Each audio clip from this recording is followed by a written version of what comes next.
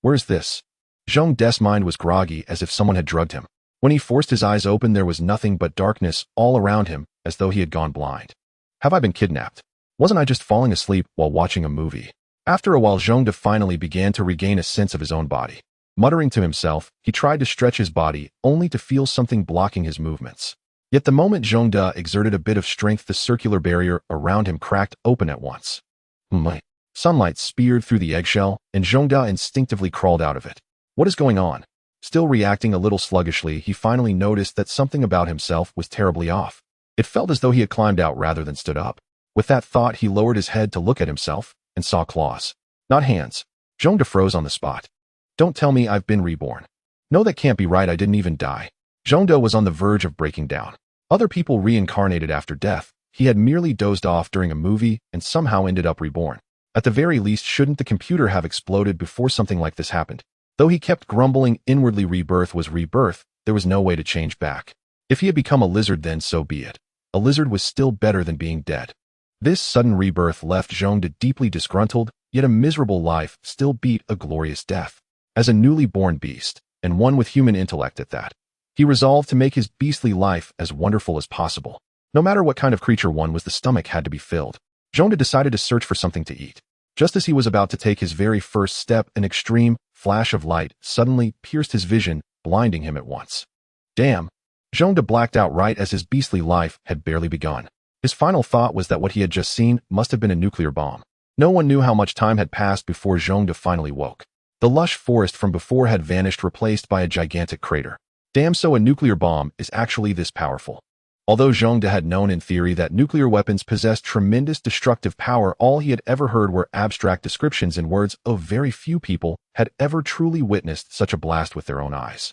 Despite having endured a baptism of nuclear fire, Zhong De did not feel any particular discomfort. However, the gnawing hunger was driving him to madness. With the original forest reduced to a pit, he had no choice but to head into the sea to search for food. Fortunately, he was in the tropics where the sea teemed with life.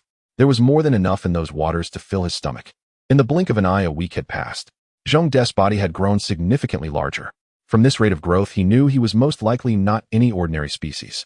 Suddenly, a gigantic shadow appeared on the water's surface above. Curious, Zhong De quickly rose to the surface and saw an enormous warship. He had no idea what they were doing there, but he did recognize the American flag flying from its mast. He realized it was an American vessel. Judging by the uniforms of the soldiers aboard, they seemed to be from the World War II era. Did I not only reincarnate, but also travel through time? Soldiers bustled about, moving crates up and down the ship. Zhong De spotted the radiation symbol stenciled on the boxes. You've got to be kidding me, another nuclear test. He knew nuclear radiation was deadly, yet he was now merely a lizard-like animal, not even human anymore. Another week slipped by, and Zhong De had grown even larger. His hind legs thickened and strengthened. Where he had once been able only to crawl on land, he could now walk upright. He now stood nearly 5 meters tall, a behemoth by the standards of the natural world. With this kind of setup, wasn't he essentially Godzilla?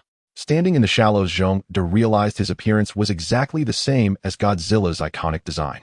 Meanwhile, the Americans on the island were moving swiftly. Steel frames had already been erected, and they were now installing the nuclear device. It seemed the United States was preparing for yet another nuclear test. Having already been mutated by a nuclear blast, the Godzilla that Zhong De had become could clearly sense the radiation from the bomb. This time, however, he felt no fear. Nuclear radiation no longer harmed him. In fact, his whole body felt pleasantly warm. It meant that the cells in his body had all transformed into cells. Time flowed by in silence. Zhong De's appetite grew ever more ravenous, and jagged dorsal fins sprouted along his back, just like Godzilla's. It truly seemed he was Godzilla. Zhong De could now be certain that he was Godzilla incarnate. In that case, once I reach adulthood, I'll be invincible under heaven. Zhong De recalled the invincible figure from the Godzilla films. Unfortunately, I'm only at the juvenile stage, even smaller than Manila. For the moment, he continued to secretly observe the progress of the American nuclear tests. The Americans were now fully prepared and conducting their final checks. Zhong De was even more eager than they were, for in a radioactive environment, he would only grow stronger. The series of inspections was endlessly tedious, and another 2 weeks crawled by. At last, the U.S.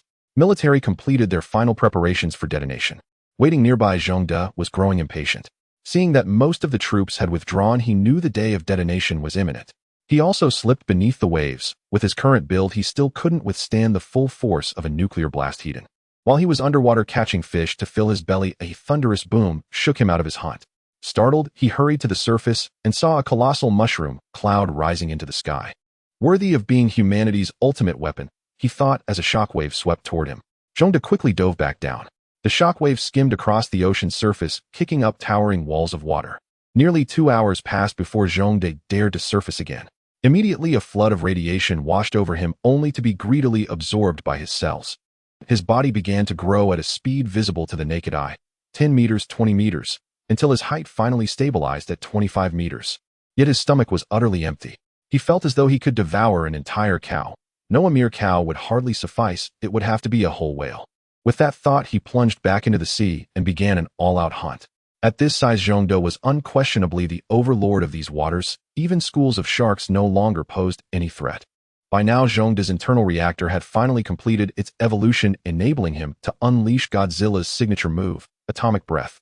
Though its power had yet to reach cinematic levels, it could easily shatter stone and cleave metal. At the very least, human metal hulls would be sliced apart without effort. As Godzilla's further evolution was inseparable from nuclear radiation, so Zhongde had no intention of leaving this area. Such a rare source of radiation was too precious to abandon. To absorb the radiation more efficiently, Zhongde strode onto the small island. The very soil was scorching hot, and the site where the bomb had been placed still smoldered faintly. The farther he walked toward the center, the stronger the radiation grew, until he finally stopped when the heat felt almost searing. There he simply sat and absorbed the radiation. After a long while, Zhongde felt as though he were overly saturated, and only then did he return to the sea. After another bout of frenzied feasting and drinking, he casually found a spot and fell asleep. Just before drifting off, he was still wondering whether he should move to another hunting ground. It felt as though the nearby creatures had become far fewer. Then he sank into a heavy slumber. When he finally woke, it was a magnificent sleep indeed, but something felt wrong the moment he opened his eyes. He seemed to have grown even larger. He was ravenously hungry, and most importantly, it felt as though he had slept for far more than a single day. With no other choice, Zhongde went farther afield to hunt and fill his belly. When he returned, he discovered that the island was now swarming with American troops who seemed to be measuring and inspecting something. Zhongde guessed they were measuring the bomb's residual radiation and related data. But he had grown far too large now. He could no longer sneak close to observe and could only watch from afar. As the future strongest guardian of Earth, Zhongde could not help feeling a certain pride. After all, even for an adult, slaying Godzilla would be no easy feat. But he was still young and could not afford to act so recklessly. Zhongde cast a distant glance back and decided it was time to leave this place. His body was far too large. If he continued to absorb radiation on this tiny island, he would very likely be discovered. With that thought, he slipped beneath the sea once more. Despite what he said, Zhongde still had other plans. Since arriving in this world, he had not yet learned what era it truly was, so he decided to swing by Japan along the way. Although Zhongde had no idea where exactly he was, he believed that as long as he kept moving in one direction, he would eventually figure out his bearings. Glancing up at the sun, Zhongde began swimming west. In the original story, Godzilla had been born on a small island in the Pacific Ocean, so heading west should eventually bring him to Japan. The sea was boundless, and Zhongde swam for a very long time. Fortunately, with his nearly 30-meter turtle body, no marine creature dared provoke him. Hunting was simple. The small ones he swallowed in a single bite, the larger ones he dismembered with atomic breath before devouring. Among the creatures of this era, no mere flesh and blood could withstand his atomic breath. Just as Zhongde was hurrying along his way, he suddenly felt something collide with his back. Puzzled, Zhongde quickly raised his head to look and spotted a ship on the surface about 40 meters long. He had been so focused on his journey that he had not noticed it at all. Assuming the sonar on the ship had detected him, Zhongde immediately dove deeper. Yet as he descended again, he felt another impact against his back. This time the force was much weaker. Zhongde turned around, preparing to see what was going on. Before he could break the surface, he heard a wildly arrogant laugh and a string of bird-like foreign words he could not understand. What is going on? Zhongde surfaced and saw a Japanese flag fluttering above the ship with a man standing beneath it. The laughter had ceased, replaced by stunned silence as the man stared at this bizarre Godzilla-like creature. Immediately, Zhongde caught the scent of blood coming from the vessel, whale blood. It was a whaling ship. Seeing the neatly arranged whale carcasses at the stern, Zhongde's mood soured. In his previous life, Zhongde had long understood the harm of slaughtering whales, yet he had not expected the Japanese to have started whaling so early. Back then, at most, he could only refuse to eat whale meat, which he could not afford anyway, and shout a few slogans about boycotting it. Now, however, things were different. Who was Zhongde now? He was Godzilla, the mightiest guardian of Earth. Naturally, he had to deal with these Japanese brats who were destroying the environment. The The Japanese on the ship finally snapped out of their shock. Their initial terror gave way to frenzied delight. They had never seen such a creature. If sold, a monster like this would fetch an unimaginable price. Zhongde understood at a glance, and his heart grew even more displeased. Slaughtering whales was bad enough, and now they even wanted to make a move against him. In that case, they could not blame him for being ruthless. Thus began Godzilla's first declaration of his existence. Without another word, he unleashed a blast of atomic breath. High-concentration nuclear radiation condensed into searing heat, slicing through the steel hull in a clean line and cleaving the ship neatly in two. Seawater flooded in, and the vessel sank almost immediately. The Japanese aboard were of course buried with it beneath the waves. As for the whale carcasses, Zhongde, adhering to a principle of not wasting food, opened his jaws and swallowed several of them. He absolutely had not attacked the whaling ship just because he wanted to eat whale meat. After finishing his meal, Zhongde still felt unsatisfied. It seems Japan shouldn't be far from here. With that, Zhongde prepared to continue westward. Along the way, he encountered many whaling ships. As an animal-loving Godzilla, he sank every whaling vessel he came across without hesitation, then swaggered off into the waves. His actions quickly drew the attention of the Japanese military. Though their once mighty Pacific fleet had long been annihilated after World War II, the Japanese self-defense forces still possessed a few small warships. The disappearance of several whaling ships and their crews put Japan on high alert. After all, these men were considered the future backbone of the great imperial navy they dreamed of restoring. The unquenchable spirit of Japanese militarism was plain to see. When Zhongde caught sight of Japanese warships, he quickly slipped away. Though he was Godzilla, a monster born to trouble Japan, he was still in his growth stage. Clashing head-on with the military now would be utterly irrational. He dove and left the area. This time he planned to head north toward the Bering Strait. On his journey, Zhongde focused on harassing only Japanese vessels. Any Japanese merchant ship he caught alone would receive a single blast of atomic breath and be sent straight to the bottom. In the end, a legend began to spread in Japan. Somewhere in the Pacific roamed a ghost ship that targeted Japanese vessels specifically. Every time sailors went to sea, they would offer prayers first in hopes of a safe return. As Zhongde pressed on toward the Bering Strait, he suddenly felt a faint tremor followed by an electromagnetic pulse sweeping across his entire body. What is happening? He sensed the ambient radiation in the air spike sharply, only to subside again a moment later. Forced to halt, Zhongde focused intently on the sensation, and a vivid red point suddenly appeared in his mind. Zhongde immediately understood that it marked a concentration of extremely high radiation. He decided to investigate, and the direction happened to be north as well, roughly toward Russia. It seemed the Soviets were also testing nuclear weapons. Zhongde changed course and began heading straight for the center of the nuclear radiation. He was fast. In 2 months, he traversed the Pacific and finally reached the Arctic Ocean. Next, he prepared to make landfall in Siberia. Fortunately, there were very few people there. As long as he was somewhat careful, he would not easily be discovered. In the end, Zhongde decided to take the risk. If he could get his claws on some leftover nuclear materials from a test, even the residual waste would likely be enough to accelerate his growth substantially. Another week passed before Zhongde finally saw the coastline. Damn it, I finally made it. Even a so-called ultimate behemoth like him was nothing but a speck in the vast ocean. He had relied solely on his sense of direction, certainly taking many a detour along the way. At last he came ashore somewhere in Siberia, though he had no idea exactly where. It shouldn't be far now, right? Zhongde strode forward with huge, careless steps. He might have wanted to move quietly, but that was impossible. Wherever he passed, there was nothing left but ruins and a trail of gigantic footprints. He knew he would be discovered sooner or later anyway, so he might as well move quickly and be ready to run when necessary. As he ran, Zhongde suddenly noticed in this lifeless, snow-covered frozen land an enormous building looming ahead. He guessed it must be a secret Soviet base, and its red roof was especially eye-catching against the snow. As expected of the Red Soviet, he muttered in ridicule. His pace did not slow. Where there were buildings, there would certainly be people, and as long as they were not blind, his presence would be exposed. Fortunately, this should still be the Cold War era, so humanity's response would likely be slow. He ought to be able to secure the post-explosion nuclear waste before their forces arrived. Naturally, the Soviets noticed such a colossal creature. The first to spot him was the highest-ranking commander inside the Redrift compound.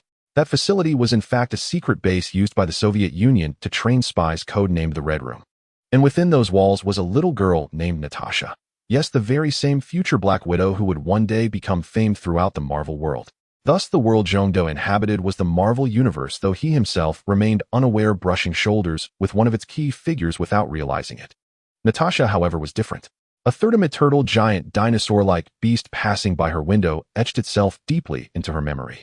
After all, who would not be impressed by a monster that large, stomping past right beside them?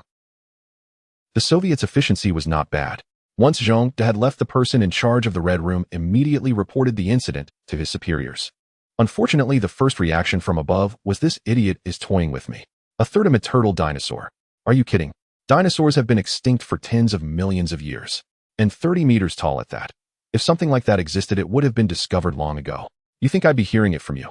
With that, the superior cursed him out and hung up. The Red Room's director was left fuming. He had told the truth, yet no one believed him, and inwardly, he could only curse in silence. In the end, they still dispatched people to follow the monster. While Zhongde was running, he noticed several military trucks trailing behind him in the distance. He stopped and turned back to take a look. That single glance was enough to make the seasoned driver behind the wheel tremble with fear. He might have been an old hand at driving, but tailing a monster of that size was more than thrilling enough. Zhongde did not wish to cause unnecessary trouble. He only wanted to seize the nuclear waste and leave. With that in mind, he turned away and resumed his headlong run. The drivers behind him wisely refrained from any drastic actions. The main reason was that the lead driver felt the small pistol at his side was probably only good for shooting himself, not a creature like that. Although Zhongde now stood at a height of 30 meters, his speed had not diminished. After a long dash of several hundred kilometers, he finally reached the perimeter of the nuclear bomb explosion, and he was high enough to see. Zhongde also spotted a gigantic crater likely created by the explosion, but this crater was twice the size of the one caused by the American bomb, making it appear even more spectacular. Indeed, true to the old Russians, everything is colossal. Zhongde was overjoyed because he knew that nuclear fission explosions always leave behind unspent fissile material, and the more waste generated in the earlier stages of nuclear bomb technology indicated that his trip was not in vain.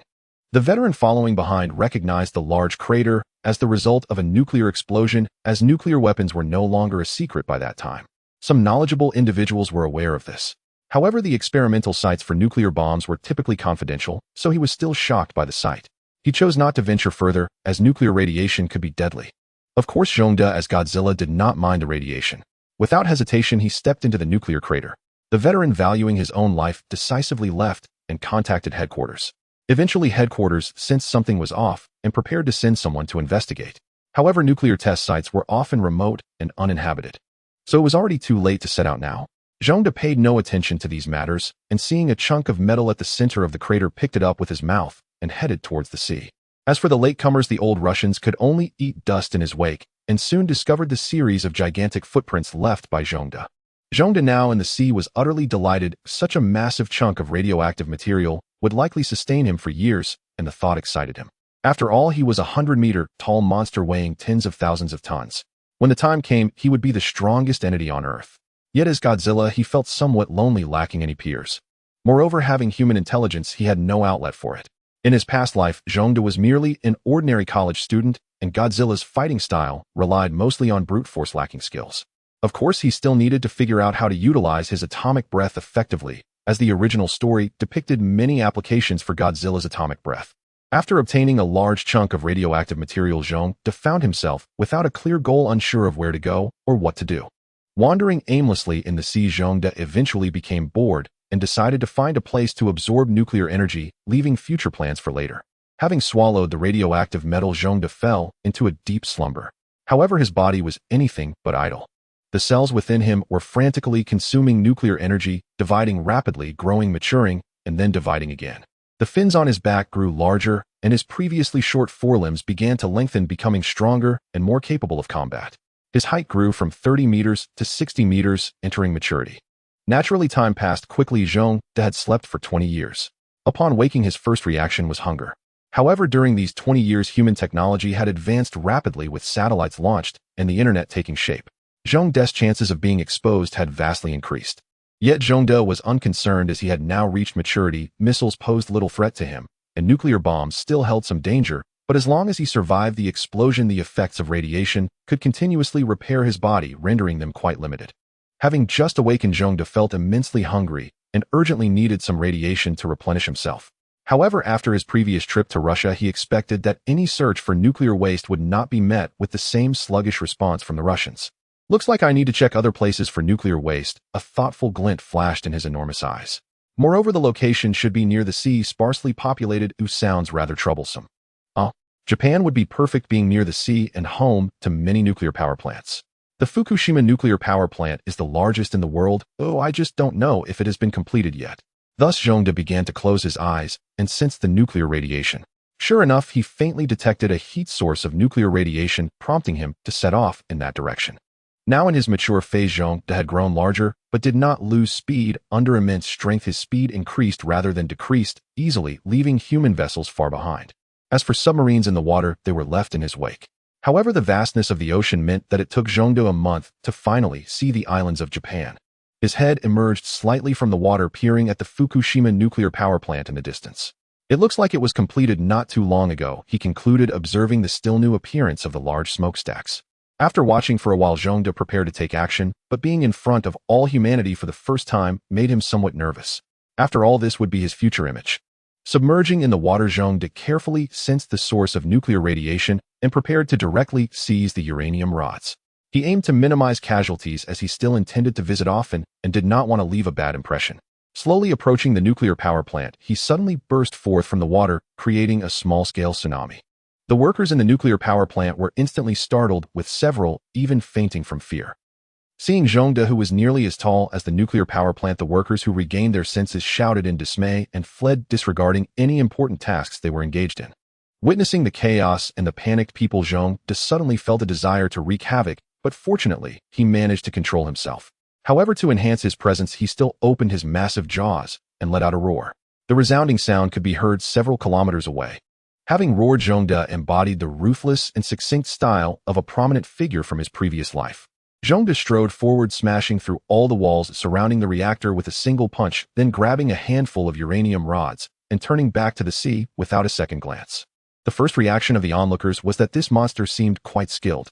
Holding the uranium rods, Zhongde swam towards the deep sea while the Japanese were encountering such a situation for the first time. The government's response was still slow. By the time they deployed the Navy, Zhongde had already vanished without a trace. The next day, the entire world learned about the incident, with the Japanese government bestowing upon Zhongde the title of Godzilla, which was the same as in the original story. Moreover, Zhongde's silhouette appeared on major newspapers and the large screens in city centers, with everyone discussing the event.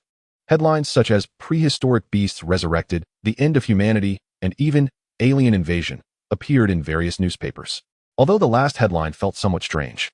Meanwhile, various secret organizations around the world began to fret over this matter, with some ambitious individuals eager to capture such a monster to fulfill their own aspirations. In an instant, the entire world was in turmoil. At the headquarters of the National Strategic Defense Attack and Logistics Support Bureau, as Cyclops was listening to his subordinate's report on Godzilla. So this suddenly appeared gigantic lizard leaves us completely clueless. We have no idea where it came from, where it is heading, or why it took a bunch of uranium rods. After glancing at the inconsequential report, the Cyclops began to suffer from a headache. If it were a human, he could at least speculate on its motives, but since it wasn't human, how could he discern its intentions? Sighing, the Cyclops tossed the report aside. "Report." The Black Widow entered the Cyclops' office. "Come in." The Cyclops scratched his head. "Director, I have something to report regarding Godzilla." The Black Widow wasted no time and went straight to the point. "I encountered this monster when I was in the Soviet Union and back then. It was only 30 meters tall. I saw it land in Siberia with my own eyes. It is said that it went to the nuclear test site in the Soviet Union to retrieve the radioactive metals left after the nuclear explosion." Hearing the new information provided by the Black Widow, the Cyclops began to piece things together. At least this monster seemed to have a clear purpose, as its appearances were both related to nuclear energy. "Let it be so. You may leave now." The Cyclops rubbed his temples, sinking into contemplation. Zhongde, having seized the uranium rods, had already submerged into the deep sea. Although he sensed that someone was searching for him, the multitude of ships in the area indicated that the radiation from his engine had attracted many vessels. Moreover, Zhongde clearly discerned that these were military ships, as the radiation emitted by their engines was significantly stronger than that of other vessels. However, these ships were of no use. Zhongde was currently at the seabed, and only submarines could possibly match him, yet it was evident that no number of submarines could contend with Zhongde. Thus Zhongde strode boldly onward. Yet as he descended further into the ocean's depths, he vanished from the sonar detection of human ships, disappearing into the vastness of the ocean. "What? Godzilla has vanished," exclaimed an elderly scholar named Ron, a renowned biologist. When he first laid eyes on Godzilla, his worldview had been shattered.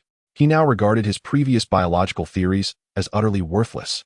Darwin's theory of evolution was incorrect. Furthermore, if he could obtain a sample of Godzilla's tissue and analyze it, he could completely refute Darwin's theories.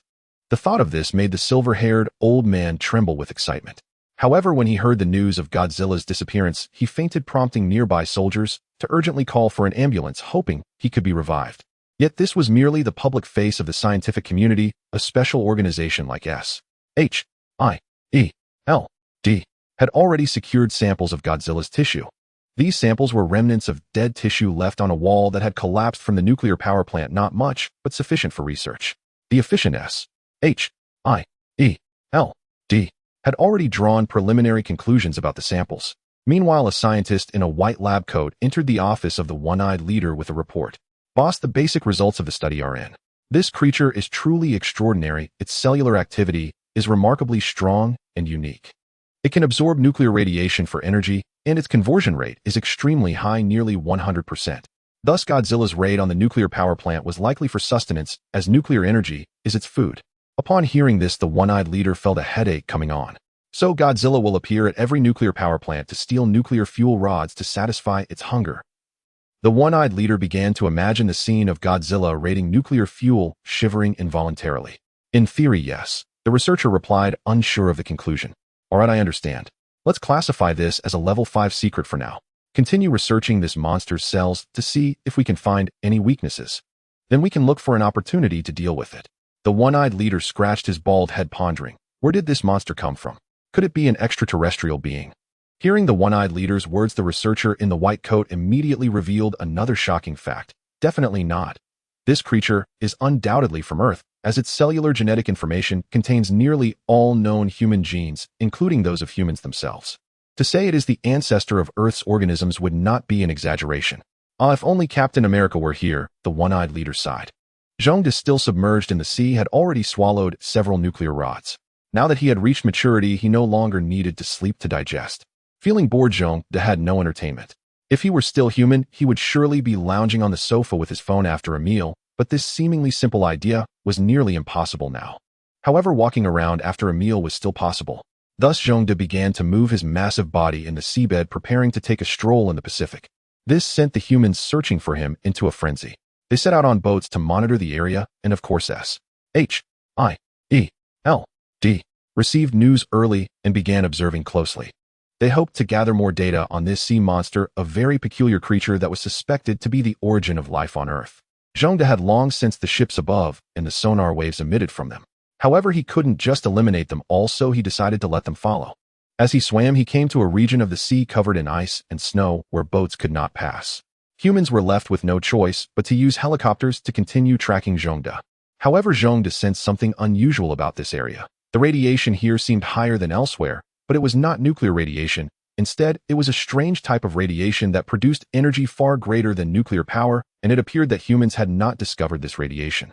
Curious, S.H.I.E.L.D began to follow the radiation to its source. In the vast ocean, how expansive it was.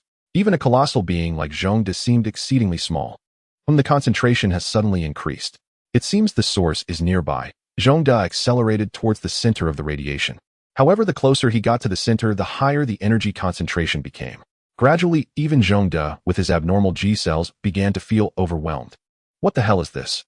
Such immense energy exists. At first, S.H.I.E.L.D could endure it, but now he felt unbearably uncomfortable, as if he were being cooked alive. He hastily left the central area. What in the world is happening?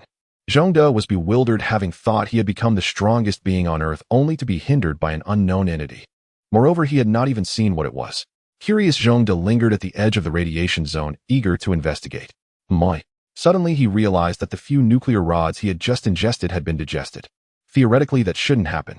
Could it be the influence of this unknown radiation source? But S.H.I.E.L.D was unaware that within the radiation zone, his G cells were undergoing rapid transformation. The organelles initially designed to absorb nuclear radiation began to adapt to the new radiation energy. Although the changes were still minor, S.H.I.E.L.D would soon feel the effects. Thanks to the continuous influx of radiation, S.H.I.E.L.D was not worried about going hungry, and out of curiosity, he decided to stay there. Perhaps something unexpected might happen. After eating, humans tend to feel sleepy, and even Godzilla was no exception. Due to the constant radiation and his already ample energy, S.H.I.E.L.D began to feel drowsy.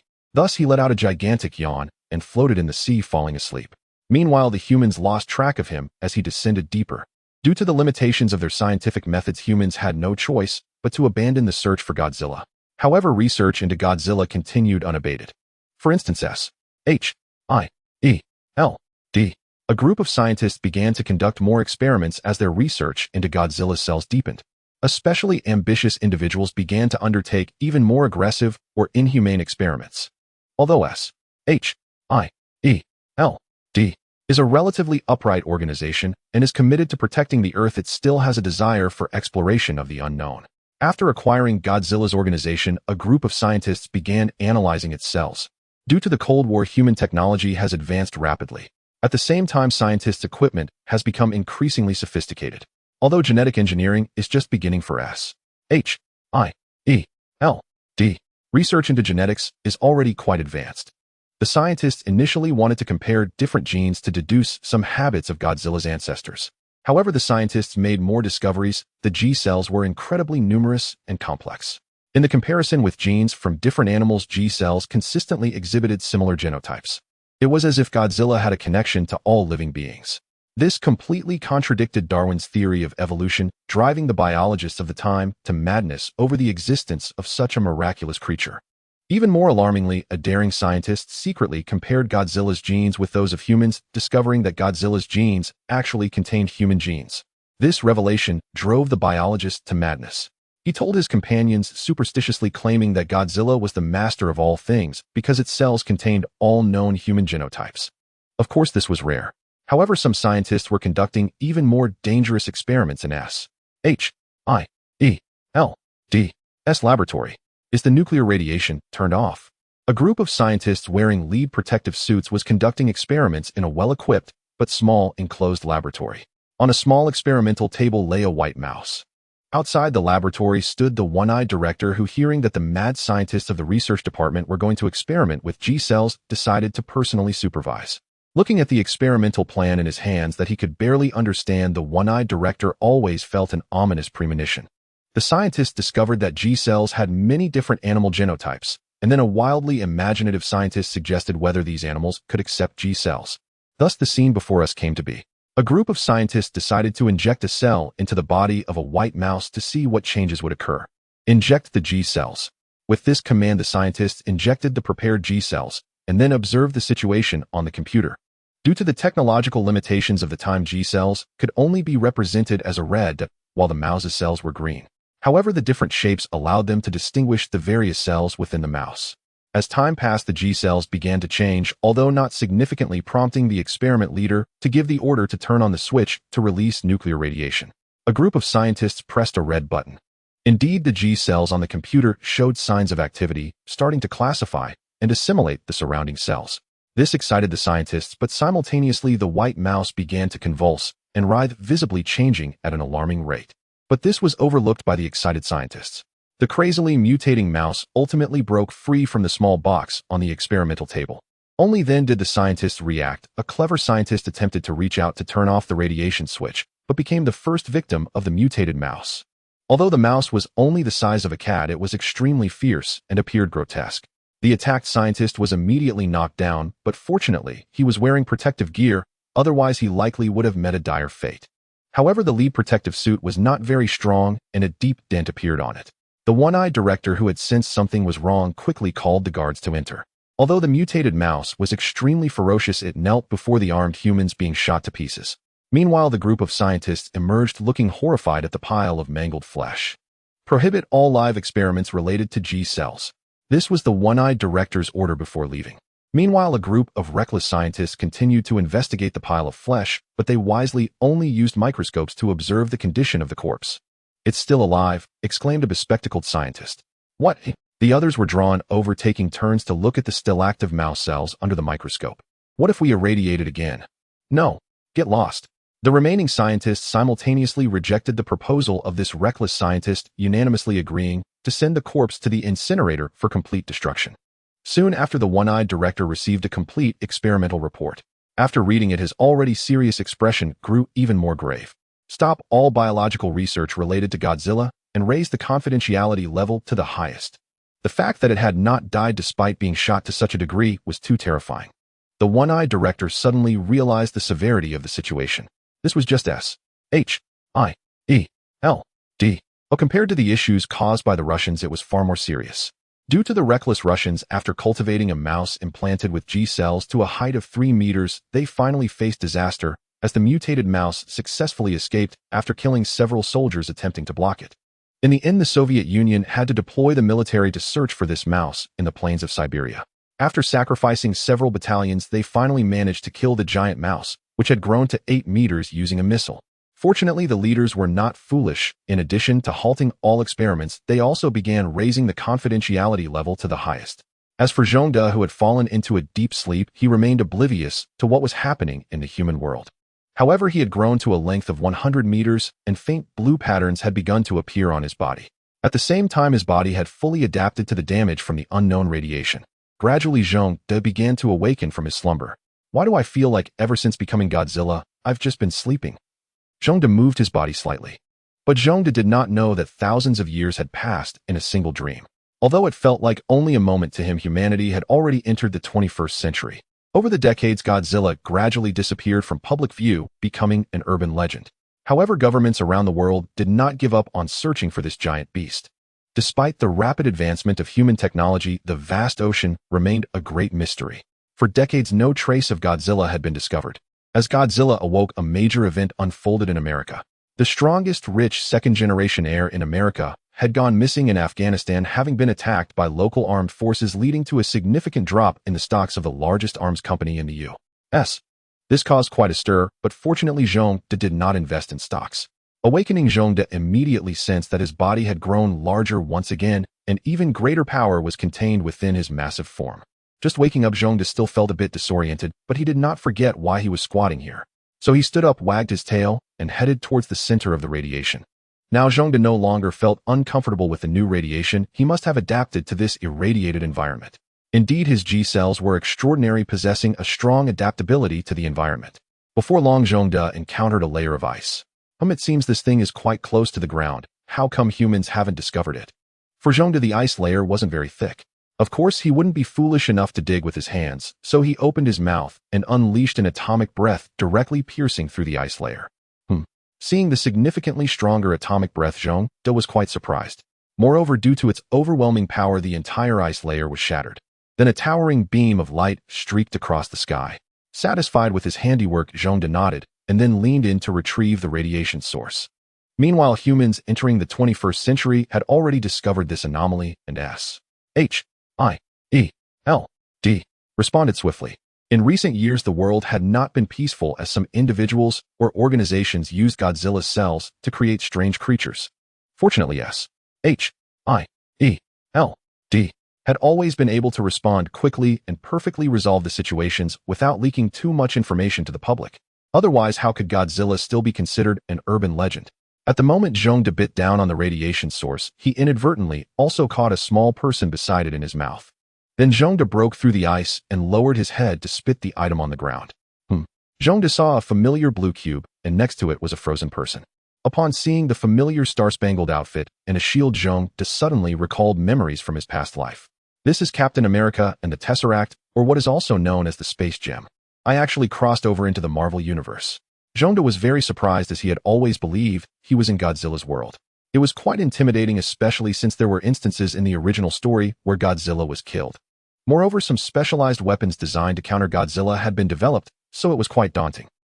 However, since this was the Marvel world, there was no need to be afraid. Plus, it seemed that the unknown radiation he had absorbed originated from the power of the Tesseract. Could it be that he could perform spatial transfers and the like? He tried it out, but there was no response at all. As expected, it's not that simple. Zhongde stopped probing but couldn't let the space gem go. Zhongde picked up the cube with his mouth and swallowed it. At that moment, he felt no fear of the Tesseract's energy. However, the cube reacted, and in an instant blue light erupted from Godzilla's belly before it extinguished. Then Zhongde patted his belly with his claw, feeling a sense of having overeaten. However, the commotion he caused had already caught the attention of human satellites. As a result, S.H.I.E.L.D., responsible for maintaining world peace, was the first to arrive at the scene. Surrounding Zhongde were armed fighter jets, and war was on the brink. Wait a minute. The one-eyed dragon noticed something was off. This monster was the original Godzilla, the very one that attacked the nuclear power plant in Japan, and it was even stronger than before. Judging by its size, it was evidently much larger than before. However, this was of no use. Among several F-22 fighter jets, perhaps due to poor psychological resilience, it was hard not to be nervous when seeing a monster with an eye larger than their planes. With a shake of his hand, a missile was launched. The one-eyed dragon watching this scene thought to himself that this monster would definitely be provoked. However, to everyone's surprise, when the missile flew near Zhongde, it seemed to be interfered with, veering off course. Zhongde, due to his massive size, did not notice the small missile, but he was attracted by the explosion sound. He saw someone attacking him. Zhongde reached out and grabbed the plane that had just attacked him, but due to excessive force, the plane exploded. However, the pilot was quick-witted and ejected himself into the sky. But he was caught by Zhongde. Upon seeing himself grabbed by a monster, the pilot fainted from fear. Zhongde saw the small person foaming at the mouth in his hand, and immediately felt disgusted, tossing the pilot to the ground, and then rubbing his claws on the ice, disliking it being dirty. However, S.H.I.E.L.D. was different. Behaviorists analyzed that this monster had an intelligence level comparable to humans and suggested seeing if communication was possible. The one-eyed dragon looked at the trembling pilot in the snow and decided to give it a try. After all, America was a country that valued human rights. Every soldier that survived was one that could be saved. The next step was to select who would make contact, which posed a dilemma. Only a fool would want to. Ultimately, observing the dodging eyes of his subordinates, he chose a biologist, a behaviorist, and a linguist. But orders were orders. Despite the unwillingness written on all three faces, they had to steel themselves. Equipped with gear and having written their wills, they took a helicopter to Godzilla's location. The pilot was extremely cowardly, roughly dumping the three of them along with some equipment onto the snowfield before fleeing. The rough treatment made these three unfortunate souls curse fuck continuously. They then gathered their equipment and approached the mountain like Zhongde. Although Zhongde was human in his previous life, he had not interacted with humans for many years. He was also very curious about the idea of communicating with humans, as it was unexpected that it did not turn out like in typical movies where they would directly attack and use nuclear bombs to eliminate the monster. Instead, they chose to communicate. Curious, Zhongde lay down on the ground, pressing his face against the surface, watching the three people struggling to walk on the ice. However, when Zhongde moved, it wasn't just the three of them. Even the one-eyed dragon, observing from the command center, felt a jolt in his lower region as the visual impact was too strong. As for the two people on site, they were terrified. The biologist was so scared that he pulled out his gun, unsure if it was for self-defense or suicide. In the end, the behaviorist, still somewhat rational, stopped the biologist, who shared the same plight, from this foolish act. Are you crazy? From a behavioral perspective, that action just now should be seen as an observation or curiosity towards a new thing, so absolutely do not make any aggressive moves. After being halted, the biologist put down his gun and retorted, no. Before the biologist could finish, the behaviorist interrupted him. What about the linguist who came with us? The two looked around and saw the linguist already lying on the ground. Without a doubt, he had fainted from fear. Then the two called and slapped the linguist lying on the ground until he finally woke up. Am I still alive? The awakened linguist muttered. Of course we're all still alive. We still have to go meet our wives. The biologist reassured. My wife has already passed away. The linguist felt somewhat embarrassed. The biologist was at a loss for words. Then you absolutely cannot die. There are many beauties waiting for you in the future. The biologist continued to comfort him. The three people who were supposed to attempt communication with the monster began to engage in awkward small talk. By the end, even the one-eyed dragon couldn't help but cough to remind them they still had a mission. Then the three began to set up their equipment to attempt communication with Zhongde. First, the linguist took a large microphone and started addressing Zhongde in English. Zhongde listened with a blank expression, uninterested in what he was saying. Instead, he used his claw to write the words "hi" and "wait" on the ground before unleashing an atomic breath and diving into the sea. After finishing everything, Zhongde dove back into the depths of the sea, feeling as if he had an upset stomach after devouring the cosmic cube. He then found a volcanic cave and sat on it like a person squatting over a pit. However, Zhongde did not expel anything from his backside. It was merely a habit formed in his past life. Yet the feeling of turmoil in his stomach was truly uncomfortable, and he lost track of how long he had been squatting until he finally felt much better. Thus he stood up.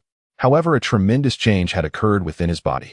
The outer shell of the cosmic cube had completely vanished, leaving only a spatial gemstone inside his abdomen.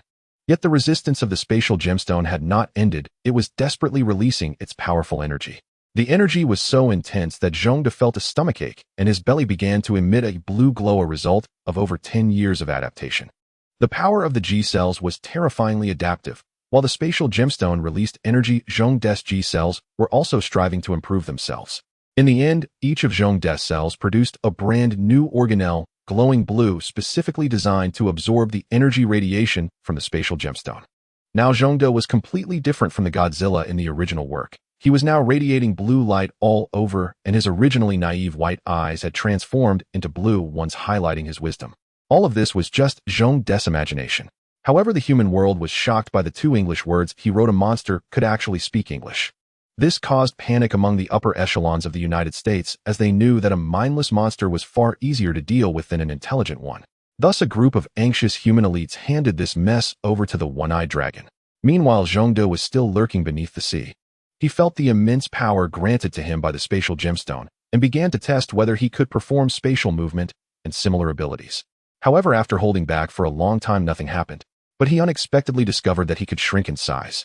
It was somewhat similar to Ant-Man's ability, but different, as Zhongde's shrinking was based on spatial scale rather than atomic size.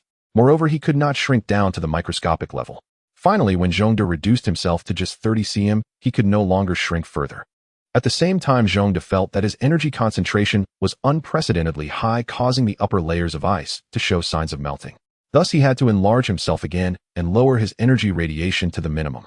In the end, Zhongde discovered that when he was 2 meters tall or taller, his energy radiation was almost non-existent, while being shorter than 2 meters caused his energy to surge dramatically and leak high temperatures. Ultimately, unbeknownst to anyone, a 2-meter-tall Godzilla resembling a lizard man landed within the United States. Sneaking into the human world was Zhongde's greatest wish, but since discovering he was Godzilla, Zhongde did not believe he could return to human society again, as it was nearly impossible for him to walk around in his current form. However, he did not expect the cosmic cube to possess such abilities. Although he had not learned to teleport, the ability to shrink was indeed what he desired most. In his past life, Zhongde was a reclusive man, but since turning into Godzilla, he had lost count of how many years it had been since he last touched a computer. Of course, there was none back then. Now, as the era had entered the 21st century with personal computers becoming widespread, and with his newfound ability to shrink, he was definitely going to enjoy a taste of his former life. Strolling along the beach, Zhongde made his way towards a brightly lit city not far away. In the dark corners of the city, under the night sky, shadows began to stir, obscured by darkness. Of course, this was within the United States, where drug deals took place in alleyways, couples sought thrills in the woods, and addicts hid in the shadows to consume drugs. None of this escaped Zhongde's perception, a kind of spatial awareness. Finally, he saw rows of houses of varying heights, standing tall, with people appearing as shadows under the dim streetlights. Zhongde quietly slipped into the nearest house. First, he needed to understand exactly where he was in the United States and find some clothes to disguise himself. After all, in his current appearance, Zhongde would definitely attract attention on the streets. Surprisingly, there's no one around. Zhongde was somewhat surprised, feeling lucky. Eagerly, Zhongde climbed through the window and entered the modest villa. He quickly walked into the bedroom. A woman lives here, he concluded upon seeing the woman's belongings scattered across the bed. Finally, his gaze settled on a laptop on the table, and Zhongde's breath quickened. Having not touched a computer for many years, Zhongde could no longer hold back, lunging towards the computer and opening it with trembling hands. Fortunately, the computer's owner had not set a password, so Zhongde could browse the web without any worries, even though the English interface was quite uncomfortable to read. On Google's hot search list, Zhongde saw a very familiar figure, none other than the legendary Tony Stark. It said that Tony's disappearance had led to a crash in Stark Industries' stock prices. Was Iron Man 1 about to begin? Zhongde thought. Then he began to swim through the ocean of the internet, and time passed unknowingly. Today, Jenny was having a very unlucky day as a reporter. She always had to work overtime, just like today when she was about to leave, but was called back by her boss to go to New York's most dangerous slum because they received intelligence about a brutal gunfight. Having no choice, Jenny followed her boss' orders under the promise of 10 times the overtime pay. Fortunately, Jenny obtained first-hand information, but was caught by the police, who wanted her to destroy the photos she had painstakingly obtained. This was common for reporters, and Jenny followed her protocols. However, this time it seemed ineffective. In the end, a rude policeman snatched her camera and took advantage of her. She had to stay at the police station for quite a while. Fortunately, she was clever and had secretly hidden a TF card with some of the data. Approaching her home, Jenny recalled the 10 times the overtime pay in the bag she had been eyeing on Amazon for a long time. She felt that her investment would yield returns, and she couldn't help but feel happy. When she parked in front of her house, Jenny suddenly sensed something was off, but she couldn't quite pinpoint what it was. Meanwhile, back to Zhongde, who had completely lost track of time due to his internet addiction, and he naturally took a carton of milk from the fridge, drinking it while gazing at the computer, completely unaware that the true owner of the house had just arrived at the doorstep. Jenny walked to her front door and opened it as usual. However, she noticed a faint light coming from her bedroom, which though dim, was still somewhat conspicuous in the darkness. Immediately, Jenny became alert, sensing that her home might have been broken into. Unsure if a thief was present, she held onto her pepper spray, ready to spray it in the face of any suspicious person. She then tiptoed toward her bedroom. Sure enough, as she reached the door, she saw a soft blue light emanating from within, instinctively tightening her grip on the pepper spray. Zhongda also sensed someone outside the door, but was at a loss for how to react. Suddenly, Jenny pushed the door open and sprayed her pepper spray wildly until she choked on it herself. Finally, she saw a monster sitting at her desk eating an apple and fainted from fright. Zhongda knew that his appearance was frightening, but seeing someone actually faint from it left him feeling somewhat defeated. Am I really that scary? Fortunately, Zhongda was not a bloodthirsty person, so he placed the unfamiliar girl on the bed and stared at her in a daze. Was he really going to kill her? Zhongda was troubled by this question. Time passed quickly, and as dawn broke, Jenny slowly regained consciousness. Last night, I seemed to have seen an incredible monster. Then Jenny looked outside at the bright sunlight as if everything she had seen last night had been a nightmare.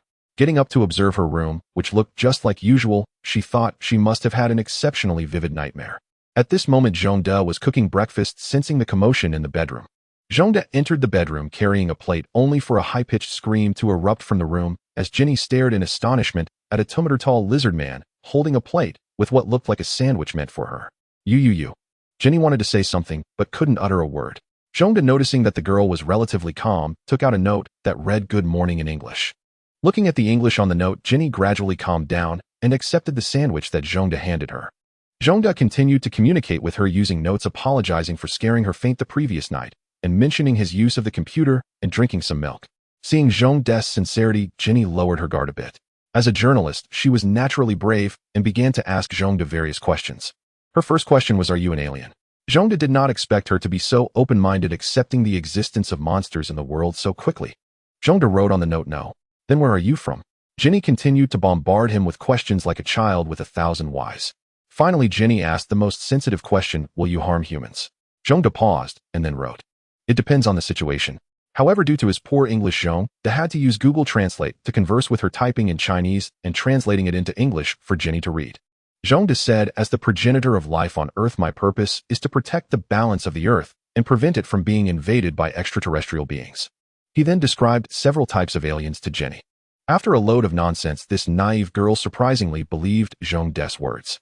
Seizing the opportunity, Zhongda asked her if he could stay at her house for another day. In the end, the girl inexplicably nodded in agreement. Zhongda successfully became a freeloader Godzilla. Then the girl left for work while Zhongda hid in her house, preparing to be a homebody. Zhongda then began surfing the internet on the computer. Of course, it wasn't just for leisure. He was also diligently studying English. His English was so poor that even if he couldn't speak it, he at least wanted to be able to write, so he was working hard to learn.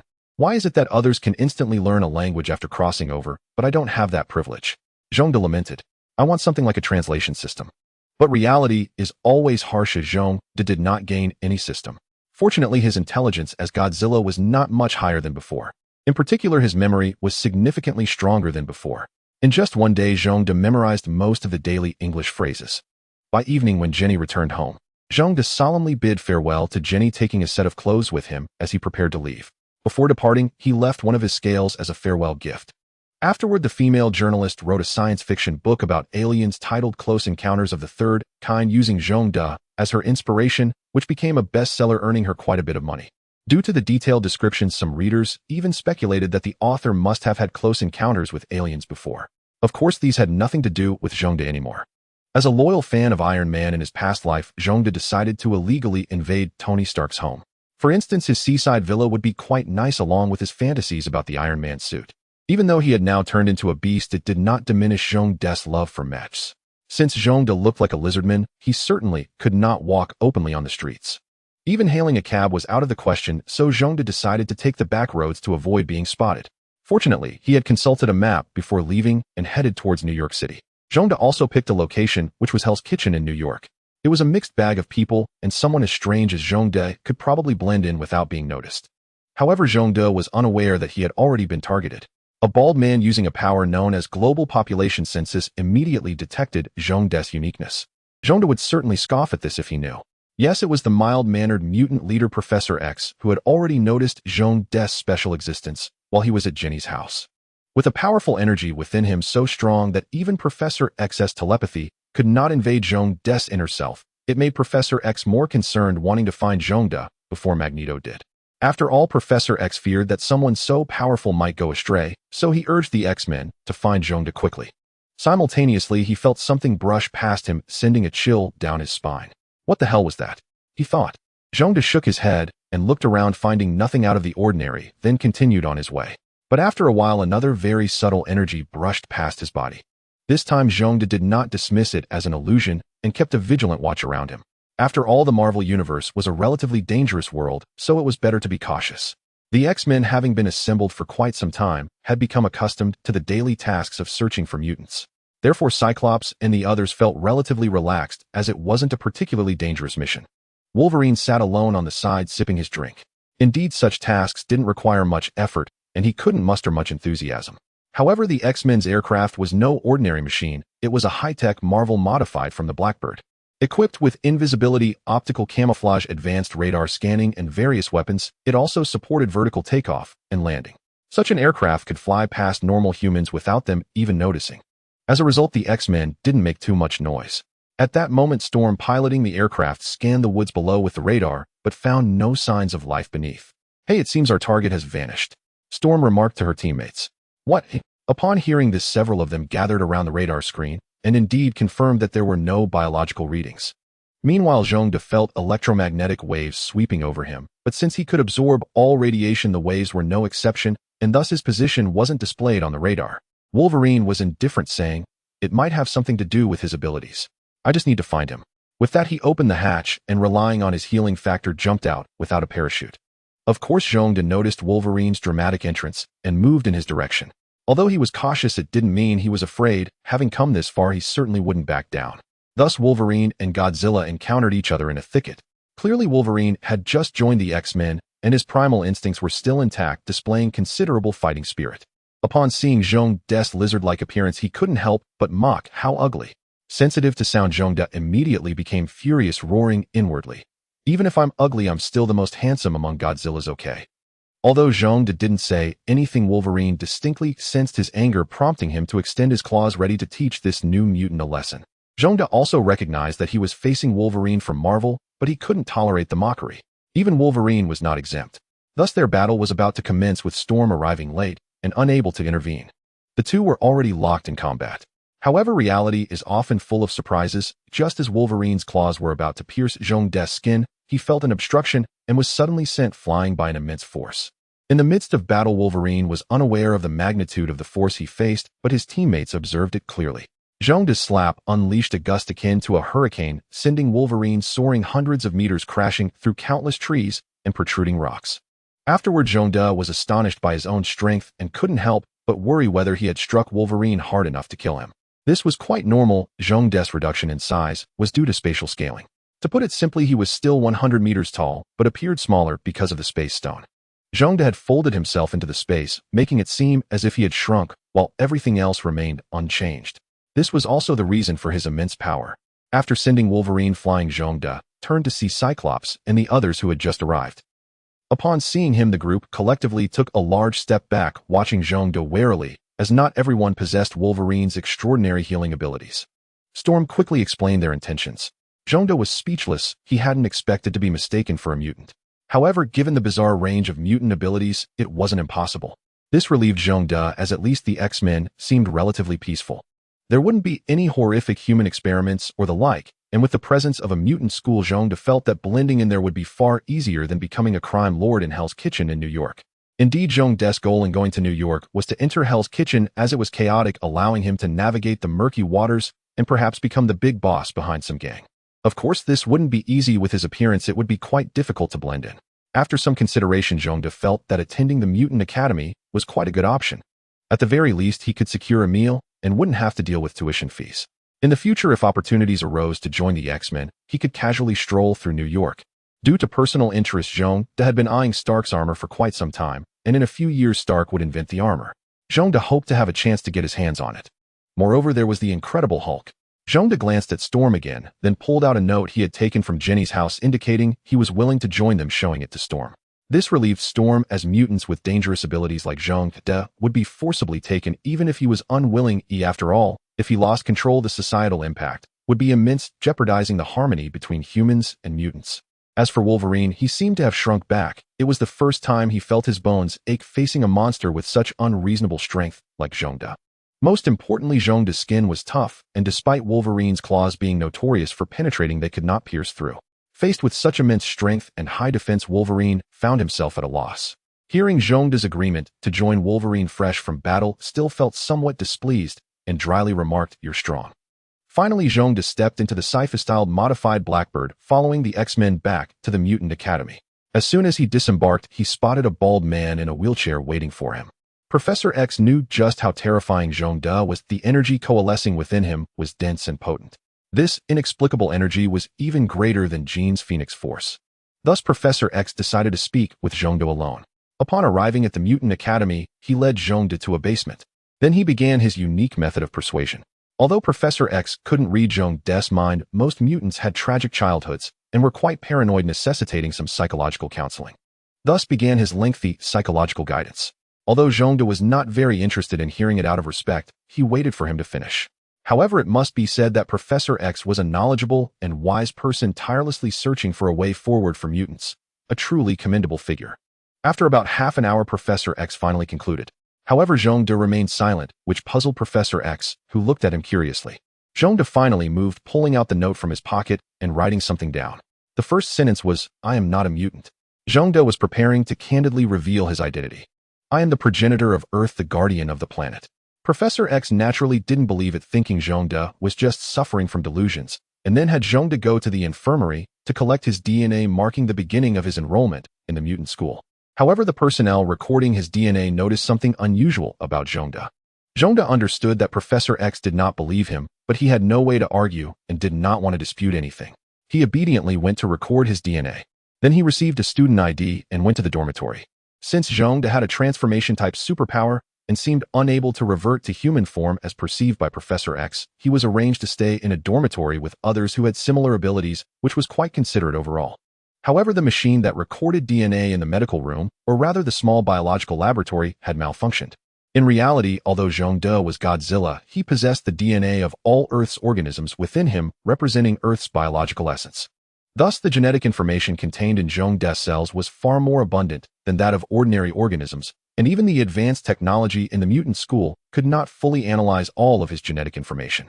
Yet machines are machines. Even if they could not record everything completely, they still had to make records, leading the machine to automatically scan Zhongde's samples repeatedly. In the end, the hard drive of the main computer in the mutant school was filled with Zhongde's genetic information. The next day, the doctor found that the mutant mainframe was running very sluggishly and asked Qin to take a look. Before long, Qin approached with a laptop and said to Professor X, "The problem has been identified. Since yesterday, our DNA recorder has been continuously recording genetic information until the hard drive was full and the scanner is still scanning." "What?" Professor X was very surprised, then glanced at the laptop and fell into deep thought. After a while, he said, "Quickly call Zhongde, who just arrived yesterday." Then Zhongde met with him again. "So you are not a mutant?" "No, you are not even human." Even the wise Professor X could not control his tone. Suddenly being told he was not human made Zhongde feel a bit uncomfortable, though he indeed was not human. "Moreover, your cells do not contain the X gene that mutants should have, but you possess superhuman strength." Professor X was puzzled. "You just said I wasn't human," Zhongde complained inwardly. He took out the small whiteboard and marker that Qin had given him yesterday and started writing. "I told you so." However, although Professor X believed him, he still found it hard to accept. "Since you say you are the guardian of Earth, you must know many things, right? Do you know where the X gene comes from?" Although Professor X, like Magneto, believed he was the result of human evolution, from various signs it seemed that it was not so straightforward.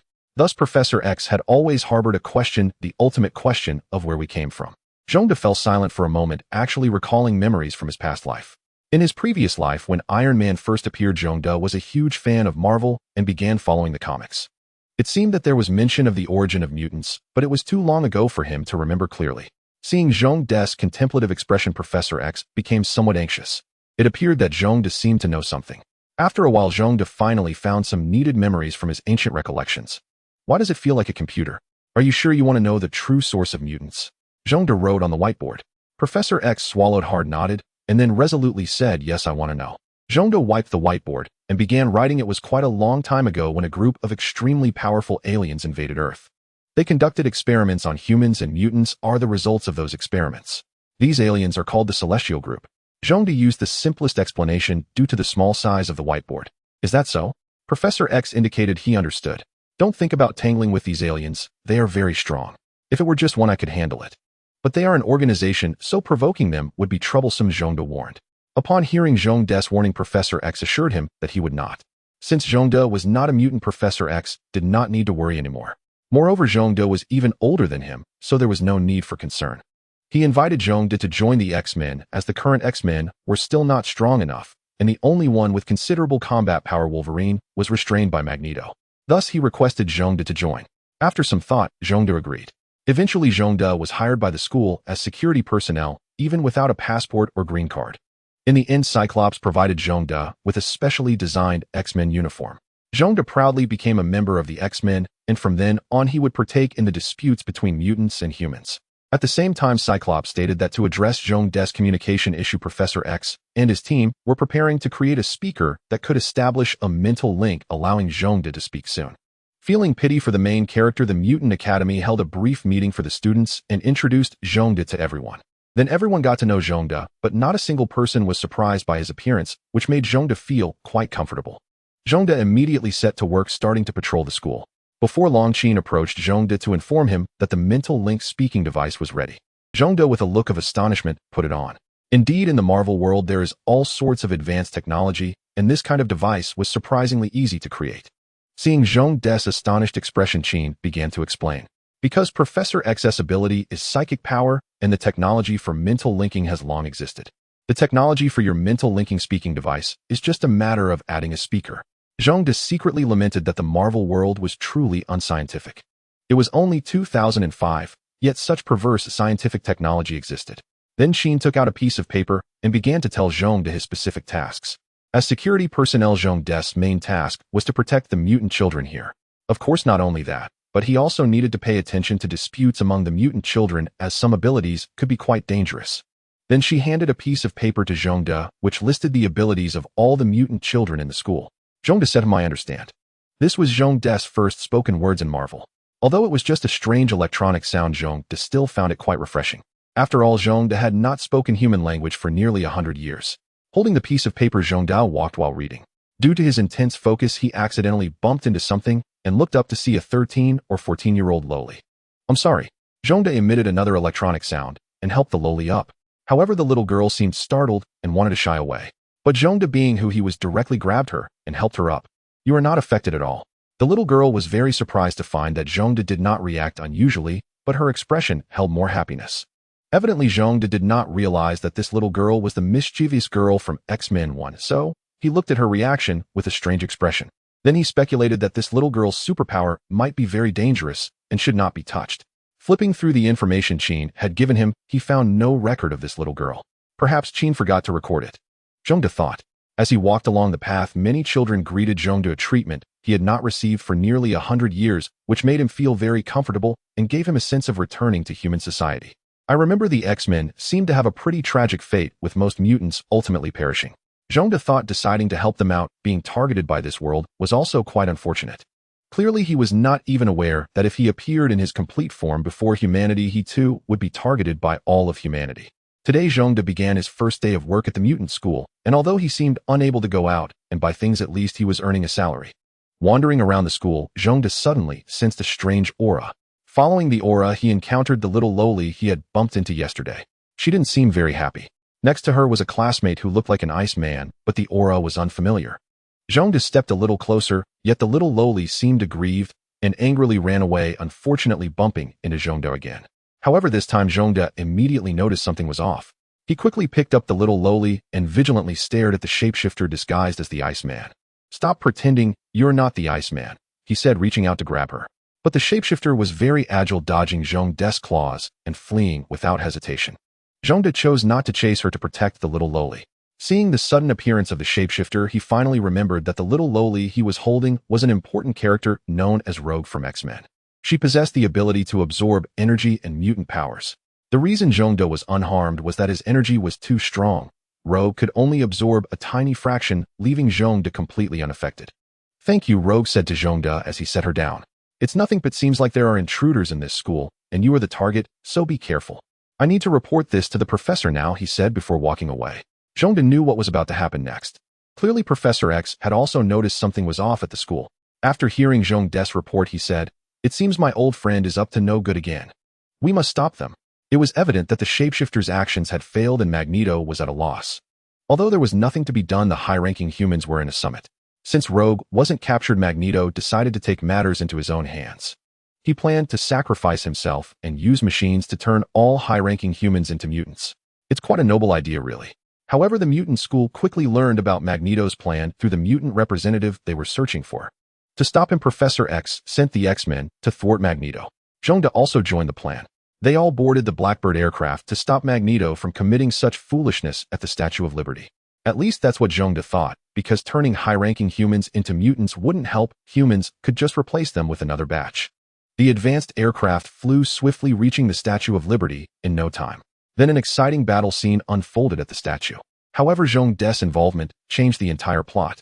Although Magneto's subordinates had set various traps at the Statue of Liberty, the original Works Agile Frogman made it challenging for a few to cope. As soon as Zhongde entered the building, he noticed something was off with the statue at the entrance. He reached out and lifted the statue, revealing the shapeshifter in her true form. "How could you discover me?" The shapeshifter was rather helpless, as this lizard-like mutant seemed to be able to see through her disguises each time. The shapeshifter immediately transformed into Zhongde's appearance, ready to grapple with him and confuse the others, but her plan fell short. Under Zhongde's inhuman strength, the shapeshifter's flexibility was of no use. Indeed, even with her long legs wrapped around Zhongde's neck, he showed no reaction. In the end, Zhongde slammed the shapeshifter to the ground, and she fainted face first. The nearby X-Men watched, feeling their faces flush with embarrassment. Logan remained vigilant, sensing the presence of more enemies. Suddenly, a disgustingly long tongue bound Zhongde's hand, clearly indicating that the enemy was not foolish and recognized Zhongde as the most challenging opponent. But it was also quite foolish, as Zhongde pulled hard and Frogman flew out from the ceiling, propelled by inertia through the window of the Statue of Liberty. Seeing Zhongde effortlessly dispatch two enemies made the other X-Men feel that bringing him along was a mistake. How were they supposed to perform? There was completely no role for them. Now everyone else was internally complaining wildly.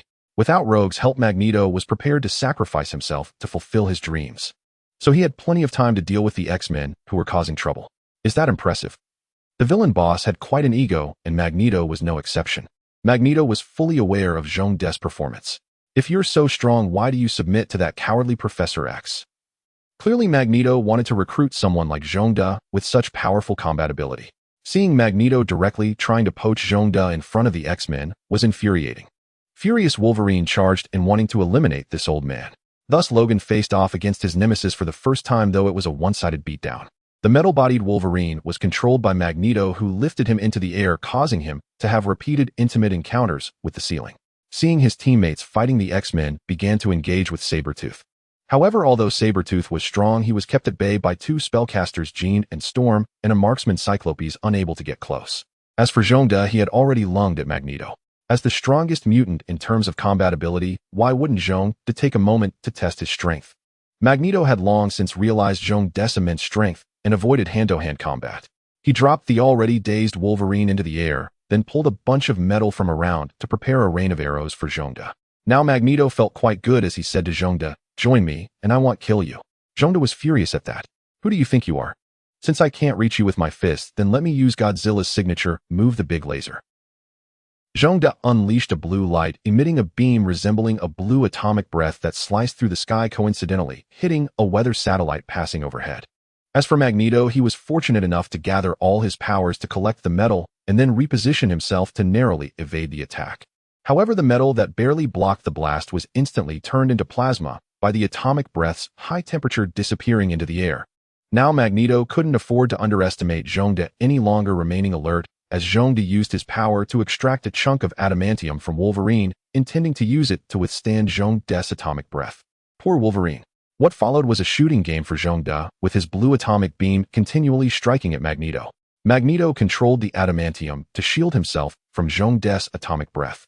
It was a lively back and forth, but unfortunately Wolverine's adamantium was different from Captain America's shield. It did not possess the energy absorption properties of vibranium, so Magneto always had to endure the force of the atomic breath. Although he could block it, it was still quite strenuous, and if not for his superpowers, Magneto would have been shaken to death by the kinetic energy generated by the atomic breath. As for Zhongde, he was starting to get impatient since his atomic breath, which had been flowing smoothly, was now being blocked. Although adamantium's melting point becomes exceptionally high after its initial solidification approaching 500,000 degrees Celsius, making it difficult to destroy, Zhongde claimed that there was nothing an atomic breath couldn't solve. If there was, then he would just unleash a stronger one. Having continuously unleashed atomic jets, Zhongde began to gather energy. The blue glow in his mouth gradually turned purple, and of course the power increased exponentially. Magneto also noticed that Zhongde was about to unleash a big move. He hurriedly made the limited adamantium smaller and thicker, then distanced himself. Unsurprisingly, Magneto blocked again, but the immensely powerful atomic breath struck the adamantium, not dissipating, but generating terrifying heat and kinetic energy. In the end, Magneto could not withstand it. The adamantium was blasted away, but the trajectory of the atomic breath was also deflected. However, Magneto had started to feel fear. This monster, who was so formidable in close combat and terrifying in long-range attacks, was simply more overpowered than he was. Looking at Sabretooth, who was being beaten by several people, and Wolverine, whose injuries had healed and was ready to join the fight, he realized that his plans for the day were likely impossible. So he hurriedly escaped with his strange machine. In the end, the X-Men caught Sabretooth while boarding their advanced aircraft and left.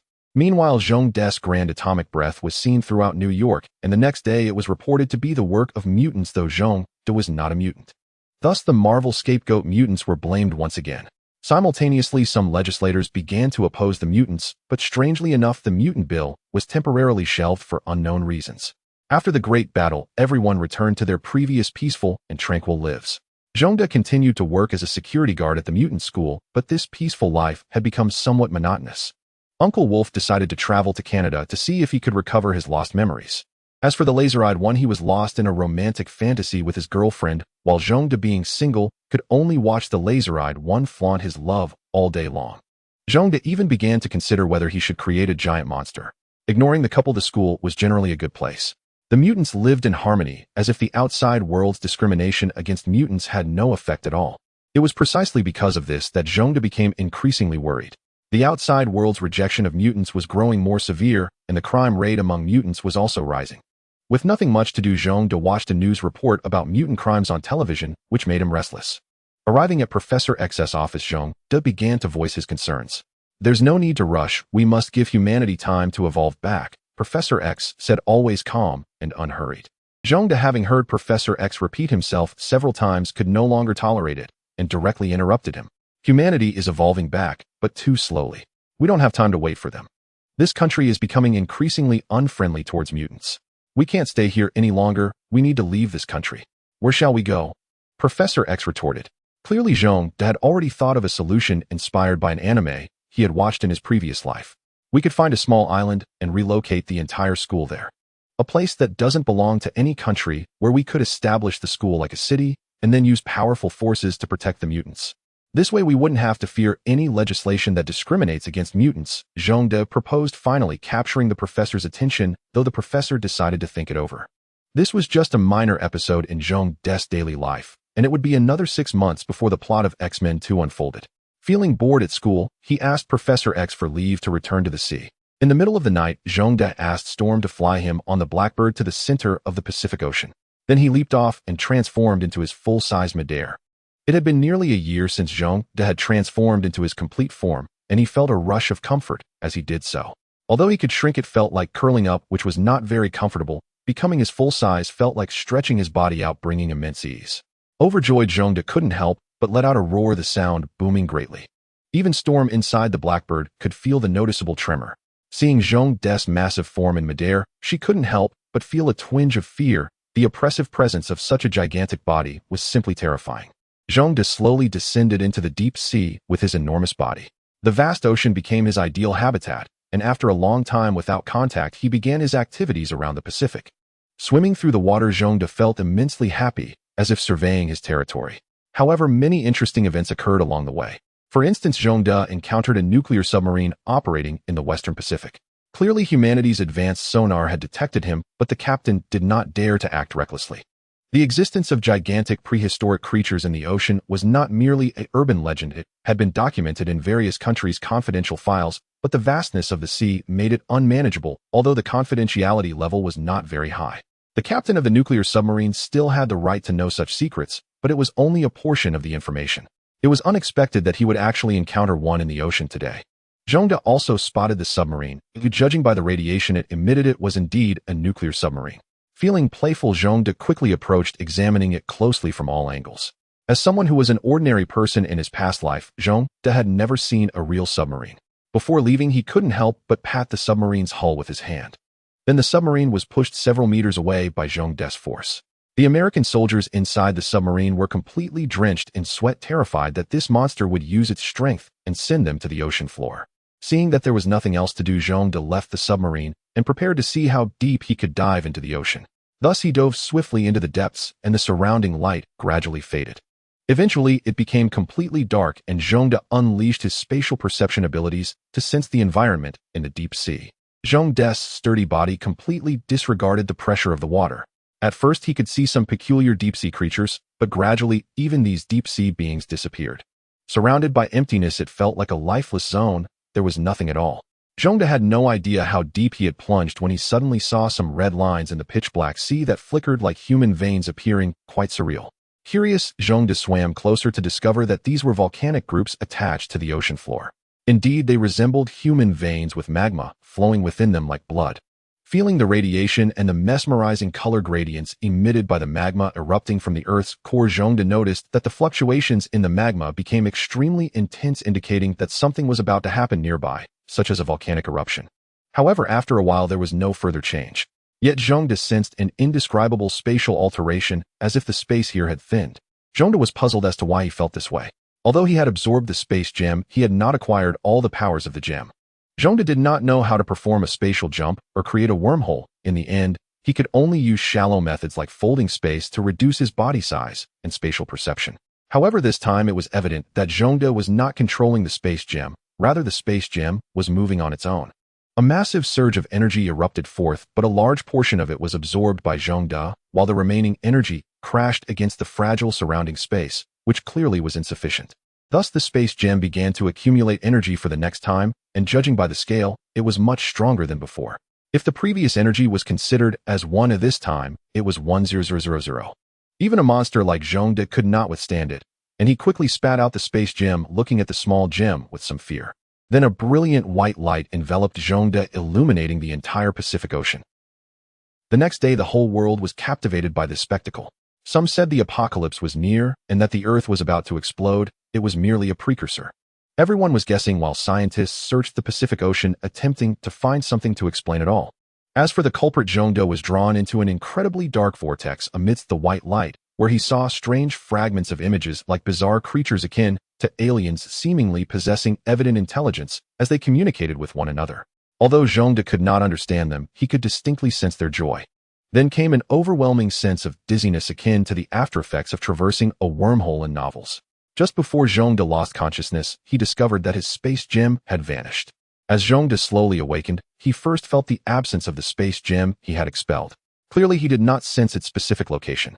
However, Zhongde was not overly anxious, for he realized he seemed to have entered a new universe. Everything here was different from the Marvel world. To put it in professional terms, certain physical constants differed from those in Marvel. This was quite intriguing, especially as Zhongde felt that his atomic propulsion was somewhat more powerful than before, yet the energy consumption was significantly lower. However, the disappearance of the space gem brought Zhongde considerable trouble. It seemed that he had lost the ability to shrink his size, likely due to the absence of the space gem. This meant that Zhongde could not infiltrate human society to learn about this world, such as its era or some historical events. Fortunately, Zhongde had a broad mind and was not troubled by these minor issues. He continued to hide beneath the sea, relying on radiation from the Earth's core to replenish his energy. Although Zhongde's crossing was dependent on the energy of the space gem, he did not understand why his own energy had also diminished significantly upon awakening. Meanwhile, the people of this world remained unaware of the sudden emergence of a monster continuing their daily lives. Countries were still embroiled in mutual sanctions and disputes. Zhongde was also leisurely, not causing any trouble, but this tranquility was soon shattered. Zhongde recalled feeling something odd while sunbathing in the Earth's core. The movements of the Earth's core seemed abnormal today. Suddenly, he felt the depths of the ocean tear open and something emerged from within. At the same time, humanity faced an unprecedented crisis. On August 11, 2013, a massive monster emerged from the Pacific Ocean. It landed in San Francisco, and although the United States responded actively by deploying troops, tanks, and aircraft, conventional weapons had little effect on the giant beast. Left with no choice, the United States resorted to using nuclear weapons to eliminate the monster, but the toxic blood vaporized in the high temperatures, ultimately turning San Francisco into a wasteland. Following the initial attack by the monster, the pioneer civilization began its first wave of invasion. However, Zhongde was not idle. He had already discovered the wormhole entrance hidden beneath the sea. Zhongde thought to himself that when humanity initiated the Hunter program, the first wave of monsters would probably be dealt with using nuclear weapons. To protect Earth's environment, he decided to confront the monster himself first. In a Marvel world devoid of giant monsters, Zhongde had never fought against a creature of similar size. Clearly, he was eager to try. The second monster attacked Japan, but at that time the entire world was still digesting the fact that there were monsters on Earth, so no one reacted to the second monster's landing. Countries like the United States were merely observing, hoping to gather more information about the giant monsters. However, the Japanese people did not share this perspective. Their conventional weapons were utterly inadequate against a monster nearly 60 meters tall. Even the U.S. Tomahawk cruise missiles could only make the monster grunt in pain. The higher-ups in the Japanese government began pleading for assistance from other countries, all of which expressed willingness, but indicated that help would take time. Only China was straightforward, promptly dispatching a ship to commence rescue operations. Watching a group of nations unable to act, the Japanese leadership felt utterly despondent. In contrast, Zhongde was keenly aware of the wormhole's activity, indicating that another monster had emerged. He began swimming in the direction of the monster's trail. The monster has landed. As the water grew shallower, it indicated he was nearing the continent. Ultimately, Zhongde could no longer remain hidden, breaking through the surface to see the monster rampaging through the city, and he excitedly charged forward. Had he been single for too long? Meanwhile, the once despondent Japanese people became even more desperate, with some survivors feeling an overwhelming sense of hopelessness.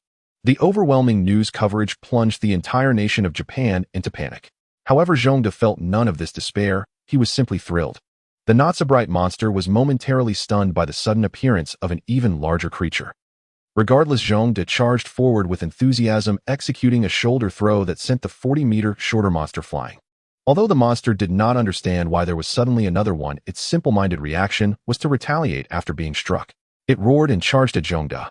Zhongde, undeterred, threw a hook punch that landed squarely on the monster's head, causing blue blood to splatter like rain. The visceral thrill of this hand-to-hand combat brought Zhongde immense pleasure. This was true battle. In the Marvel world, his enormous size made fighting mutants trivial, devoid of any challenge. The monster, dazed from Zhongde's punch, shook its head and let out a roar before charging again. Zhongde frowned, clearly sensing that the intelligence of this first-generation monster was lacking. He remembered that in the original story, monsters coordinated and covered for each other. Yet why would he not attack a punching bag that had come right in front of him? Zhongde wrapped his arms around the monster's waist and executed a suplex. Of course, the monster hit the ground, first crashing through several skyscrapers and inadvertently injuring many people. The immense force drove the monster's head into the ground. Zhongde grabbed the monster's tail again, pulling its head out of the ground. Not dead yet.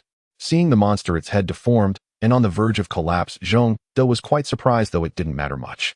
Zhongde dragged the monster out of the city and sat by the coast, preparing to have a taste of the monster. After the fight, Zhongde suddenly felt curious about the flavor of the monster's flesh. He casually tore off a piece of flesh from an unknown part and stuffed it into his mouth, only to spit it out. As expected, artificially synthesized meat doesn't taste good. The poor quality of the meat left Zhongde feeling helpless as he leisurely returned to the water. At that moment, the Japanese finally realized that one monster's appearance had led to the demise of another. Japan was saved, and the surviving Japanese citizens cheered as if they had just regained their parents. Then reconstruction began as countries showed interest in the monster's carcass. Japan sold the carcass to various countries, which pooled resources to help Japan rebuild Tokyo. The most amusing part was that to commemorate the monster that saved Japan, the Japanese people crowdfunded to erect a statue at Tokyo Bay, where Zhongde had once expelled the monster's flesh, dubbing it the guardian deity of Japan. Little did they know, in the future such statues would proliferate, appearing in many different countries around the world. After the fight, Zhongde returned to the sea. However, unlike Zhongde, humans could not simply walk away after battling monsters. They were now studying the corpse of the kaiju beast and trying to uncover its origins. Eventually, they discovered a wormhole at the ocean floor, prompting some scientists to start speculating that it was an alien invasion. The toxic substances from the kaiju beast and the pollution of Earth's atmosphere corroborated the scientists' theories. However, the origins of another monster, Zhongde, remained a mystery to scientists. It was clear that he did not get along with the other beast.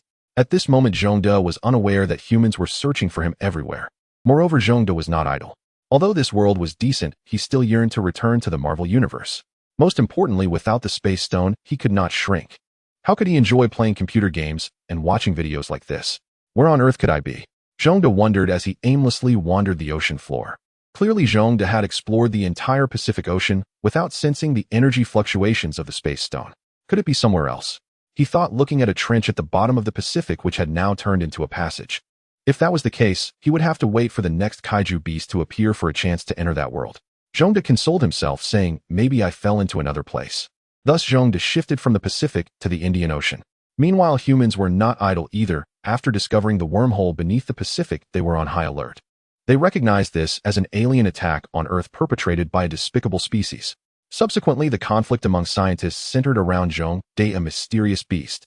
A creature that had never been witnessed before, suspected to be a super-organism native to Earth. However, some disagreed, asserting that Zhongde was also an alien just arriving earlier. The scientists divided into two factions and began to argue fervently, banging tables and throwing chairs. Clearly, everyone was excited by the discovery of extraterrestrial life. Despite the disagreement among scientists, the governments of various countries were in sync.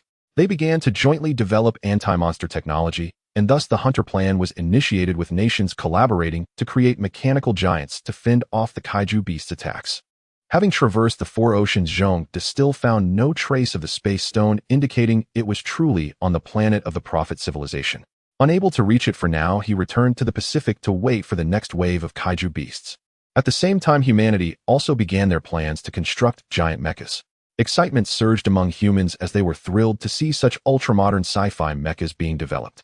Especially the public, who were convinced by experts that with such weapons the kaiju beast would be no match. Most importantly, even though the kaiju beast's death would pollute the environment, humans were clever and quickly discovered methods to turn waste into treasure. Zhongde, however, was growing impatient, as the Space Stone was with the Prophet civilization.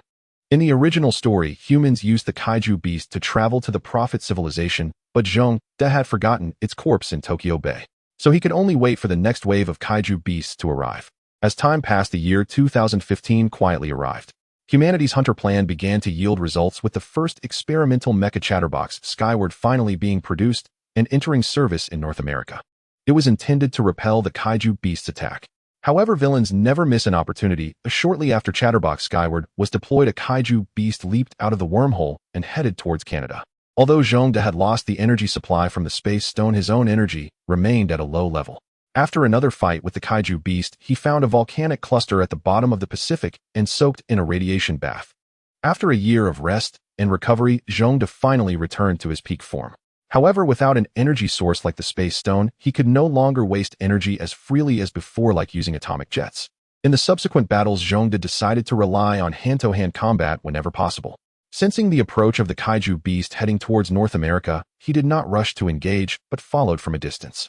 Zhongde was aware of the commotion caused by humans. Their first mecha had already been completed. However, due to Zhongde's presence, this kaiju beast was considerably stronger than the previous one. But this was of no concern to Zhongde. He wanted to see the combat capabilities of humanity's technological marvel, the Hunter Mecha. The moment the kaiju beast emerged from the wormhole, humans detected its presence. They plotted the trajectory of the kaiju beast, and humans urgently deployed Chatterbox Skyward, preparing to intercept the kaiju beast at the coast to prevent it from destroying the city and causing greater losses to the populace. Humanity was well prepared. After all, it was their first time using such new weapons, and no one felt confident. Therefore, everyone took this battle very seriously. However, Zhongde, upon seeing the kaiju beast reach the designated location alongside the human's prototype mecha, submerged himself underwater to observe, showing no intention of intervening. The already enhanced kaiju beast had a slight advantage in strength. However, it also appeared more cumbersome, clearly not as agile as the human mecha. However, Chatterbox's core drive was electric, making it severely lacking in strength. Yet the two pilots were still quite experienced in combat, but once they realized their lack of power, they began to engage in a battle with the monster. Watching from underwater, Zhongde shook his head and remarked, although it was indeed a correct choice to engage in battle, given their disadvantage in strength, with such a large size, they couldn't rely on agility for long. Clearly, having fought before, Zhongde had much more experience than humans. He began to shake his head and give evaluations, although no one would know. As expected, after taking a few hits, the human pilots grew timid, pushing the monster away and creating distance to fire high-explosive missiles at the kaiju beast. Humans weren't foolish. Since they couldn't win in close combat, they decided to eliminate it with heavy weaponry. The kaiju beast, encountering such a situation for the first time, seemed somewhat bewildered, taking direct hits from the missiles and suffering significant damage, but the human mecha was not in a good position either. The prototype mecha still had various shortcomings, and with parts of its body damaged, the overall performance of the machine significantly declined, beginning to struggle against the kaiju beast's assault. Seeing that the humans were clearly at a disadvantage, S.H.I.E.L.D could no longer sit idly by. He prepared to intervene and help. Sneaking up on the kaiju beast that was caught up in the fight, S.H.I.E.L.D suddenly emerged from the water, executing a dual dragon leap. The kaiju beast was taken by surprise. Then S.H.I.E.L.D unleashed a powerful move, sending the kaiju beast flying out of the water. This particular kaiju beast had already been injured by the human mecha and was now severely wounded from S.H.I.E.L.D's surprise attack. But S.H.I.E.L.D did not let up. He dashed forward, leaping into the air and landing squarely on the kaiju beast's neck. A distinct crack echoed, unmistakably signaling that the kaiju beast's neck had been broken. After moving away, S.H.I.E.L.D noticed that his rear was covered in blue blood, which was quite disgusting. So he washed himself off in the sea and vowed never to use that move again. Finally, S.H.I.E.L.D cautiously watched the damaged human mecha as he dragged the kaiju beast's corpse, slowly disappearing into the vast ocean. With the corpse in hand, S.H.I.E.L.D walked merrily towards the wormhole. After finding the spatial gem, S.H.I.E.L.D felt invincible, for the universe backdrop, like that of Pacific Rim, was quite vast and surely would have sequels. Although the most advanced kaiju in the movie was level 5, who knows if level 5 is indeed the strongest kaiju of the Prophet civilization. Perhaps there might be level 6 or 7 in the future. At that point, S.H.I.E.L.D could not be certain whether he could defeat them. Despite not having the advantage in size, S.H.I.E.L.D had the upper hand with his atomic breath energy attack. However, without the support of the spatial gem, the consumption was quite significant, making it usable only as a finishing move. S.H.I.E.L.D swam quickly and soon dragged the kaiju's corpse to the side of the wormhole, then leaped into the wormhole, clutching the corpse. He then witnessed a fantastical scene, ultimately spotting a door resembling a chrysanthemum. S.H.I.E.L.D realized that passing through this door would lead him to the planet of the Prophet civilization. Then came a fierce battle. Just as S.H.I.E.L.D was nearing the door, he was abruptly bounced out of the wormhole. Why did I fail? S.H.I.E.L.D pondered, utterly baffled. In the movie, human mechas reached the Prophet civilization's planet by blowing up the wormhole after all. Unconvinced, S.H.I.E.L.D tried several more times while holding the kaiju's corpse, but he was repeatedly ejected. Eventually, he felt that his method was surely flawed, but he could not pinpoint the error, so he gave up. Forget it. According to the plot, humans will successfully enter the wormhole. I just need to follow them in later. S.H.I.E.L.D scratched his head and then left the wormhole. Meanwhile, humans observed S.H.I.E.L.D's actions clearly through their probes, and scientists quickly reached a conclusion. This extraordinary monster exhibited extremely high intelligence and was not an artificial being like the kaiju. It was highly likely a prehistoric creature from Earth. Upon reaching this conclusion, humanity was quite alarmed. How could such a terrifying monster exist on Earth, a place they had inhabited for so long? They truly wondered how their ancestors survived. Fortunately, humans remained rational. Since it was not a species invasion, there was no need to worry. Moreover, based on the monster's behavior, they might even collaborate with S.H.I.E.L.D in the future. As for the initial battle performance of the human mechas, it was not very good, which also led scientists to discover various issues with the mechas. Most crucially, under the government's intentional or unintentional promotion, S.H.I.E.L.D became a friend of humanity, and many experts began to advocate for the relationship between humans and S.H.I.E.L.D. Sure enough, more and more people began to call S.H.I.E.L.D the guardian deity of Earth. Some even started to promote a cult around Godzilla, claiming that believing in Godzilla would protect them from kaiju attacks, and they even found a relic said to be a scale from Godzilla. The most critical point was that some people actually believed it. However, this was just a small portion of humanity, while more people believed in the government's Hunter program. From the initial battles filmed between the Hunter mechas and kaiju, it was evident that using mechas to deal with these toxic kaiju was the least harmful to the environment. Consequently, the head of the Hunter program became aware of the initial mecha's flaws and began attempting to design a new type of mecha, but the current designers in the plan had heated arguments over the mecha's appearance. An elderly man with white hair shouted, "We cannot design humanoid mechas any longer. Although they are flexible, their complex structure leads to high maintenance costs. Moreover, we are not the only ones combating kaiju. There is also that unknown monster. We should learn from the kaiju's appearance and design a bionic beast-style mecha." Several supporters of bionics agreed with the old professor's statement. Humanoid mechas are definitely better. They are the easiest for pilots to operate. The supporters of the Gundam style made their stance clear. They can also carry more human-compatible weapons.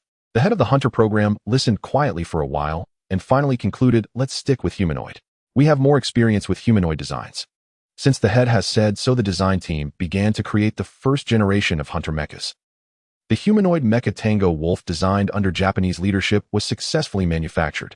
The elderly professor had no choice but to temporarily withdraw his opinions and participate in the design of humanoid mechas. Next, they awaited the invasion of the kaiju. Compared to before, humanity had gained experience in designing mechas, leading to numerous optimizations, and the combat power of the mechas continued to rise. Until May 2016, the wormhole beneath the Pacific Ocean stirred once more. Before long, a Level 2 kaiju codenamed Demon, which emerged from the depths heading straight for Tokyo. Simultaneously, the Tango Wolf, just assembled in Tokyo, received orders to defend the city. However, this time Zhongde did not prepare to engage, as he could distinctly sense another kaiju lurking in the wormhole, waiting for something. Sure enough, as the demon which began its battle with the Tango Wolf, another kaiju emerged from the wormhole, and this one was clearly different from the demon witch. Standing at 90 meters tall, it was slightly shorter than Zhongde and appeared more powerful than the demon witch, yet it did not head to Tokyo, but instead wandered in the Pacific, seemingly searching for something. It was obviously an unknown Level 3 kaiju. It's looking for me. Zhongde sensed the unusual behavior of this kaiju. Thus, he did not remain near the volcanic vent closest to the Earth's core. Although Zhongde was not eager for a fight, he just wanted to enjoy a radiation bath, as he had recently discovered that he could only grow stronger while soaking in radiation. In the past, with the spatial gem, Zhongde was continuously growing stronger. Since the kaiju had come to him, he could not show weakness. Despite not wanting to fight, it did not mean he was afraid of it. He rose and swam towards the unknown Level 3 kaiju. Humans, of course, noticed this strange occurrence, but due to the limited number of mechas, they could only watch as this kaiju wandered in the Pacific. Clearly, Zhongde did not want it to continue wandering. He approached it directly. Once again, humans discovered this mysterious monster Zhongde.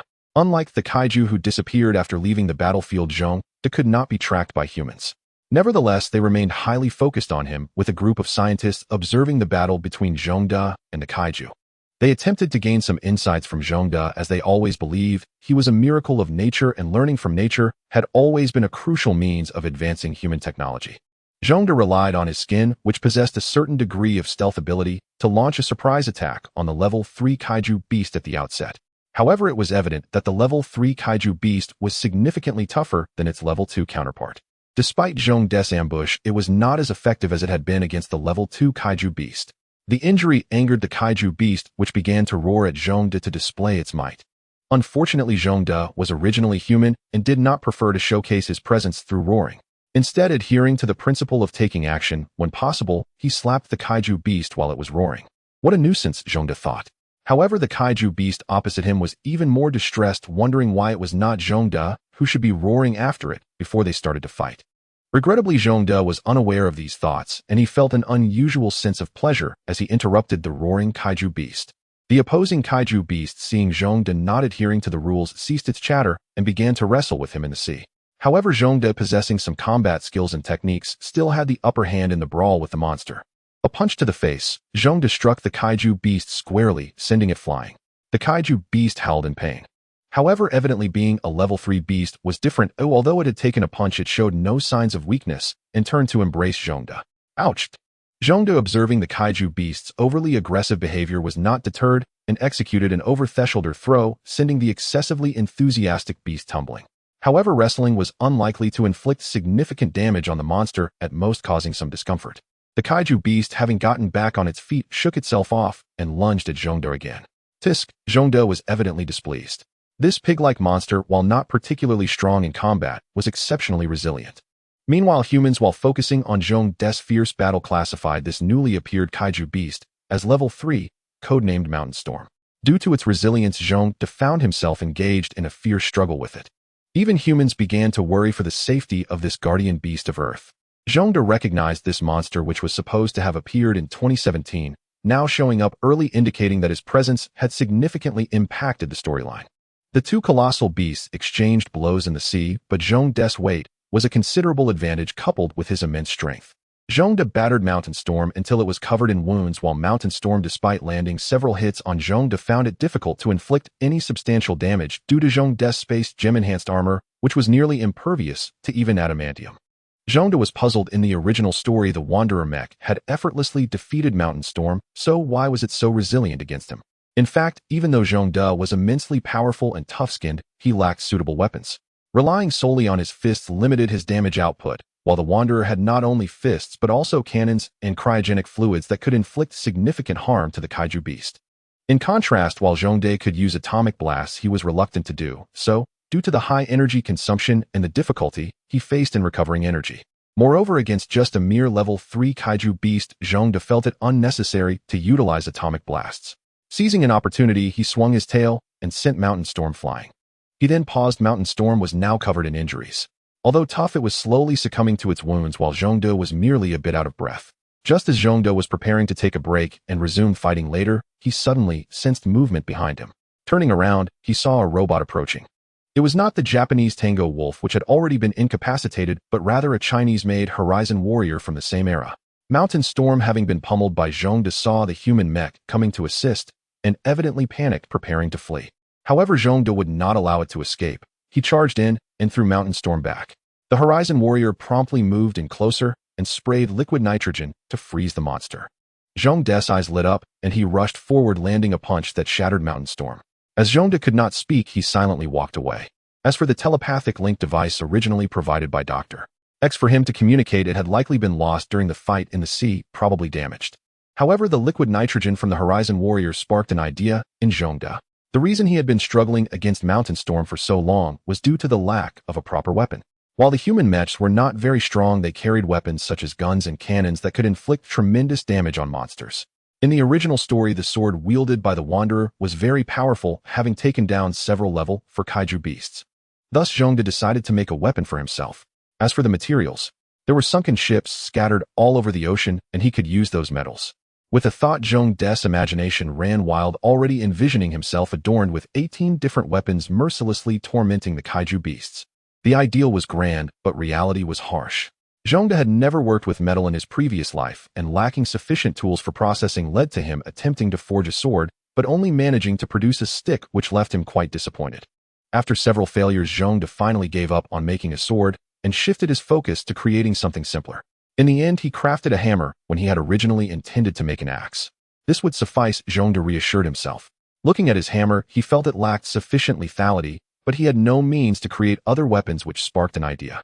He modified the hammer into a mace. In reality, it was just one side of the hammer that Zhongde had sharpened into a point using his atomic blast.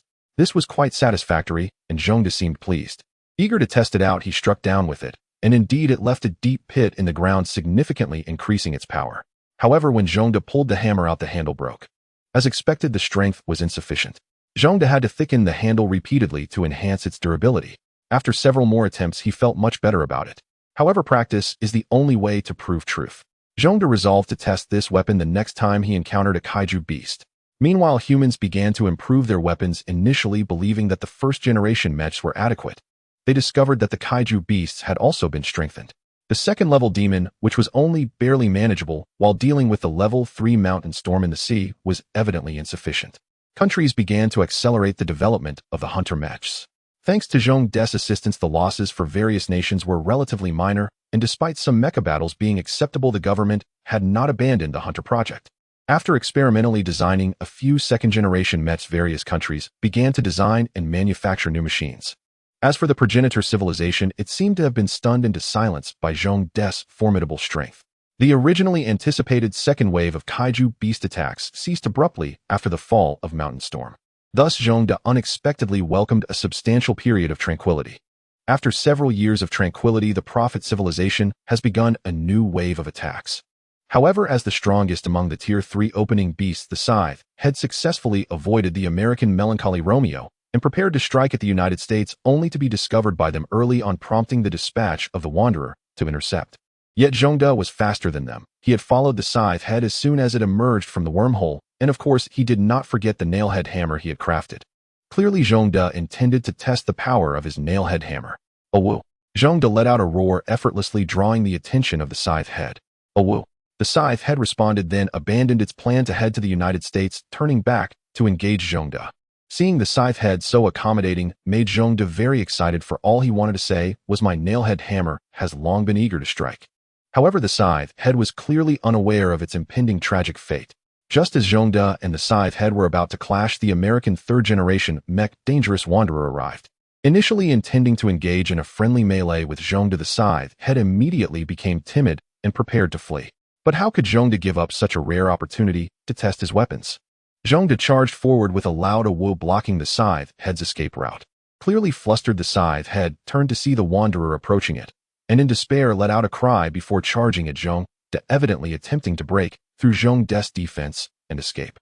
How could Zhongde not understand its intentions? He enveloped the Scythe-head in a bear hug, then threw it over his shoulder. Although the Scythe-head weighed a terrifying 2,700 tons, it was insignificant compared to Zhongde's 6,000 tons. The Scythe-head was thrown far away and clearly fell heavily, but it was very close to the Wanderer. Thus it changed its target and charged at the Wanderer. To save the ill-fated fishing boat behind it, the Wanderer had no choice but to withstand the Scythe-head's assault. However, the Scythe-head was not to be trifled with. It was the strongest among the Tier 3 opening beasts and could be considered a quasi-Tier 4 opening beast. Thus its immense power knocked the Wanderer down. Zhongde hurried to catch up. This time, he decided to use the nailhead hammer he had made. Awoo, Zhongde shouted, then swung the hammer down hard on the Scythe-head. The immense force concentrated on the tip of the nailhead hammer generated tremendous power, and the Scythe-head let out a painful cry. The sound was much louder than its usual roar, and within the sound was not only pain, but also a hint of desolation. The fallen Wanderer was also stunned. What was happening? Why did it sound like the Scythe-head had been severely injured all of a sudden? Then the protagonist from the original story saw Zhongde standing in the sea wielding a hammer and striking the Scythe-head's head. Seeing such a fierce Zhongde, the Wanderer had a strange feeling, though it couldn't quite place why. Yet they did not forget what they were supposed to do. They picked up the nearly overturned boat behind them and headed towards the shore. As for Zhongde, he was clearly enjoying smashing away, having developed a fondness for heavy weapons like the hammer. The Scythe-head being pummeled by Zhongde was truly pitiful. With the weapon, Zhongde close combat lethality had greatly increased. However, the Scythe-head was somewhat fortunate. Its head was shaped like a scythe, and its main attack surface was extremely hard, capable of breaking through mech armor, so despite Zhongde hammering it repeatedly, he only managed to break the blade on its head. But what use was that? No matter how tough its head was, it was still destined for death.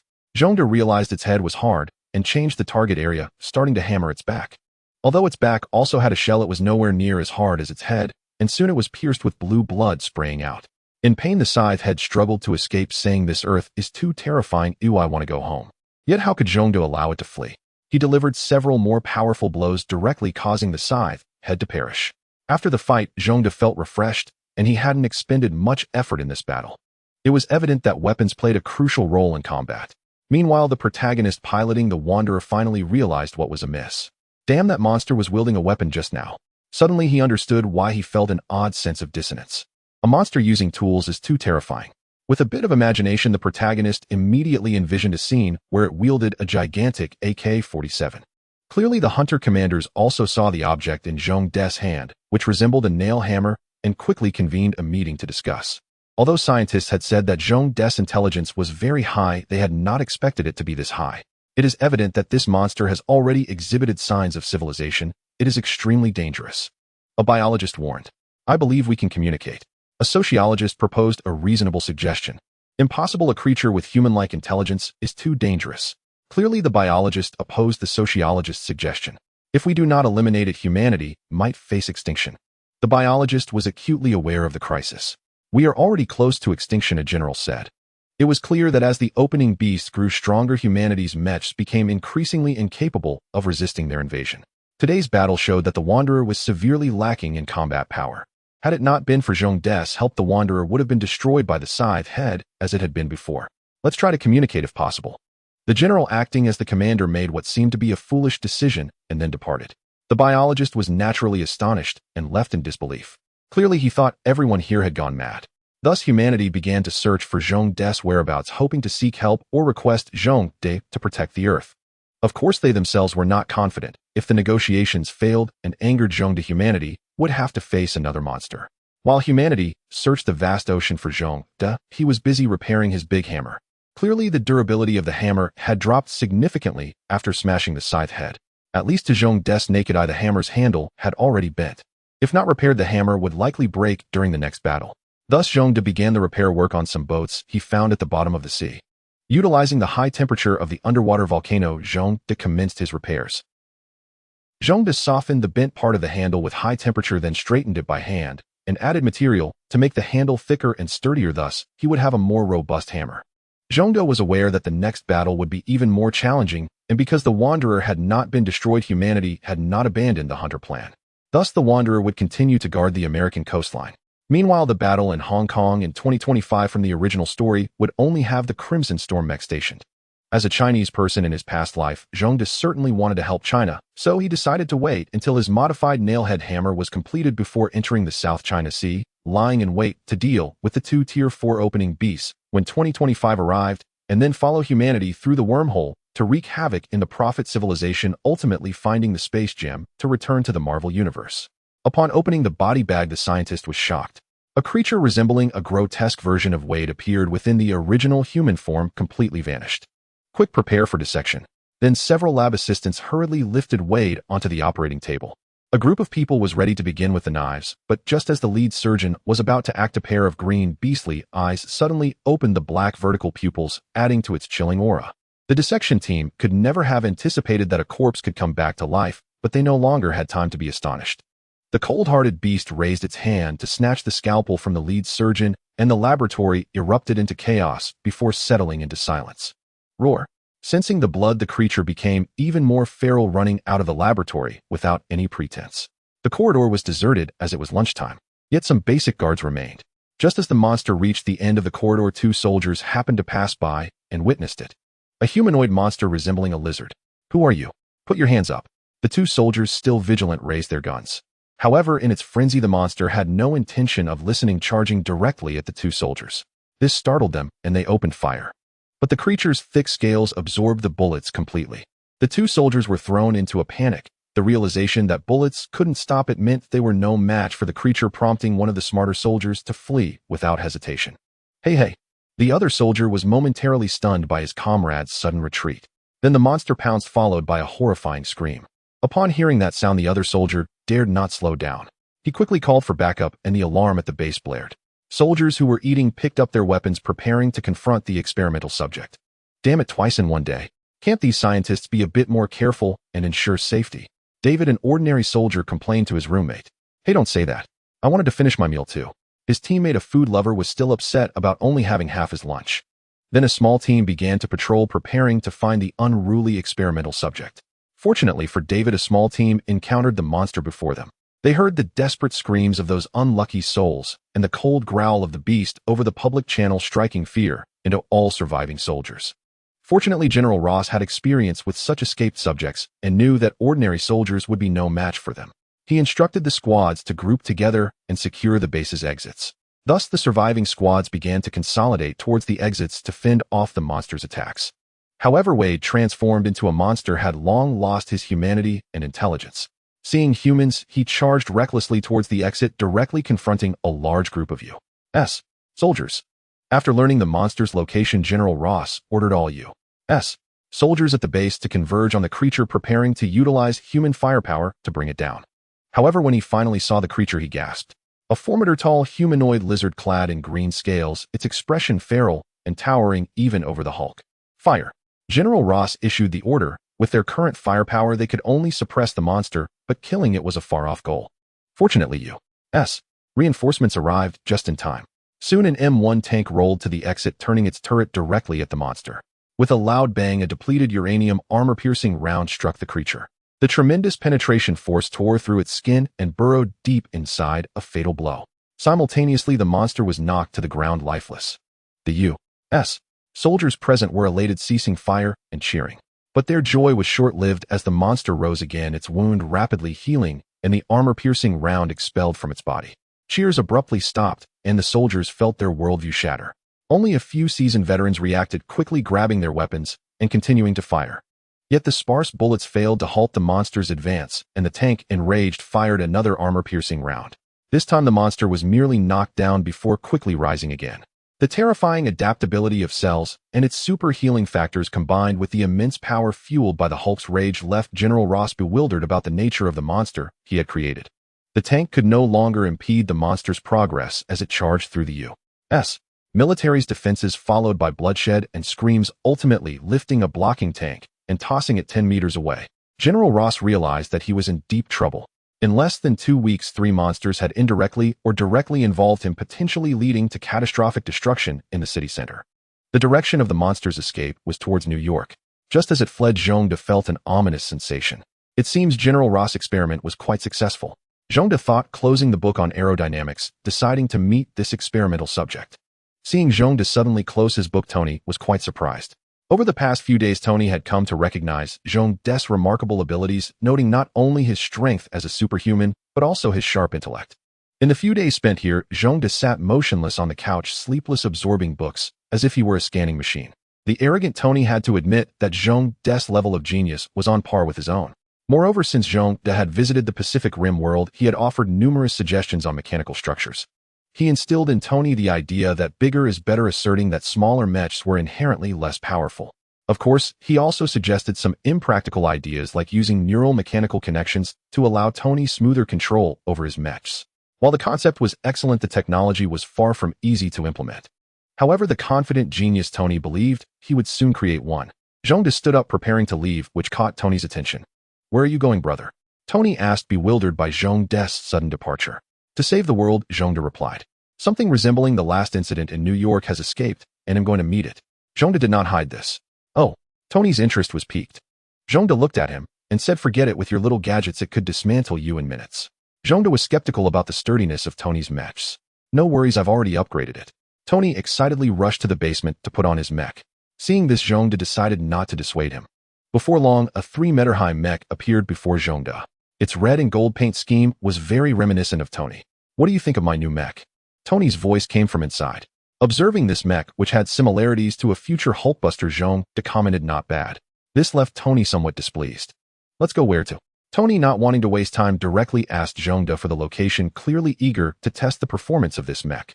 After this incident, China seemed to realize that the kaiju had grown stronger while their mechs were no longer a match for them. Thus, China decided to tighten its defenses and recalled all deployed Horizon warriors back to Hong Kong in preparation for the next kaiju attack. Although Hong Kong did not have the global mech support as depicted in the original work, it now had 3 Horizon warriors, a Shaolin Ranger, and the Storm Crimson stationed, which was still an unprecedented combat strength. Zhongde was also repairing his large hammer, which had clearly suffered wear due to material constraints. After each battle, the hammer's durability was nearly depleted, so Zhongde began searching for an underwater volcano near Japan for repairs. As for the battle in Hong Kong that originally took place in 2025, Zhongde thought that his appearance might lead to an earlier plot. However, after nearly 6 years in the volcano, no kaiju had emerged, which made Zhongde feel quite bored. Soaking in a radioactive hot spring, Zhongde looked like a lazy fish, especially lacking entertainment facilities, which made him feel extremely empty. If only a kaiju would appear, it would give Zhongde a chance to stretch his muscles. However, the world had been excessively quiet during these 6 years. No kaiju had appeared at all. Until one day, Zhongde clearly sensed a kaiju bursting out of a wormhole heading towards Sydney. This instantly invigorated Zhongde. If it was heading towards Sydney, it meant that the battle in Hong Kong would soon begin. Clearly, this kaiju was the level 4 virus from the original work. However, due to Zhongde's presence, the losses of mechs in various countries were not significant, so the Monster Wall plan was not initiated. Thus, Australia's most advanced level 5 mech, the Eureka Striker, successfully defended Sydney once again. Evidently, Zhongde did not appear as he was preparing for the battle in Hong Kong. Even though Australia faced a level 4 kaiju, 2 level 4 kaiju had already appeared in the Hong Kong battle, so it could be confirmed that this battle would likely involve a level 5 kaiju. In the original work, the level 5 kaiju Venomous Woman was extremely formidable, at least towering over Zhongde by nearly 1/3. However, Zhongde felt reassured with his hammer in hand. As expected, months after the virus attacked Sydney, a high-energy reaction appeared from the wormhole beneath the Pacific. Clearly, another kaiju was approaching, and Zhongde sensed that there were 3 kaiju in total, 2 level 5 Venomous Women and 1 level 4 Shellback Turtle. The 3 monsters charged towards Hong Kong, and China was naturally aware, beginning its own defense plans, while also seeking aid from other nations. Since this was the first time 3 kaiju appeared simultaneously, with 2 being unprecedented level 5 kaiju, China felt quite uncertain. In addition, Zhongde swam towards the direction of the kaiju, preparing to eliminate the Shellback Turtle first. Evidently, the precursor civilization had discovered the mech's weaknesses. The systems of mechs after the 3rd generation were all digitally transmitted, and with the Shellback Turtle's EMP, they could directly incapacitate human mechs, allowing the kaiju to wreak havoc. Zhongde immediately sensed this obvious intention, so he decided to take down the Shellback Turtle first, and then join in on the brawl against the 2 level 5 kaiju. Using his radiation-absorbing skin, Zhongde swam close to the kaiju without being detected. Although he was detected, being this close was enough. Zhongde swung his powerful tail, accelerating, suddenly breaking through the two level 5 kaiju, flanking the shellback turtle, and targeted the turtle's head with his hammer. Although it was called a turtle, its shell was clearly its weakness, and Zhongde, having been trained, certainly knew this. Although the kaiju sensed him, Zhongde was too close, and the sudden burst of speed caught them off guard. Despite the shellback turtle attempting to evade, its head was still struck halfway by the hammer.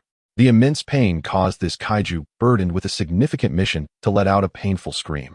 The other two kaiju clearly reacted. The two venomous women entangled Zhongde with their tails and pulled him away while biting at his arm.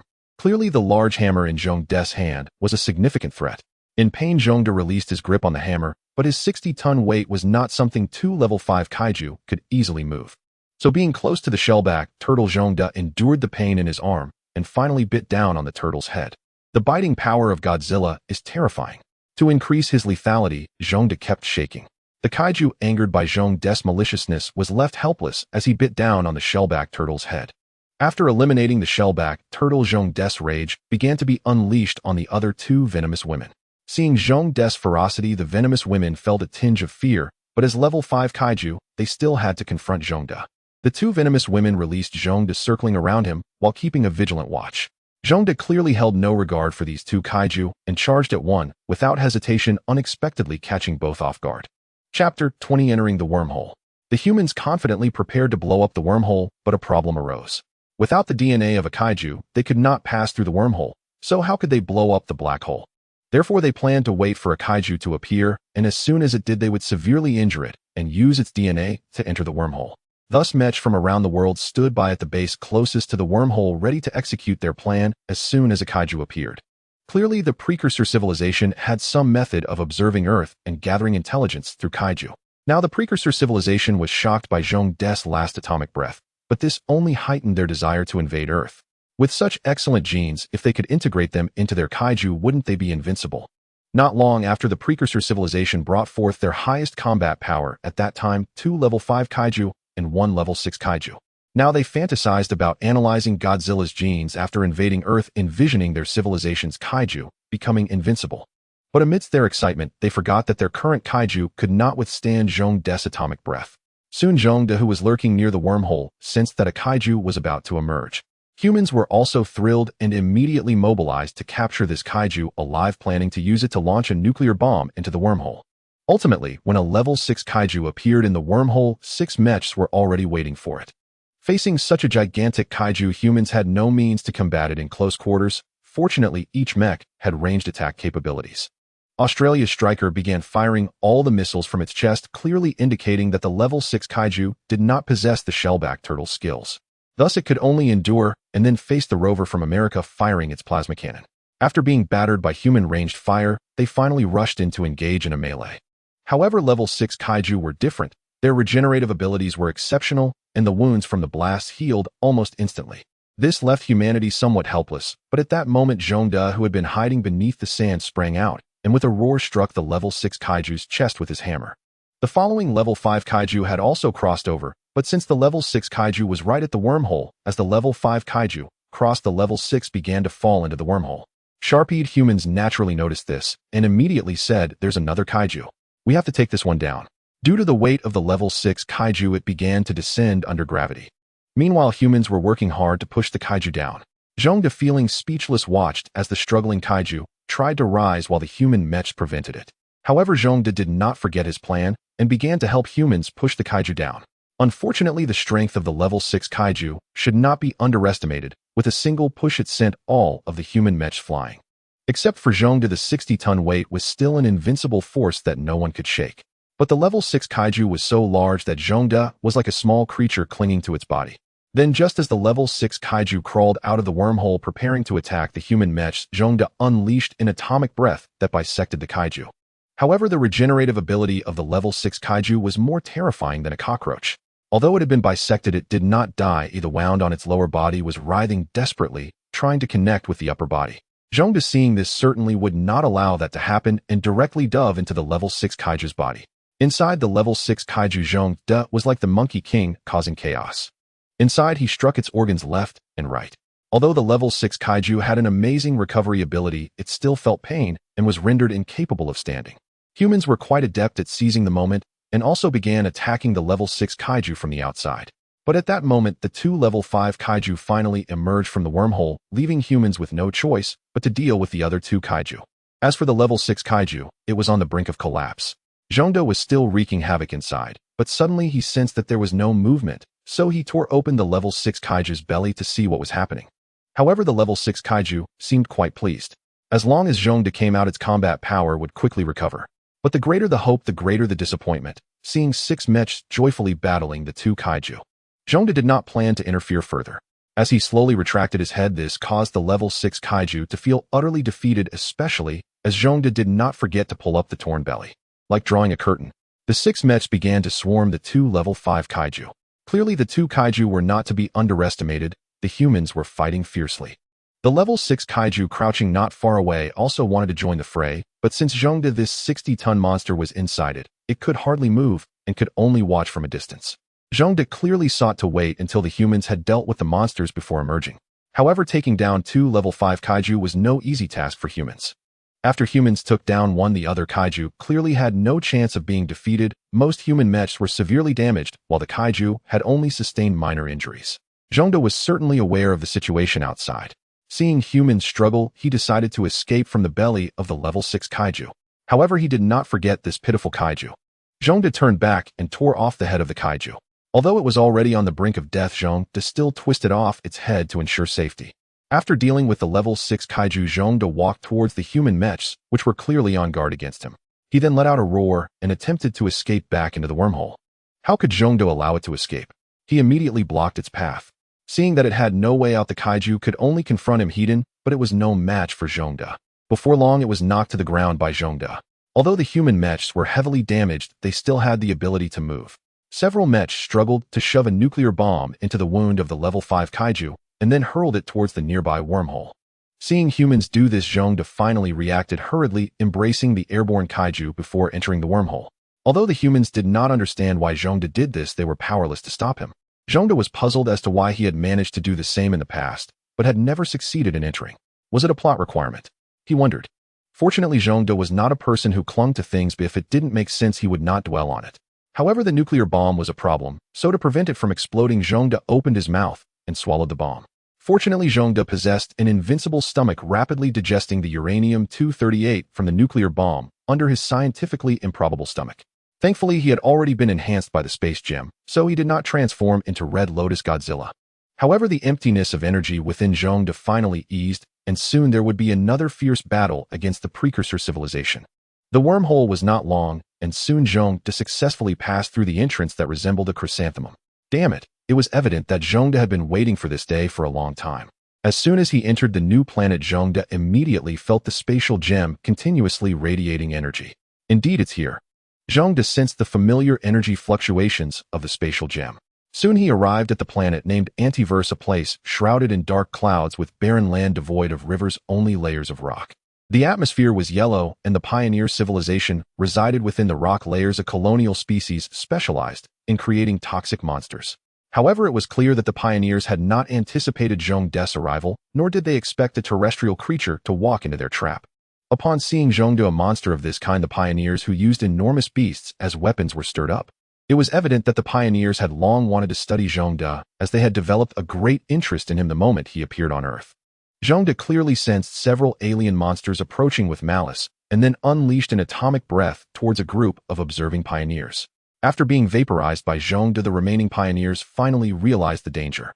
In a panic, they fled, while S.H.I.E.L.D did not forget his purpose and began to carefully sense the exact location of the spatial gem. S.H.I.E.L.D then looked curiously at the device behind him, resembling a black hole, which was stabilizing the wormhole. It seemed that the spatial gem was the energy source for this device. Since it was so close, S.H.I.E.L.D was naturally very pleased, as it meant he wouldn't have to expend much effort searching for it. S.H.I.E.L.D disregarded the device and directly unleashed an atomic breath to destroy it. However, he did not anticipate that this would trigger a massive explosion akin to a nuclear bomb. Fortunately, the radiation released was solely the energy of the spatial gem, so S.H.I.E.L.D was merely knocked over by the shockwave. As he absorbed the radiation from the spatial gem, S.H.I.E.L.D was undoubtedly very happy, but the pioneers clearly did not share his sentiment.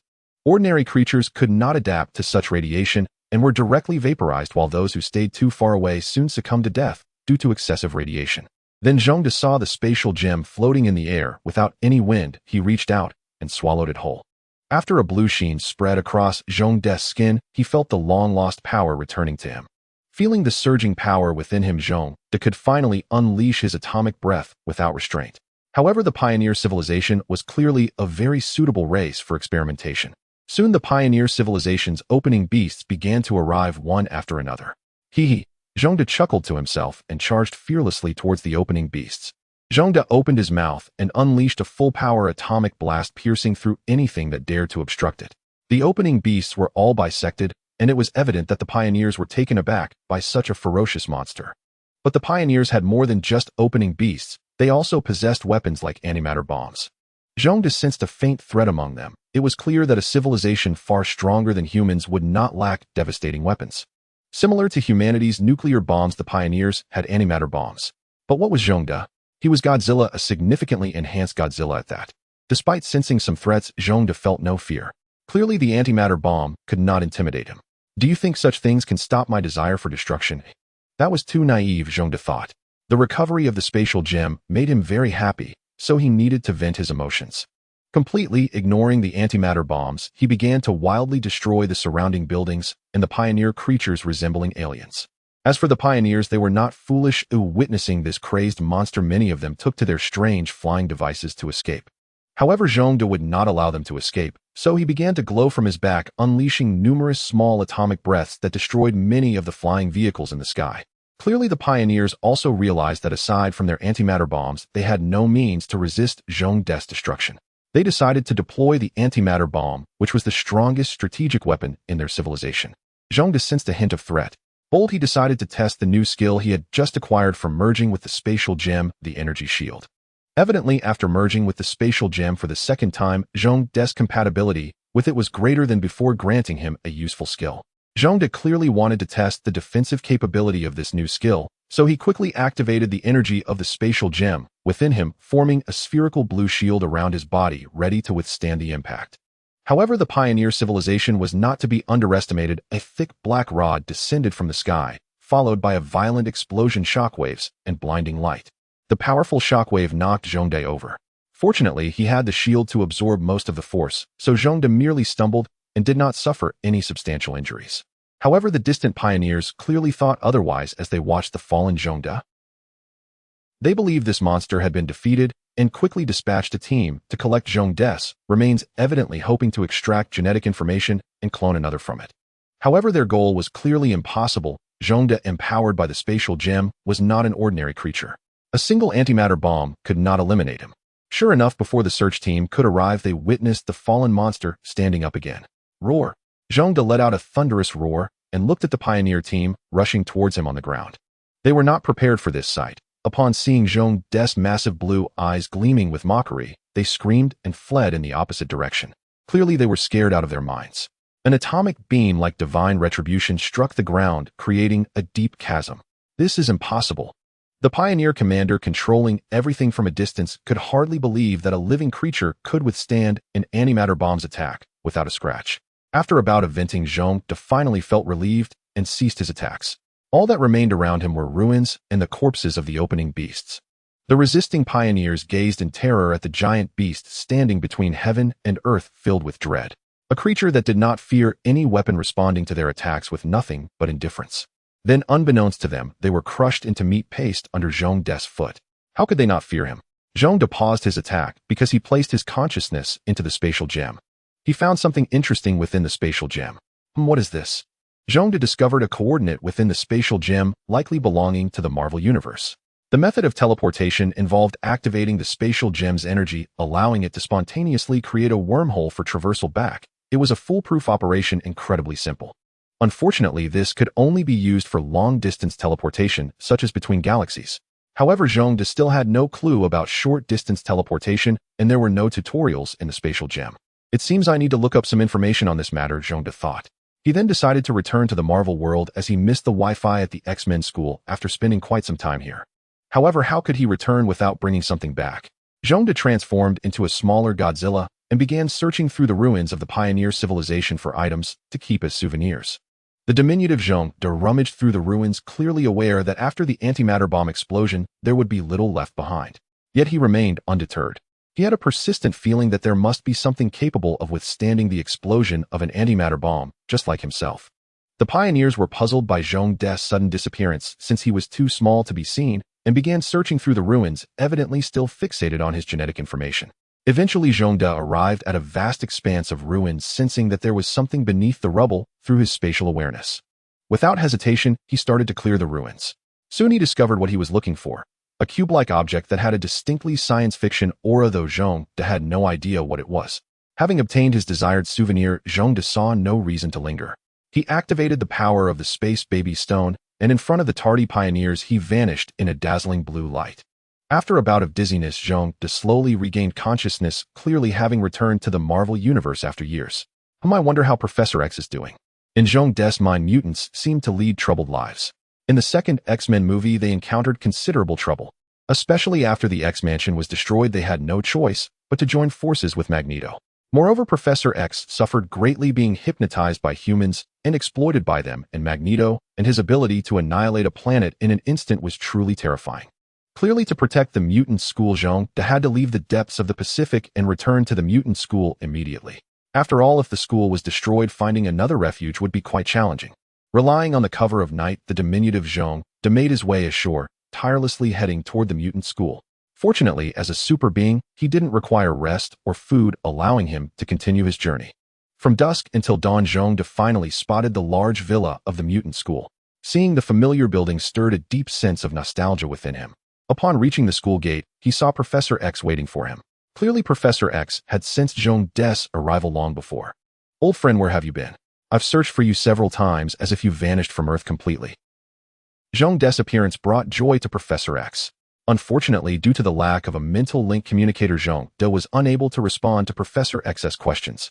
However, Professor X was resourceful and had prepared a second-generation mental link device for Zhong-de, enabling him to speak again in the familiar synthesized electronic voice. "You won't believe it, but there are indeed parallel universes." Zhong-de could not directly mention that he had been to the Pacific Rim universe. "All right, I believe you. Welcome back." Professor X couldn't invade Zhong-de's consciousness, so he had no way of knowing whether Zhong-de was speaking the truth or not, so he could only take him at his word. Zhong-de was quite surprised that Professor X so easily believed what he said. Since that was the case, he had no way out. Entering the school revealed many new faces. Thus, Professor X held a brief meeting for the entire school to introduce Zhong-de, as many new students had not recognized him after his absence of over a year. "Professor, has Magneto been causing any trouble?" Zhong-de was unsure how much time had passed in the Marvel Universe, so he inquired. "Magneto? No, I haven't heard anything from him since our last collaboration," Professor X replied, puzzled by Zhong-de's question. "Which time?" Zhong-de had an inkling that he had missed something important. Indeed, while Zhong-de spent years in the Pacific Rim, time in the Marvel Universe continued to flow, albeit at a different speed. Clearly, Zhong-de had missed the plot of X-Men 2. "I see.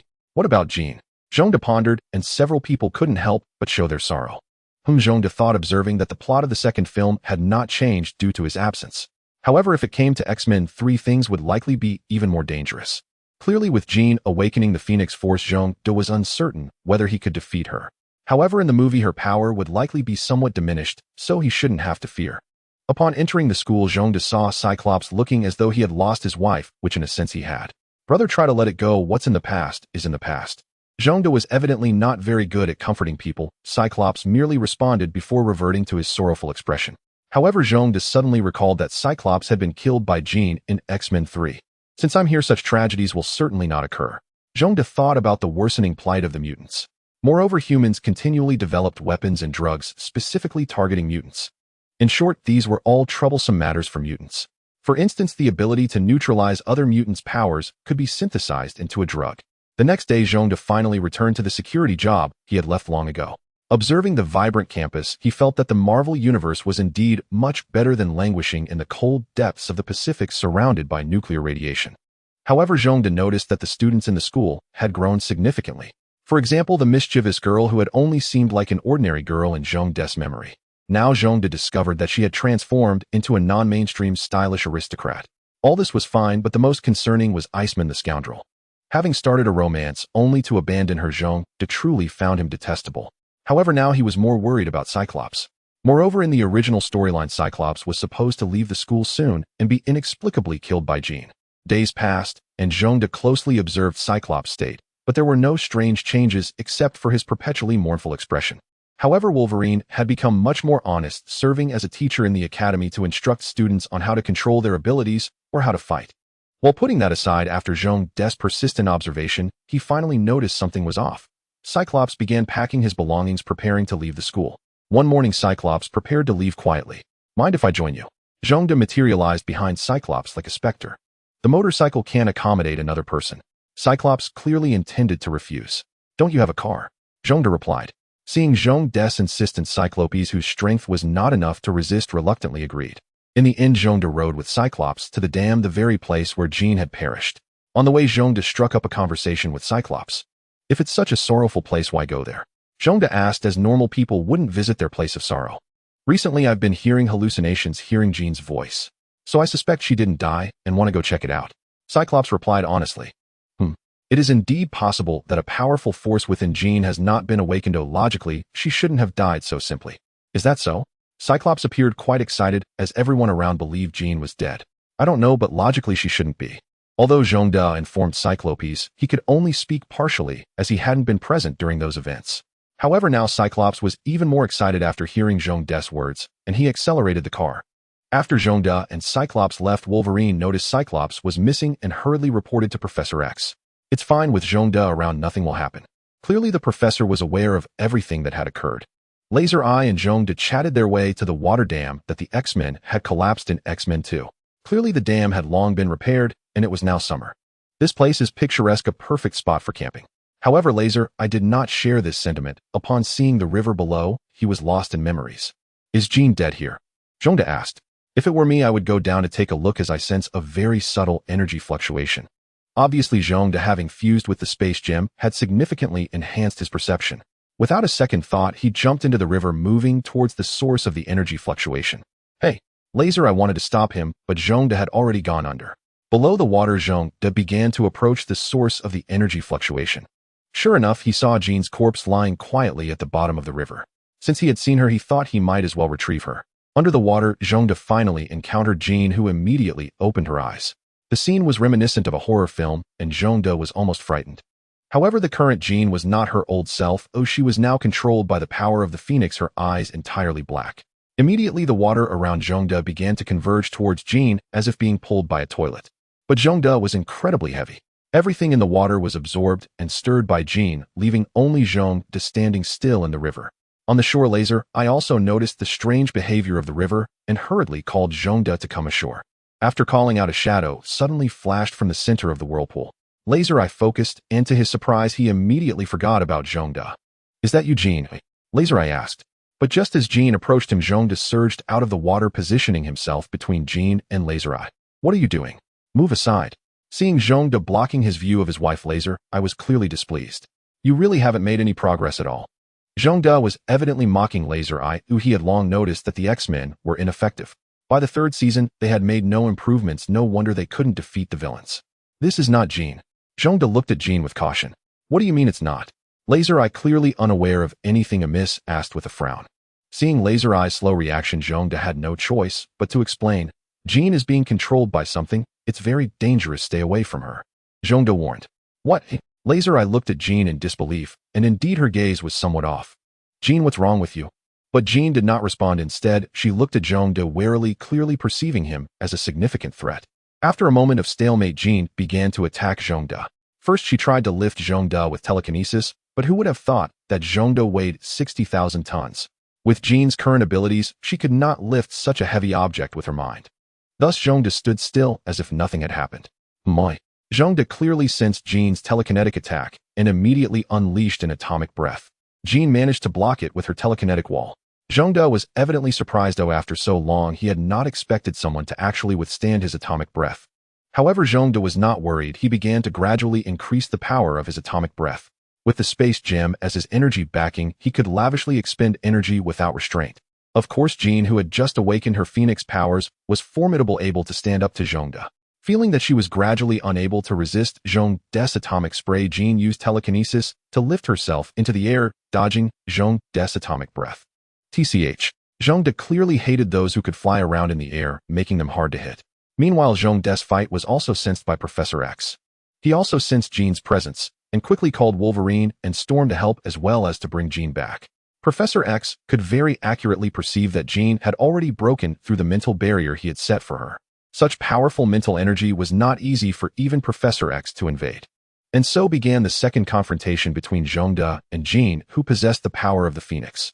Zhong-De had no other skills, he was solely attacking with atomic breath. However, there were very few people on Earth who could withstand atomic breath, so what should he do when faced with such an opponent? Zhong-De thought of a good idea to strengthen his atomic breath. Thus an atomic breath charged by Zhong-De appeared, blue light and sparks traveled from Zhong-De's dorsal fin to his mouth, and then a red atomic breath shot out. Sensing danger, Jean immediately retracted all her telekinetic powers, causing the leaves and stones flying in the air around her to fall to the ground. Then Jean created a telekinetic shield in front of her, attempting to forcefully block the attack. However, the power of Zhong-De's charged atomic breath was terrifying. The obstructed atomic breath began to spread outwards, bypassing Jean and flying towards the horizon. Jean narrowly managed to block Zhong-De's charged atomic breath, but the immense kinetic energy generated by the atomic stream still pushed the small Jean away. She disappeared into the horizon. After that, Wolverine and Storm finally arrived late, asking, "Where's Jean?" Evidently, Wolverine had some fondness for Jean and hurriedly asked upon arriving. But Zhong-De felt awkward, saying, "I just knocked her away." What? Unaware of the truth, Wolverine was furious, clearly believing that no one else could survive being knocked away by Zhong-De. Calm down, the current Jean is very powerful unimaginably, so I might not even be able to defeat her. Zhong-De clearly saw Wolverine's misunderstanding and explained. Is she really that strong? Wolverine found it hard to imagine that even Zhong-De might not be able to defeat her. Ever since being knocked away by Zhong-De, he had thought that in close combat, Zhong-De was invincible. The power was too overwhelming. In the end, Wolverine, arriving late, gained nothing. The only good thing was that Zhong-De successfully changed Laser Eye's fate, preventing him from being absorbed into nothingness by Jean. However, being absorbed into nothingness wasn't so bad either. Zhong-De suddenly had this bold thought, and quickly shook his head, dismissing the idea from his mind. Seeing Zhong-De's animated gesture, Storm asked, "Are you okay?" I'm fine, Zhong-De hurriedly denied. Meanwhile, a human pharmaceutical company began to announce the development of a drug to cure mutants. Saying they would cure mutants made the mutants very angry, leading to protests and demonstrations. Little Mischief also decided to go disrupt the drug development, reasoning that while this power was strong, it was also rather impractical and not very appealing. She couldn't even do anything with her boyfriend. It almost hindered her normal life. However, Zhong-De felt that Little Mischief should feel this way. After all, this ability was really not practical. If only she could absorb energy from afar. Thus, he didn't organize her. As for Iceman, that scum still went to find Little Mischief, which made Zhong-De very angry. He would definitely take the opportunity to deal with him in the future.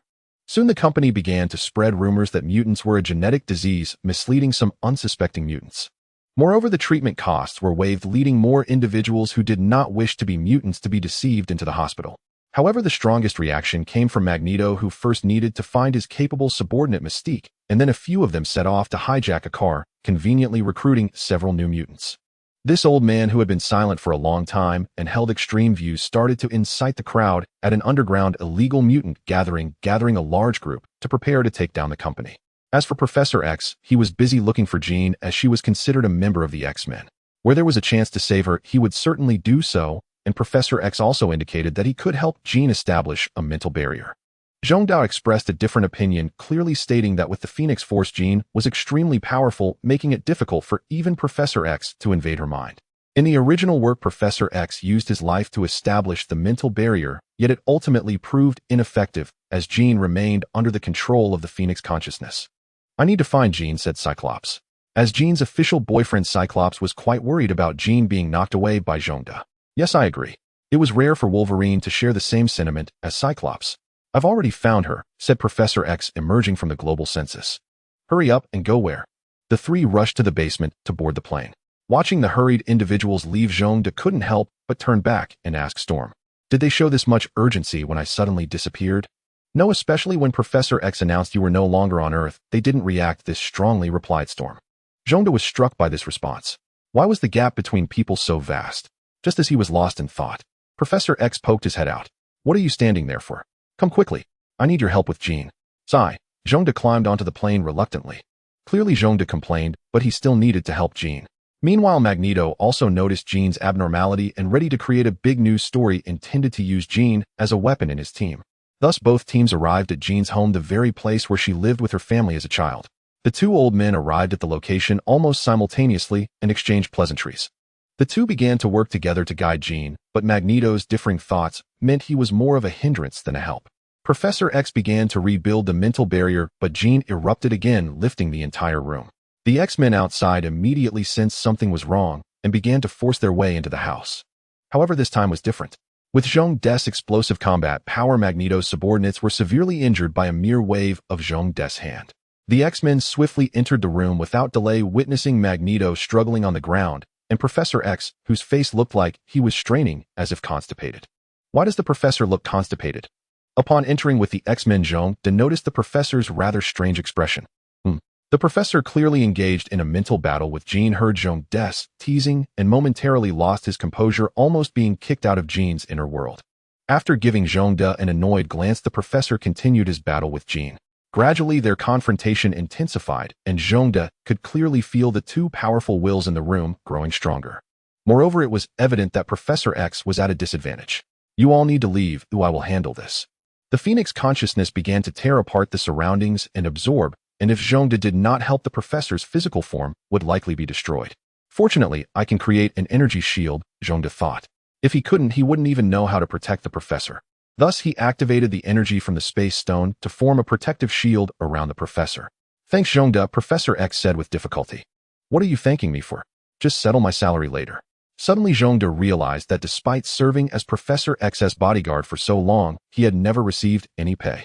Although Zhongde saved the professor's physical form, he could do nothing about the battle of wills between Jean and Professor X.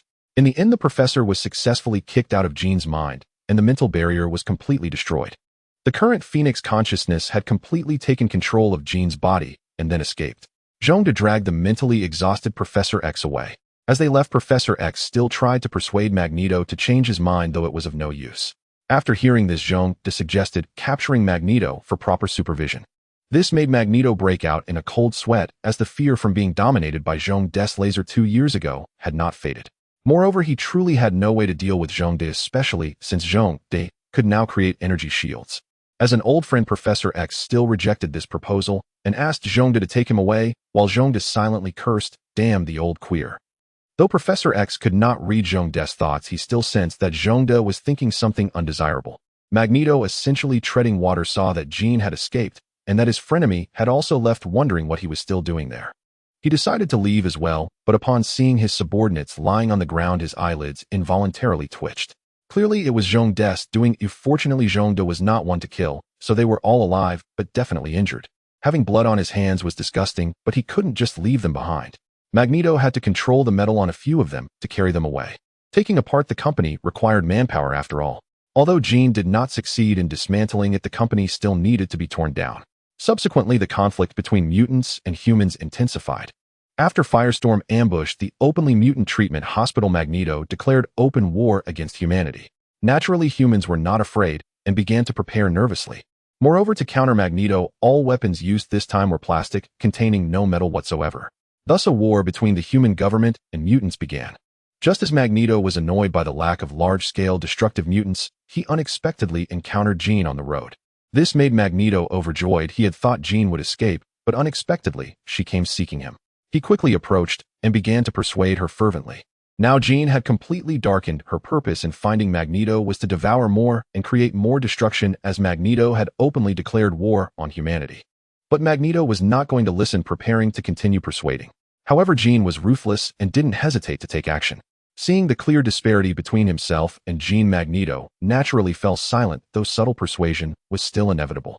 Meanwhile, as mutants grew increasingly radical around them, Professor X had no choice but to seal off the school to prevent harm to the students. Although the mutant school remains closed for self-preservation, Magneto is quite different. He initiated his own war plan, which was actually quite simple. He would have the mutants who could create clones use them to fabricate a false mutant stronghold, then launch a surprise attack on Devil Island and eliminate the child who could nullify mutant abilities. Ultimately, the plan succeeded. By the time the army arrived, there was only one mutant capable of creating clones. However, Magneto and his entourage marched majestically to the Golden Gate Bridge in San Francisco, where he planned to build a bridge to Devil Island. It was evident that Magneto had the demeanor of a terrorist. To demonstrate his power, he demolished the Golden Gate Bridge and transported it to Devil Island. The soldiers stationed on the island were stunned by the overwhelming display. Then, with a wave of his hand, Magneto commanded a horde of mutant minions to charge forward. With their own unique abilities, the mutants initially caused chaos, leaving the humans in disarray. However, after a brief period of confusion, the soldiers began to organize their counterattack. Due to the potency of a certain drug, even a small dose could render mutants powerless, and humanity had developed a large-scale weapon resembling a mortar. Gradually, mutant minions began to fall one by one. But Magneto remained unperturbed, knowing that this wave consisted of expendable mutants with rather mediocre powers. As Magneto had predicted, the first wave was soon wiped out. He then launched a second wave of attack, but the X-Men had already seen on television what Magneto was up to. The key point was that Wolverine and Cyclops noticed Jean was also present. "Let's go fight," Cyclops declared, waving his hand as he led the other X-Men into the plane. "Be gentle and don't harm the innocents," Professor X specifically cautioned before they left, worried about Cyclopes, who seemed inexplicably excited. The group boarded the plane and flew towards San Francisco. As a heavily modified Blackbird reconnaissance aircraft, it was incredibly fast. In no time at all, Cyclops saw the flames rising from Devil Island. Is this really Devil Island? One couldn't help but marvel at the mutants' ability to wreak havoc in such a short time. The place looked as if it had been bombed, utterly devastated. Just when the human soldiers were in disarray, the X-Men descended from the sky, standing between the mutants and the humans. This infuriated Magneto, who muttered, "Self-righteous traitors." Clearly, he was very displeased with the X-Men aiding humanity. However, Cyclops indicated that Magneto was mistaken. Among the four X-Men, two were targeting Jean. As expected, as soon as they landed, Wolverine looked at Jean and shouted, "Jean, you need to come back now." Cyclops echoed similar sentiments. Magneto, however, paid no heed to this. With a wave of his hand, his subordinates engaged in battle, clashing with the X-Men.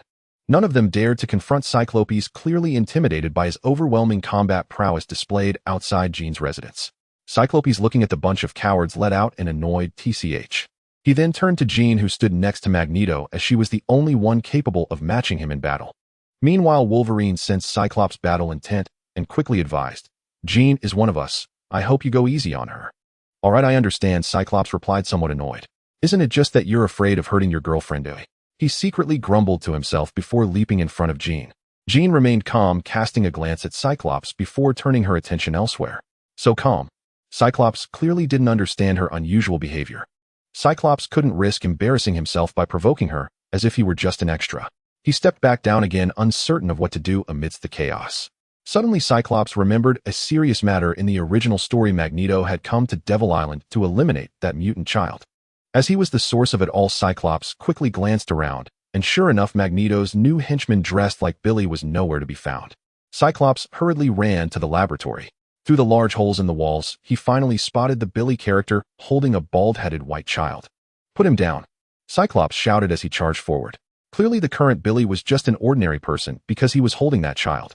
Cyclops lunged forward, intending to slap him away.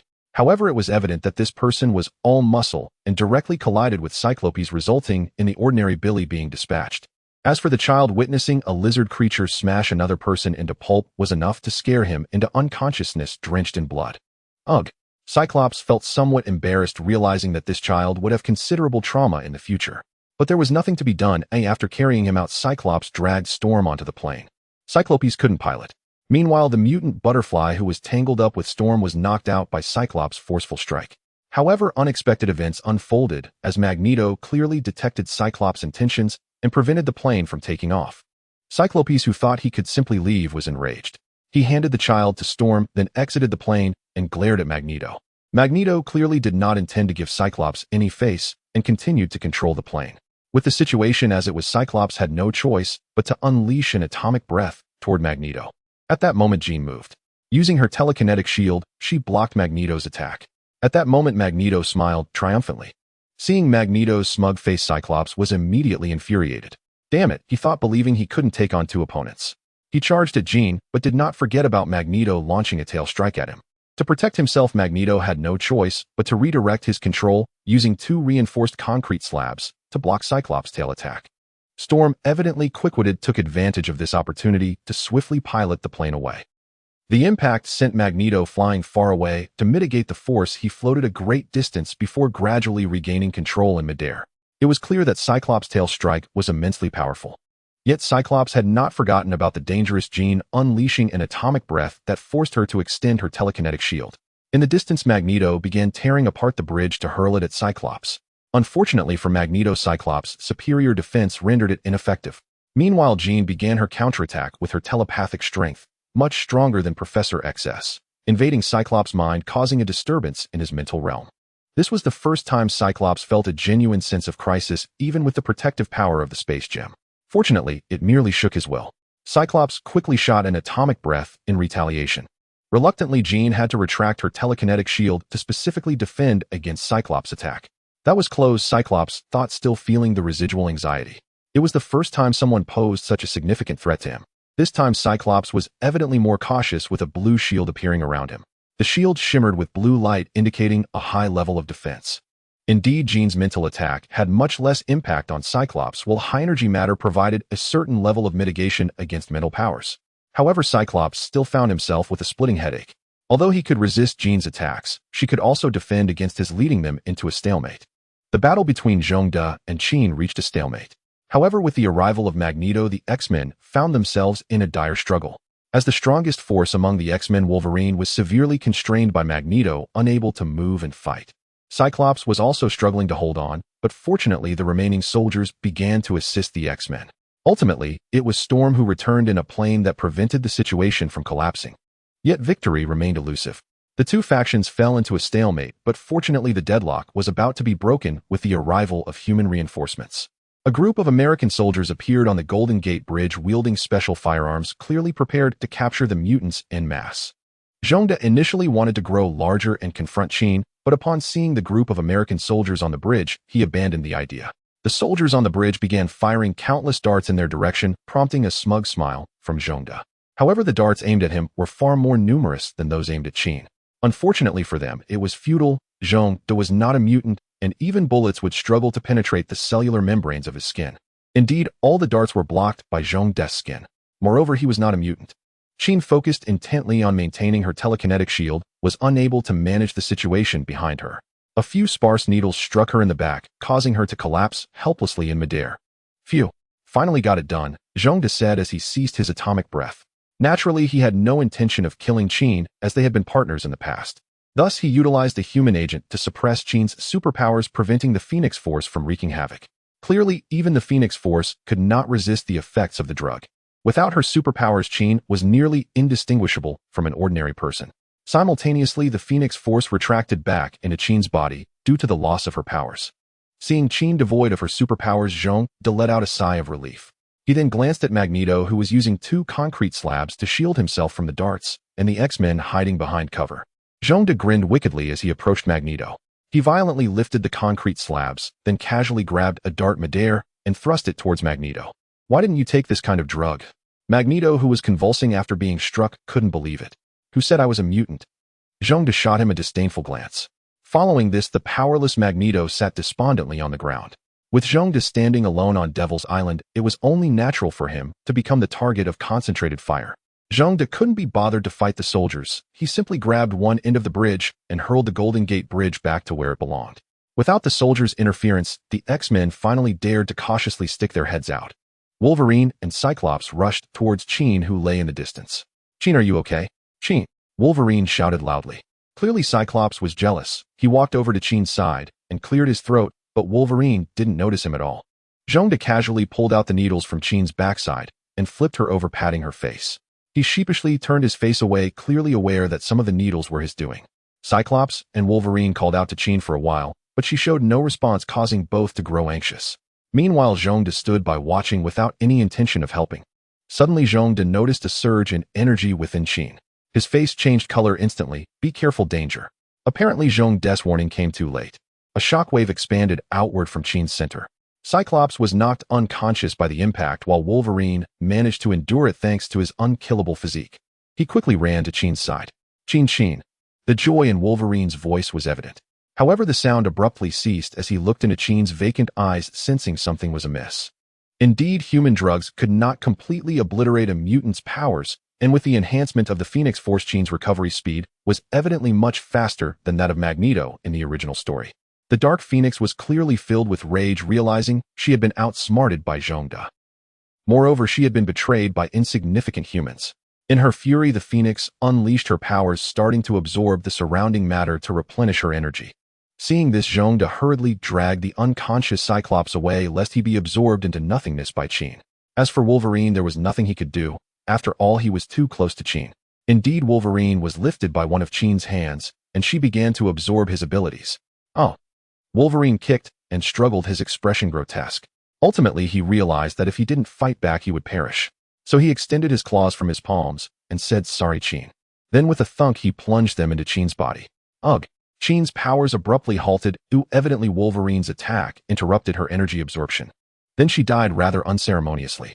Although S.H.I.E.L.D. had been coasting along, he couldn't help but scoff at S.H.I.E.L.D.'s demise, which seemed contrived for the sake of the plot. She died just like that from a stab? That's absurd. Afterward, Wolverine wept over S.H.I.E.L.D.'s corpse while Cyclops remained unconscious, unaware of Wolverine's actions. Otherwise, it would have been another round of jealousy and resentment. Just as the X-Men's attention was entirely focused on S.H.I.E.L.D., Magneto quietly slipped away unnoticed by anyone. How is that possible? S.H.I.E.L.D. sensed Magneto's movement and swiftly captured him. Devoid of his powers, Magneto appeared particularly meek, resembling an ordinary person. S.H.I.E.L.D. saw fear or terror in Magneto's eyes. However, when Magneto had his powers, although he couldn't defeat S.H.I.E.L.D.'s eyes showed no signs of fear. Seeing Magneto's reaction, S.H.I.E.L.D. was momentarily taken aback. Then he mocked, "I never expected that without your powers you'd react like an ordinary person." S.H.I.E.L.D.'s words made Magneto feel a sense of shame. However, S.H.I.E.L.D. was unconcerned with Magneto's feelings and tossed him onto a plane. Since S.H.I.E.L.D. had died, there was no point in being sad. Thus, Wolverine boarded the plane with S.H.I.E.L.D.'s body, while the unconscious Cyclops was carried away by storm. As for what followed, humanity began to superficially acknowledge mutants, and everything seemed to be progressing in a positive direction. Due to S.H.I.E.L.D.'s death, Wolverine secluded himself in the mountains, living a wild man's life. Cyclops too was gloomy, working as a teacher at a school. S.H.I.E.L.D. continued working as a security guard, but during this time a person with blue hair visited him and handed him a green card which bore the image of a stranger. It was evidently forged. Subsequently, the professor also paid him. With nothing to do, S.H.I.E.L.D. decided to find something to occupy himself, such as recharging his knowledge, as it was evidently still a vital asset in this world. He also began to refine a plan called Academy City. Time flew by, and 6 years had passed since S.H.I.E.L.D. arrived at the mutant school. During these 6 years, aside from working as a security guard, he began to immerse himself in study. In his battle against S.H.I.E.L.D., clearly recognized his shortcomings. Thus, he decided to seek discoveries within the realm of science. Of course, S.H.I.E.L.D. achieved remarkable gains in these 6 years.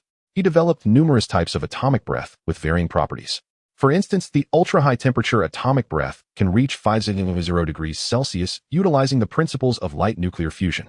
There is also a highly penetrating atomic breath derived from the high-speed vibrations of plasma. However, to S.H.I.E.L.D., these were merely basic skills. He developed many powerful techniques and supportive abilities. For example, he created a spatial concealment ability that reduces his presence, known as the strongest light of annihilation. What a name. It resembles the weaponry of Hydra from World War II, but S.H.I.E.L.D's version possesses far greater power. It functions as a method of spatial destruction theoretically unbeatable. However, one cannot rule out unexpected surprises, especially since this is Marvel. Through his research on the space gem, S.H.I.E.L.D. finally made a breakthrough, discovering a similar isotopic element to the cosmic cube in Iron Man. However, he still lacked clarity on the arc reactor. Fortunately, S.H.I.E.L.D. found some clues regarding the space bridge, potentially allowing for travel to alien planets in the future. Over these years, aside from S.H.I.E.L.D., only Professor X was the happiest. The reason is simple: finally no humans were stirring trouble and mutants had achieved a semblance of equality. Professor X, take a look at this. S.H.I.E.L.D. approached the professor, who was basking in the sun. After 6 years, S.H.I.E.L.D. finally perfected a plan, a project he called the Academy City. The primary goal is to create a school specifically for mutants where superpowers can be developed and researched. The location is a small island in the Pacific Ocean, allowing it to exist outside any nation's jurisdiction. The idle Professor X began to read through the thick stack of plans in the shade, clearly having known about this project long ago. However, at that time the world was quite hostile towards mutants, making such a relocation impossible. If implemented, it would likely trigger a series of societal issues, leading to a slew of complications. But now things were different. Ordinary people began to change their perceptions of mutants, making this plan worth considering. The entire plan has no major issues, but how do we find an island in international waters? Most islands have been discovered and are owned by individuals or nations. Clearly finding a location is a significant problem. Although Professor X agreed, finding a suitable place remains a substantial challenge. I certainly thought about such issues. How could Zhongda, being so clever, not have considered such a major problem? Thus a new plan called Beastwork Island appeared in Zhongda's hands, thick as a brick. Clearly Zhongda's professional demeanor made Professor X feel that something was off. He casually flipped through the plans, yet lacking knowledge of geography, he couldn't determine their feasibility. However, Professor X understood the general idea, creating an island by harnessing the eruption of an underwater volcano requiring a significant amount of energy. The source, of course, would be Zhongda's atomic breath. Yet it was not that simple. Constructing a non-sinking island would require extensive research and substantial funding. Then how do we secure funding? Professor X clearly did not have that much money. Hee. Zhongda grinned mischievously. That will depend on Wolverine's performance. Tom was also drawing near. In Zhongda's memory, the plot of Wolverine 2 was set to begin in 2013.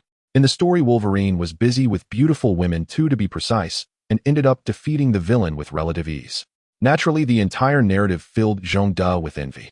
I must also go to Japan, perhaps I can find someone there. I've heard that the Japanese have rather peculiar tastes, maybe I can find someone suitable for myself. Thus he handed over the plans to Professor X and prepared to visit Wolverine to see how he was faring in the mountains.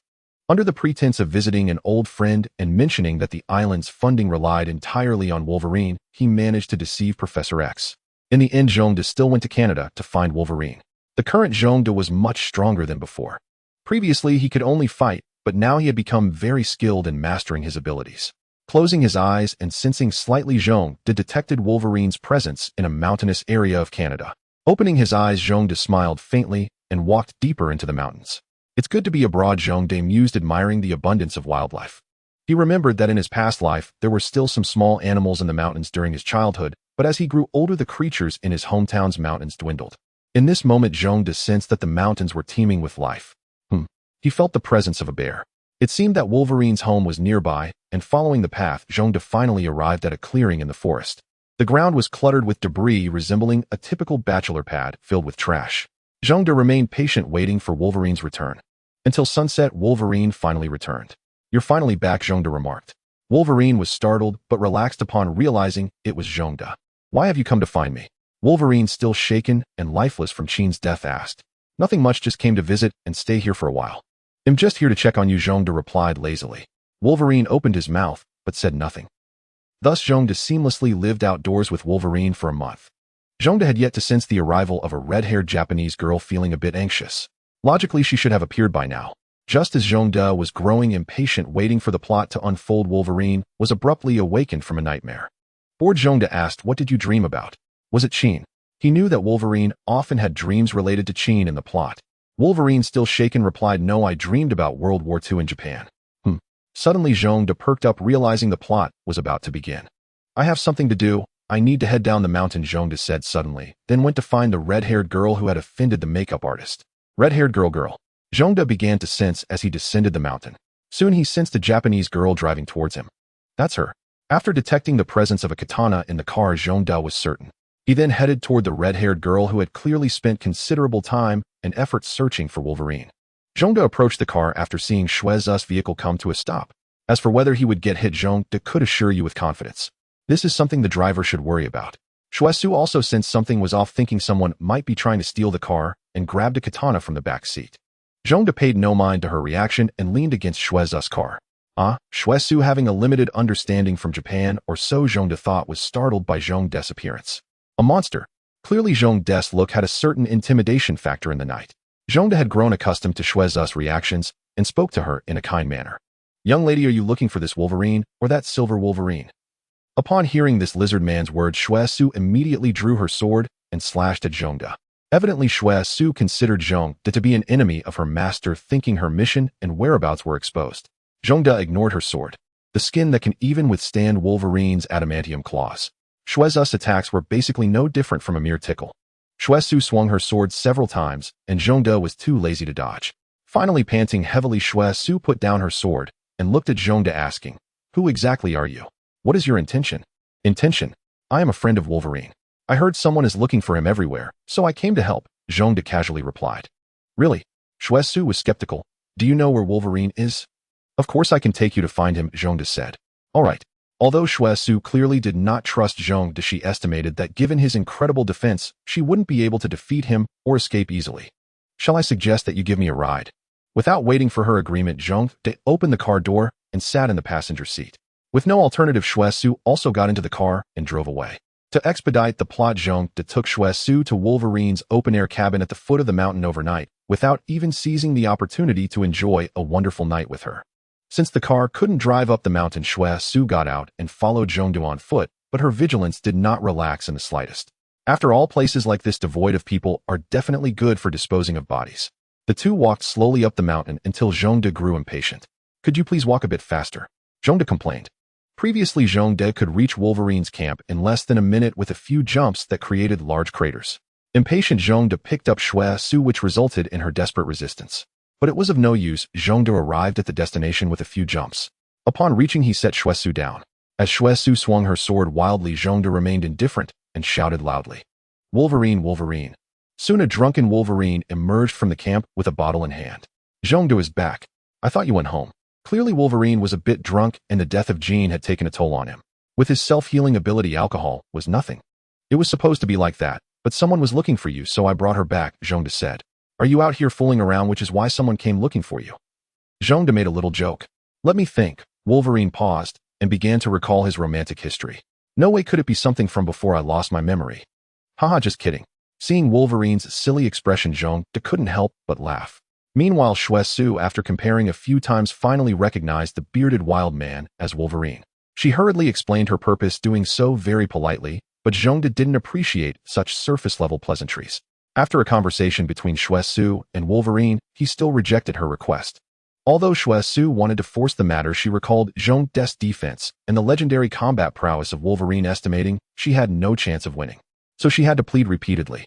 Wolverine, however, was very stubborn and refused S.H.I.E.L.D's goodwill without any understanding of the situation. S.H.I.E.L.D was quite disappointed and prepared to leave.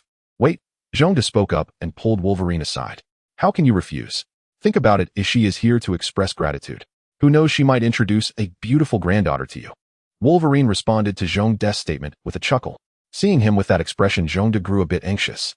"Just think about it. Even if you don't like her granddaughter, you could still enjoy yourself in Japan, and it wouldn't cost you anything.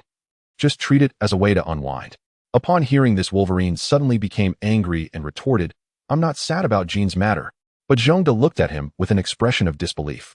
Finally, under Zhongde's gaze, the embarrassed Wolverine agreed to go to Japan. In the end, Wolverine was convinced by Zhongde, and S.H.I.E.L.D expressed her immense gratitude. "Thank you very much, Zhongde-kun." "Is that all I get for thanks?" Zhongde was quite dissatisfied with S.H.I.E.L.D's response. S.H.I.E.L.D, clearly not foolish, quickly said, "Since you are a friend of Wolverine, it would be fine to go together." Zhongde was quite satisfied with S.H.I.E.L.D's agreement. However, Wolverine looked at Zhongde with disdain, thinking, "You just want to go to Japan, don't you?" Feeling a bit embarrassed under Wolverine's gaze, Zhongde awkwardly defended himself. "I have serious business to attend to in Japan, okay?" "I don't believe you," Wolverine remarked. Finally, on a private jet, Wolverine, S.H.I.E.L.D and Zhongde each sat in their own seats, feeling the warm air currents at high altitude. Suddenly, Wolverine said, "We won't die in this plane, will we?" Upon hearing Wolverine's remark, Zhongde couldn't help but mock. "That statement is incorrect. If there is a plane crash, it would only be S.H.I.E.L.D, okay? There's no way we could die in a plane crash, alright?" Zhongde's words were very reasonable, and Wolverine realized he had asked a foolish question, closing his mouth in embarrassment. In the end, both Wolverine and S.H.I.E.L.D fell asleep, leaving Zhongde awake. Now Zhongde stared out the window, lost in memories, reminiscing about the plot of Wolverine 2. In the movie, the character Viper was quite useful. Zhongde wondered if he could persuade her to join the mutant school. As for her obedience, Zhongde felt that with strength, he wouldn't have to worry about her disobedience. Clearly, Viper's research on mutants would be quite beneficial for the future study of Academy City and the development of superpowers for ordinary people. As for money, Zhongde had already set his sights on the Japanese Yakuza.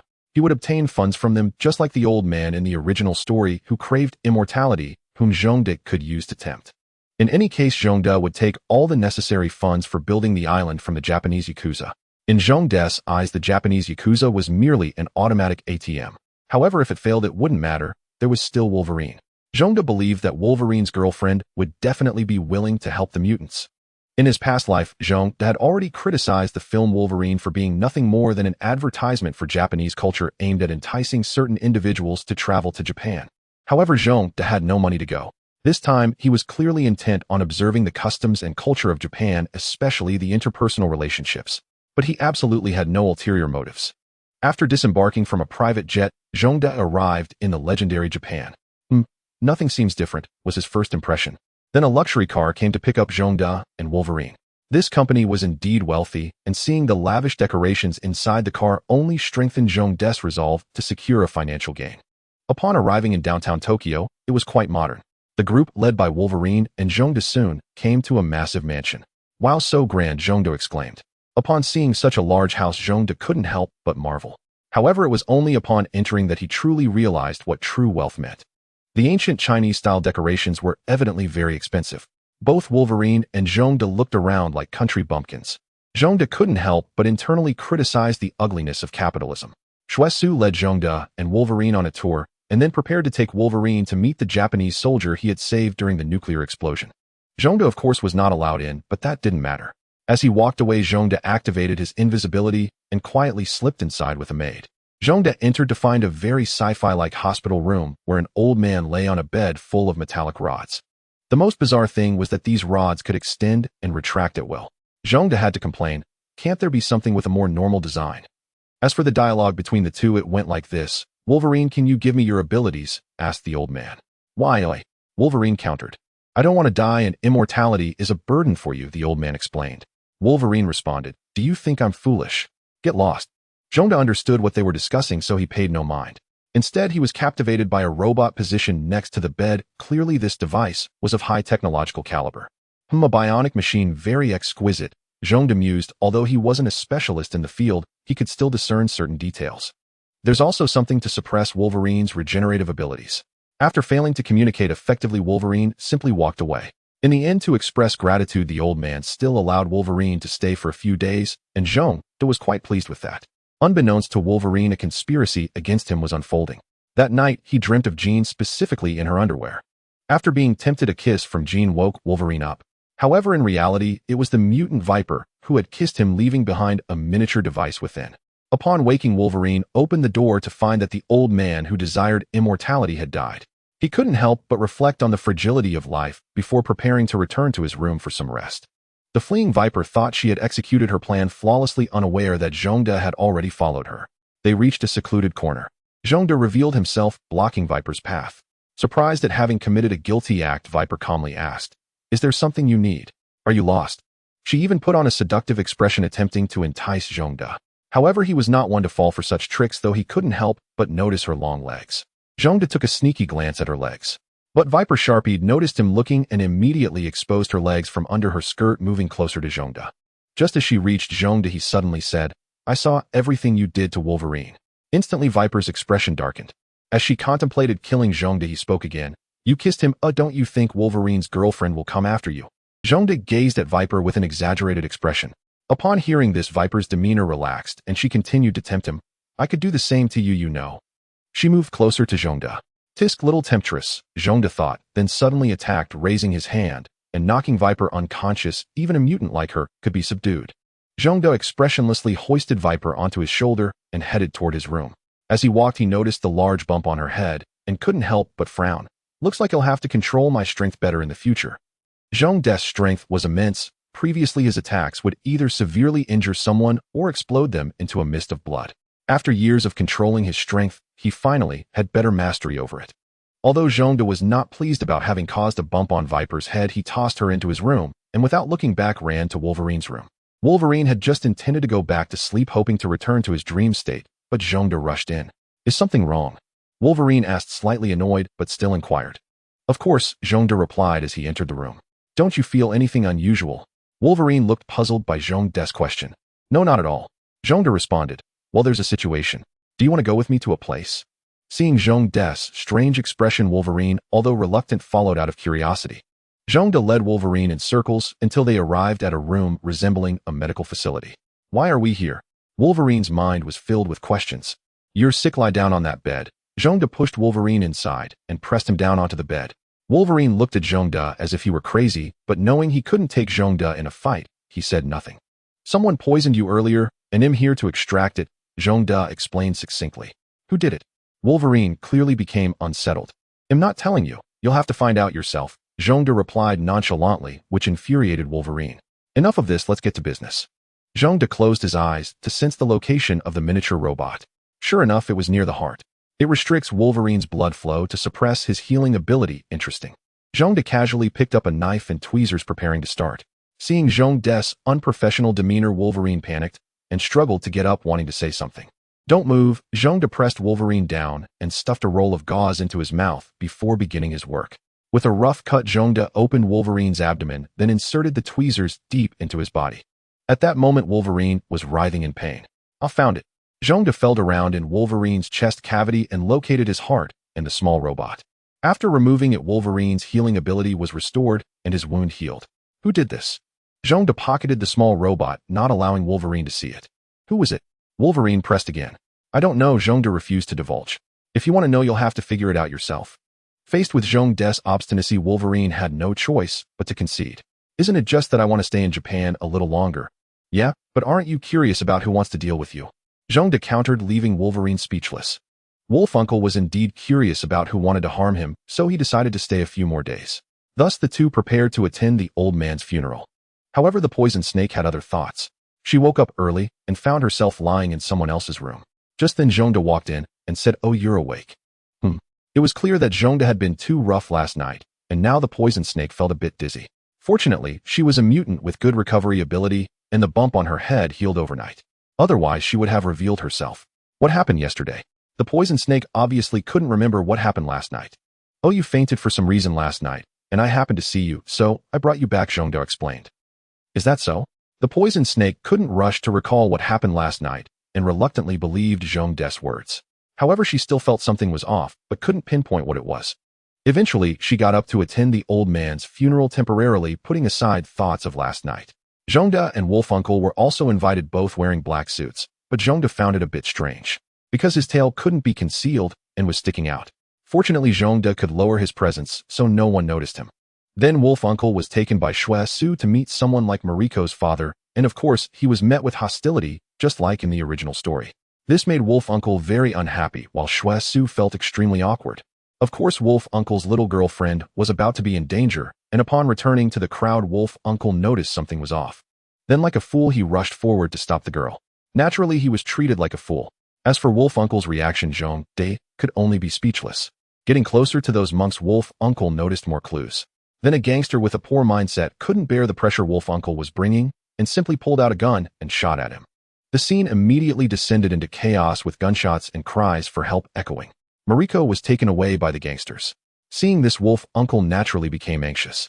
How could this happen to such a beautiful woman? His heart racing, he pursued them. Zhongde, taking advantage of the chaos, left the scene and conveniently stole a car. He didn't intend to participate in Wolfuncle's heroic rescue. His goal was simply to help Wolfuncle gain favor in Mariko's eyes. As for Zhongde, he planned to obtain some funds from the local Japanese gang to pave the way for the creation of an island for mutants. Clearly, the gang forces in Japan were significant, and controlling them would yield endless funds. Thus, Zhongde would gradually find gangs and swallow them one by one. Running outside, Zhongde looked around for someone who seemed like a gang leader. Mitsu. It was evident that Zhongde couldn't tell who the leader was, so he picked the one with the most tattoos and captured him. Dragging him into a corner, he began to use violence to extract information. Zhongde was lucky. He had caught a small leader who knew quite a bit, but not too much. He learned that their gang was one of the top gangs in Japan, hired by Mariko's father to capture her. However, Zhongde was not interested in this. Instead, he wanted to know where their boss was. Zhongde realized that the Japanese gang hierarchy was strict and eventually learned about this small leader's boss. Although he didn't get everything he wanted, it was still somewhat useful. Zhongde dragged him to find his boss, and soon Zhongde saw a bald man covered in tattoos, more than he had. Sure enough, the level in the underworld was determined by the tattoos on one's body, Zhongde thought to himself. However, the bald man clearly did not think so. He dared to attack him without a word and ordered his men to take down Zhongde. But upon seeing Zhongde's unusual appearance, the curses in his mouth were swallowed back. Zhongde wasn't angry. After all, he was just an ordinary person, so with a casual wave of his hand, the man was knocked down. Meanwhile, the small leader turned pale, looking at Zhongde in fear. Zhongde dragged the bald man step by step into the house. After some inquiries, Zhongde learned that the entire gang in Tokyo was under the jurisdiction of the Yamaguchi-gumi and had to pay a financial tribute each year. However, different gangs still had a lot of freedom. Small gangs like the bald man generally depended on larger gangs doing small tasks or providing people but all of this was compensated. Finally, based on the bald man's information, S.H.I.E.L.D. learned about their affiliated gang. After knowing all this, he got a long trench coat with a hood to cover his unusual figure. Using a spatial gem to reduce his presence, S.H.I.E.L.D. could finally walk openly on the street. He then approached step by step towards the first-class and second-class gangs in Japan. Eventually, S.H.I.E.L.D. discovered a top Japanese gang, called Hanakami, whose main business was the entertainment and sex industry with shares in almost all entertainment businesses in Tokyo and surrounding cities. However, since their primary business was in the entertainment industry, they were relatively weaker in combat and armament. Moreover, the entertainment industry is quite profitable, and other gangs want a piece of the pie, so their relationships with other factions are not very good. Clearly, this was a good target for S.H.I.E.L.D. The key point was that the boss of this gang seemed to be a woman, which was quite rare in the Japanese underworld. Having determined his target, S.H.I.E.L.D. quickly began to prepare his plan. After learning the boss' residence through violence, S.H.I.E.L.D. planned to sneak in quietly and have a very harmonious and friendly conversation with the head of Hanakami. Meanwhile, Wolf Uncle, who was fleeing with the girl, had already boarded Japan's Shinkansen heading for Nagasaki. The scene shifted back to S.H.I.E.L.D. Now he had reached the outside of the Hanakami boss villa. The villa was quite grand, but still paled in comparison to the old man's in the original story, as the latter had some background. Decorated in a modern style, it had many people on guard. The villa looked splendid, but there were hidden sentries and security personnel everywhere. With infrared cameras, guard dogs, and patrols all armed to the teeth, the security was somewhat excessive. There are 3 patrol teams, 4 hidden sentries around the house, and 4 two-person teams, with police dogs, not to mention countless cameras. S.H.I.E.L.D. analyzed using spatial perception. So many guards. This is abnormal. Peeking from outside, he sensed that the strength of the guards was somewhat excessive. It seemed that Hanakami had encountered some trouble. However, this was better as S.H.I.E.L.D. could take the opportunity to extract more money inside. After consideration, S.H.I.E.L.D. began his infiltration plan. Due to his invisibility being too overpowered, he decided not to use it to break through this guard force, adding some difficulty for himself. Clearly, S.H.I.E.L.D. had been invincible for too long, and this time, he wanted to find some challenge for himself.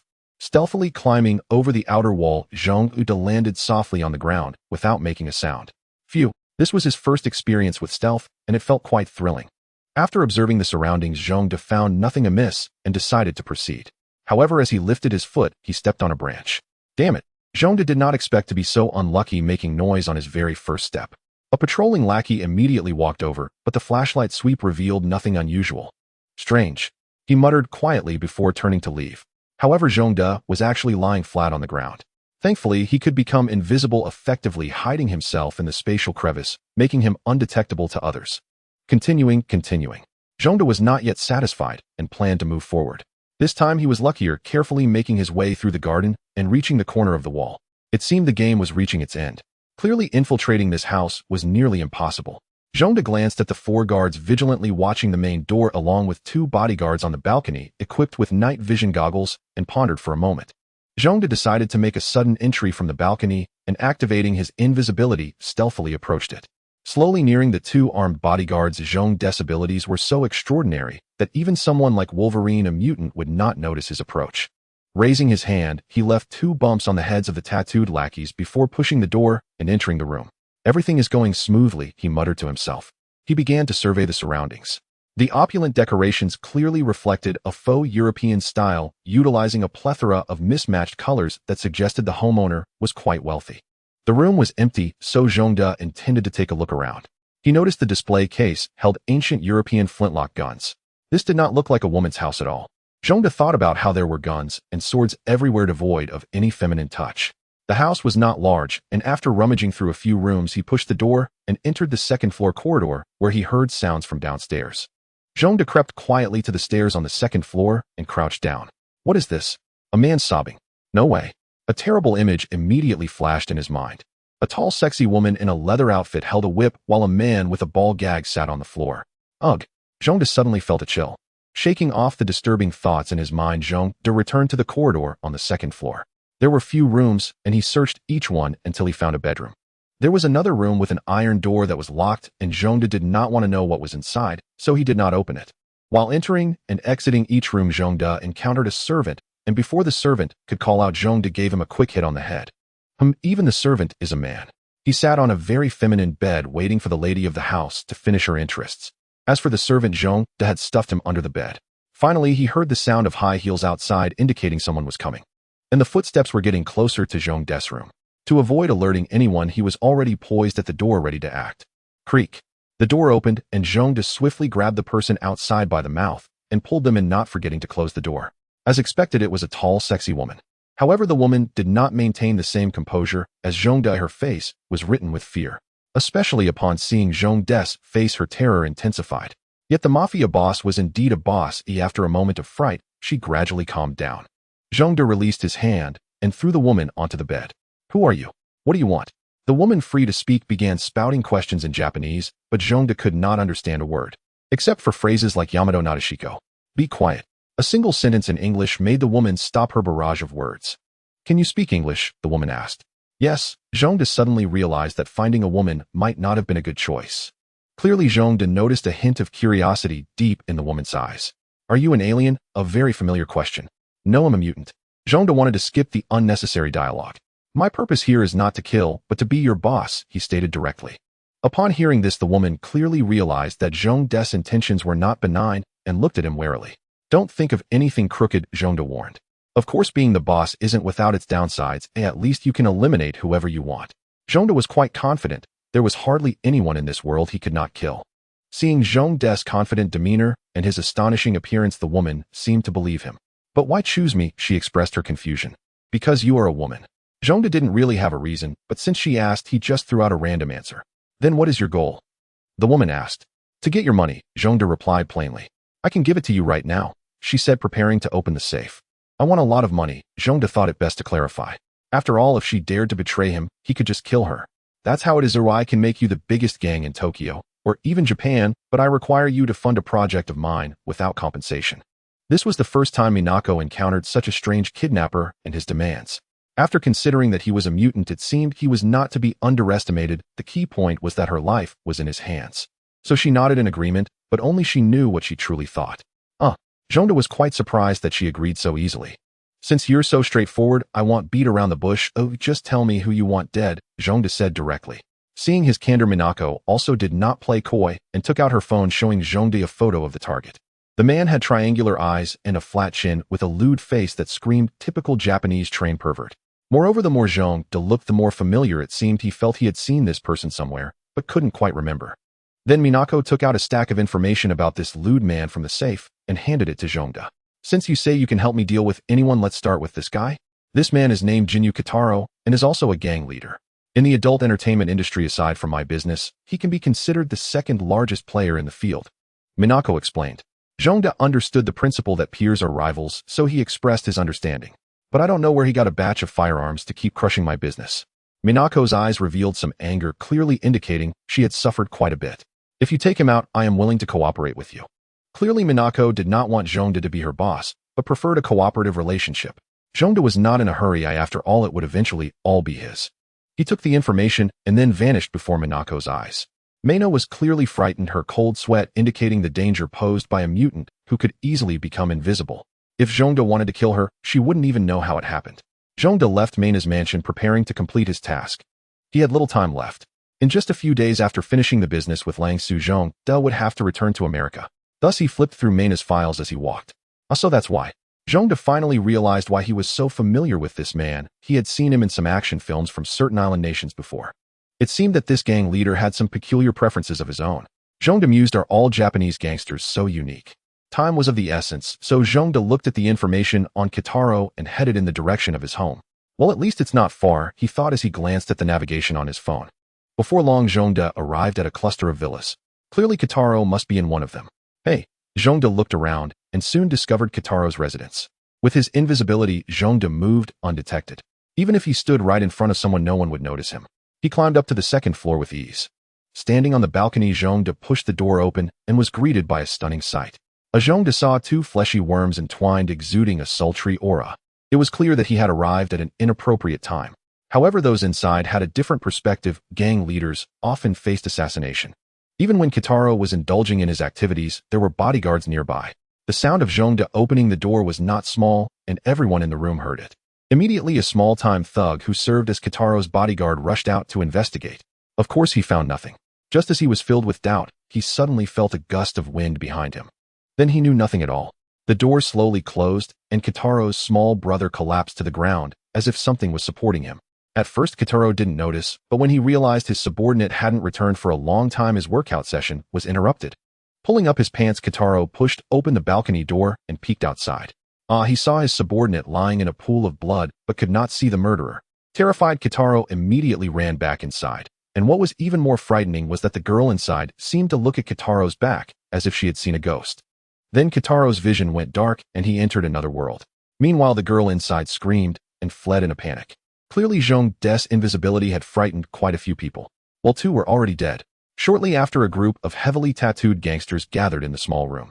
After a moment of silence, a bald man who appeared to be in charge muttered something to those around him. Then they dispersed, starting to search for something. Evidently, these people were intent on avenging their former boss. They at least wanted to find the murderer. Watching the organized search for the assassin, Zhong De felt that merely killing one person was insufficient. Thus, Zhong De decided to begin his killing spree tonight.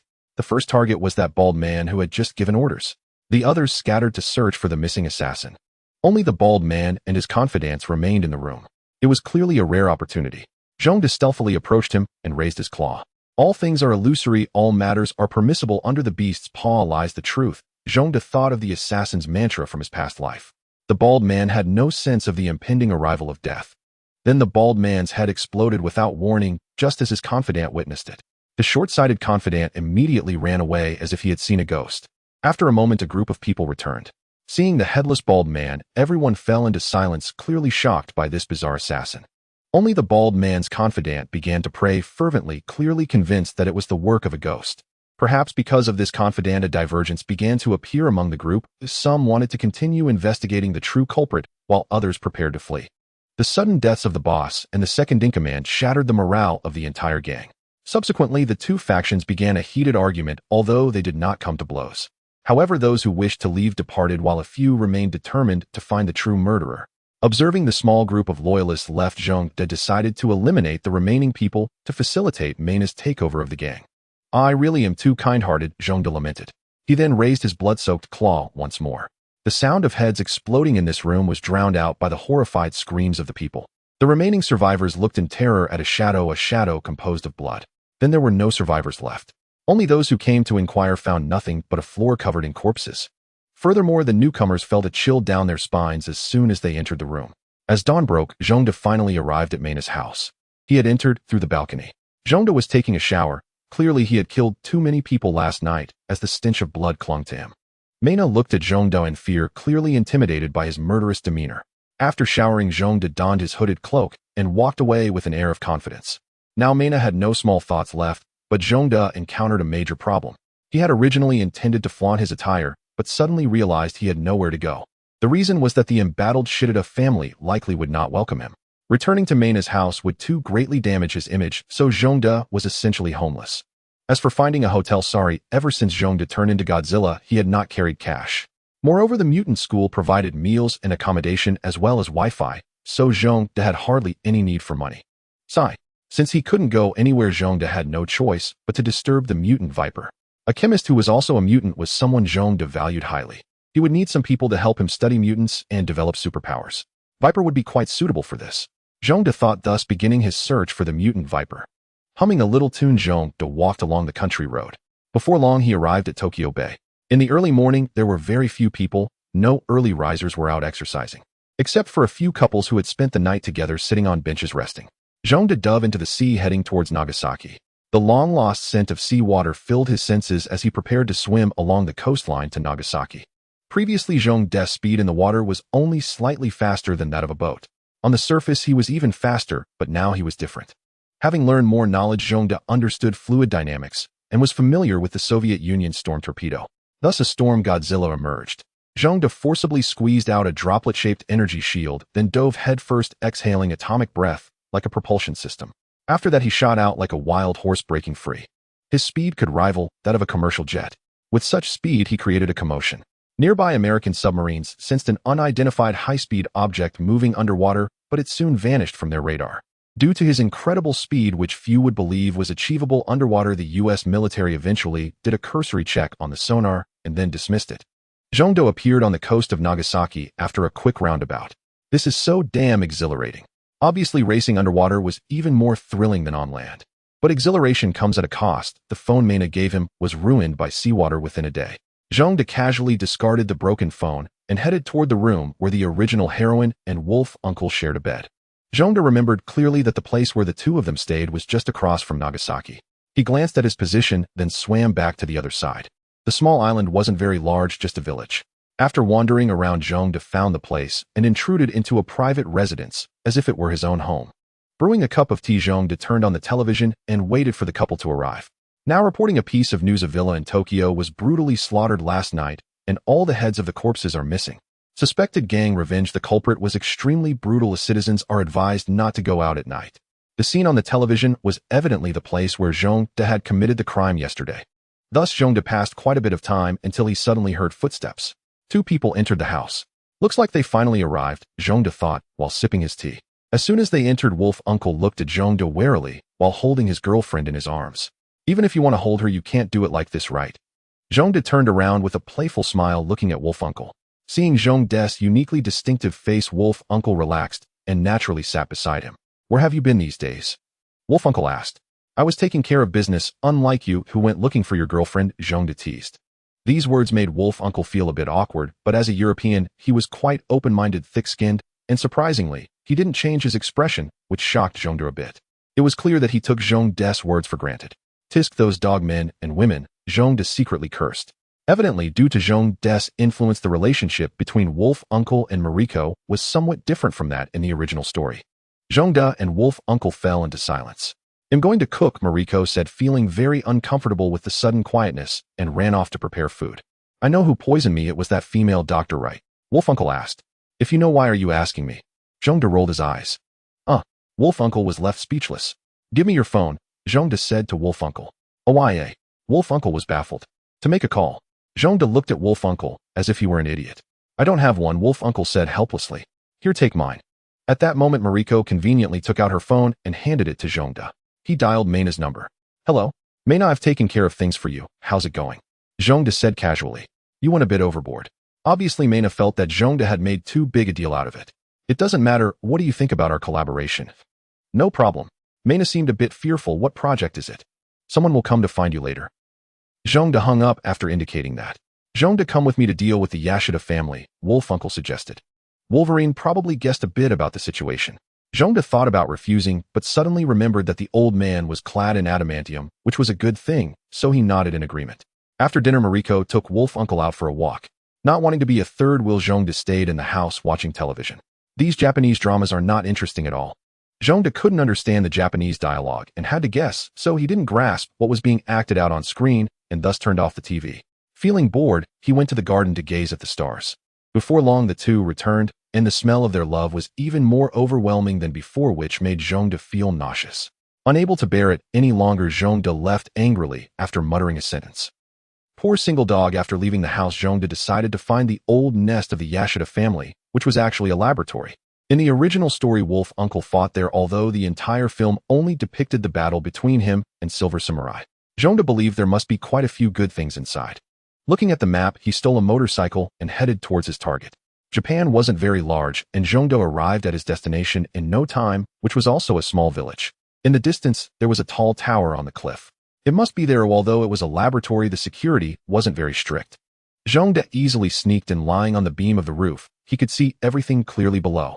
The old man Yashida was indeed alive, but was hanging on to life with the Silver Samurai's mech. But he wouldn't need it for long. With Wolverine's immortality, Yashida could soon return to being 18 again. At least that's what he thought.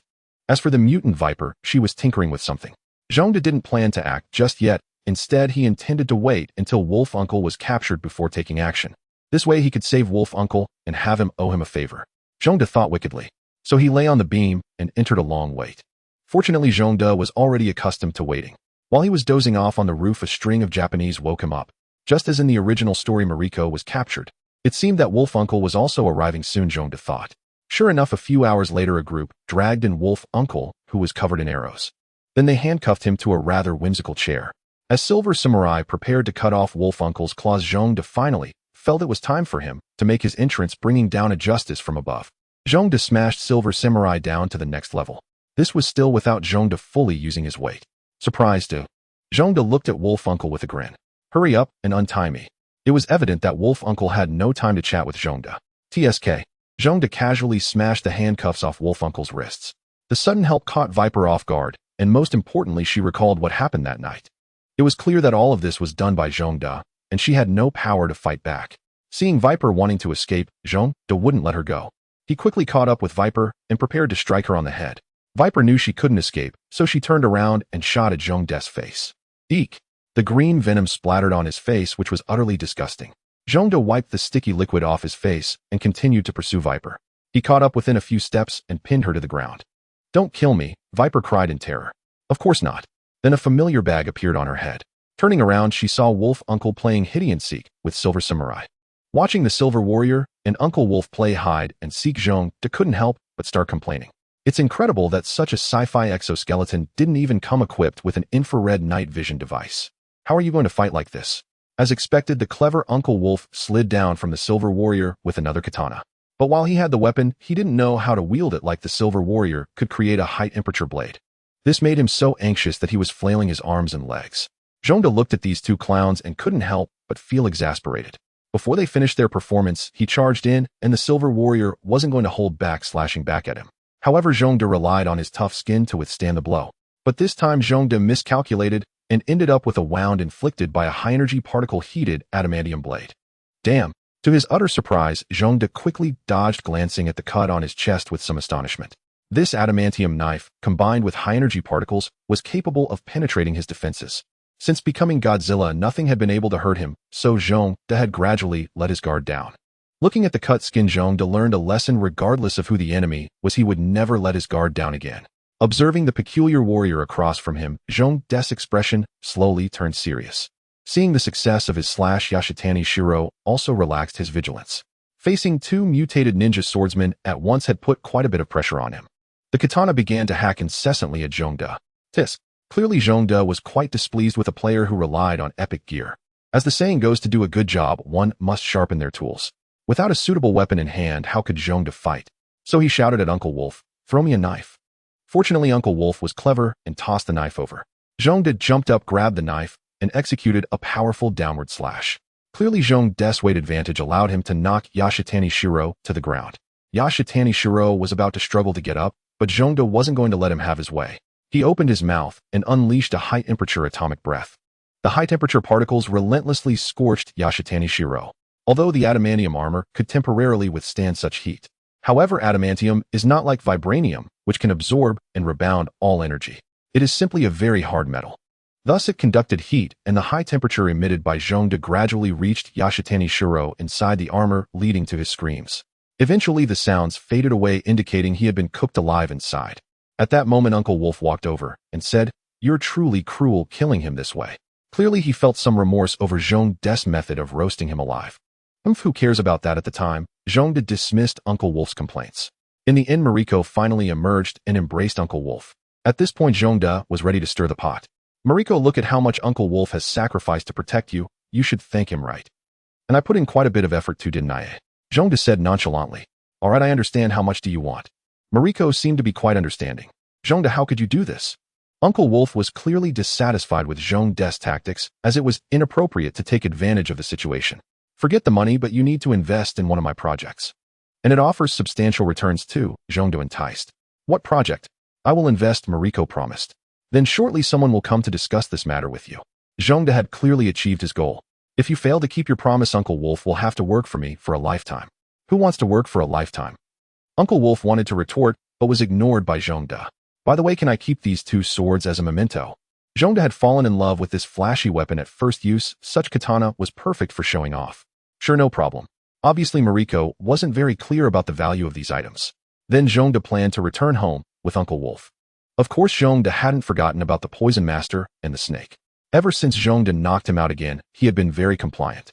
But Zhongde felt it would be safer to let the professor train him a bit more. During this time Zhongde also called Professor X, informing him that the funding for the island construction had been resolved. So soon. Professor X was very surprised. "Who provided the funding?" You'll have to ask Uncle Wolf about that," Zhongde said teasingly. Then Uncle Wolf and Zhongde boarded a plane back to America.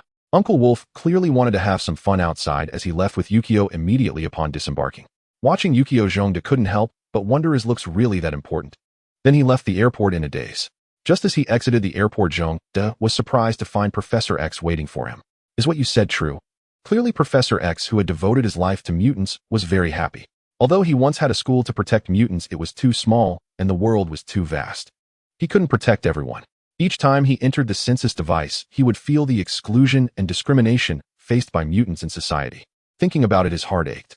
However, Zhong-de thought of a way to protect more mutants, which made Professor X unable to contain his excitement. Hurry, introduce me to the people. Zhong-de, looking at the excited Professor X, told him the phone numbers of Mena and Mariko, explaining that Mariko was Uncle Wolf's girlfriend, so Professor X shouldn't worry, while Mena was a gang leader who might be unruly, so the professor should be cautious. Professor X's reaction was quite different. The usually easygoing professor now seemed like a different person. If she dares, she'll regret living in this world. Clearly Professor X placed great importance on Zhong-de's plan. Zhong-de was sent back to the mutant school and Professor X took him to a conference room. Upon entering, Zhong-de saw a large group of people discussing something. This scene startled him. Zhong-de's arrival silenced the once lively conference room. Haha, this is the creator of the plan, the monster Zhong-de. Clearly Professor X was in good spirits as he believed he had finally found a way to save mutants. Is this your plan, eh? Very good. A person with blue skin and blue fur approached Zhong-de, shaking his hand warmly. Clearly Beast was delighted to see Zhong-de, as they both shared a beast-like appearance and sharp minds. Cyclops was also present at the meeting along with Magneto and others. Zhong-de looked in astonishment at a group of people who shouldn't have been there, then turned to Professor X. How did you gather so many people? Zhong-de was very surprised. Your plan is grand, it can't be accomplished by just 1 or 2 people. And this is a matter concerning all mutants, they should all be involved, Professor X said. Aren't you afraid they'll cause trouble? Zhong-de was still quite distrustful of Magneto. At his age, he still acted like a reckless child, causing chaos. Clearly many events in the X-Men storyline were directly or indirectly related to Magneto. Hey kid, I promised Professor X. At least during the island construction period, Magneto assured, sensing Zhong-de's concerns. Tisk, I could be your grandfather at my age. Zhong-de was quite displeased with Magneto's address. However, Zhong-de had somewhat accepted them, especially since returning from Japan. Zhong-de suddenly felt a sense of unease, but he couldn't pinpoint the reason. A month has passed, and with the help of Beast, Magneto, and Professor X, the construction plan for the island has finally been finalized. Next comes the performance by Zhong-de. Clearly a dormant underwater volcano cannot erupt without reason. There must be a pressure differential. Therefore, in the plan, a group intends to artificially create a pressure differential to force the volcano to erupt. Not just any eruption, but a full-scale eruption. This will allow magma to quickly accumulate and form an island. Afterward, modifications will be made to this island. However, causing a dormant volcano to erupt is no easy task. Firstly, a tremendous amount of energy is required and the energy release points must be precise. If there is any deviation, it is very likely that the magma will not accumulate into an island. Soon Beast gathered everyone for a final meeting in the underground laboratory before the island construction, detailing the steps of the project. Then everyone saw a 3D projection which displayed the conceptual image of the entire island. As for the Edmund alloy needed for the island construction, it had also arrived, obtained by Professor X, who used his superpowers to directly control the truth particles and acquire all the remaining Edmund alloy. Although it was not very ethical, Professor X prioritized the future of mutants over such concerns. It can be said that now all the groundwork for the island has been laid, with everything ready but for the right moment. Without delay, after the island construction meeting concluded, Beast began to slowly inform Zhong-de about where to release energy and how much to unleash. Zhong-de listened intently, as this island was also a labor of love for him. Finally, the X-Men and Magneto arrived at a location in the Pacific Ocean which would soon become a marvel of the world, a homeland for mutants. Zhong-de waited in the sea for Beast while Magneto hovered above, holding a DV camera to document this historic moment. Under the sea, Beast and Zhong-de began finalizing the details for the island construction. Beast was extremely cautious, checking the instruments in his hands, repeatedly marking the locations where energy needed to be released. Let's begin, Beast said, swallowing hard as he looked at Zhong-de. It was clear that witnessing such a monumental event for the first time made Beast quite nervous. Zhong-de nodded. He was in his complete form. As he opened his enormous mouth, it created a vortex in the surrounding waters, and energy began to gather as a radiant glow emerged from his mouth. Then a thin and long high-energy particle struck the volcano. Despite its immense power, strangely, the volcano did not erupt, but remained in a peculiar state of balance.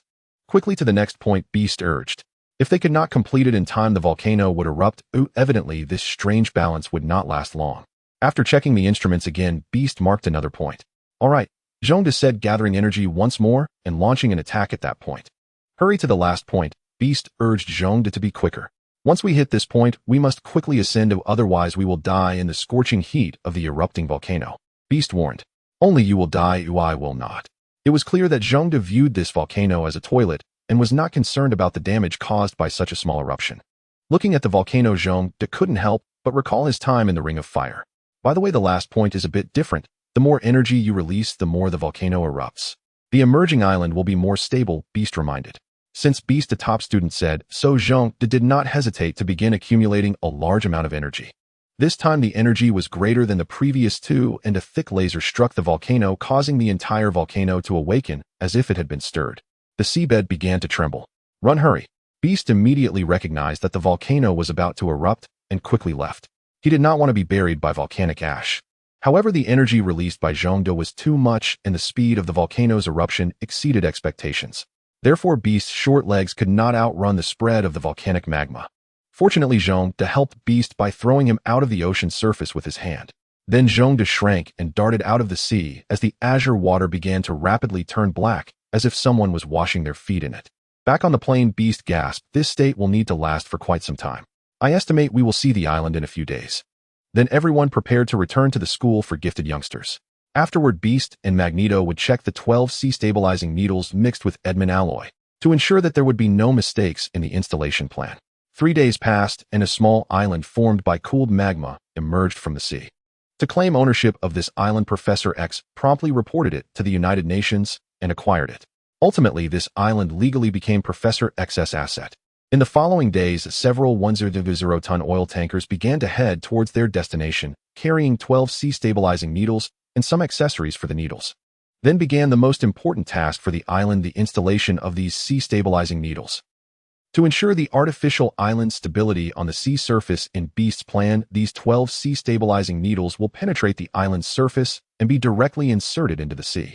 Thus, Zhongde transformed into a large construction device, and following Beast's instructions began drilling into the seabed. Clearly, only Zhongde could accomplish such a task beyond human capability. After following Beast's instructions for half a day, he drilled 12 suitably sized holes in the island.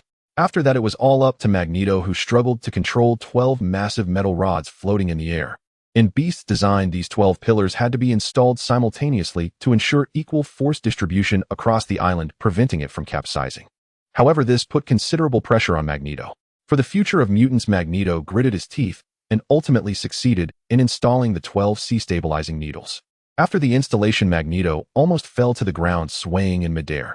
Fortunately, he reacted in time and floated back to the island. Professor X looked at him with concern. "Are you all right, my old friend?" "Oh, I'm fine, just a bit fatigued," Magneto said with a nonchalant smile. Afterward, it was time to activate the 12 pillars, which of course would also be done by Magneto. However, these tasks were relatively simple. Magneto activated the energy in the 12 pillars with minimal effort. After the entire island shook, the basic construction of the island was completed, and the focus shifted to building the essential facilities on the island. As the small island gradually stabilized, the construction of facilities on the island began. An engineering team from China started building infrastructure such as roads and bridges. However, the performance of the Lanxiang technicians was particularly outstanding. After half a year of construction, the entire island began to take shape. Moreover, Magneto and Professor X also started to reconcile, setting out together to find mutants in the wild across the globe. Furthermore, there was a clear division of labor. The obedient were managed by Professor X, while those who were not were under Magneto. As for Zhongde, he was finally promoted because he was the one who wrote the plan for the artificial island and was collectively elected as the island's leader. Although Professor X was still in charge of managing the island, given his esteemed reputation and experience, Zhongde was nonetheless pleased to have received a promotion. He happily watched the Lanxiang technicians excavating and building roads. However, while he was enjoying the moment, an overwhelming force suddenly descended from the sky. "What on earth is this?" Zhongde looked up at the sky in terror, feeling as small as an ant under this mighty power. Zhongde then carefully sensed the situation. "Is this the power of time?" he pondered. "My." Although this force was immense, no one else on the island seemed to feel it. "What's going on?" Zhongde wondered. The power began to spread across the entire Earth.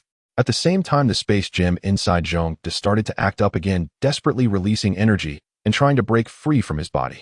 Zhongde's commotion immediately caught the attention of the illusion cat nearby. "Uncle Zhong, are you alright?" "If I'm fine, that would be strange," he replied. Zhongde's body began to emit a blue glow, flickering as the power started to converge around him. What the hell? Zhongde tried to control the amount of the space gem within him. However, due to the interference of the external force, he quickly lost control, and a familiar sensation of immense spatial distortion enveloped him. Am I going to travel through time again? Zhongde thought helplessly.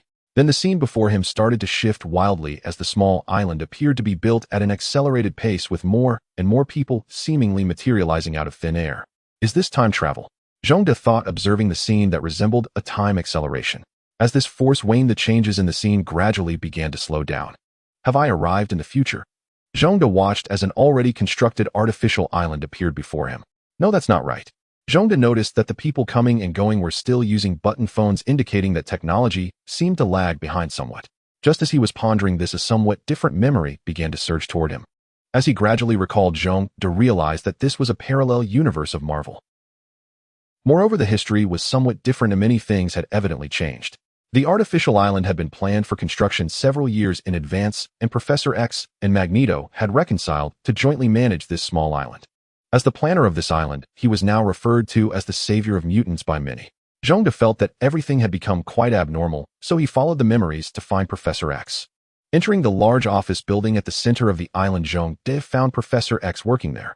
Upon entering, he saw the deceased Jean Grey and Cyclopes along with another person who bore a similar expression to Wolverine. Inside the office, Zhongde began to ask Professor X some questions, but the professor was evidently just as confused. Then Wolverine arrived and started to tell Zhongde some things he was unaware of. After Wolverine's explanation, Zhongde finally understood. Are you saying the timeline has been altered? He thought to himself, realizing this resembled a plot of reversing the future. Then regarding the Sentinel program, how could mutants lose with me around? Zhongde had more questions. You disappeared before the island was built, and after that we never saw you again, Wolverine explained. What do you mean I disappeared? Zhongde recalled encountering that force while building the island, which led to his time-space distortion into this world. What on earth is going on? Zhongde felt perplexed, but ultimately decided to stop overthinking and let things unfold naturally. He then left Professor X's office. Returning to his new home, a small villa in his memories, it was evidently much more impressive than the dormitory he had in the mutant school. It was a common two-story American villa complete with a small garden filled with vegetables and other crops. The atmosphere in the villa community was quite novel. This has a very Chinese style, Zhongde commented. Evidently some habits had been ingrained in his soul, and even switching bodies could not change that. Taking out his keys, Zhongde opened his home's door, starting to contemplate the sudden arrival in a new world. The first priority was to check on his most important possession, the space gem. Having caused trouble during both of his previous travels, Zhongde decided to thoroughly investigate it again. Zhongde sensed a wave of consciousness emanating from the gem. Is the gem alive? I never noticed it before. Zhongde was startled. He quickly submerged his consciousness into it, intending to expel this suddenly discovered awareness. However, upon entering the interior of the space gem, Zhongde found this consciousness to be quite weak, appearing as small as a tiny spark before him. Regardless, Zhongde viewed it as a threat, and without hesitation forcibly extracted it from the space gem and tore it apart. Even in the shredded consciousness, Zhongde received quite a bit of information. It turned out this was merely a newly birthed consciousness, the very essence of the space gem itself. Originally, the space gem belonged to the power of the goddess of vengeance, and there were 7 in total. One of them, called the Self Gem, contained the consciousness of the goddess of vengeance, while the other 6 gems were managed by the Self Gem. However, after traveling into another world, the Self Gem could no longer receive signals from the Self Gem, thus developing its own consciousness. But after Zhongde returned from Pacific Rim to Marvel, the Self Gem reconnected to the Space Gem and conveniently suppressed the newly generated consciousness within it. Now that Zhongde had traveled again, he was more familiar with the Space Gem and finally discovered this minuscule consciousness. So I didn't just travel through the timeline, but rather through time and space. This is also why I disappeared in the original Marvel. At this point, Zhongde finally began to understand the whole sequence of events. However, being a very cautious person, after learning all this, Zhongde hurriedly allowed his consciousness to fully enter the Space Gem and completely took control of it. Zhongde would certainly not naively believe that the goddess of vengeance hadn't set any backdoors within these gems. In the end, Zhongde completely mastered the Space Gem, making it a part of himself. This was a true possession. Previously, the Space Gem felt like something borrowed, and as long as the Self Gem wanted it to leave Zhongde, he would immediately lose it. But now it was different. His consciousness completely occupied the gem. Zhongde could now fully harness the power of the Space Gem, making teleportation feel as effortless as breathing. Most importantly, Zhongda's perception ability had significantly enhanced, but due to his consciousness not being strong enough, he could only perceive things within the entire solar system. However, Zhongda discovered something even more interesting. He found a cosmic cube in this world. Indeed, it is a parallel world, he thought. What delighted Zhongda the most was the existence of a space gem in this world. This meant that Zhongda could obtain a space gem, but after some careful sensing, he discovered that this space gem had already been found by humans. With the ability to sense the entire solar system, Zhongda was evidently very powerful. He now resembled Professor X, acting as a beast-like census tool. Moreover, he didn't need to rely on any instruments. After enjoying his remarkable spatial perception, Zhongda withdrew his consciousness. He then flipped over from the sofa and turned on his computer. Zhongda was still quite curious about the history of this new Marvel world. Amidst the year 2009, he noted as he glanced at the date on his computer. He then opened the browser to check out the latest trending news, only to find a report about Stark's disappearance. Stark Industries' stock began to rise. Amid Stark again, Zhongda faintly recalled seeing this news when he first arrived at the X-Men. However, after that there was no further news, and it seemed Stark had simply vanished. Thus, Zhongda eventually forgot his desire for a suit of armor. It looks like this will be an even grander world, he thought. Clearly, the previous Marvel only had mutants, and even the S.H.I.E.L.D. influence was quite small. But this place was different, as Zhongda remembered that after the mutant island was established, the director of S.H.I.E.L.D. had come to pay a visit. The reason was that Zhongda had seen a photo in Professor X's office featuring the always grim-faced director alongside Professor X, Magneto, and himself. Moreover, in this world, mutants were now referred to as superpowered individuals. Although many still feared them, the situation was much better than in the previous world. The island was named Academy City, just as Zhongda suggested. Its technology was more advanced than other cities, primarily housing research institutes especially focused on the study of superpowers. It seemed that this world was even more dangerous than before, yet grander as well. Zhongda recalled Asgard from Marvel and the Guardians of the Galaxy, who he did not know which galaxy they belonged to. Thinking about it made Zhongda restless. Clearly, the outside world was far more tempting to him. It seemed he could no longer remain idle on this island, and should go out to explore. Zhongda's strength was in his decisiveness, so he teleported to Professor X's office. Professor X was startled by Zhongda's sudden appearance. "Oh, it's you." Seeing Zhongda, Professor X greeted him. "Hee, this is my new ability. What do you think?"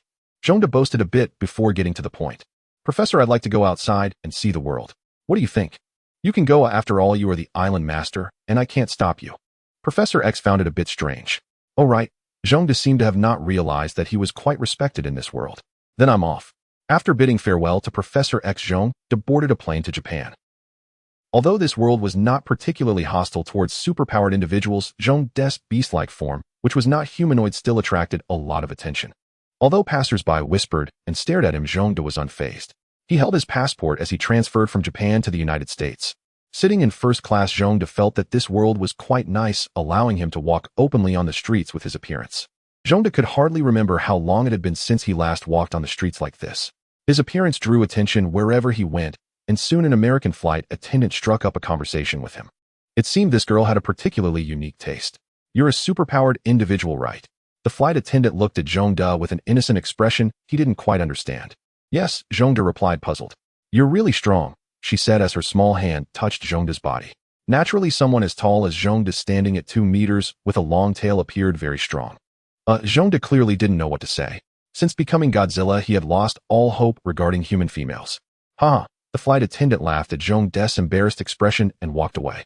Watching her leave, Zhongda began to close his eyes to rest, but the good times didn't last long. As soon as Zhongda closed his eyes, loud shouts erupted from the economy class along with women's screams. Just as Zhongda was about to get up to check the situation, a strange man appeared. Holding something that looked like a wooden block, he shouted, "Everyone stay calm during the hijacking. I'm the one who causes explosions." "What is explosion?" "This is bad." Some people began to whisper, looking bitter. "Who is explosion?" Zhongda asked the man in a suit next to him, who was crouching defensively. "You don't know? He's from the Super Criminal Alliance, very vicious and extremely cunning. The country's special security agency has tried to catch him several times, but hasn't succeeded." The suited man was bold enough to speak to Zhongda, likely reassured by Zhongda's imposing stature. "His ability is to make anything explode. He's a level 3 superpowered individual." The person sitting next to Zhongda rambled on, seemingly fearless. "Oh, I see. It seems this world is somewhat dark as well," Zhongda thought. However, as a friend of justice, he stood up to resist. But suddenly a pink energy rope wrapped around Zhongda. "My!" Zhongda was taken aback by this unexpected turn of events. Everyone stay calm. The flight attendant holding a gun emerged from the lounge. It was clearly a premeditated hijacking. Zhongda had been set up. Well done, Binding is obviously this flight attendant's nickname, Explosion said as he approached Zhongda. They had clearly made full preparations to ensure no other superpowered individuals could ruin their plans. Then Binding attempted to take Zhongda away for solitary confinement. Superpowered individuals are indeed troublesome, Binding thought to herself. Zhongda was already too exhausted to complain about his bad luck in the sudden hijacking. Watching Binding approach him, he only wished to say that all schemes are useless in the face of strength. With a casual flick, he broke free from the binding and grabbed the beautiful flight attendant, pulling her into his embrace. This unexpected reversal caught everyone off guard, especially Binding. Her ability was to bind people with energy, and although it was not lethal, Binding's strength was exceptionally formidable, especially against Zhongda, who had beast-like abilities. Now that Binding was being held captive, she had become Zhongda's bargaining chip. Zhongda then cheekily said to Explosion, "You might as well give up, your girl is in my hands. If you surrender, I might consider returning her to you." Evidently, Explosion was just a scumbag and wouldn't ruin his plan for a woman. "If you have the guts, go ahead and kill me. I can always find another one later." Explosion showed no fear of Zhongda's threat. Will cherishing a woman lead to death? Zhongda detested scumbags who viewed women as mere possessions. It seemed as if the hijacking incident had returned to square one. The Explosion still held absolute control over the plane, leaving Zhongda in a passive position. Tisk. Zhongda, feeling displeased, cast off his restraints and raised his claws above his head. Seeing Zhongda give up struggling, the bomber let out a sigh of relief. Then with an angry shout, he commanded the restraints to bind Zhongda again. Clearly this time the restraints were applied directly to him, continuously outputting energy to increase their strength. However, it proved ineffective against Zhongda, who remained unaware of the bomber's intent to eliminate him. As the bomber's massive hand drew closer to Zhongda, he was about to unleash his power upon contact, but his expression changed dramatically. The energy sent into Zhongda's body vanished, as if it had sunk into the ocean. Of course, Zhongda wouldn't give him the time to be stunned. He raised his hand and snapped the bomber's wrist. Once again, the passengers aboard the plane felt a jolt in their nerves. The sudden turn of events made the bomber realize there was trouble. Knowing he was bound to fail, he prepared to use the lives of everyone on board to accompany him to his demise, and with the thought, the entire plane began to explode. But how could Zhongda be unprepared? Self-detonation was a crucial skill for villains. In an instant, a blue protective barrier emerged, enveloping the entire plane and pushing the explosions outside the shield. However, ordinary people could not withstand such a shock. To them, the plane beneath them vanished in an instant. How could they not go insane? Later, they discovered they were enclosed in a blue dome floating in the air as if in zero gravity. Those afraid of heights were immediately terrified, foaming at the mouth and fainting. However, Zhongda could not fly. Losing inertia, everyone began to descend under the influence of gravity according to Newton's laws, which frightened the previously somewhat reassured ordinary people. Those with poor mental resilience fainted while the survivors screamed in terror. Soon everyone on the plane began to experience a bungee jump from 10,000 meters high. After a few minutes, they began to land or fall. No one was screaming anymore. The inside of the protective barrier felt eerily quiet. With a thunderous roar, the protective barrier made contact with the ocean, creating a 10-meter-high wave. All those who had fainted were jolted awake. "Damn, I'm still alive." A young black man started cursing at someone's mother, and judging by his incoherent rambling, it seemed he could no longer rap. Some who still couldn't believe the situation thought they had arrived in heaven. Clearly, it was a joyous occasion that everyone was alive, but now there was the pressing issue of how to signal for rescue.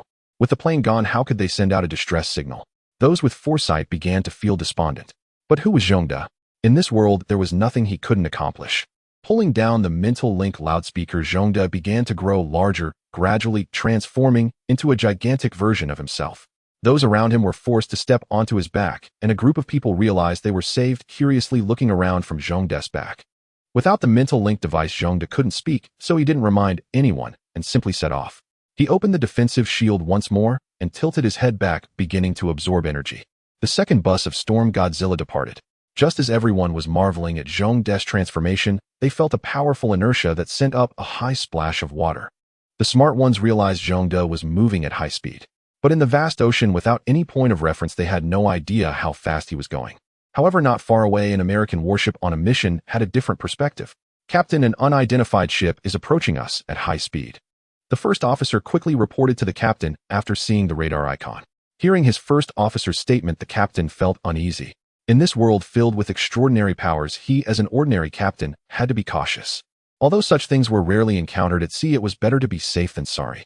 Adjust course and prepare to evade. The captain made a very sound decision.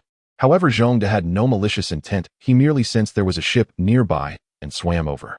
Soon he drew closer to the warship, and the captain saw the towering waves with his naked eye from the bridge. Brace for impact. The captain issued the correct command. However, the people on Zhongde's back had a different perspective. With a point of reference, they realized just how fast Zhongde was moving. Then came the high-pitched screams. Clearly the shadow of free fall had not yet faded, and now it was returning. But how could a seasoned driver like Zhongde capsized? With a precise flick of his tail, he glided smoothly alongside the warship.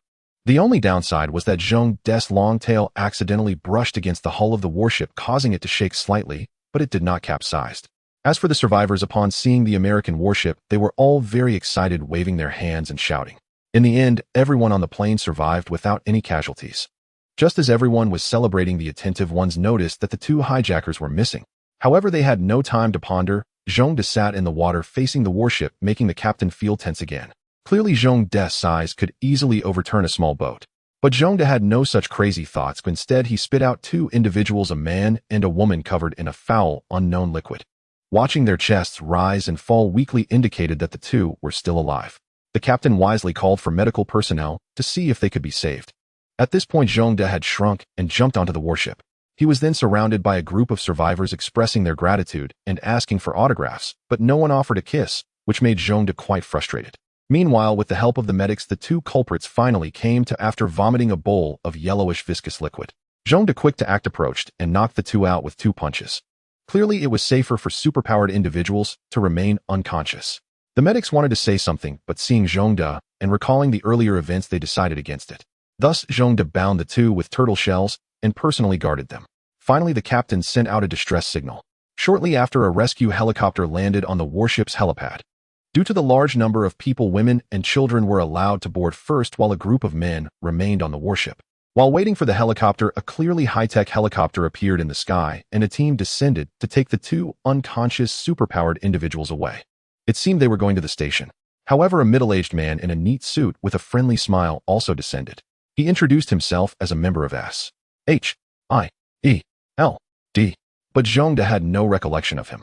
In fact, he was Coulson S.H.I.E.L.D's designated protagonist negotiator. He approached with a signature smile, saying, "Good to see you again, Mr. Zhongde. Who are you?" Zhongde asked, somewhat confused. "Have we met before?" Although Coulson felt quite embarrassed by Zhongde's words as a skilled social agent, he maintained a good temper upon hearing Zhongde speak. He introduced himself once again. "Oh, I remember now." Zhongde finally recalled that he was just a messenger used in many fanfiction dialogues between protagonists and the stern director. Seeing Zhongde smile, Coulson also forced a smile. "What do you need me for?" Zhongde knew that whenever this person showed up, something good was about to happen. "It's about 2 superhumans," Coulson replied perfunctorily. "I don't believe it," Zhongde said, directly causing Coulson to feel awkward once more. After a few dry laughs, Coulson revealed his true purpose. "Then I'll trouble Mr. Zhongde with the purpose of going to America. It's nothing, just that the world is so big and I want to see it." Zhongde indeed had no specific purpose. He simply wanted to see various superheroes from Marvel and America. Clearly, Coulson did not believe Zhongde's words, but he was just being polite. Coulson did not press further and indicated that Zhongde could enjoy his time in America. He then took the 2 superhumans away. "By the way, what will happen to these 2? Zhongde was clearly curious about the consequences of superhumans committing crimes. "They'll go to Academy City, where there are special facilities for them." This was no secret, so Coulson told him. However, it was quite astonishing that as an island master, Zhongde was unaware of this. Coulson did not dare to elaborate further. Currently, only the influence of Academy City was the strongest among extraordinary powers. S.H.I.E.L.D also wanted to form a super team similar to the X-Men, but they were struggling to find candidates. In the end, Zhongde arrived in New York following the last wave of survivors. However, this New York was clearly different from the one in his original world. It was a very open city with a variety of ethnicities. There were even some superhumans who did not hide their identities. On the surface, ordinary people and superhumans seemed to coexist well, but later Zhongde learned that New York was one of the few friendly cities with Academy City. Superhumans were allowed to roam the streets without registration. In other cities, all superhumans were required to register. Although there was still some unfairness, it was certainly much better than the previous world, wasn't it? Zhongde was a content man. Walking along the bustling streets, he first needed to find a place to stay. He found a simple budget hotel, but it was marked as superhuman friendly. So Zhongde chose this place to stay for a month, clearly intending to remain in New York for quite some time. The receptionist was clearly a superhuman, evidenced by the flapping wings on her back. However, the receptionist was taken aback, clearly surprised by Zhongde's unabashed appearance, especially in a beastly form. Although New York was an open city, individuals like Zhongde were still rare. Yet all superhumans were very enthusiastic. She also informed Zhongde about a superhuman bar where he could find some entertainment. Zhongde's wish for this trip to New York was simply to meet the legendary Tony Stark. In the previous world, Tony had disappeared and never reappeared. Zhongde had been too busy to search for him in the Middle East. But this world was different. Tony had returned. Stark Industries stock had soared, and just recently Tony announced he would close the arms division. Clearly Iron Man was about to make an appearance. As for Zhongde, he was contemplating how to have some fun, especially since Tony was wealthy, often portrayed as a generous figure in others' Marvel stories. Zhongde was considering how to trick some money from him. Just as Zhongde was lost in thought, a sudden commotion arose outside. Curious, Zhongde leaned out to see a girl with a fox tail being harassed by a burly man. While such a cliché situation can actually happen, Zhongde sighed and prepared to be a hero, planning to take the fox girl home. However, what happened next was shocking. Doors along the corridor swung open, revealing that nearly all the residents of the hotel were superhumans, and they were quite united. Upon seeing the girl being bullied by an ordinary man, they started to voice their condemnation. Several hot-tempered individuals had already stepped out of their rooms, eager to take action. Judging by the atmosphere, the burly man looked a bit intimidated. After a few harsh words, he left in a hurry, clearly scared off by the display of unity among the superhumans. Zhongde was very surprised by this outcome, how united the superhumans were. Perhaps it was this unity that allowed them to establish themselves in an ordinary world. Zhongde sighed once more. This was just a small incident, or after the commotion passed, he hummed a tune and went to take a shower and sleep. Zhongde slept soundly throughout the night. The next morning the sun shone brightly, and Zhongde was in a good mood. After having breakfast at the hotel, he set out. Today Zhongde decided to pay a visit to his classmate Tony. But how to approach someone he didn't know? It was simple. He could just break into his house. After all, Tony was high profile, and his address was easily found online. So Zhongde hastily hailed a taxi to Tony's residence. Indeed, as a wealthy second generation, he usually had nothing to do. Thus Tony was at home working on his Mark II suit. However, at that moment Zhongde arrived and entered without any disguise. "Sir, you are trespassing." Jarvis, lacking any attack capability, could only warn him. "I know," Zhongde casually replied, and prepared to push open the locked door. Just then Tony finally appeared. Clearly he was not pleased with an unfamiliar visitor like Zhongde. "I don't care who you are, get out." Tony mocked Zhongde's appearance. Then Zhongde pushed the door open. "What do you want?" Instantly Tony panicked. Currently he was just an ordinary person, and dealing with someone like Zhongde felt like suicide. Zhongde was in a good mood. "I heard you built an exoskeleton armor. Send me a set." Zhongde was very clear in his request, but did not mention anything about money. Eventually Tony calmed down and shook his head, saying, "No, not even if you are a friend of my father's." "Huh." Upon hearing Tony's words, Zhongde's first reaction was a confused expression. "How did I suddenly become acquainted with your father?" "I know your father. Of course, your appearance is too memorable. I saw a photo of you with my father in his office when I was a child," Tony replied honestly. "I actually met Tony's father. How come I didn't know?" Zhongde pondered, wondering what he had done in this world. "Then can you give me an armor set for the sake of your father?" However, Tony stubbornly refused Zhongde's request. This left Zhongde somewhat helpless. He had thought about just taking it by force, but since they knew each other, he felt embarrassed to do so. So Zhongde coaxed, "Well, your exoskeleton mech has quite a few issues. I can help you with that." This statement infuriated Tony. After all, he was an arrogant genius, someone who would not even bow to his own father. "Since you say so, let's see whose exoskeleton mech is more impressive," Tony said, filled with competitive spirit. "Sure," Zhongde replied without showing weakness, but secretly he thought he had taken the bait. "However, it's unfair because I've never developed anything like that before." Zhongde feigned a look of being at a disadvantage. But Tony was not foolish, saying, "I want simply hand over my technology to you." Zhongde was not interested in Tony's technology. He was after the design schematics of Iron Man's armor. So he said, "I don't need your mini-reactor technology. I only need the initial technology of your exoskeleton mech." Zhongde's true intention finally became clear. Tony thought for a moment and then agreed. After all, as long as one dares to think they can create it, the core component is still the reactor, without which the mech is no different from a toy. Moreover, being the arrogant person he didn't want to take advantage of Zhongde, so he agreed and handed over a set of exoskeleton mech schematics. Thus, the competition between Tony and Zhongde for creating exoskeleton mechs began almost as a joke. Perhaps because of the presence of a rival like Zhongde, Tony became more invested in the new Iron Man suit. During this time, Zhongde naturally moved into Tony's large villa, With so much space, adding Zhongde was no burden. During this time, Zhongde learned quite a bit from Tony. Meanwhile, Zhongde's playful design of the exoskeleton mech was progressing steadily. Tony's suit still featured the same red and yellow paint, appearing rather petty.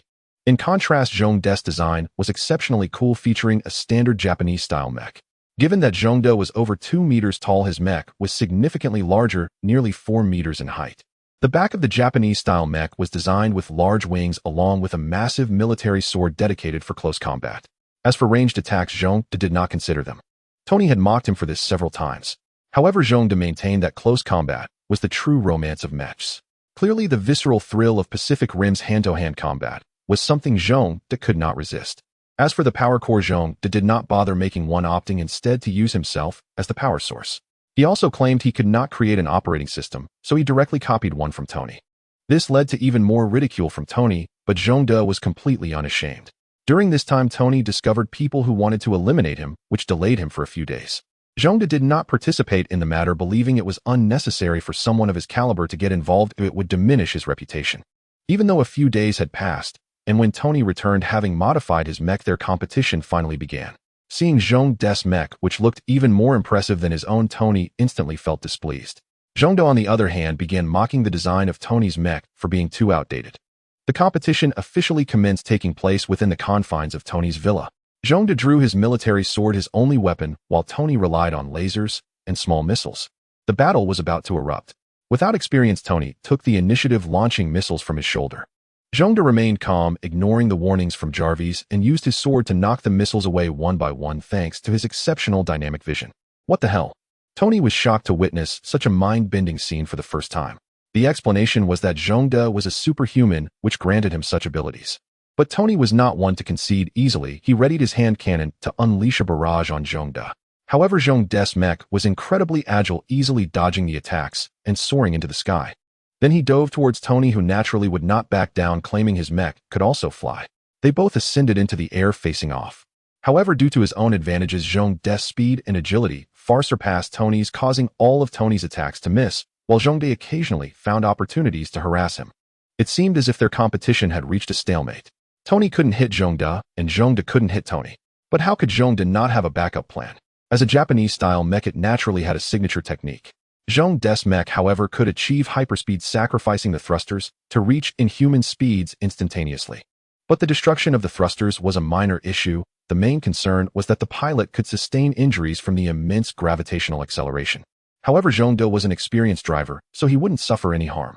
Watching Tony unleash a torrent of firepower not far away, Zhongde decided to show him what the true romance of mechs was.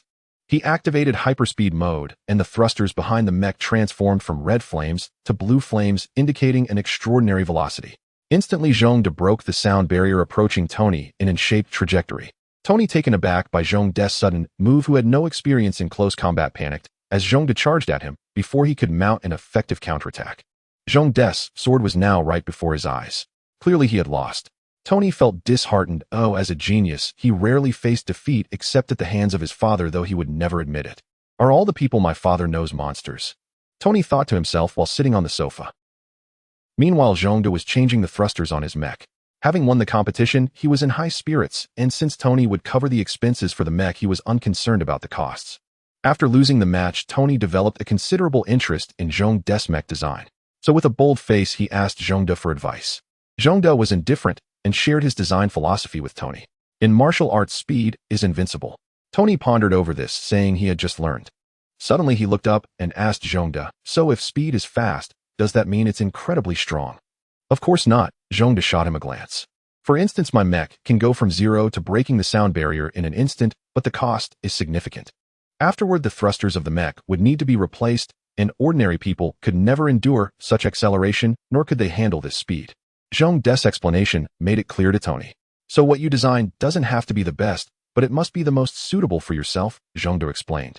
This revelation made Tony, who was still struggling with his thoughts, suddenly enlightened, leading him to finally prepare to design his original Mark-type Iron Man suit. Zhongde indulged in the thrill of the machinery at Tony's place, while also becoming familiar with him, and thus left Tony's house. At the same time, Tony publicly declared his identity as Iron Man, garnering a lot of popularity. Clearly, the fascination with machinery was not limited to Zhongde and Tony. After that, Zhongde returned to the superhuman hotel from Tony's house. Following the competition with Tony, Zhongde also fell into a period of silence, taking leisurely walks to tease the waitress with a foxtail and browsing some exhilarating videos online. Thus, Zhongde lived a peaceful routine for a while and gained a deeper understanding of the superhumans or mutants in this world. Firstly, any superhuman who could walk freely on the streets had no criminal record.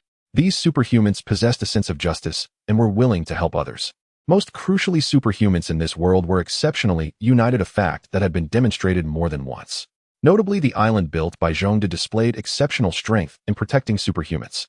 For instance, all superhumans worldwide belonged to the Academy City regardless of their own consent. If they had objections, they were to keep them to themselves. As for joining any organization, it required registration with the Academy City and the principle of voluntary participation. Failing to meet this could result in the X-Men knocking on one's door the next day. This is also why S.H.I.E.L.D. lacks a team of extraordinary abilities, as superhumans must register with the Academy City, essentially meaning they are hired from there. However, S.H.I.E.L.D. being a secretive agency had confidentiality requirements, making it impossible to hire temporary workers. Zhongde speculated that these arrangements were dictated by Magneto, likely under threat with something dangerous aimed at these politicians. However, Zhongde never imagined that this person was actually him, not Magneto, but Magneto did approve. But all of this was history, and it had been hidden away. Zhongde had not thoroughly examined his memories, so he remained unaware. As for why he didn't delve into them, it was because he feared there might be deception within. He didn't want to create a second personality for himself. Thus, he had discarded most of his earlier memories and chose not to recall or ponder what he had done in the past. Living in the present was Zhongde's life motto. The past was the past. While strolling the streets of New York after dusk, Zhongde was reflecting on the monotony of life when he heard terrified screams and explosions from the adjacent street.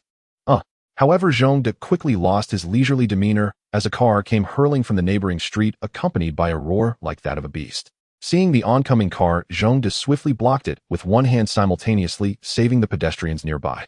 "Hurry and run," Zhongde urged loudly. The pedestrians finally snapped out of their daze and skillfully left the dangerous area. Then he spotted a green figure wreaking havoc. Upon closer inspection, it was Abomination from the Incredible Hulk. The Green Giant must be nearby. However, as a man of justice, Zhongde felt compelled to stop Abomination's rampage. He began to grow in size, towering just slightly above Abomination. Clearly, Zhongde had no intention of bullying anyone. Abomination quickly noticed Zhongde, who was now a similarly sized lizard-like figure. With a roar, he lunged at Zhongde. Zhongde was quite pleased with this opponent. After all, there weren't many who could make him unleash his full strength. With a creature like the Hulk, he at least didn't have to worry about being killed. And as for Abomination, he was free to unleash his punches without concern for being killed. However, Zhongde still did not wish to accept Abomination's enthusiastic embrace. Zhongde turned and swung his tail, sending Abomination flying back. He had already gathered nearly 90% of his strength, yet he still could not withstand Abomination's resilience. Abomination, after being knocked away, struggled for a moment before rolling back onto his feet. Clearly, that last hit had broken his spine, but due to his monstrous healing ability, he quickly healed the broken bones. Seeing Abomination's ability to withstand such punishment, Zhongde was even more delighted. It had been a long time since he had fought someone like this in Pacific Rim. However, Dr. Banner on the plane did not share the same sentiment. A superhuman has become embroiled in this trouble. Oh, I must go stop him. The oblivious Banner was preparing to turn green to help Zhongde, not forgetting to show off in front of his girlfriend before jumping out of the helicopter. He left a crater on the ground. Meanwhile, Abomination and Zhongde were in a fierce battle, with Zhongde throwing him around in various philosophical positions. Fortunately, Abomination was resilient. Although he had been tossed around for a long time and had broken many bones, he remained lively. However, unlike the Hulk, who only knew anger, and fighting Abomination at least had some semblance of reason. Realizing he could not win against Zhongde, Abomination began to consider retreating. Just then, the Hulk happened to descend from the sky. Abomination immediately turned to confront the Hulk, wanting to avoid staying with Zhongde any longer. The Hulk was in a rage, roaring loudly before charging at Zhongde. Clearly in his eyes, Zhongde posed a greater threat than Abomination, which left Abomination feeling quite awkward as he ran towards the Hulk. Somehow the two monsters began to team up against Zhongde. Zhongde was not angry. After all, whether one or two, it was still a fight. He calmly engaged with both monsters. The philosophical wrestling among the three created a greater commotion, and the Hulk's father-in-law's support had also arrived. More and more armed helicopters surrounded them, leading Zhongde to lose interest in continuing the fight. He swept his tail to clear the Hulk behind him and firmly grasped Abomination's body, and head pulling back with force. Blood gushed from Abomination's neck. Hey, the blood isn't even green. Zhongde had always thought the Hulk's blood was green, but that turned out not to be the case. However, Zhongde did not dwell on this too much. He turned to look at the Hulk, who was slightly better looking than Abomination. The Hulk, realizing how easily Zhongde had dealt with Abomination and how violently he had done it, was taken aback. He immediately became wary of Zhongde and turned to run towards the outskirts of the city. Zhongde did not stop him, but instead shrank down, waiting for Professor X to come and rescue him. Given his own strength, it became evident from Tony's remarks that he still had some background. He wasn't just a figurehead like the island master. Before long, several soldiers armed with guns approached. Though Zhongde had shrunk his 2-meter height, still held a sense of intimidation. Stumbling over their words, they asked Zhongde to present his identification. After confirming there were no issues, they politely invited him to sit somewhere. Zhongde was not intimidated and nodded in agreement. Ultimately, he met General Ross at a military base, one who aimed to capture the Hulk for a super soldier program, but had never succeeded. Zhongde saw in Ross' eyes a desire for superpowers. Ross stated that he supported the heroic actions of superhumans, and thus awarded Zhongde $1 million as a reward. However, to confirm Zhongde's identity, he wanted Zhongde to undergo a DNA test. Zhongde only felt amused internally, but maintained a very willing demeanor to cooperate with the military's work. As for Zhongde, he was well aware of Ross' intentions, but he did not know that Godzilla's cells were even more powerful and difficult to control. Zhongde could already foresee the day when he would encounter giant creatures in New York. Zhongde's motivation for doing this was merely to seek some amusement. Soon, he would have monsters to fight. As for putting General Ross in a difficult position, Zhongde had never considered it. After the Hulk departed, New York returned to its peaceful state. The streets, once reduced to ruins, were being rebuilt at a remarkably swift pace. It is said that the construction team is from China, and only a Chinese team could work at such a rapid speed. Zhongde initially thought he would gain fame overnight, but little did he know that the government deliberately suppressed the situation. Thus, the ordinary citizens only knew that a superpowered individual was protecting New York, but they had no idea what he looked like. This left Zhongde quite surprised, as he had expected someone to speak out. Feeling somewhat down, Zhongde fell back into his mundane daily life, and the key issue was that he had no girlfriend, spending his time either wandering outside or staying home. Eventually, Zhongde felt he was going crazy and decided to seek out Tony, someone he could consider a friend. Zhongde had a good habit of visiting friends without prior notice. He leisurely made his way to Tony's grand villa, effortlessly sneaking into his home. This time, Jarvis did not lock the door. After notifying Tony, he welcomed Zhongde in. However, Zhongde felt that Jarvis was quite smart, much like a person. But as an artificial intelligence, Zhongde did not understand it well, so he said nothing and simply sat on the sofa munching on snacks from the coffee table as if he were at home. Tony's lifestyle was rather extravagant, with parties even during the day. He was surrounded by 2 tall beauties holding drinks as he emerged. As a regular person, Tony was already quite drunk and introduced Zhongde with a slurred tongue. The 2 beauties showed interest but had no inclination towards a giant lizard, so they soon wandered off to other places with Tony. Zhongde felt quite off, a sense of emptiness emanating from within. Since it was so dull, he decided to recharge and asked Jarvis to bring some engineering books, starting to read them. Although Zhongde was now Godzilla, he was not foolish. On the contrary, he was quite intelligent. He could gradually comprehend the books as he read. Thus, Zhongde spent the entire night reading while Tony was having fun with the beauties and fell asleep on the sofa. Zhongde did not cover Tony with a blanket or anything of the sort because he did not like men. Early in the morning, Zhongde went to Tony's private lab, took out the Japanese mech he had previously worked on, and began modifying it to test some new ideas. However, after a while, he lost interest. During this time, Tony woke up and, noticing Zhongde staring blankly at the mech in his lab, excitedly began sharing various ideas about it. Clearly for Tony, only Zhongde could engage with him in the field of mechs. Zhongde patiently listened to Tony's words and casually asked, "Have you resolved the issue on your chest yet?" Instantly, the excited Tony deflated, clearly still having not found a solution. Zhongde suggested you could try looking for a solution in Academy City. At that moment, Zhongde recalled the familiar yet strange artificial island. Regarding Zhongde's suggestion, Tony expressed he would consider it, obviously displaying his usual pride. Over the next 2 months, Zhongde remained there, learning and recharging. During this time, a beautiful woman arrived, and Zhongde immediately recognized her as Black Widow, a very attractive agent of S.H.I.E.L.D, especially her chest. Playboy Tony, of course, was very interested in this girl, but Black Widow was no pushover. Tony failed to succeed and gradually began searching for a solution due to his physical condition. However, much like in the original story, Tony was left empty-handed and began to feel despondent. He spent his days drinking and indulging with beauties, trying to enjoy life as much as possible. He even drafted a will, and surprisingly Zhongde was included. In the end, Tony said Zhongde was one of his few friends, thus he deserved a share. Zhongde could no longer tolerate Tony's state and called Magneto for help. Clearly, the tiny metal in the bloodstream posed no problem for Magneto, who could even extract iron ions from blood. Hearing Zhongde's words, Tony was taken aback. After marveling at the wonders of superpowered individuals, Tony was very pleased that he could live for several more decades. That evening, he held a massive party reportedly attended by all the cover girls he had slept with over the years. Zhongde was not fond of such a noisy environment, but out of courtesy, he participated, helping Tony clear out his wine cellar. He then awaited Magneto's arrival. This version of Magneto was very different from the one in the original world, though he was still quite formidable. However, he did not threaten to destroy humanity as he had before. Instead, he exhibited a hawkish stance, remaining quite firm against ordinary people. Zhongde speculated that this change might be due to him becoming a father. He recalled that the old Magneto next door had a little girl. Sigh. Zhongde was unsure why he suddenly felt the need to sigh. A few days later, old Magneto arrived at Tony's house in a modified Blackbird. He exchanged a few pleasantries with Zhongde and then waved his hand to assist Tony before leaving. During this time, he did not speak a word to Tony, maintaining an unapproachable demeanor. Originally, Tony wanted to express his gratitude to old Magneto, but upon seeing his cold expression and realizing he was of similar age to his father, he kept his thoughts to himself. Strangely, shortly after old Magneto left, Black Widow came to Tony's house to report on her work. As she passed by Zhongde, she gave him a very meaningful glance.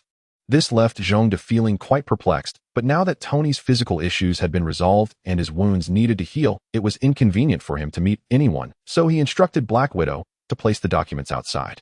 After placing the documents, Black Widow prepared to leave. However, Zhongde was very attentive to her earlier glance and asked, "Why did you look at me like that, S.H.I.E.L.D. agent?" He even tried to mimic the meaningful look Black Widow had given earlier. Although Zhongde's imitation was quite comical, his words were serious.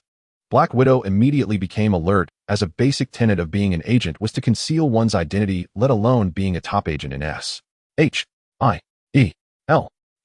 How did you know my identity? Black Widow began to fidget, reaching behind her to presumably grab her gun. Well, I can read minds. I can see your memories at will, Zhongde casually lied. Black Widow knew how strong Zhongde's combat power was. He could easily take down 2 Hulks. Thus, she did not dare to take any action against him. Drawing her gun merely offered her a sense of security. However, Zhongde was clearly aware of Black Widow's intent and said, "I'm going to tell Tony about your identity." "You can't." Black Widow panicked. She had applied for this position specifically for Tony. "If Tony finds out, my mission will fail." "You don't have to tell him, but you must offer something in return." Zhongde grinned mischievously. Seeing Zhongde's lewd expression, Black Widow immediately thought of some unspeakable things. "No, I can't do that." Despite being Black Widow, she found no interest in a lizard like Zhongde. "What do you mean you can't?" Zhongde, rather innocent, quickly reacted. He thought to himself, "If you can get involved with the Hulk, why can't I?"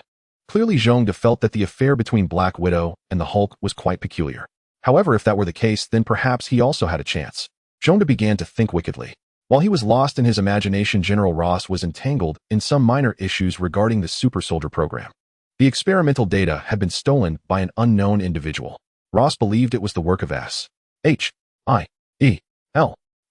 Zhongde's appearance had a significant impact on the original world. The abomination originally defeated by the Hulk was killed by Zhongde. Hence, General Ross could only collect some samples from the corpse to continue his super soldier program. With Zhongde's blood added, the plan was doomed to fail and only become more dangerous. Unfortunately, the Hulk was still being hunted by the military, while the abomination was hailed as a hero among American soldiers. With the abomination dead, S.H.I.E.L.D. chose not to get involved. However, Hydra, lurking within S.H.I.E.L.D., took a keen interest in the abomination and used some underhanded means to steal the latest experimental data. Because of this, General Ross was infuriated and expedited the super soldier program. Zhongde's cells, however, surprised Ross, as the new animal test subjects were significantly stronger than before. But the drawbacks were apparent. All the test subjects became hideous. They developed triangular dorsal fins, and their skin turned into hard scales. In short, the appearance of the test subjects began to resemble Zhongde. The military's experiments often focused solely on results, and upon seeing such remarkable outcomes, General Ross prepared to begin clinical trials on humans, although this was considered taboo. Finding suitable test subjects was difficult. Even legal human trials would be criticized by the public. Thus, the military often had to operate in the shadows.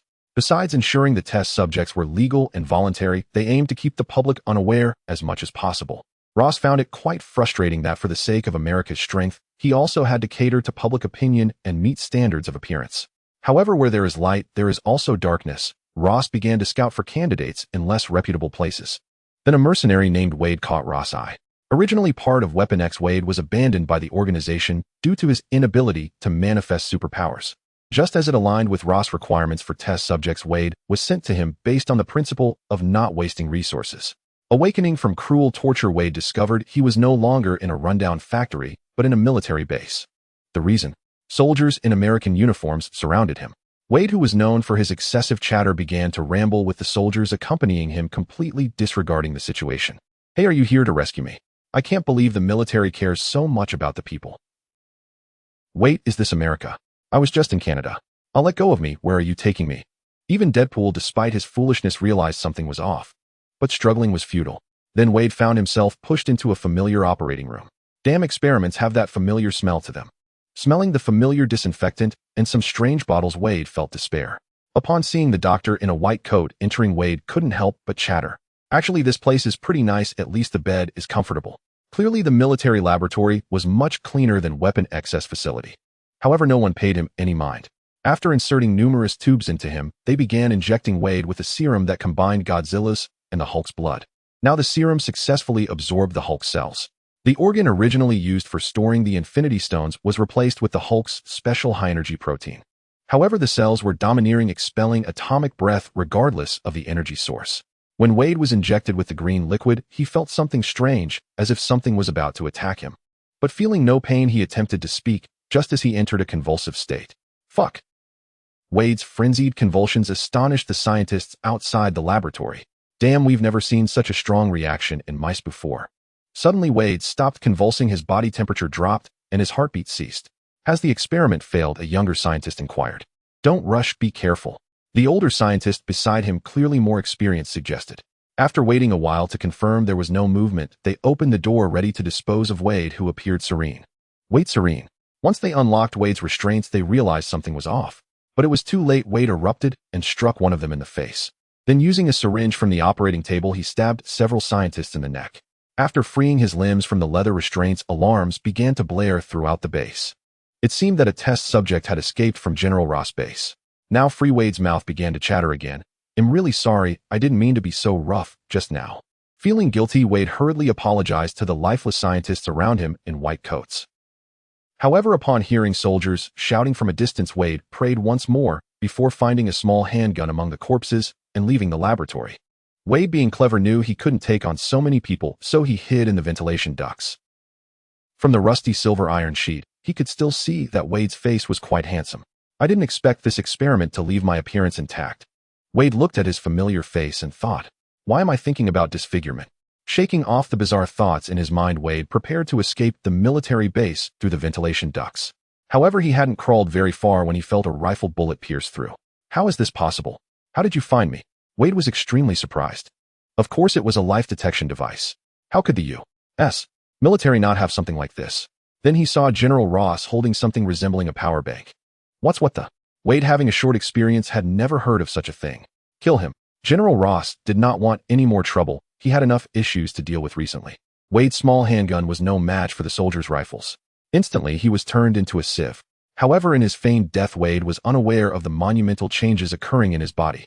The mixed serum of Godzilla and the Hulk successfully gained the upper hand against the super healing factor, beginning to assimilate Wade's cells.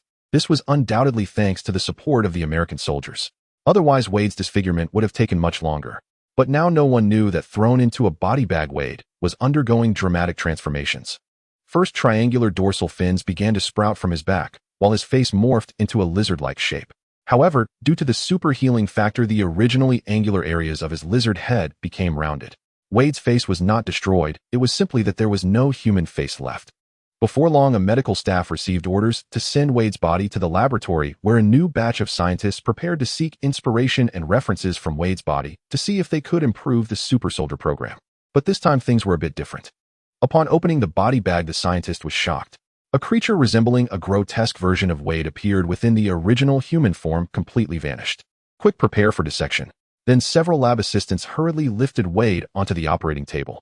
A group of people was ready to begin with the knives, but just as the lead surgeon was about to act, a pair of green, beastly eyes suddenly opened the black vertical pupils, adding to its chilling aura. The dissection team could never have anticipated that a corpse could come back to life, but they no longer had time to be astonished. The cold-hearted beast raised its hand to snatch the scalpel from the lead surgeon, and the laboratory erupted into chaos before settling into silence. Roar. Sensing the blood, the creature became even more feral, running out of the laboratory without any pretense. The corridor was deserted as it was lunchtime. Yet some basic guards remained. Just as the monster reached the end of the corridor, 2 soldiers happened to pass by and witnessed it. A humanoid monster resembling a lizard. "Who are you? Put your hands up." The 2 soldiers, still vigilant, raised their guns. However, in its frenzy, the monster had no intention of listening, charging directly at the 2 soldiers. This startled them, and they opened fire. But the creature's thick scales absorbed the bullets completely. The 2 soldiers were thrown into a panic. The realization that bullets couldn't stop it meant they were no match for the creature, prompting one of the smarter soldiers to flee without hesitation. Hey. The other soldier was momentarily stunned by his comrade's sudden retreat. Then the monster pounced, followed by a horrifying scream. Upon hearing that sound, the other soldier dared not slow down. He quickly called for backup, and the alarm at the base blared. Soldiers who were eating picked up their weapons, preparing to confront the experimental subject. Damn it, twice in one day. Can't these scientists be a bit more careful and ensure safety? David, an ordinary soldier, complained to his roommate. Hey, don't say that. I wanted to finish my meal too. His teammate, a food lover, was still upset about only having half his lunch. Then a small team began to patrol, preparing to find the unruly experimental subject. Fortunately for David, a small team encountered the monster before them. They heard the desperate screams of those unlucky souls and the cold growl of the beast over the public channel, striking fear into all surviving soldiers. Fortunately, General Ross had experience with such escaped subjects and knew that ordinary soldiers would be no match for them. He instructed the squads to group together and secure the base's exits. Thus, the surviving squads began to consolidate towards the exits to fend off the monster's attacks. However, Wade, transformed into a monster, had long lost his humanity and intelligence. Seeing humans, he charged recklessly towards the exit, directly confronting a large group of U.S. soldiers. After learning the monster's location, General Ross ordered all U.S. soldiers at the base to converge on the creature, preparing to utilize human firepower to bring it down. However, when he finally saw the creature, he gasped. A formidable tall humanoid lizard clad in green scales, its expression feral and towering even over the Hulk. Fire. General Ross issued the order. With their current firepower, they could only suppress the monster, but killing it was a far-off goal. Fortunately, U.S. reinforcements arrived just in time. Soon an M1 tank rolled to the exit, turning its turret directly at the monster. With a loud bang, a depleted uranium armor-piercing round struck the creature. The tremendous penetration force tore through its skin and burrowed deep inside, a fatal blow. Simultaneously, the monster was knocked to the ground lifeless. The U.S. soldiers present were elated, ceasing fire and cheering. But their joy was short-lived as the monster rose again, its wound rapidly healing and the armor-piercing round expelled from its body. Cheers abruptly stopped, and the soldiers felt their worldview shatter. Only a few seasoned veterans reacted, quickly grabbing their weapons and continuing to fire. Yet the sparse bullets failed to halt the monster's advance, and the tank, enraged, fired another armor-piercing round. This time the monster was merely knocked down before quickly rising again. The terrifying adaptability of cells and its super healing factors, combined with the immense power fueled by the Hulk's rage, left General Ross bewildered about the nature of the monster he had created. The tank could no longer impede the monster's progress as it charged through the U.S. military's defenses, followed by bloodshed and screams, ultimately lifting a blocking tank and tossing it 10 meters away. General Ross realized that he was in deep trouble. In less than 2 weeks, 3 monsters had indirectly or directly involved him, potentially leading to catastrophic destruction in the city center. The direction of the monster's escape was towards New York. Just as it fled, Zhongde felt an ominous sensation. It seems General Ross' experiment was quite successful. Zhongde thought, closing the book on aerodynamics, deciding to meet this experimental subject. Seeing Zhongde suddenly close his book, Tony was quite surprised. Over the past few days, Tony had come to recognize Zhongde's remarkable abilities, noting not only his strength as a superhuman, but also his sharp intellect. In the few days spent here, Zhongde sat motionless on the couch, sleepless, absorbing books, as if he were a scanning machine. The arrogant Tony had to admit that Zhongde's level of genius was on par with his own. Moreover, since Zhongde had visited the Pacific Rim world, he had offered numerous suggestions on mechanical structures. He instilled in Tony the idea that bigger is better, asserting that smaller mechs were inherently less powerful. Of course, he also suggested some impractical ideas like using neural mechanical connections to allow Tony smoother control over his mechs. While the concept was excellent, the technology was far from easy to implement. However, the confident genius Tony believed he would soon create one. Zhongde stood up preparing to leave, which caught Tony's attention. "Where are you going, brother?" Tony asked, bewildered by Zhongde's sudden departure. "To save the world," Zhongde replied. "Something resembling the last incident in New York has escaped, and I'm going to meet it." Zhongde did not hide this. "Oh." Tony's interest was piqued. Zhongde looked at him and said, "Forget it, with your little gadgets it could dismantle you in minutes." Zhongde was skeptical about the sturdiness of Tony's mechs. "No worries, I've already upgraded it." Tony excitedly rushed to the basement to put on his mech. Seeing this, Zhongde decided not to dissuade him. Before long, a 3-meter-high mech appeared before Zhongde. Its red and gold paint scheme was very reminiscent of Tony. "What do you think of my new mech?" Tony's voice came from inside. Observing this mech, which had similarities to a future Hulkbuster, Zhongde commented, "Not bad." This left Tony somewhat displeased. "Let's go where to?" Tony, not wanting to waste time, directly asked Zhongde for the location, clearly eager to test the performance of this mech. "The Hanford factory in Washington State," Zhongde stated with remarkable accuracy. "How did you know?" Tony asked, intrigued. "Because I am a superpowered being," Zhongde replied dismissively. Seeing that Zhongde was unwilling to elaborate, Tony shrugged and said, "Let's race to see who gets to Hanford first." Then with a whoosh he flew away. Zhongde shook his head helplessly at Tony, and with a flash of blue light, he vanished from the spot. Competing in speed with Zhongde, who possessed the space gem, was destined to end tragically for Tony. While Tony was still flying in the sky, Zhongde was already waiting in Hanford for the arrival of the experimental subject. After a fierce battle and a long trek, Wade, transformed into a monster, gradually lost the Hulk's green hue, revealing the black scales beneath. It seemed the Hulk's rage had a time limit. Meanwhile, Wade was slowly regaining his sanity. "Who am I? Where am I?" Wade's mind was still a bit muddled, but looking at the unfamiliar buildings and streets, he clearly had no idea what he had done while unconscious. At the same time, the people around him were pointing and staring as if they were looking at a monster. "What's wrong? Am I too handsome?" Wade thought, but after seeing the expressions of those around him, he felt an ominous premonition. Could it be it? Wade hurriedly ran to the nearby car window to check his reflection. No. Seeing the monstrous face in the mirror tore him apart inside. Disheartened, Wade stumbled off the street and into a secluded corner. Clearly, having a beastly face was harder to accept than being disfigured. As he wallowed in his dark thoughts, an incredibly alluring sensation began to emanate from within him, enveloping his entire being. That feeling was akin to Wade's first encounter with a woman after months of fighting, as intoxicating as a first night. Well, let's forgive Wade's vulgarity, as that was the only time he felt truly refreshed. Helplessly drawn by this sensation, Wade made his way to the Hanford nuclear plant. There he saw a similar-looking monster squatting on the ground in an Asian squat. "You're the one who turned me into this, and you lured me here," Wade said angrily. "No," Zhongde replied, pointing to the seemingly dilapidated factory behind him. Seeing Zhongde's self-assured demeanor, Wade couldn't discern if what Zhongde said was true. He glanced back at the factory and walked inside. Indeed, some instincts of the cells are impossible to change, Zhongde thought, as he watched the more human-like lizard enter the nuclear plant. Sure enough, after Wade burst into the nuclear plant and scared off the employees inside, he successfully reached the warehouse filled with nuclear waste. Staring at the heavy door, he pried it open with brute force. Upon entering the warehouse, Wade did not succumb to lethal radiation, but instead felt an inexplicable exhilaration. Every cell in his body was rejoicing. At the same time, his own power began to strengthen. However, this method of absorbing radiation was too slow for Wade, and without fear of death, he grabbed a piece from a container and stuffed it into his mouth.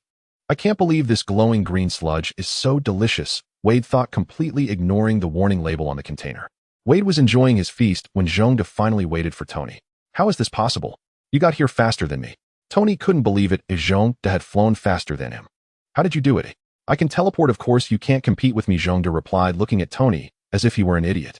Tony found himself speechless. "I was so foolish to race against someone who can teleport. Wait, I didn't even know he could teleport." Fortunately, Tony was not someone who would get stuck on a single thought. "Where is that person? I want to meet him." Clearly, he hadn't forgotten his purpose for coming. "Where is it?" Zhongde pointed to the factory behind him. "Can your armor withstand radiation?" "Of course," Tony replied confidently, as he had optimized his armor for various conditions, including nuclear and biochemical threats. "Then you can go," and Zhongde gestured to the door. "Aren't you going?" Tony found it a bit strange. "I'll wait for your good news outside," Zhongde said. His behavior was somewhat odd, but Tony couldn't say much and walked straight into the waste facility. Inside, the monster had already begun to feast, and its size was growing larger, subtly leaning towards becoming a Godzilla-like figure. However, Wade was merely a watered-down version of Godzilla, so once he reached 10 meters in height, he stopped growing. Nevertheless, he could still be considered a small monster. At least in the eyes of ordinary people, he was a giant beast. However, Tony happened to be a relatively intelligent ordinary person. Inside his 3-meter-high armor, he gaped at the monster with its back turned to him. What the fuck? Suddenly, Tony felt that Zhongde was right. His armor seemed like a toy in comparison. However, it wouldn't do to back down now that he was here. An orange-yellow laser struck the monster's back, successfully grabbing Wade's attention. Turning around, Wade saw a very small armor on the ground. You are Iron Man, Wade thought upon seeing the red and yellow painted armor, recalling that Tony had publicly revealed his identity as Iron Man. What do you want from me?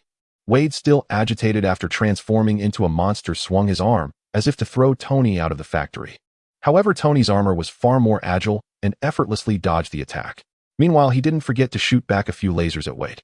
Thus, the two engaged in a heated exchange. But as time passed, Wade, with his rich combat experience, gradually adapted to his rapidly enlarging form. Consequently, Tony met a tragic fate, as during the scuffle, Wade accidentally caught one of his feet, thinking he was in trouble. Got you, little bug, Deadpool said, flaunting his advantage. Ha, I've got you now, huh?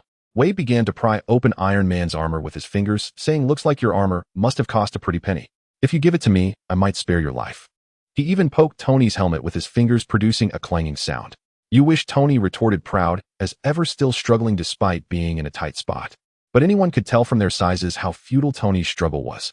Wade, while being a bit of a jerk, wasn't foolish. After verbally teasing Iron Man, he simply tossed him out. Crash! Tony flew through the wall and landed beside Zhongde.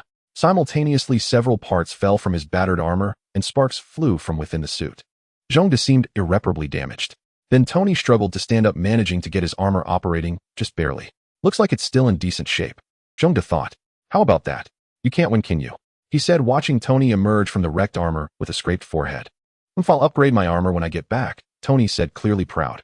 After knocking Iron Man aside, Wade indulged in self-satisfaction. He prepared to flee, knowing that someone like Tony, a massive arms dealer, would surely have connections. Wade didn't want to return to the military base. With that in mind, Wade hesitated, glancing at the nuclear waste in the barrel, then grabbed a bag and carelessly stuffed some nuclear waste inside, preparing to leave. But reality was always harsh. After breaking through the wall, Zhongde stood in front of Wade. How about coming with me to Academy City? Zhongde invited. Wade, towering at 10 meters, felt an unprecedented swell of confidence as he gazed down at Zhongde, who stood merely 2 meters tall. Wade mused to himself whether this lizard man had lost his mind, daring to obstruct him at such a diminutive size. He couldn't be bothered to pay Zhongde any mind, and continued forward, intending to crush him underfoot. Seeing Wade's disregard, Zhongde could only shake his head in resignation. A blue light emanated from Zhongde, causing him to grow to 20 meters before Tony and Wade. Clearly, this height was more than sufficient to deal with Wade. However, Wade was utterly flabbergasted. Damn it, you're cheating, he shouted. I want to cheat too. Yet despite his words, the author had no intention of granting Wade any cheats. Although Zhongde was taller than Wade, Wade felt no fear. Instead, he charged forward, ready to engage Zhongde in combat. Clearly, as a mercenary, Wade had more combat skills, but Zhongde was no slouch and matched his efforts. After a prolonged struggle with no success, Wade quickly realized that Zhongde was holding back and decided it was time to flee. If he didn't, the army would likely be on its way. But Zhongde would not give him that chance, clinging to him and preventing any escape. Hey, do you have a crush on me? Just let me go for the sake of family resemblance. Wade, realizing that curses had failed, began to plead for mercy, utterly devoid of dignity. Family, Zhongde replied with an odd expression. In a certain sense, he could be considered my son. However, Zhongde quickly discarded that thought.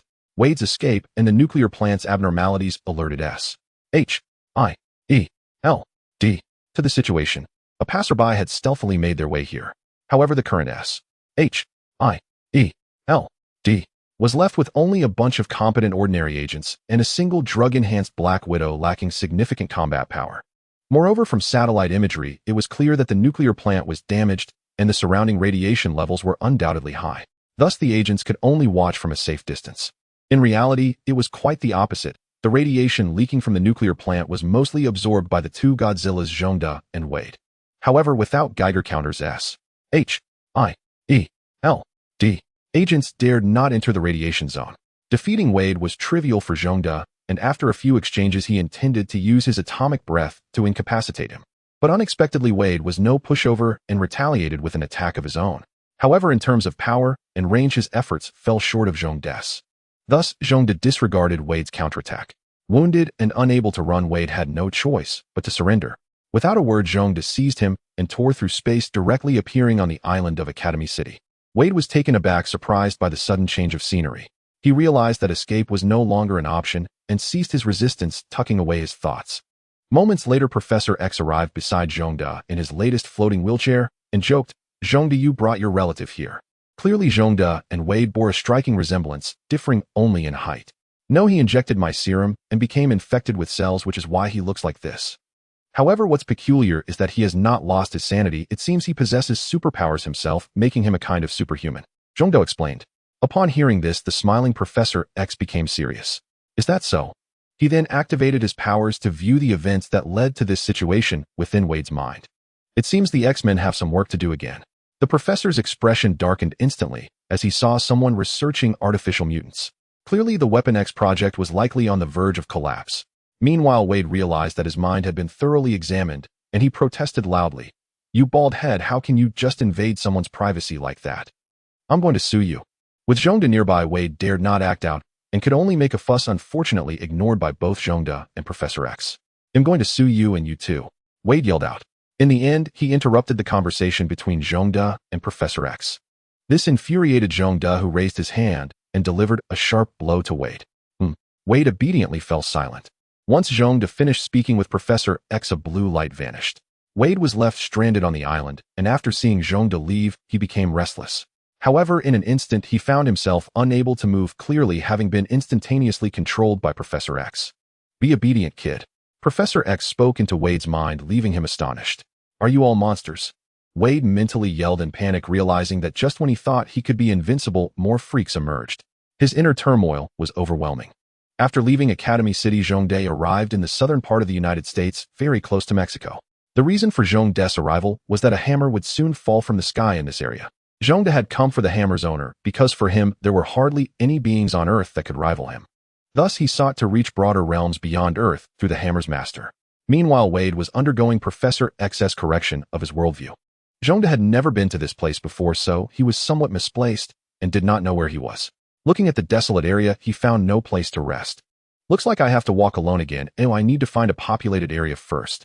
The area near Mexico in the United States is extremely barren.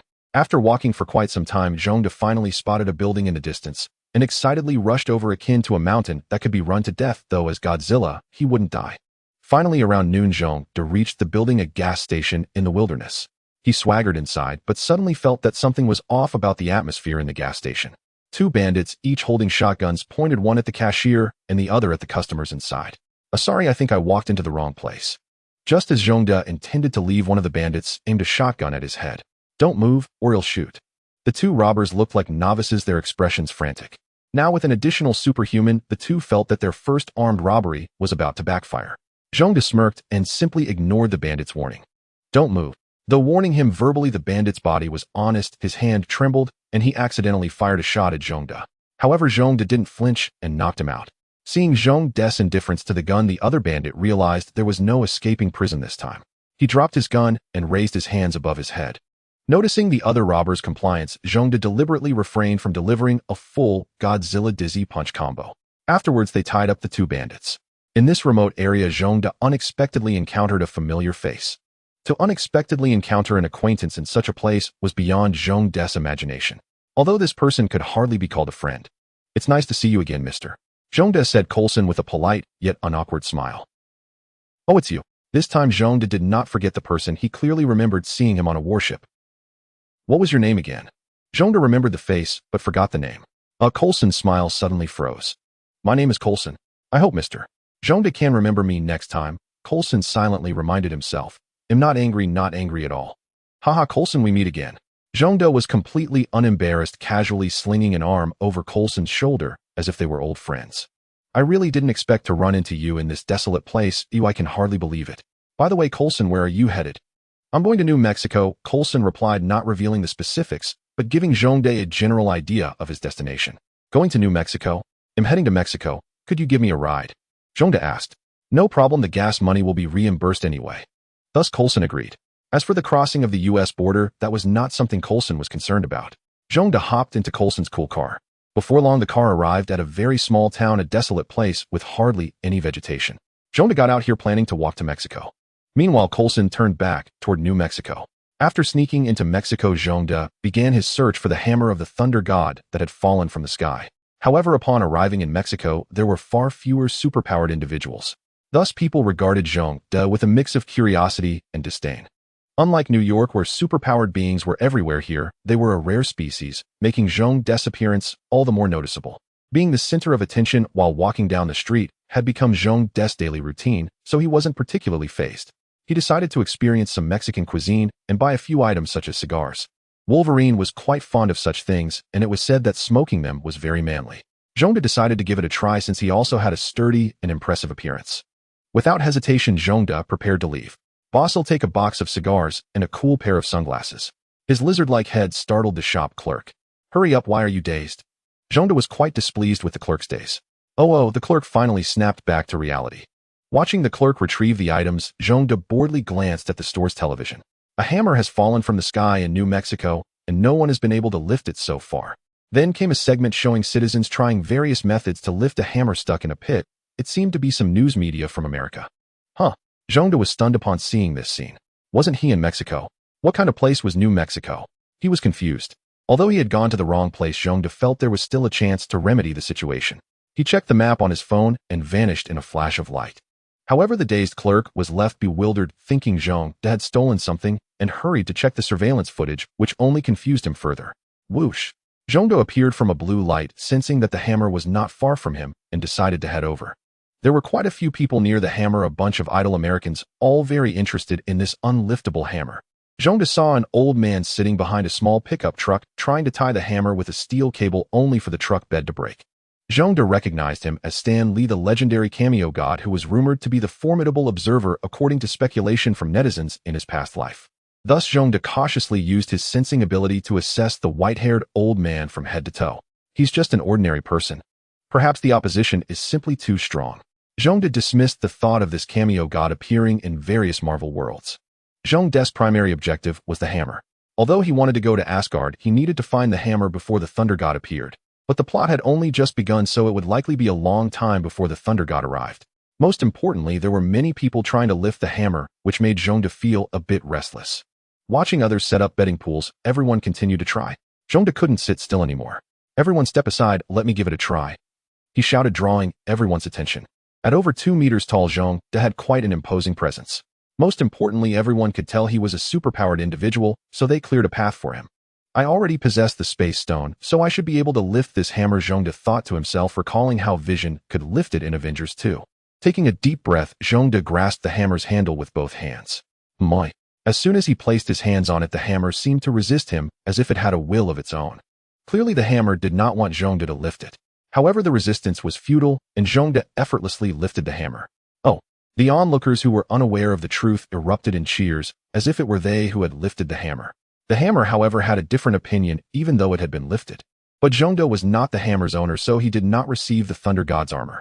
He didn't mind, as he had only lifted the hammer to show off, and he returned it to its original place.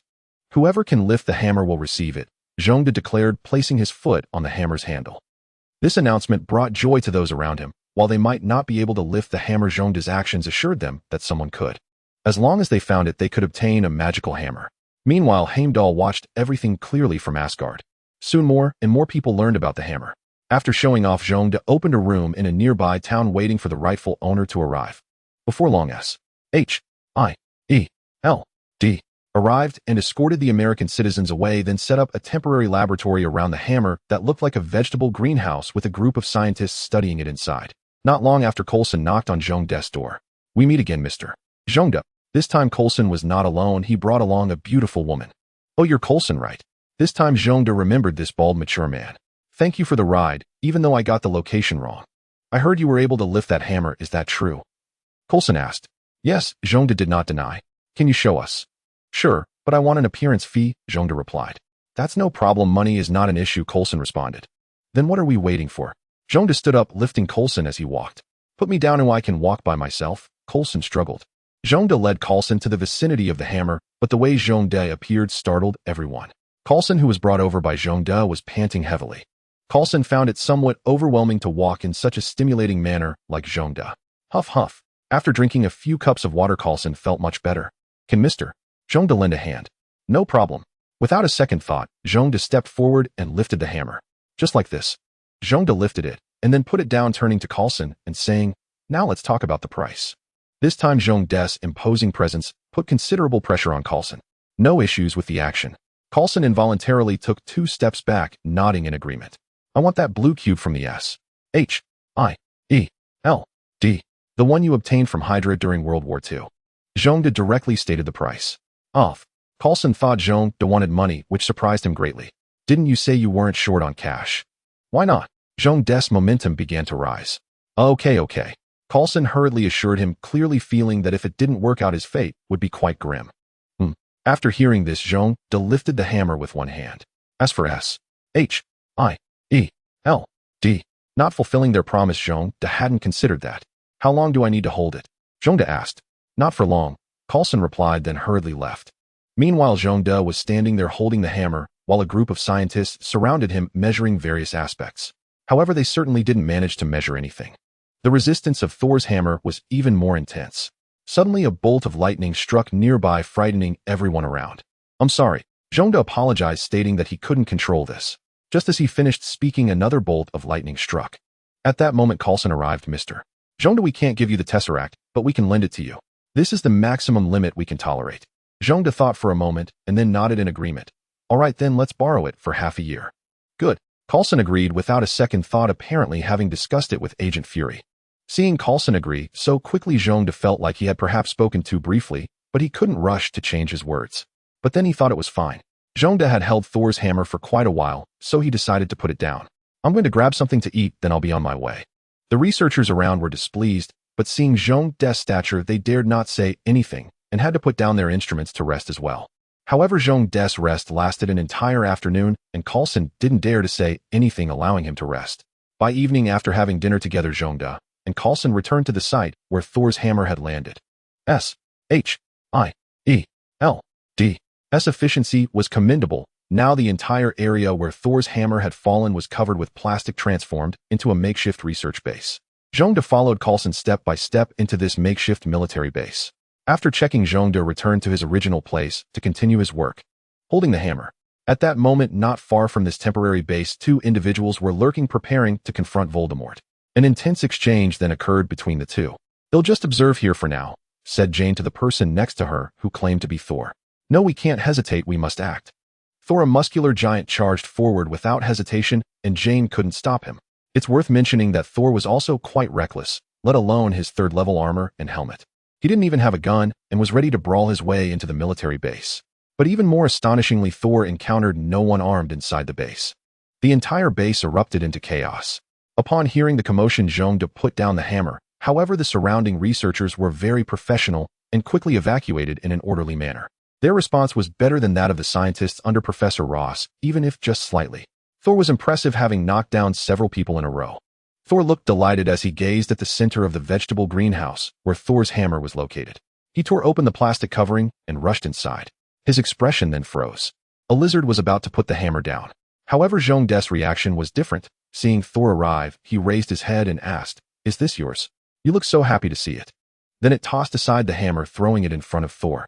Thor didn't know what to say, his expression a bit awkward. "It's mine." He reached to lift the hammer, but even more awkwardly, Thor couldn't lift it at all. "It's quite heavy, isn't it?"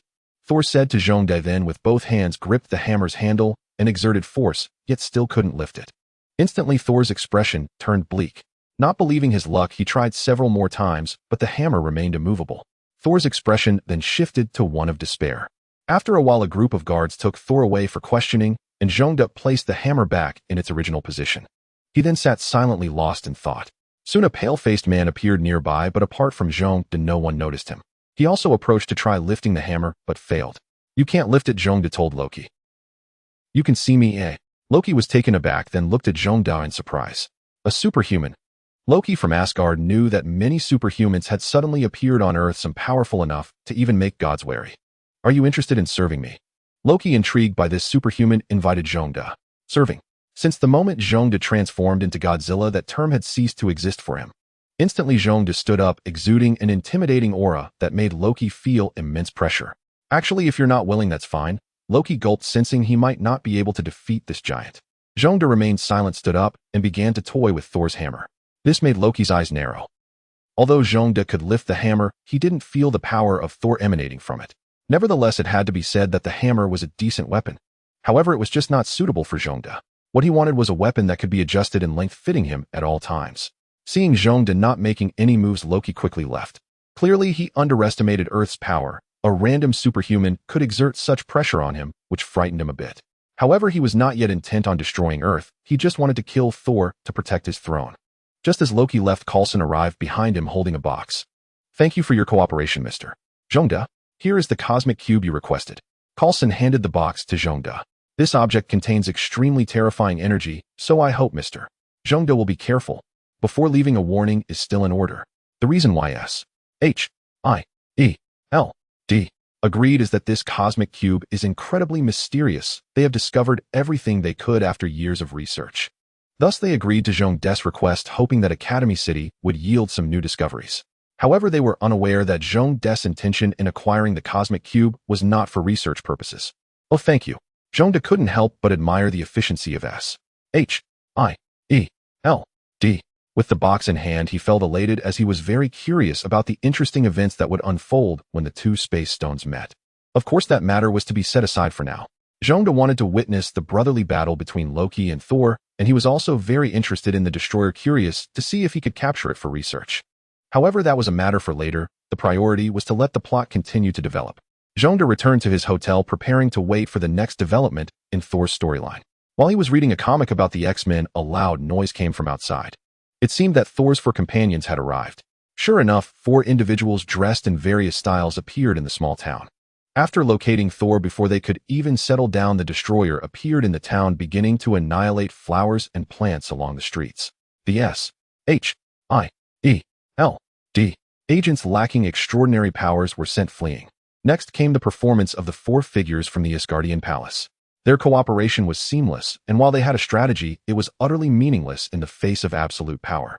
The destroyer, relying on its indestructible metal and powerful lasers, forced the 3 individuals to flee in panic. This once again proved that in terms of laser technology, larger is indeed better and longer is justice. Zhongde held popcorn in one hand while a colon next to him utilized the space stone to break through the dimensional barrier, providing the audience with a down-to-earth commentary. Naturally, Zhongde did not forget to record this.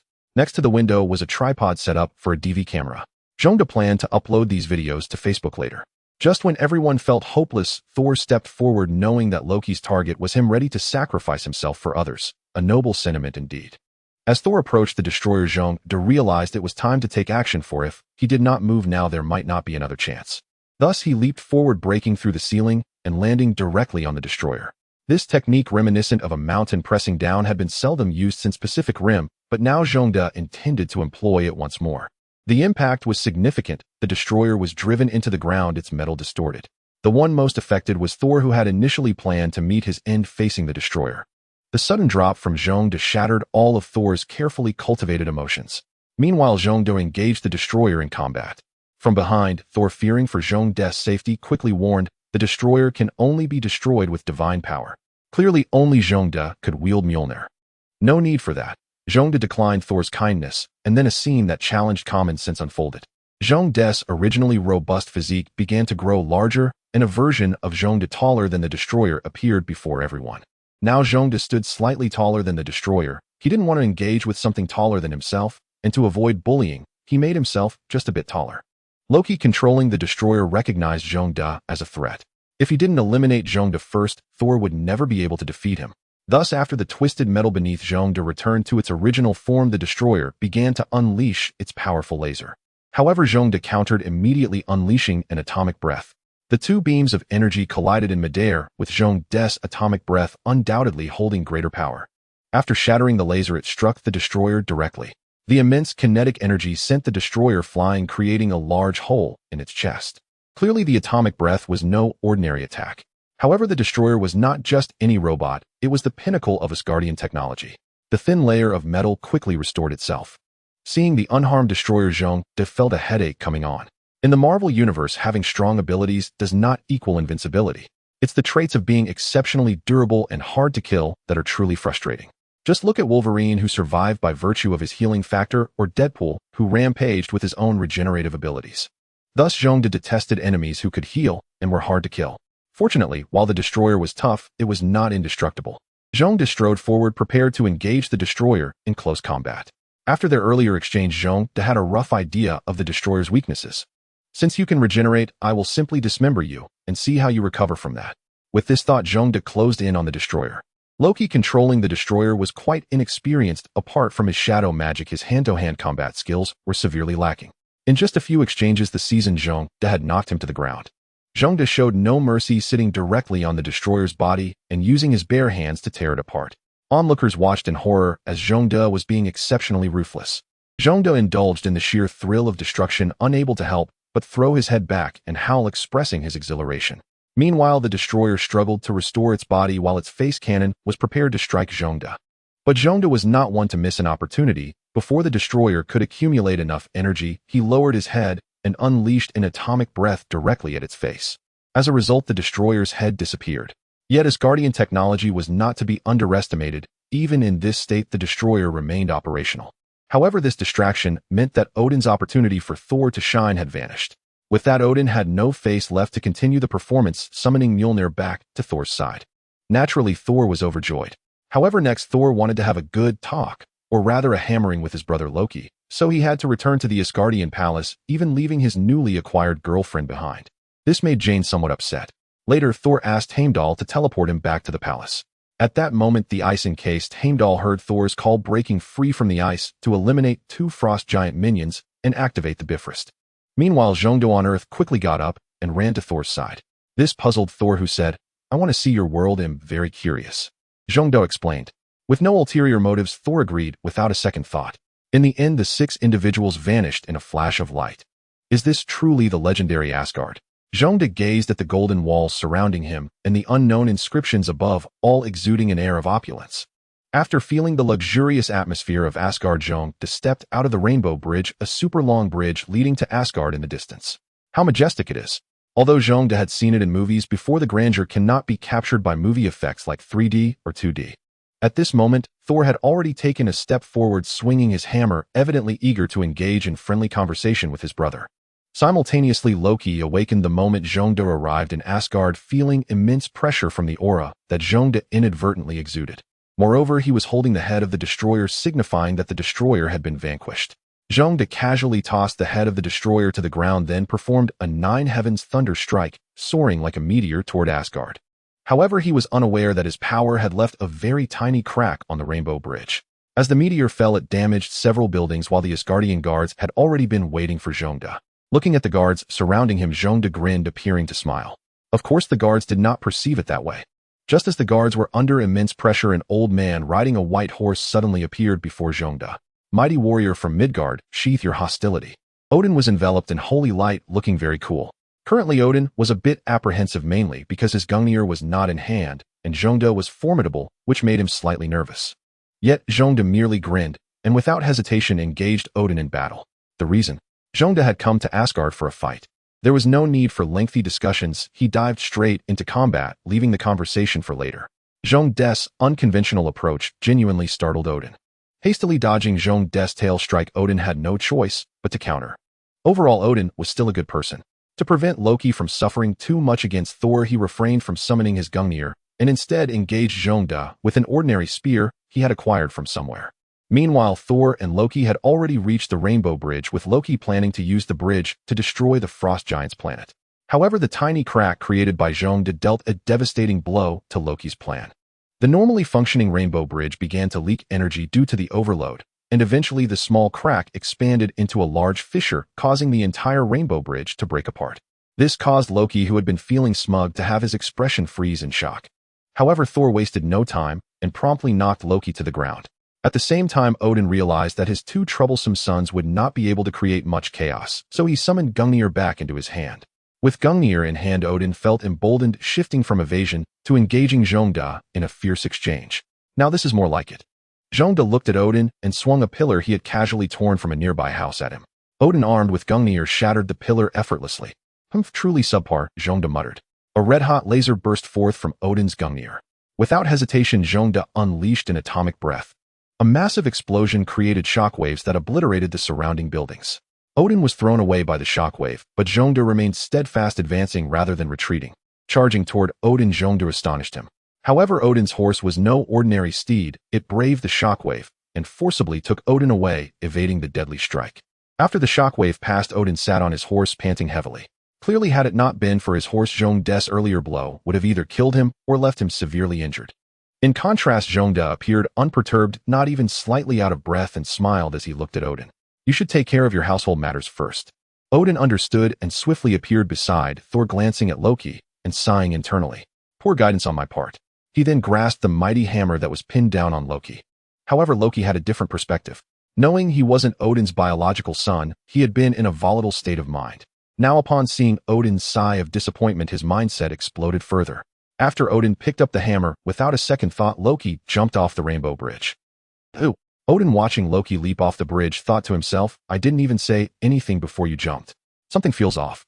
Ultimately, Loki's playful leap off the bridge left Odin with no recourse, and he returned to Asgard with the god of thunder.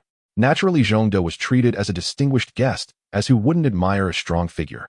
In the end, Zhongde successfully stayed in Asgard, and even shamelessly asked Odin for a star map of the 9 great star domains. From then on, Zhongde could do as he pleased, and having acquired the star map, he had no reason to remain in Asgard any longer. However, having come to Asgard, Zhongde had no reason not to explore this place, looking for weapons or souvenirs he might like to take back to Earth. Of course, the god of thunder also became a friend of Zhongde. The reason? In all of Asgard besides Odin, only Zhongde could match him in combat, though it was more of a one-sided beatdown. Thus they became good friends. True to his nature, the muscle-brained Thor only knew how to fight. But that was fine, because with him Zhongde had a free tour guide. Hey Zhongde, what are you looking at? Thor emerged from the flowers, clearly still very popular in Asgard after thwarting Loki's schemes. Moreover, as a prince who was both powerful and authoritative, what girl wouldn't like him? I'm looking for some suitable weapons, Zhongde replied with a hint of helplessness. Although Asgard is a martial nation where weapons are displayed openly on the streets, due to Zhongde's uniqueness, he had yet to find a weapon that suited him. What kind of weapon do you want? Thor asked enthusiastically. A weapon that can change between long and short, ideally suited for creatures over 100 meters in size. Zhongde proposed a rather strange request, which was why no weapon store had such an item. Well, Thor realized this weapon would be hard to find, but he did not give up on helping Zhongde. Such weapons are quite rare, but perhaps my father's treasury has something that meets your needs. In the end, Thor provided his suggestion. Upon hearing this, Zhongde's eyes lit up.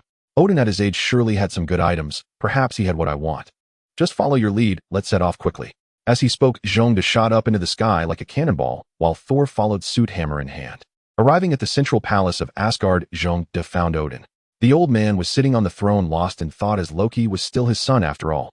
At that moment, Zhongde arrived. Seeing the sorrowful Odin, Zhongde said, Are you worried about your son? Don't worry, he won't die so easily. Zhongde planted a flag here. Odin knew Zhongde was trying to comfort him, although it sounded rather insincere. Is there something you need? Even though Zhongde had entered uninvited, Odin, being a powerful figure, remained very polite. I was hoping to find a weapon suitable for me from your treasury. Zhongde candidly stated his purpose, feeling somewhat awkward, and he couldn't help but scratch his nose. Despite Zhongde's request, Odin ultimately agreed. However, instead of allowing Zhongde to access his treasury, he decided to forge a weapon for him, using URU metal. At the same time, Zhongde did not specify what kind of weapon he wanted, so the dwarves, seeking convenience, simply crafted a large club. However, this was clearly far from enough. After the club was made, Odin personally inscribed some magical runes, granting it the ability to change size at will. Although many aspects were simplified, Zhongde was still quite satisfied overall. Moreover, regardless of the weapon he was given, he would not use it. This club was just right for spinning. Zhongde was quite pleased with Odin's generosity, expressing that he could ask for help whenever needed. He then prepared to leave Asgard. Where are you going? Thor looked at Zhongde with a strange expression. If you want to return to Earth, that's probably impossible, since the Rainbow Bridge is broken. Oh, no worries, I'll find a way myself. Zhongde understood Thor's implication, but with the space stone in his possession, he was not concerned about the issue of returning. As soon as he finished speaking, Zhongde vanished in a flash of blue light. Thor, of course, had no idea what had happened, but Odin was well aware of the space stone's powers contained within that blue light. This further solidified his intention to befriend Zhongde, and the weapon was worth the investment. Zhongde arrived in New Mexico in a flash of blue light, the very town from which he and Thor had departed. At this moment, the place was completely transformed. A group of researchers in white coats were examining the strange runes that appeared on the ground from the Rainbow Bridge. Zhong De's sudden appearance truly startled them. Zhong De hadn't expected there to be so many people here. After another flash, he vanished from his original location, returning to the hotel where he had previously stayed, ready to retrieve the items he had left behind. It was just a box and some money. The money wasn't important, but the box was, as it contained the space stone given to him by S.H.I.E.L.D. Zhong De had not brought it to Asgard for convenience. It looks like S.H.I.E.L.D. is quite meticulous. Although Zhong De was temporarily absent, S.H.I.E.L.D. had kept the space stone very well, and they even paid for his hotel. Picking up the box, Zhong De checked out of the hotel and then disposed of the box in a secluded place before teleporting it into the sea, fearing that S.H.I.E.L.D.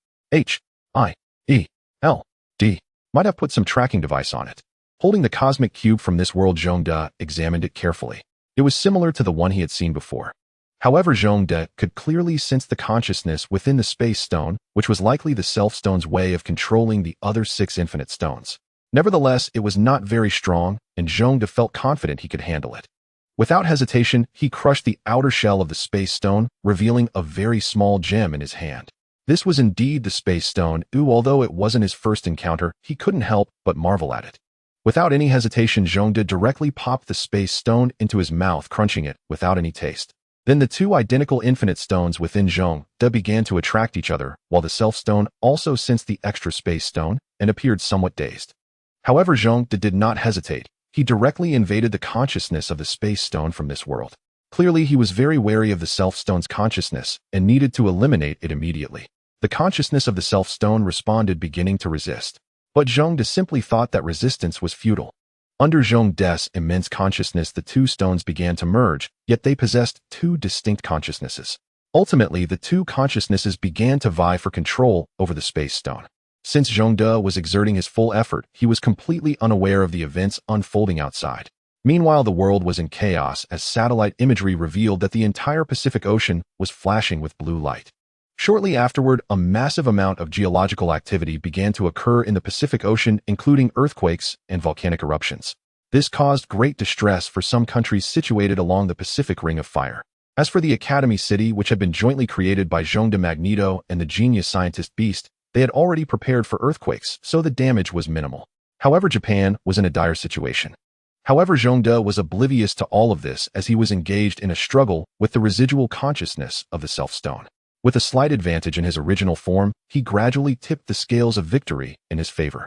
But just as Zhong De was about to successfully devour and expel the consciousness of the self-stone, the already weakened consciousness unexpectedly fled from the space stone. Surprise. JPG. Zhong De was taken aback by the sudden escape of the self-stone's consciousness. Is it really okay to give up like this? Although Zhong De was somewhat puzzled by the self-stone's behavior, he still thoroughly checked inside and outside the space stone for anything that could be a backup energy source, fearing that it had left something behind.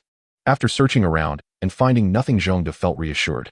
The next step was the fusion of the space stone, a process that appeared dangerous, yet was actually quite safe. Zhong De consciously began to control the complete fusion of the 2 stones.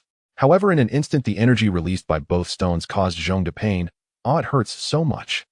Despite feeling the pain, Zhong De did not stop the fusion of the 2 stones. Instead, he accelerated it. He believed that enduring a short pain was better than a prolonged one, and wanted to end this particular ordeal quickly. Meanwhile, the cells began to evolve, or rather to undergo a leap in their life form. The cells rapidly grew, adapted, died, then grew again, and died once more. Moreover, this process was incredibly fast. Gradually, the cells began to exhibit changes. Zhong De's body also started to transform, with his previously shrunk form revealing its original shape above the ocean. As Zhong De let out a roar, it felt as though the entire world was collapsing into destruction. The higher-ups of humanity watched this giant beast through satellites, exclaiming, "What the hell is that?" However, ex-Professor and Magneto, the founders of Academy City Island, were well aware of the identity of this giant beast. Ex-Professor was somewhat worried. He could sense Zhong De's pain, without using telepathy, a pain of growth. Upon hearing ex-Professor's explanation, Magneto chuckled, "Old friend, since you say that, what is there to worry about? He is Zhong De." Hearing ex-Professor's words, Magneto felt reassured. With Magneto's words, ex-Professor also felt at ease. Indeed, he is Zhong De. Evidently, ex-Professor was also reminiscing about the time spent with Zhong De. Then the 2 old men happily left the conference room. However, other countries were not thinking along those lines. They began convening emergency meetings to discuss how to deal with the monster wreaking havoc in the Pacific. Meanwhile, the scientists began analyzing the gathering. An old man with white hair appeared at the meeting. He was the world's leading physicist. The energy within this giant beast is highly unstable, as illustrated by a fluctuating graph that indicates its instability. However, this doctor was a verbose speaker launching into a lengthy discourse. The politicians, clearly confused, quickly interrupted his speech. Just tell me, does it pose a threat to us? The physicist was stumped by the question. As of now, it shouldn't pose any threat. However, the energy contained within this monster is sufficient to obliterate the Earth multiple times over. But if humanity can harness this energy, we could potentially utilize it until the sun itself goes extinct. Upon hearing the scientist's statement, the politicians were deeply conflicted. Just as they were contemplating their decision, a black egg-shaped entity barged into the meeting. I believe I have something you need to see. The current director of S.H.I.E.L.D. appeared in the conference room, producing a reel of film to be projected. A giant beast was seen destroying buildings in a city, but the city depicted in the film appeared quite old, reminiscent of a modern city from the late last century. What is this? An old general inquired. This is the giant beast, the entity replied. The incident occurred in Tokyo, Japan during the 1990s. Why were we not aware of this? Clearly surprised, the politicians expressed disbelief at such a significant event going unnoticed. The incident was aimed at protecting the equal rights of superhumans, a conflict between humans and superhumans, which led to a consensus being reached afterward. So who is this monster? A politician asked. We don't know, but we refer to it as Godzilla. A protector of superhumans, a revolutionary who fought for their equal rights. The entity reminisced. Why didn't we know about this? One politician asked, evidently not aware of the events due to his age. Due to the enormous impact of this event, a superhuman erased the memories of people worldwide, retaining only those directly involved with the incident, and this event has been kept highly classified. There's no way to eliminate it. An evident hawk among the politicians questioned. No, it feeds on nuclear energy. Detonating a nuclear bomb is akin to feeding it. The entity explained. Instantly, the prominent figures at the meeting fell into despair. Such a giant beast was simply unfathomable to eliminate. However, since the peace treaty with superhumans was signed, this giant beast has not caused any trouble since. What is the current situation? The politicians transformed into a barrage of questions. I can't explain that, but you can contact Academy City. They might have more information. Quickly contact Academy City.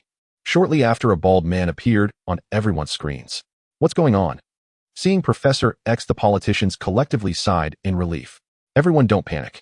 Godzilla is just growing. It will complete its process shortly. I apologize for the disturbance, but we will handle the cleanup afterwards. Professor X spoke in a calm voice. Cleanup A.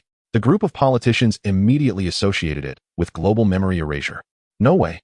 However, once everything was clarified, Professor X logged off, leaving them to await Zhong De's completion of the space gem fusion. Though Zhong De's willpower was formidable, controlling 2 space gems simultaneously was still somewhat taxing. Fortunately, he ultimately succeeded, perfectly merging the 2 gems. At the same time, the appearance of the space gem also transformed. A blue crystal-like object emitted a radiant blue light from within Zhong De's body. Finally, Zhong De returned his consciousness to his body. At that moment, he sensed something was amiss. Firstly, he seemed to have grown larger. It felt as if his height had doubled. His weight was likely substantial as well, but the most significant change was in the G cells within his body and the dorsal fin. The G cells on the dorsal fin had crystallized. They emitted a beautiful blue glow. The methods of energy emission had diversified as well. Previously, he could only emit energy through a special organ in his mouth, but now Zhong De could emit energy from any part of his body, hands, feet, or any other area. The changes in the G cells were significant. Besides making Zhong De's body structure more suited for survival in outer space, he discovered a remarkable ability. His G cells could extrude outside his body and grow like fungi. Eventually, they would develop into crystal-like structures that could contain vast amounts of energy. These structures could be used for farming and could harvest energy. In short, they were incredibly powerful. However, there was a drawback. If left unattended, they would grow indefinitely, eventually covering the entire Earth. Moreover, as crystals that fed on nearly all energy in the universe, there was no way they would face a shortage of energy. However, emitting energy through his mouth had become a habit for Zhong De, and he whimsically thought that atomic breath not emitted from his mouth wasn't true atomic breath. Given such significant changes, Zhong De felt compelled to test his newfound power. Lacking a suitable target, he shot towards the sky, beginning with atomic breath. Without any wind-up or build-up, a purple stream of atomic energy shot from Zhong De's mouth, soaring into the sky and piercing through the atmosphere. Wow, that's impressive. Zhongde was startled by the distance his atomic breath traveled. Previously, his atomic breath could barely reach beyond the atmosphere, but now he surpassed that distance effortlessly. Thus, Zhongde hesitated to attempt any other skills as the power of space shatter surpassed that of atomic breath. Zhongde feared that a careless mistake might obliterate the Earth. Since he couldn't test it, he found himself with nothing to do. Moreover, Zhongde's considerable size was quite conspicuous, so he shrank himself to disappear from the satellite's view. With the crisis averted, the big shots sitting at the conference table sighed in relief as they watched Godzilla's final breath. Everyone abandoned their lingering trepidations, yet some remained unperturbed, though the outcome was destined to be tragic. The shrunken Zhongde submerged into the depths of the water, preparing to visit Academy City, where he intended to digest the results of his breakthrough and also prepare some resources for Academy City. He had brought back many valuable items from Asgard. Needless to say, the beast was certainly busy. "How's it going?" As Zhongde emerged from the water, he found Professor X and Magneto waiting for him. "Did you two install something on me? How come you always know my location?" Zhongde complained, looking at the mental link device in Professor X's hand. "Haha, we detect any high-speed moving objects in the water, and of course it's you. So we know your location." Professor X revealed the truth. "So what was that all about?" Professor X asked. "Of course I've become stronger," Zhongde replied as a matter of fact. "By the way, I also have plenty of good stuff." He then pulled out a pile of swords and knives produced in Asgard from who knows where. "Let me tell you, these are rare items from Asgard. Although they are cold weapons, the metals are of high-tech quality." "Wait, Asgard? Isn't that a place from mythology?" the well-informed beast interjected. Asgard is indeed mythical, but it genuinely exists. Of course there are gods there, but they aren't particularly powerful, Zhongde mysteriously informed the X-Men. His assertion that they weren't strong was because he was too powerful. To him, ordinary Asgardians were no different from regular humans. Only beings like Odin could challenge him, but how many Asgardians possess Odin's power? The chaos caused by Godzilla has been resolved, yet due to the extensive reach of the internet, the existence of the giant creature could not remain hidden. However, the government still possesses the ability to control public opinion. In the end, Godzilla became a part of urban legend, with only a few witnesses or some eccentric individuals firmly believing in the giant beast. Simultaneously, films featuring Godzilla as a giant creature theme have become increasingly popular in the entertainment industry. Godzilla has also transformed into an enigmatic event that is difficult to categorize after the Roswell incident. "Now you're famous," Professor X said jokingly as he turned off the video on Bilibili. Clearly, there were quite a few content creators in the paranormal section who had made videos about prehistoric giants. However, Zhongde rolled his eyes and remarked, "The government's control over public opinion is formidable, so we must be wary of the discourse surrounding superhumans." "Don't be so serious, come on, our old buddy." Professor X knows that the current timeline is much better for mutants than before. While Zhongde and Professor X were idly chatting, Old Juan and the Beast were not idle. The two were studying all the materials Zhongde had brought back from Asgard. Naturally, the metal was the fastest to analyze. Within a few days, Old Juan had essentially understood the structure of these new metals, but he couldn't produce them. In Old Juan's words, if there were a superhuman who could control atoms, mass production of this metal would be possible. However, currently in Academy City, there had yet to be anyone with such abilities. Feeling utterly bored in Academy City, Zhongde decided to find something to do. Thus, our Professor X suggested that Zhongde become a teacher, much like Wolverine, to contribute to the great endeavor of building a bright future for superhumans. However, Professor X's idea was immediately shot down by Zhongde. "No way, don't even think about it." Zhongde rejected the suggestion. "I need to conduct experiments. I suddenly have some topics to research." Zhongde casually made an excuse and slipped away. Arriving at a laboratory, Zhongde fell into distress. What to do? Then he saw Wolverine coming, and Zhongde's eyes lit up. Hey, Wolverine, I have something to discuss with you." Wolverine, puzzled, approached Zhongde without hesitation. "What are you doing, brother?" As he got closer, Zhongde poked him with a needle. "Nothing." Zhongde hid the needle behind him and pushed Wolverine out of the lab. When asked how Wolverine ended up in the lab, it was because Zhongde's so-called laboratory was actually just a regular medical room. Wolverine likely came to grab something, as he was evidently irregular here. After Wolverine left, Zhongde took out a small vial containing Wolverine's blood. Zhongde intended to conduct research, and of course, he also had his own cells. After all, in Zhongde's eyes, his cells were remarkably impressive. Then in this rudimentary medical room, he began his experiment. "First, let's test Wolverine's healing factor," Zhongde muttered to himself. In a glass vessel, Zhongde dropped a drop of Wolverine's blood. Then, using his claws, he cut his own arm and let a drop of his own blood fall inside. The two drops of blood mingled under these circumstances. Zhongde quickly focused his gaze on the nearby computer. The electron microscope was continuously simulating the movement of the two cells in the vessel. While this healing factor is impressive, Wolverine's healing factor is extraordinarily resilient. Even under repeated invasions and assimilations of G-cells, it can quickly return to its original state. Each time G-cells invade, their remnants are expelled from the cells by Wolverine's healing factor. However, G-cells are not idle. After repeated failures, they are evolving rapidly. Zhongde observed that the behavior patterns of his cells began to slowly change. Gradually, Wolverine's healing factor stopped clearing the invasion of G-cells, as if it had grown accustomed to their presence. In truth, G-cells had successfully deceived the healing factor, preventing it from initiating healing due to the invasion of G-cells, while further assimilating Wolverine's cells. My cells are impressive. Zhongde felt childishly proud of himself. Pride aside, the experiment must continue. Zhongde again dropped a drop of Wolverine's blood, preparing to study the healing factor separately. He discovered that Wolverine's healing factor could serve as an excellent neutralizer, reducing the rejection of other anomalous organisms. Zhongde was also quite familiar with his own cells. G-cells possess extremely strong adaptability along with significant erosive and assimilative power. Rather than being a cell, it is more akin to a highly vital bacterium or virus. After analyzing Wolverine's healing factor, Zhongde began preparing to create a strengthening agent, with the main materials being his own G-cells and the healing factor. However, with limited materials, Zhongde estimated he could only produce one. Fortunately, there was already a successful subject, his classmate Wade, whom he had brought back earlier. Zhongde planned to seek advice from him for some inspiration. "Professor, where's that lizard man I brought back last time?" Zhongde asked as he arrived at Professor X's office. "Oh, he's currently a fine arts teacher at the S.H.I.E.L.D. Girls' High School affiliated with X University," Professor X recalled slightly before answering. "A teacher?" Zhongde was speechless. Wade certainly did not seem like the kind of person who could be a teacher, especially not a fine arts teacher. Does he even know what art is? Could it be that Professor X awakened a new superpower that allows anyone to become a teacher? Zhongde pondered, somewhat amused, and hurriedly left Professor X's office. After leaving the office, Zhongde checked the map on his phone and arrived at S.H.I.E.L.D. Girls' High School, only to be stopped by the security guard. "You are not allowed to enter," the security guard said, warily eyeing Zhongde with a hand poised behind her back as if ready to draw a baton to scare him. Zhongde was about to explain, but a youthful, vibrant girl passing by said to the security guard, "This is our new fine arts teacher, Wade. He is not a suspicious character." "Is that so?" The guard, somewhat convinced by the student's words, reluctantly allowed Zhongde to pass. And so Zhongde inexplicably blended into the girls' school, unaware that Wade was actually the only male in the school, akin to a rare animal. However, although Zhongde and Wade looked very similar, or rather Wade looked like Zhongde, it was normal for unfamiliar students not to recognize him. Not long after Zhongde walked in, Wade arrived late. He entered the school with a look that suggested the guard had seen a ghost.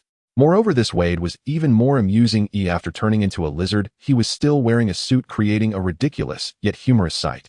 Once inside the school, Wade was to be a fine arts teacher for a day. Although he was internally reluctant, the presence of so many beautiful girls made him relent. "Wade, you came in early today." A particularly busty woman in an office flirted with Zhongde, obviously a colleague of Wade. Zhongde could not impersonate Wade, so he replied, "I am not Wade. I'm here to find him." "Oh, that's not it. You two look so alike. Are you his brother?" the girl asked curiously, clearly believing that two lizard-shaped individuals must be related. No. This statement made Zhongde very awkward. However, the big-breasted girl did not believe him at all. "Well, if we speak from a bloodline perspective, I suppose he can be considered his father." Zhongde nonchalantly took advantage of Wade. This made the girl cover her mouth in surprise. "Did I say something I shouldn't have?" Zhongde thought. "If you see Wade, please ask him to come over. I have something very important to discuss with him." He didn't care about what he said wrong, just hoping the girl would comply. All right. The girl nodded like a groundhog, and then hurriedly ran off.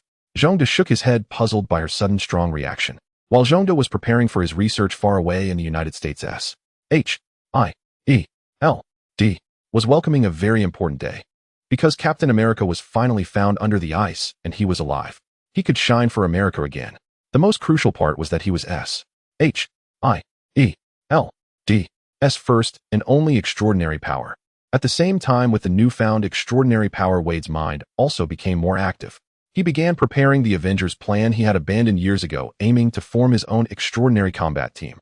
To respond to various crises, clearly the appearances of Thor and Asgard made them realize that humanity was not alone. This extraordinary team was set up to deal with malicious extraterrestrials. Wade. The girl encountered Wade on the road. "There's a lizard man in your office saying he's here to find you." The girl spoke hurriedly and then left because she was running late for class. Wade was taken aback and then immediately reacted when he heard it was a lizard man. The only other person who could be called a lizard man apart from himself was probably the one who brought him here. Although Wade did not hate him to the bone, he was definitely gritting his teeth. He then hurried to his office and saw Zhongde playing a game. Seeing Zhongde's relaxed demeanor, Wade charged in with a flying kick. However, Zhongde did not react at all. "Oh, you're here." Hearing a noise behind him, Zhongde turned around to see that the target he had been waiting for had finally arrived. Looking at Wade's gritted teeth, Zhongde knew this person was somewhat unfriendly towards him, but he didn't care. With a practiced shoulder throw, Zhongde took the opportunity to sit on Wade and pulled out a large syringe, then plunged it into Wade's artery with force. The syringe quickly filled up. Done. Zhongde pulled out the needle and swaggered out of the school. As for Wade, he had just realized that he had been forcibly bled. What the hell? Feeling the pain from the needle, Wade immediately protested, struggling desperately to get up. Seeing Wade struggling so fiercely, Zhongde did not dare to let Wade fight inside the house, as both of them could easily destroy a building. Thus, to minimize damage, Zhongde tossed Wade out of the window. Wade landed on the playground with a faceplant. Roar. Just as Wade was about to retaliate, he was stopped by Zhongde's crow dive. Go to hell. Wade threw a punch at Zhongde.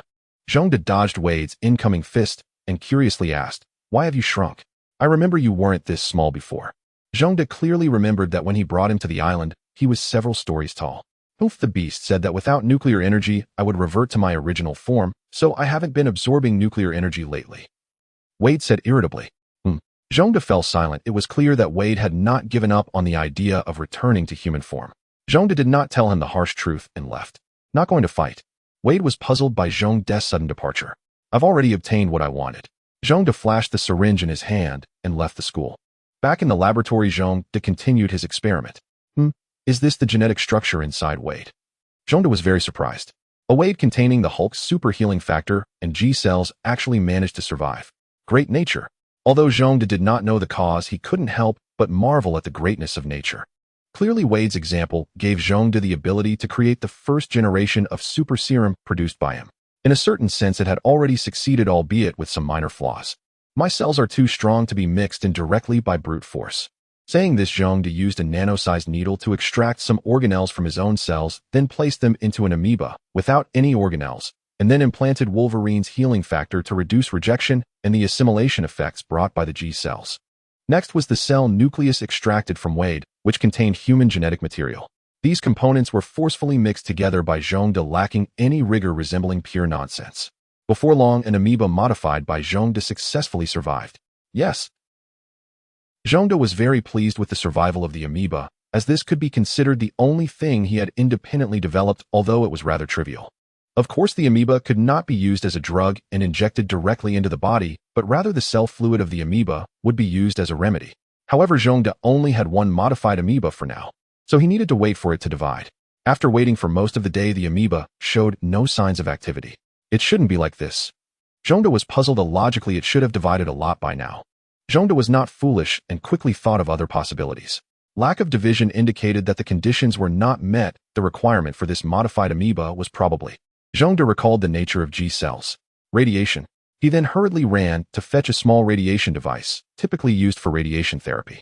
After obtaining it, Zhongde disregarded everything else and directly began irradiating the glass container. As for radiation concerns, Zhongde was not afraid at all, and there were no other people around. Thus, he did not take any radiation precautions. After a round of irradiation, the modified amoeba started to become active and began cellular division. Before long, Zhongde tossed aside the now heated small radiation device and began observing the amoeba. The quantity should be sufficient. He then started to extract the amoeba's cell fluid. This should be fine. Zhongde held a test tube filled with the amoeba's cell fluid. This fluid even emitted light, appearing to twinkle beautifully. But it was actually due to the radiation from the cell fluid. However, the amount was very low, so it shouldn't be lethal. Zhongde speculated. He then pocketed it, ready to find a perfect experimental subject. However, this was truly the difficult part. Zhongde could not be like General Ross, lacking principles and randomly selecting an experimental subject. He also could not experiment on superhumans. Ultimately, with principles and integrity, Zhongde decided to try his luck in America. Perhaps he could encounter a very suitable candidate. However, Zhongde actually planned to play the old man for the protagonist's fortuitous encounter. As for the reliability of this serum, Zhongde himself did not know, but he was certain that it would definitely have an effect on people. Zhongde is a person who values emotions greatly, which is why he does not plan to find a so-called protagonist in the Academy City. He chose New York, believing that there must be suitable individuals craving power among the delusional youth. As the thought crossed his mind, Zhongde teleported to America. Can't I teleport to Europe anytime and become a European? Zhongde suddenly had this idea. He then appeared in a dark alley in New York. As he was about to step out, he heard shouts and curses from behind him. "Hand over your money." A raspy voice called out from behind. "Am I actually being robbed?" Zhongde was astonished. Who would dare rob him given his size? Curious about who was behind him, Zhongde turned around. Then he heard the sound of a dagger clattering to the ground. Our minor character, the blonde thug, hadn't had any jobs for several days and was in dire need of money, so he took the risk of robbing a big guy. However, this time he felt as if he was in trouble. This big guy didn't seem human. No, he was a superhuman and clearly not someone to mess with. Zhongde turned around, and a lizard-like face appeared in front of the blonde thug's eyes. "What did you say?" Zhongde was very intrigued by this person, who was surprisingly bold. Thud, the blonde thug, knelt on the ground. "I'm sorry." He immediately surrendered. "All right, I forgive you, but you must promise me one thing." Zhongde's wicked sense of humor reemerged. "Sure, no problem," the blonde thug replied, looking as if he were at Zhongde's mercy. "Take off your pants." Zhongde's face broke into an evil grin. Upon hearing this, the blonde thug's expression cooled instantly, and he slowly surrendered, clearly knowing what was about to happen. "Be gentle," the blonde thug weakly requested. Zhongde didn't respond, making the thug even more anxious, and he lost consciousness in that anxious state. "I'm not gay." Zhongde knocked the thug out and skillfully took some money from his pocket. As for the pants that had been removed, Zhongde had no intention of helping this loser put them back on. It was merely Zhongde's wicked sense of humor. Then he quietly left the alley, but the next day a legend about a lizard-loving man appeared online, complete with a blurry video that seemed to be from a security camera. However, this rumor became quite popular among a group of high school students with not enough homework who felt anxious about the possibility of encountering the legendary lizard man. An ordinary American high school student named Dave was walking home with his best friends when they ran into a gang and were robbed. Fortunately, the gang members were somewhat reasonable and did not engage in any strange behavior upon seeing the obedient students. But at that moment, a mechanical voice echoed from behind the gang. "Don't take the children's money over there." The two gangsters paused, then turned around. What a blind fool. They then saw a lizard standing over 2 meters tall. Instantly, they cowered. "I'm so sorry." They returned the wallets and phones to the three students and fled. Though the gangsters were sensible enough to cooperate, when facing a superhuman dispensing justice, the three students who had been robbed did not feel the same way. They had seen a lizard man, a lizard man. Lizard man. Suddenly, the three felt as if they had just escaped a wolf's den and entered a tiger's lair. Two of Dave's quick-witted friends turned and ran without hesitation.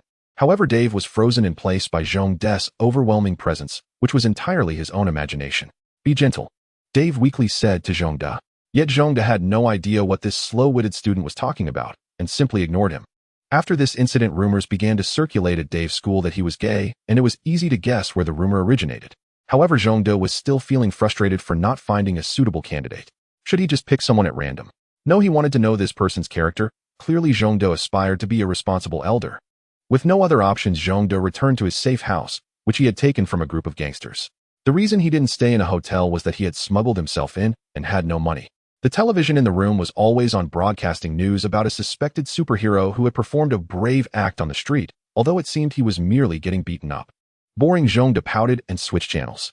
The next still featured the pervert in the tight-fitting suit. Zhongde turned off the TV. Lying on the bed, he prepared to be a fish out of water. "Wait, I think he could be my test subject." Clearly, the person on the TV was an ordinary individual with aspirations of becoming a superhero, and a righteous one at that. It appears I must uncover the true identity of this person. Unexpectedly, Zhongde found that overnight this righteous person had become a household name, with merchandise appearing in comic stores everywhere. There were even comics related to him. However, in the comic store, Zhongde noticed comics about the X-Men, Iron Man, and Spider-Man, but none about himself. More prominently featured were the latest merchandise and comics about the Righteous Avenger. Yet Zhongde did not notice that there was an old acquaintance in this comic store. It was the last time Zhongde encountered three high school students, prompting two friends to tease Dave and chat about Dave and the Lizard Man story. However, Dave could only give his friends disdain. What he didn't know was that he had already become a superhero, and he was the current most popular superhero, the Righteous Avenger, and he was not gay. Of course, he was just an ordinary person without any superpowers. But soon he found himself swept up in one event after another due to his superhero identity. Meanwhile, Zhongde discovered two ordinary individuals acting as vigilantes, such as Lady Deathstrike and Big Daddy, who were actively fighting drug dealers. Two well-trained ordinary people, but just ordinary people. Before long, Zhongde tracked their movements. He eliminated the drug lord before they arrived and waited for them. Soon the two approached Zhongde, but they only saw a trail of bodies and Zhongde, who clearly looked like a bad person. "Who are you?" Big Daddy, dressed as Batman, looked at Zhongde, sitting in a chair with a wary expression. Obviously, Big Daddy sensed a strong threat from Zhongde and his gun trembled in his hand. At that moment Zhong-de had his back turned to the two, so they could not see his face, only noting his considerable stature. This unknown quality added a layer of mystery to the situation. Just as Big Daddy was losing his composure, Zhong-de finally turned around. A lizard man with a cigar in his mouth and wearing sunglasses appeared before them. So damn handsome, how is this possible? Who is this monster? The little girl thought, while Big Daddy involuntarily lowered his gun. Clearly they were both captivated by Zhong-de's imposing image. Are you the vigilantes who have recently appeared in New York? Do you crave power? He then produced a vial of shimmering blue liquid. Moreover, Zhong-de's attire was very intimidating. In the end, the two individuals in tight-fitting suits, one old and one young, still refused the mysterious potion offered by Zhong-de, even turning down the drugs and illicit money from the traffickers. Watching the two depart, Zhong-de felt helpless. His appearance lacked any sense of approachability. He left the drug-dealing spot and returned to his small abode. What, someone died again? As a notorious drug lord in New York, he was furious. In recent days his subordinates had been inexplicably killed, and both drugs and money had vanished, causing him significant losses. However, at this moment, the new superheroes Deadpool and Big Daddy slowly entered the online world, appearing before ordinary people. Of course, it wasn't Big Daddy's actions, but those of Zhong-de during the encounter with the two. Zhong-de had secretly taken photos of them. When the photos of the two in tight suits appeared online, netizens immediately reacted with great enthusiasm, especially towards the seemingly 11-year-old Deadpool.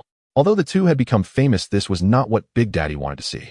He quickly located Zhong-de's IP address online, and it was evident that Zhong-de had not concealed his internet presence. Anyone with intent could discover his location. Then drug lord Amick used the same method to find Zhong-de. Both groups prepared to search for Zhong-de, simultaneously unaware that Zhong-de was lying in bed contemplating his journey through the Marvel Universe. Crash! The sound of breaking glass accompanied Zhong-de hearing a knock on the door. It seems drug lords are more civilized than superheroes.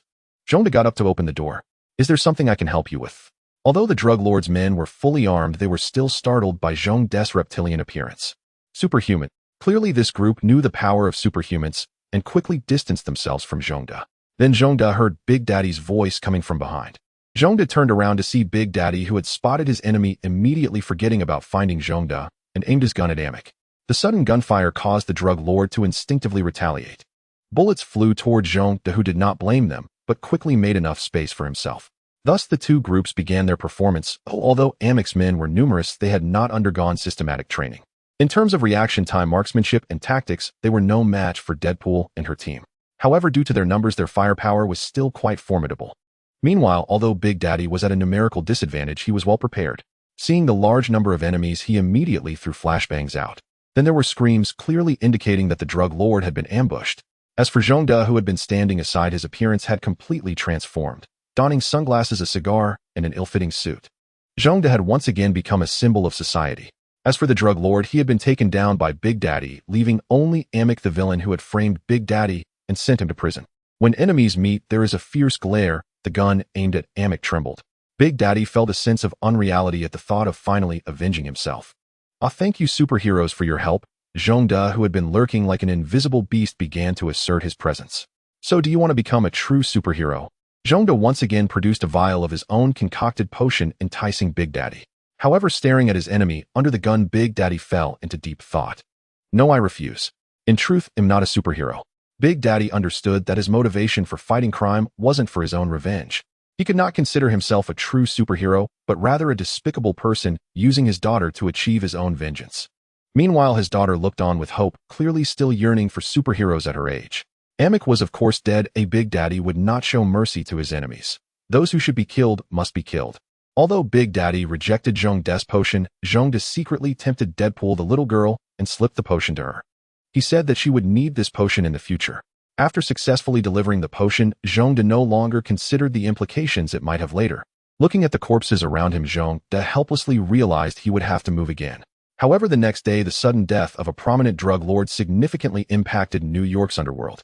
The crime rate in New York City began to rise, and many sought to seize Amick's territory.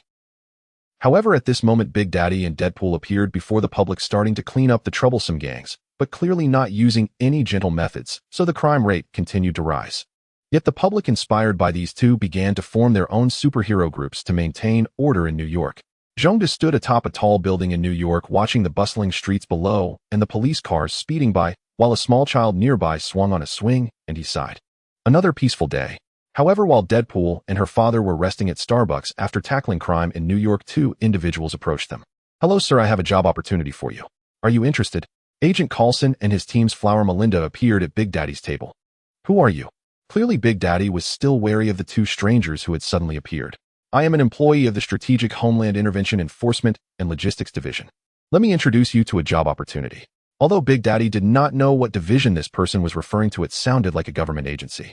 Moreover, from their words, it was evident that his and his daughter's identities had likely been exposed. "I'm not interested," Big Daddy coldly refused, having had a bad experience before. He did not want to get involved with the government again. "Don't be so quick to refuse. The police in New York City are quite displeased with vigilantes who abuse their powers," Coulson said to Big Daddy with a hint of threat. "Additionally, regarding your previous betrayal, we can help clear your name," Coulson tempted. This time, Big Daddy realized that the visit had significant implications and that he likely could not refuse. They knew all about his past. Helplessly, he said, "Okay, I agree, but please don't involve my daughter." He still felt guilty about his daughter. Melinda took Deadpool to play. Meanwhile, Coulson and Big Daddy went elsewhere to discuss work matters. "This time we want to invite you to participate in a government plan." Coulson handed a stack of papers to Big Daddy. "The Avengers Initiative?" Big Daddy patiently read through all the content and looked up at Coulson. "You want me to be a superhero?" "No, I'm just an ordinary person." "No, you are already a superhero now." Coulson disagreed with Big Daddy's statement. A superhero is not defined by superpowers or extraordinary intelligence, but by a heroic heart. Coulson poured some motivational words into Big Daddy, cleverly persuading him to join the Avengers. Zhongda handed over the potion, the effects of which he was unaware, to the female assassin, and then stealthily returned to the Academy City. Professor X saw Zhongda walking in from outside the house. As for Zhongda's sudden disappearance, it had become a common occurrence. "I'm back," Zhongda thought to himself. "Why is it always Professor X when I return? By the way, Wade has been acting very strange since you left." He started exercising. He was also mumbling some odd things. Professor X had a peculiar expression. "Although I don't fully understand what he said, it must be related to you." "Oh, is that so?" Zhongda didn't find it strange when he heard Professor X say this. After all, he had beaten Wade and even taken some bodily fluids from him. It was only natural for him to hold a grudge. Moreover, someone like Wade, who had such a goofy personality, would surely do something bizarre in retaliation. Regardless, Zhongda was not worried at all. If necessary, he could just beat him up again. Sure enough, not long after Zhongda arrived on the island, a black-skinned lizard with a strange device appeared in front of his villa. "Come out, ugly lizard," a lizard shouted at Zhongda's villa. With such a loud voice, even with noise-canceling headphones on, Zhongda couldn't block out the sound. "Damn, this method is indeed quite bizarre." Zhongda tossed aside his headphones and charged out. Upon stepping outside, he witnessed an astonishing scene. Wade was inexplicably suspended in midair. "What's going on?" He then saw his neighbor Old One carrying his daughter outside with an angry expression. "What's all this noise in the middle of the afternoon? Some people need to take a nap." Old One cooed at his daughter in his arms before violently throwing Wade far away, so far that Zhongda couldn't even see him anymore. Has Magneto become a dad now? The difference from before is astounding," Zhongda said, yawning at the sight of Wade turning into a star and walking back inside. "Should I finish watching Detective Conan?" Zhongda then pulled the curtains closed and resumed watching anime in the dimly lit bedroom. This scene was very reminiscent of his past life, as some things are indeed hard to change. However, while he was watching anime, two individuals who did not belong to this world arrived in the Academy City: a middle-aged man with a noticeably receding hairline and a woman who appeared to be of mixed Eastern and Western descent. "Hello, Professor X." Coulson expressed his respect for the head of the organization known for its strongest individual combatants. After explaining their purpose, Professor X welcomed them warmly, like a kind old man giving candy to a little girl.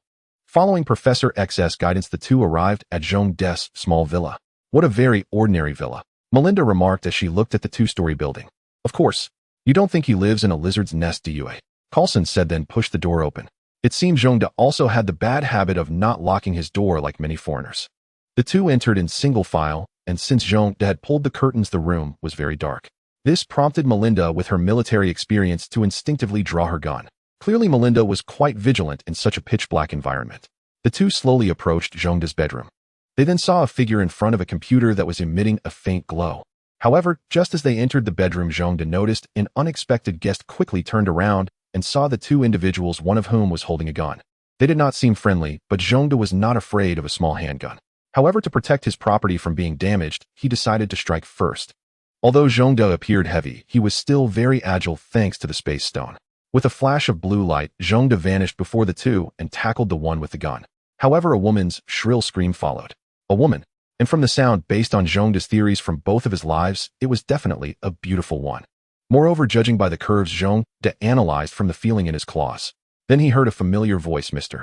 Zhongda, please stop. Coulson spoke. At this moment, Zhongda had already turned on the lights and saw an old man and a girl, though the girl seemed to be in some pain from the fall. Are you okay? Zhongda helped the girl up. You have no sense of gentlemanly conduct at all, she shot back, clearly holding a grudge against Zhongda for his rough tackle. Hearing this, Zhongda was also annoyed. You barged in without knocking, but it's lucky I didn't kill you. He and the girl exchanged verbal jabs. Then Coulson began to mediate, urging both to calm down. Do you have something important to discuss with me? You've made it all the way to the island. Mr. Zhongda, it's been half a year since we last met. Shouldn't you give us something in return? Coulson revealed his intention. It's already been half a year. Time flies. Since Zhongda became Godzilla, it seems he has lost track of time. I'm a bit lamenting, Zhongda replied. But there's a problem. I've already consumed the Tesseract. How can I still? It seems I should wait a bit longer. Zhongda pondered. Could you grant me a few more days? How about I return it to you in a week? I'm not ready yet. Zhongda felt a bit awkward. Coulson was also taken aback, but quickly reacted, expressing understanding. We apologize for not notifying you in advance. Let's meet again in a week. Coulson then took Melinda and left Zhongda's house.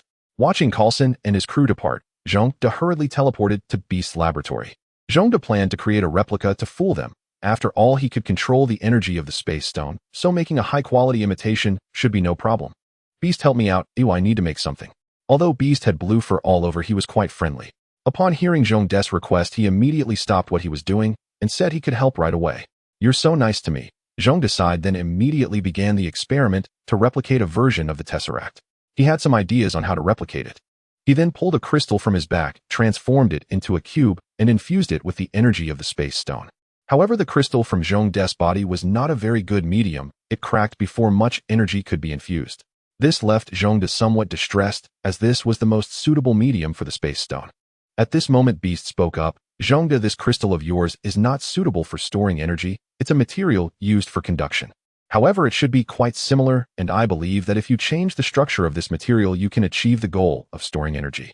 With the help of the Beast, Zhongda finally succeeded in creating a high-dimensional cosmic cube that met his requirements after an unknown number of failures over a week. Although the Beast did not know what this object was for, it was still very pleased. At the same time, energy bodies like this could solve the current energy crisis on Earth, serving as a brand new energy source. And so far, no drawbacks had been discovered except for the immense power that would come with an explosion if the energy was too large. This thing doesn't have a name, yet why don't you give it one? The Beast suggested to Zhongda. A name, huh? Let's call it the Experimental Cosmic Cube. No. 19, Zhongda declared, uttering an exceptionally long name. A what? The Beast indicated it had not heard, clearly asking what no. 19 was. Zhongda repeated himself, and this time the Beast understood, but it expressed confusion as to why it should be called that. Is it really that troublesome to just have a name?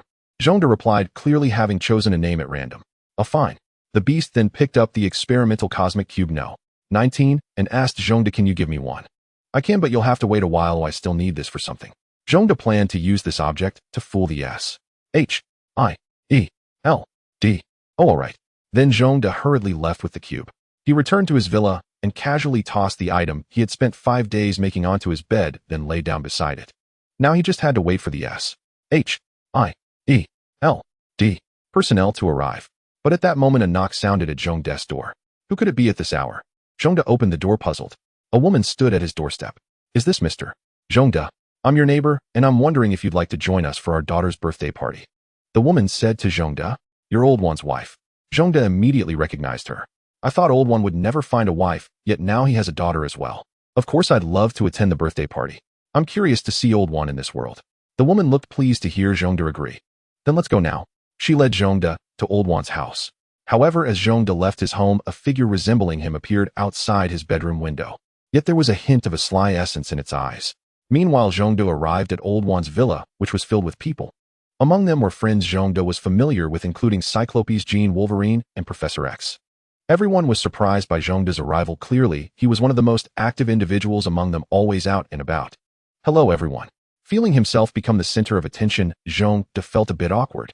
The others began to cheer and laugh, celebrating old one's daughter. Then it was time for old one's daughter's performance. After blowing out the candles, everyone began to present their gifts, which left Zhongda feeling embarrassed since he had prepared nothing. What could he possibly prepare at the last minute? As everyone turned to look at Zhongde, he gritted his teeth and pulled another blue crystal from his back fin. In truth, Zhongde did not want to pull it out. Although it could grow back quickly, it was painful. Seeing Zhongde do this, old one couldn't help but say there's no need for a gift. It's fine. Zhongde grimaced in pain and handed the naturally grown crystal to the little girl, whose eyes sparkled at the sight of shiny objects.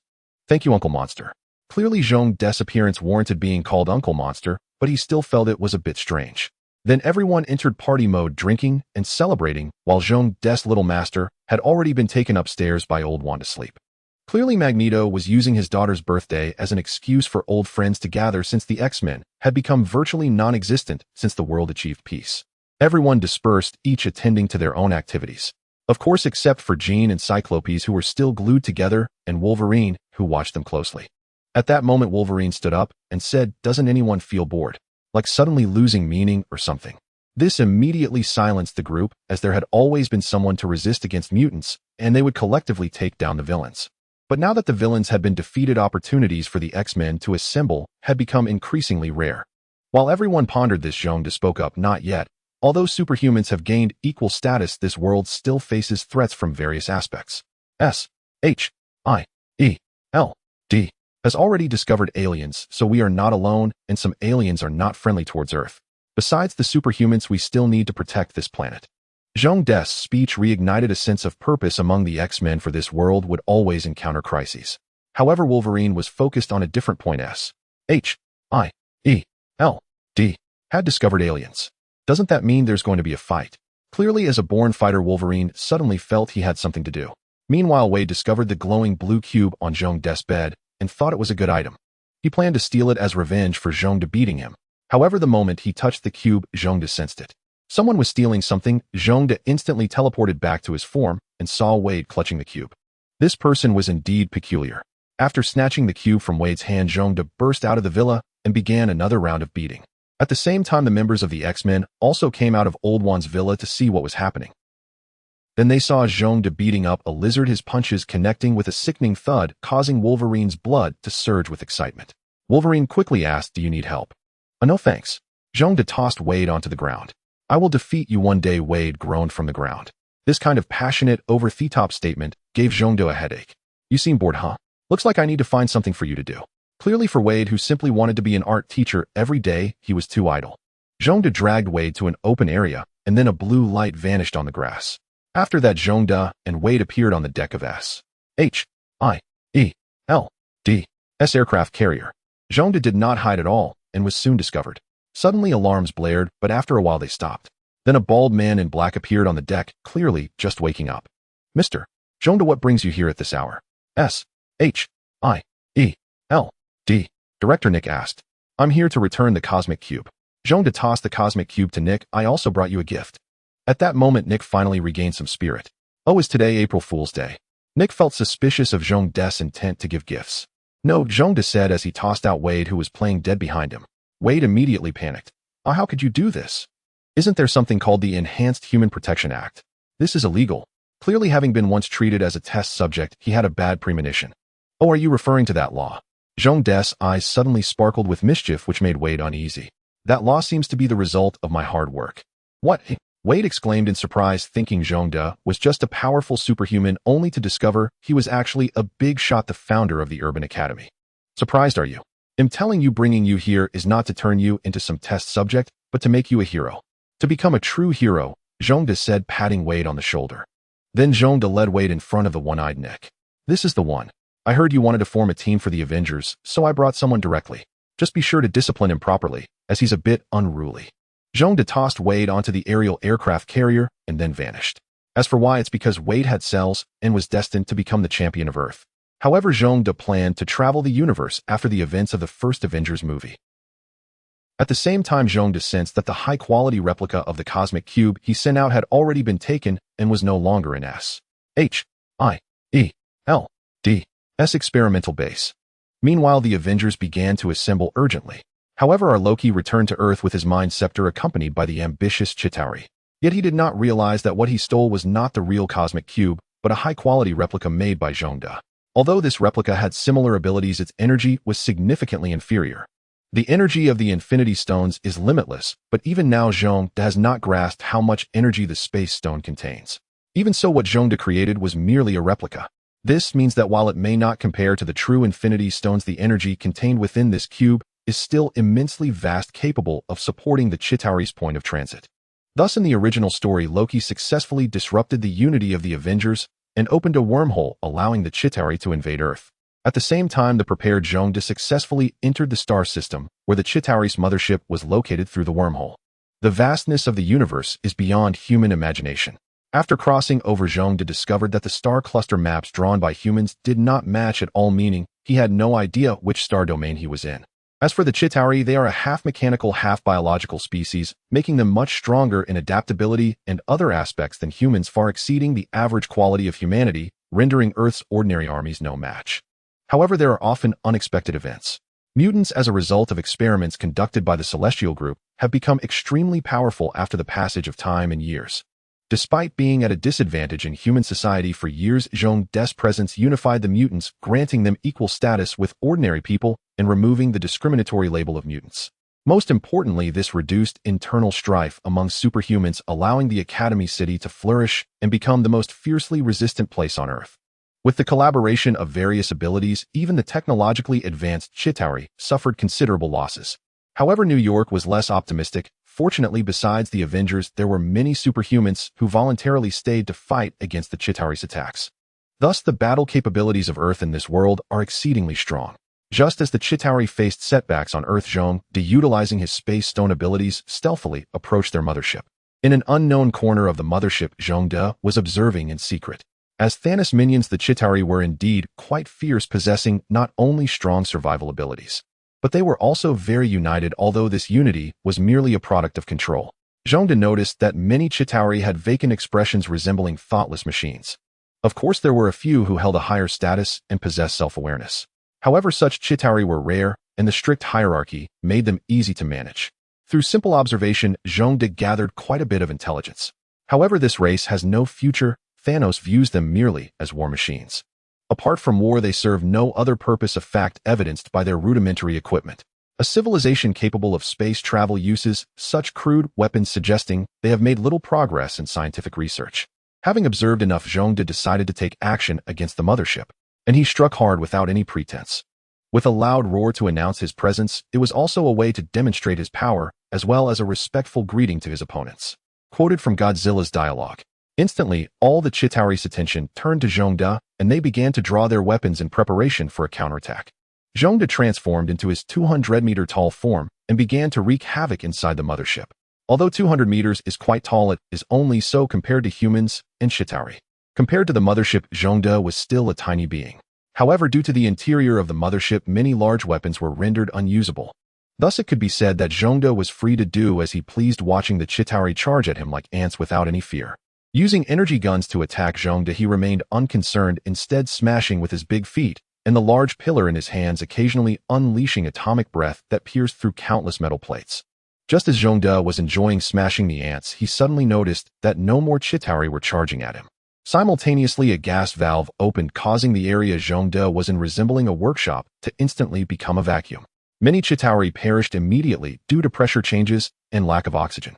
However, they never anticipated that Zhongde had long since adapted to the environment of space. So he kicked open the wall and found himself directly entering outer space. Zhongde was a bit confused, but reacted quickly. Outer space is just outer space, and he began to float towards the mothership. However, the mothership certainly had its defenses. Countless self-defense cannons and missiles began targeting Zhongde. The battleship firing thousands of cannons was still a magnificent sight in Zhongde's eyes, embodying the beauty of grandeur and power. However, it was of no use. As various beams of light overwhelmed Zhongde, he raised a blue protective shield, absorbing all the attacks. Seizing this opportunity, Zhongde moved closer to the battleship and smashed down with his club, shattering the external armor and drilling inside. Although the Chitauri inside resisted fiercely, Zhongde's club and physique could not be stopped. He hardly moved and entered effortlessly. Seeing the Chitauri on the ground resisting, Zhongde simply stomped down with his foot, and they ceased to resist. At this moment, Loki's allies were already overwhelmed, hastily dispatching another wave of troops to deal with Zhongde. Watching the Chitauri organize an effective resistance after being ambushed, Zhongde realized they were adapting. Though Zhongde seemed invincible for the moment, the Chitauri believed that once Loki obtained the Space Stone, they would have hope for a reversal. Thus, the urgent task was to minimize their losses while awaiting Loki's arrival. Although Loki used the experimental cosmic cube to open a wormhole and summon Chitauri troops, the Avengers lineup was much stronger than in the original story. In addition to the Avengers, some superhumans with extraordinary abilities were also protecting New York City. Thus, the Chitauri invasion was not as unstoppable as they had imagined. However, aside from the destruction caused by the striking Hulk, a large lizard also drew attention. Standing over 10 meters tall, it appeared to be Wade in his complete state, clearly having indulged in Iron Man's arc reactor. It spewed atomic breath that swept away all Chitauri units. Even the flying giant tortoise in the air was ineffective. The battle on Earth gradually intensified as Loki and the Avengers fought for the cosmic cube. However, both Thor and Loki, being energy-sensitive, sensed something was off with the cube. Meanwhile, Zhongde's progress was quite promising. Since he was hiding inside the battleship, the Chitauri could not use the battleship's escort ship cannons to attack him. Ultimately, they had no choice but to separate the part where Zhongde was located and let the escort ships fire all cannons at the abandoned section. Although the main cannons on the escort ships were powerful and numerous, their might was still insufficient compared to Zhongde's Space Stone. Even before the main cannons finished charging, Zhongde had already raised his shield to withstand the attack. Following a silent explosion, the section of the battleship where Zhongde was located turned to debris, yet just as everyone breathed a sigh of relief, Zhongde used his atomic breath to obliterate the densely packed escort ships, asserting his presence. However, Zhongde only destroyed a small portion of the numerous escort ships. Nevertheless, this still instilled a sense of helplessness in the Chitauri leader. It reminded him of the feeling of powerlessness he experienced against Thanos. Yet he did not give up. Quick, recharge the main cannons of the escort ships and prepare all usable cannons on the battleship. Clearly, the leader was somewhat insecure about the firepower of his fleet, instructing the battleship's cannons to charge, as well preparing to unleash continuous firepower on this monster. However, Zhongde was not foolish. He utilized the advantages of the Space Stone to directly escape from the ravaged ruins. Leader, the biological readings have disappeared. A soldier reported to the Chitauri leader. What? The leader was very surprised. Stop charging the main cannon. Search for any biological signatures around the battleship. However, he was unaware that Zhongde had already reached the edge of this unknown star system.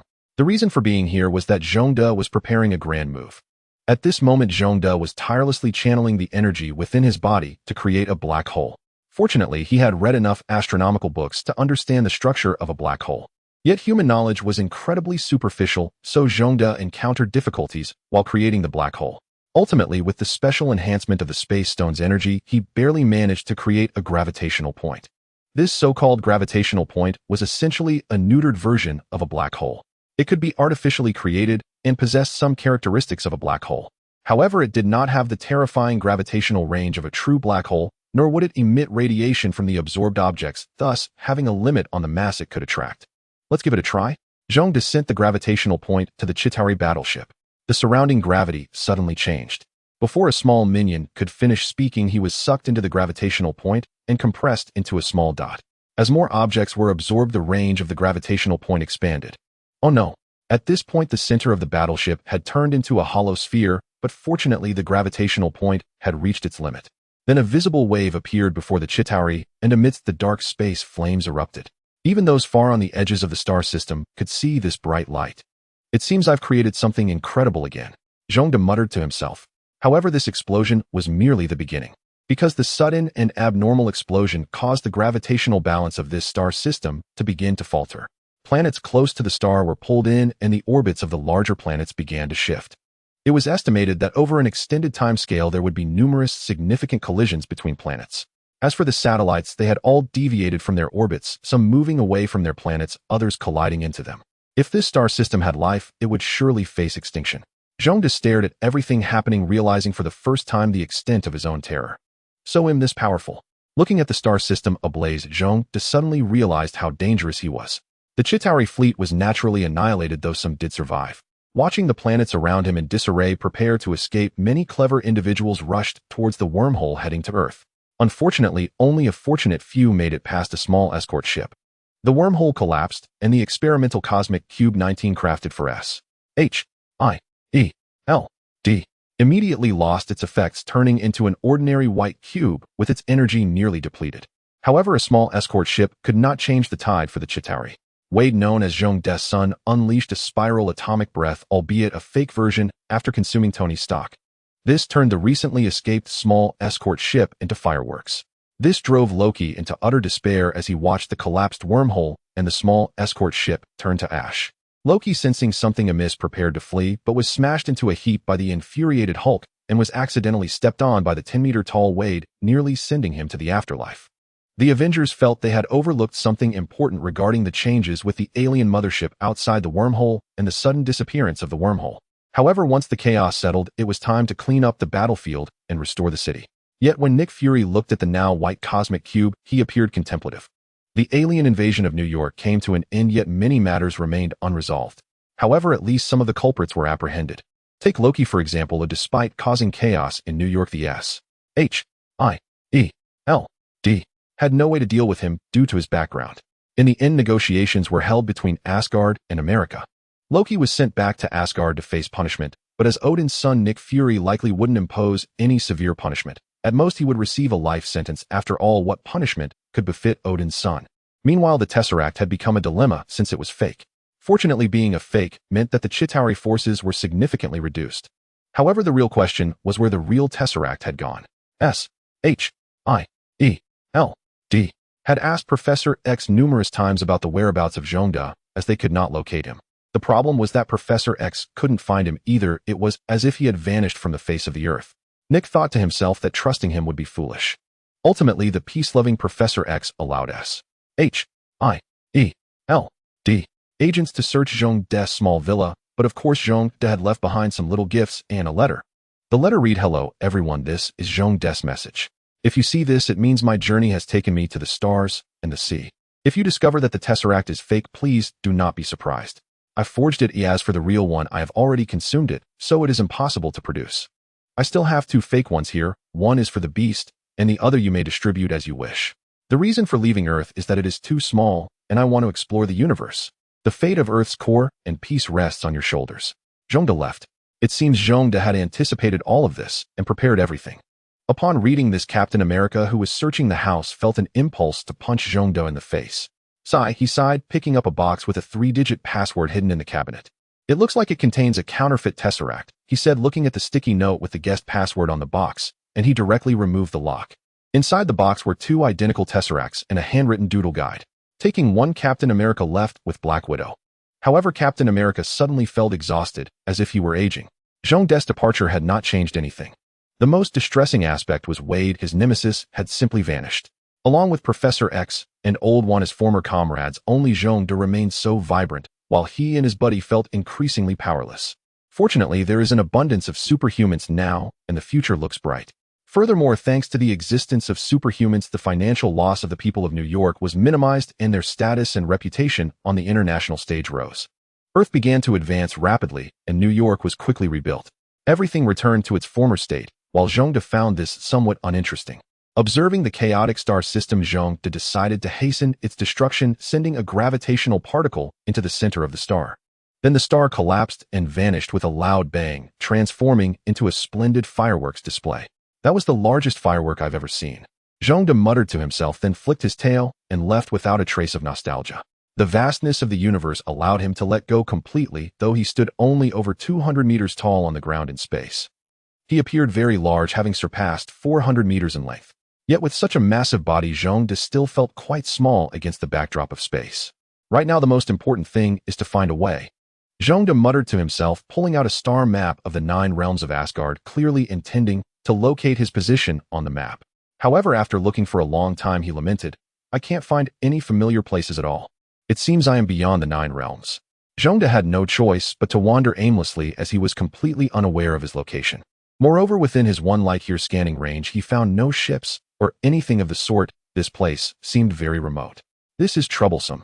Obviously, if this place is very remote, it may take Zhong-De a long time to encounter a fleet of intelligent life. I can only take it one step at a time. Zhong-De, although he wouldn't sigh, still felt a bit helpless. He then proceeded through space at a speed of 1 light-year per second, but this speed was still relatively slow on a cosmic scale.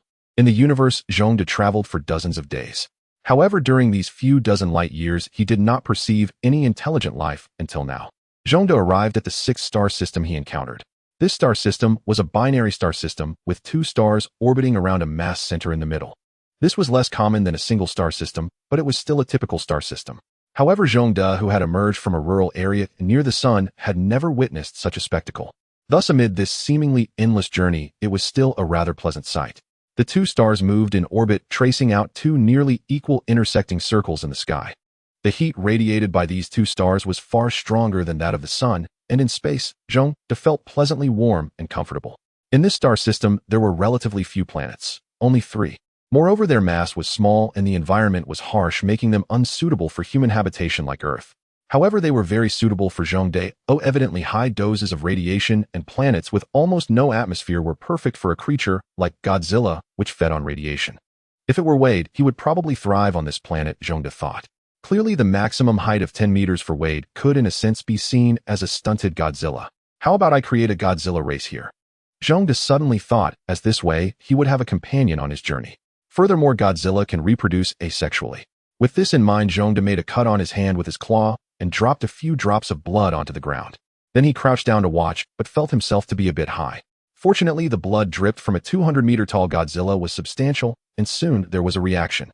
Due to the ample radiation, the cells in the blood became very active and began to slowly change. They started to move in an irregular manner, which made Zhongde very happy, because this indicated that this pool of blood was alive, but Zhongde was destined to be disappointed.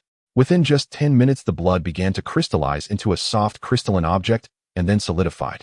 Aside from constantly secreting liquid crystals in all directions. Zhongde clearly showed disappointment, but from simple observation, he still discovered that these crystals were alive. However, they seemed more akin to plants. Zhongde analyzed, no, they resembled fungi or coral more. If they were plants, they probably wouldn't be able to chat with him.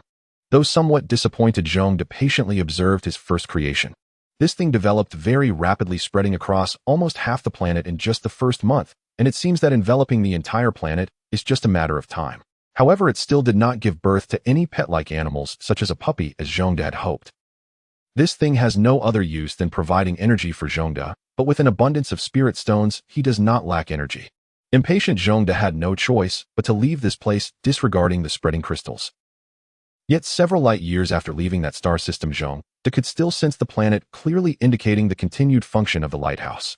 However, while traversing the void, he still found no signs of civilization. The world is vast, Zhongde thought to himself, having lost count of how many times he had sighed, yet nothing he hoped for happened. Until now, Zhongde sensed a metallic object drifting 0.8 light years away, clearly a product of civilization. Zhongde did not care what it was, and directly teleported over to take a closer look. It was a spaceship. Zhongde saw a somewhat worn metallic spacecraft. It was cuboid, resembling a box, and did not conform to aerodynamic shapes. It looks like a civilization that has already ventured into outer space. Zhongde analyzed, although the spaceship was small and did not conform to aerodynamic design, it indicated that this vessel was constructed in outer space. Due to its small size, Zhongde speculated that the technological level of this civilization might not be high. But no matter the circumstances, he had to get inside to examine it closely. Thus, Zhongde grew to a height of 2 meters, discovering that the spaceship's door was about 3 meters tall, perfectly suited for his physique, with unknown life forms being approximately 2 meters tall. Zhongde drew a new conclusion.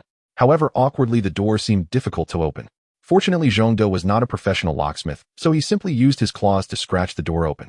The armor was not very hard, clearly indicating a low technological level. After prying open one door, he saw a second door, evidently leading to a sealed chamber. Fortunately, this sealed chamber could be opened. Zhongde moved the circular lock core with his hand, then opened this door and kindly closed it behind him. There was not a trace of life aboard the spaceship. Everything appeared lifeless. Walking through the spacious metallic corridor, Zhongde arrived at the bridge of the ship. There were no living beings in sight, just a dense array of buttons and incomprehensible symbols. Relying on his earthling mentality, Zhongde pressed a large red button. Then the entire spaceship began to beep, and Zhongde felt the ship rebooting with various indicator lights illuminating. Moreover, the cabin began to fill with air, though he had no idea what the gas composition was. It then emitted a sharp sound, likely an alarm. In an unknown room, 2 alien creatures emerged from oval chambers, appearing somewhat disoriented in their behavior. However, after a while, these 2 creatures began to move. They were non-humanoid with 4 jointed appendages resembling tentacles, a robust body, and a head shaped like a slanted egg. They had 2 arms, each with 8 flexible fingers covered in a somewhat tough exoskeleton and lacking eyes. The two aliens started to advance towards the bridge while Zhongde was busy examining the buttons on the console, pondering which one to press. Although Zhongde currently lacked the ability to speak and could not produce any language akin to Godzilla's, he had acquired some telepathic abilities after the second fusion of the space gem. This ability emerges when the energy within reaches a certain level. As for the two aliens who entered discussing, they saw an unfamiliar figure upon reaching the bridge, and their discussion abruptly ended. It seems these two are the owners of this spaceship, Zhongde thought, then greeted them with a roar. To his surprise, this startled the two aliens, who let out a cry and fled. These aliens realized their spaceship had been invaded by an unknown extraterrestrial being and prepared to take up arms to regain control. Although these aliens differed greatly from humans, their technological advancements were somewhat comparable. The two aliens began to attack Zhongde with objects resembling fire sticks. As electric sparks flickered round, projectiles struck Zhongde's tough skin. However, there were no further developments. Such futile attacks were ineffective against him. Seeing Zhongde unharmed, the two aliens desperately unleashed all the ammunition from their weapons and prepared to flee. However, Zhongde swiftly captured both of them, using his claws to grip their heads, and began extracting knowledge from one of their minds. Soon he gradually comprehended the culture, language, and societal structure of this intelligent race through the aliens' memories. This will suffice. Zhongde released his grip, causing one alien to faint temporarily from the mental probe. This was a wandering civilization forced to roam the universe in search of a new home due to the depletion of resources on their home planet. However, this spaceship was merely a transport vessel carrying seeds of plants and embryos of animals. Due to unforeseen circumstances, it had become separated from the fleet and now drifted in space. Yet this civilization had never encountered extraterrestrial beings before, making Zhongde the first. The other alien watched Zhongde with trepidation, clearly panicking after witnessing their companion rendered unconscious. With enough information, Zhongde began to skillfully operate the spaceship's systems, and the entire vessel commenced its startup sequence, initiating self-checks. Then all the lights on the spaceship went out. Was it due to insufficient energy? Zhongde headed to the ship's power chamber. Of course, he did not forget to bring along the conscious alien. However, this alien appeared very frightened and did not dare to move. Observing the half-decayed nuclear fuel and the antimatter engine in the power chamber, Zhongde had no choice but to provide energy for himself. Saying this, a crystal formed on his claw, which he then inserted into the reactor. I hope this reactor is sturdy enough, Zhongde prayed, then manually initiated the reactor, causing it to operate under overload. Igniting the antimatter engine. Fortunately, the reactor was sturdy enough. With the lights back on, Zhongde began to formulate his plan. Driving the spaceship away was impossible, as he had no idea where to go. However, with the spaceship, Zhongde could send a distress signal to attract help, which was much simpler than searching aimlessly. Thinking of this simple method, Zhongde immediately set to work, but upon inspecting the spaceship's exceedingly rudimentary communication equipment, he fell silent. After repeated studies, Zhongde could finally ascertain that it was merely a telegraph machine, remarkable only for its enormous power, with nothing particularly special about it. A wandering civilization actually uses this for communication. Although these radio waves were encrypted with quantum technology, Zhongde still found it hard to believe. Finally, the small alien explained that due to being a wandering civilization, the fleet generally traveled together, making radio communication sufficient. It seemed that to obtain a reliable communication device, intelligent beings were still relatively common in the Marvel Universe. Zhongde speculated that he might receive broadcasts from the galaxy. However, such high-powered radio would surely not suffice. Although the things on this spaceship are quite rudimentary, the technology is estimated to be about 100 years more advanced than that of humanity. However, they still have many technologies that are inferior to humans. For instance, this communication device is rather basic, and the entertainment aspect is even more so. As Zhongde pondered how to create a gravitational wave broadcast, the alien captive unexpectedly started playing a game. Curious, Zhongde approached to find it was a mosaic-style line game. Moreover, the civilization's display screen was quite old, even featuring glowing diodes. Looking at the large, but behind the screen, Zhongde felt a sense of helplessness. However, Zhongde certainly would not tolerate the aliens' laziness. He smashed the display screen and forced them to get to work. Although the two aliens protested, they ultimately worked obediently under Zhongde's righteous iron fist. With the aliens' help, Zhongde and the two aliens slowly produced their first gravitational wave communicator, but such technology wasn't easily obtained. After nearly 6 months, they finally managed to create a radio capable of receiving gravitational waves. Hopefully, the aliens used gravitational waves, Zhongde prayed, and then turned on the radio, which emitted no sound at all. Turn the knob, Zhongde commanded one of the aliens. As the knob turned, the radio began to emit sound, though it was not very clear. Turn it slowly, Zhongde advised the alien, and gradually, he began to hear a whisper from the radio. Although unclear, Zhongde was certain it was some form of language. It seems there are still some adjustments to make. With that, Zhongde stepped outside the spaceship to adjust the gravitational wave antenna he had temporarily set up. After some adjustments, Zhongde returned to the spaceship and switched back to the original channel, at which point a delightful English tune emerged from the broadcast. Although the two laboring aliens could not understand, Zhongde wore a peculiar expression. After a long pause, he finally uttered, "This is very marvel. Indeed, in the world created by Americans, the entire universe speaks English." With the fact that gravitational waves were proven feasible, Zhongde felt quite pleased despite the unexpected outcome. Next, he needed to create a gravitational wave transmitter. Under Zhongde's supervision, the two aliens were extremely obedient. Soon a perfectly good spaceship was dismantled by Zhongde and the two aliens until it was unrecognizable. Although the two clumsy aliens felt a pang of regret, they dared not voice their anger. In the end, a large bowl-shaped device emerged outside the spaceship, much larger than the spacecraft itself. It looked quite ugly. This was the gravitational wave device designed and built by Zhongde. Although it was very large and unsightly, Zhongde had no choice. Sufficient power required sacrifices. With the gravitational wave transmitter completed, it was time to send out a distress signal. Thus, Zhongde began broadcasting the distress signal. Although he had just heard English through gravitational waves to be safe, he also used the international distress signal from Earth. Of course, he also asked the two aliens what their civilization's distress signal was, ultimately broadcasting all sorts of distress signals at once. After that came the most tedious part, patiently waiting. And so Zhongde and the two aliens began waiting for rescue.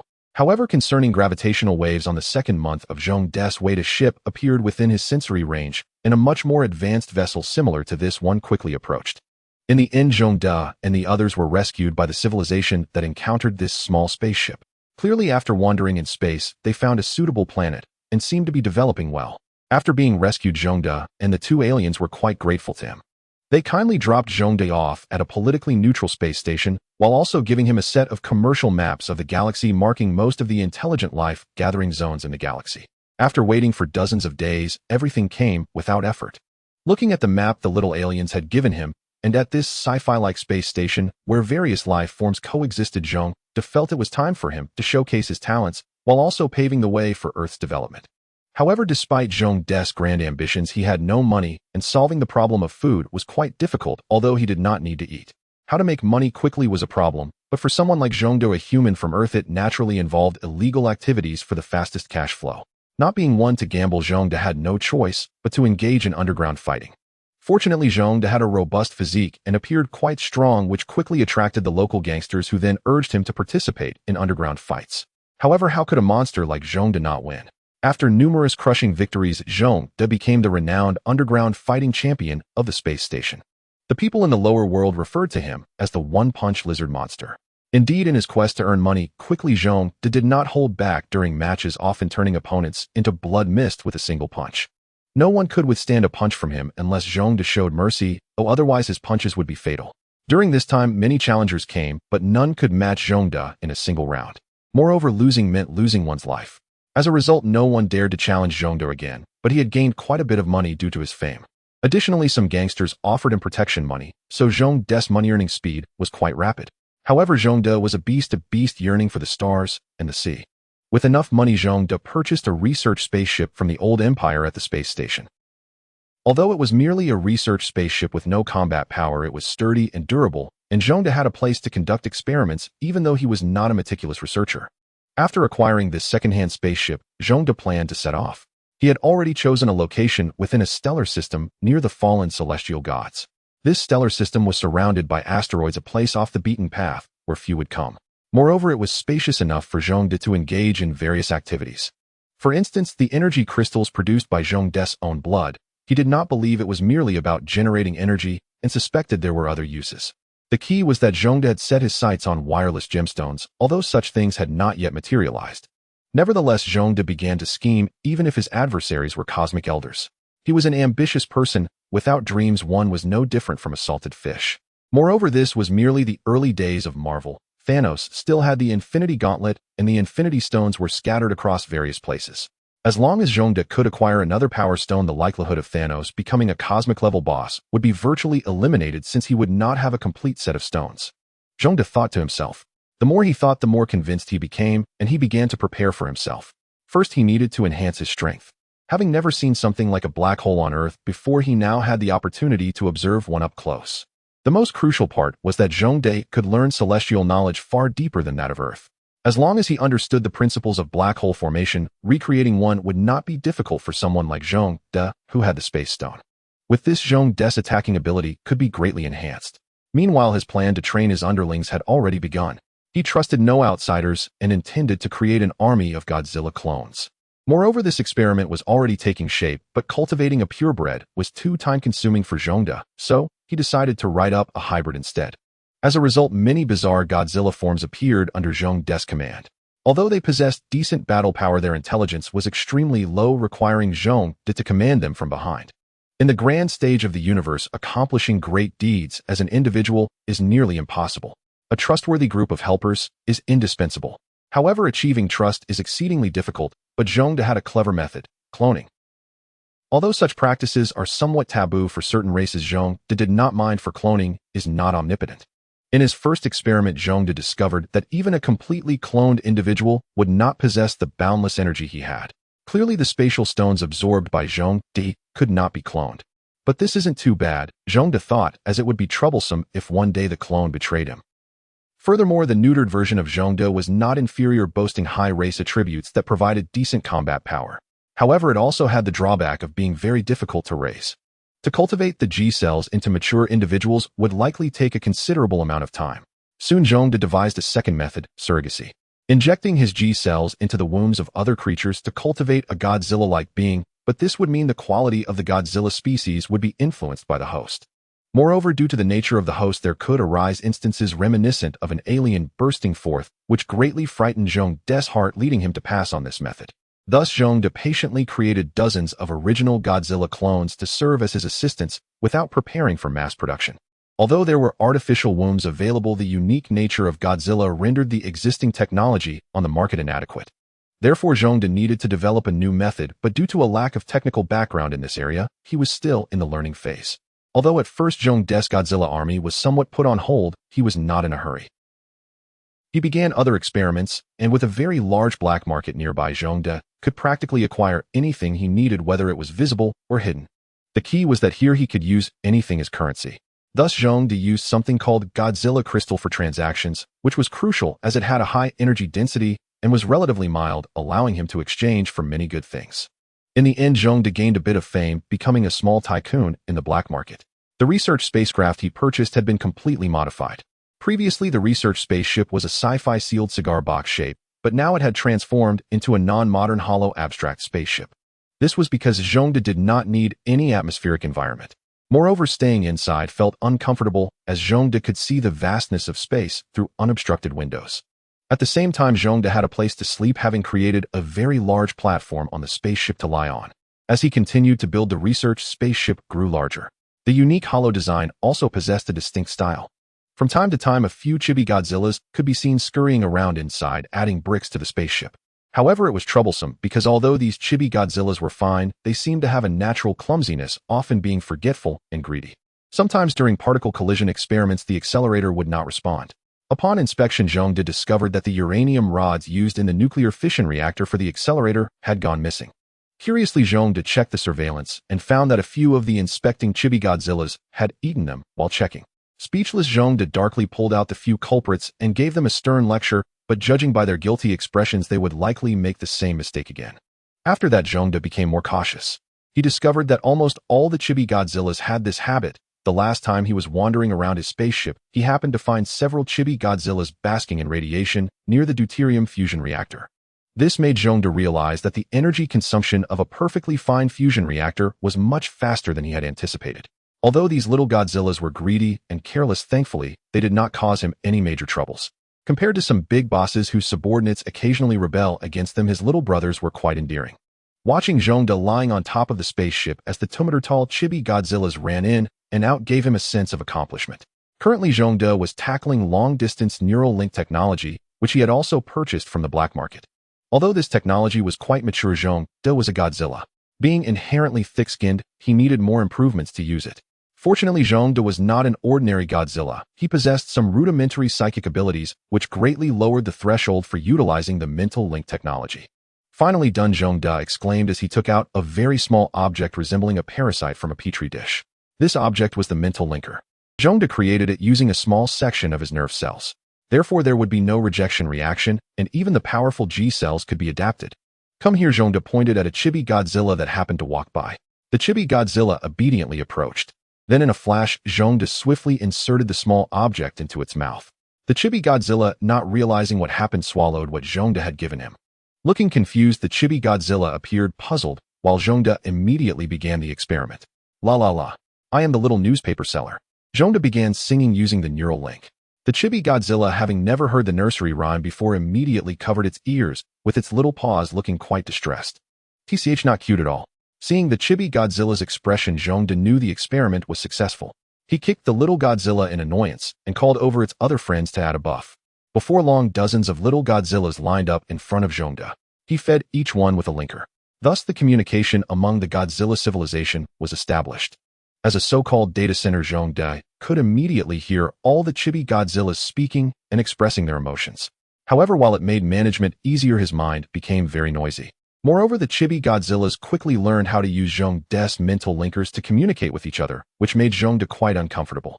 It seems this is still not perfect, Zhongde said, as he got up to prepare to improve the neural connection system with this group of little Godzillas. After 3 days of effort, Zhongde created a biological brain using one of his cells. This brain was very simple, merely an extraordinarily developed memory unit where all future data would be stored. Of course, Zhongde had the highest authority.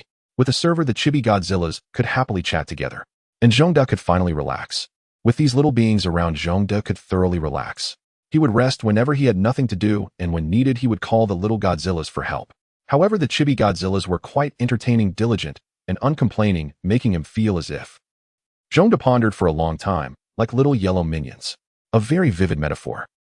With the tireless efforts of dozens of Godzillas, Zhongde's research spaceship had completely lost its original appearance, transforming into a hollow space station. However, despite this transformation, no one was around. Although Zhongde had been rather idle, he did not cease his contemplation. Soon he came up with a highly feasible idea: why not create a plant-based Godzilla? It would be easy to nurture, grow quickly, and be perfect for the Godzilla army. Since he had thought of it, he decided to act. Zhongde recalled a formidable plant Godzilla known as Biollante from the Godzilla world in Japan. However, to his surprise, it was a combination of a rose and cells. Zhongde lamented, "A rose is simply unworthy of Godzilla, isn't it?" Therefore, Zhongde decided to seek out a ferocious plant from the universe, something truly potent. But he had nothing here, so he resolved to visit a place known for having everything. Riding in a chibi Godzilla spaceship, Zhongde slowly approached the giant head. "There are still so many people here," he remarked, then flew inside the head where there were even more spaceships. The marketplace below was bustling with activity. Familiar with the surroundings, Zhongde headed to his usual shop, preparing to acquire some items. As the owner, Da Vinci, had already spotted Zhongde and immediately stood up to greet him. "Oh, Zhongde, it's been a while since we last met." He greeted him warmly. Although this man's name was the same as that of a famed painter, the two were worlds apart. This Da Vinci was burly and exuded a fierce demeanor. Dressed in blue skin, the Kree man asked, "Do you have any ferocious and adaptable plants?" Zhongde went straight to the point. However, the Kree man, who was familiar with Zhongde, was taken aback by his question. Despite Zhongde frequently purchasing odd items from him, he had never asked for plants before. "I'm sorry, my friend, but I really don't have anything like that. Not even a decent plant," the Kree man replied, feeling quite regretful about the lost business. "It's all right, I'll take a look around," Zhongde said, understandingly preparing to leave. "Hey, I'll keep an eye out for you." Da Vinci, as a merchant, couldn't miss any opportunity for sales. Considering Zhongde's previous generous purchases, he decided to pay special attention to any plants. Zhongde acknowledged this and walked away. In such a large black market, how could there not be something he wanted? He then headed towards a shop called Night Elves. Zhongde had never been there, but seeing the shop that resembled a large tree, he believed it should have what he was looking for. Entering this refreshing establishment amidst a sea of high-tech shops, Zhongde felt quite intrigued, as the alien environments he had encountered were usually heavily mechanized. However, the appearance of the patrons inside left Zhongde disappointed. Their pale skin looked almost sickly, and their protruding fangs made them resemble vampires rather than elves. Seeing them drink thick red liquid that resembled blood, Zhongde couldn't help but comment. Although the Night Elves had a peculiar aesthetic, the shop's decor was quite impressive.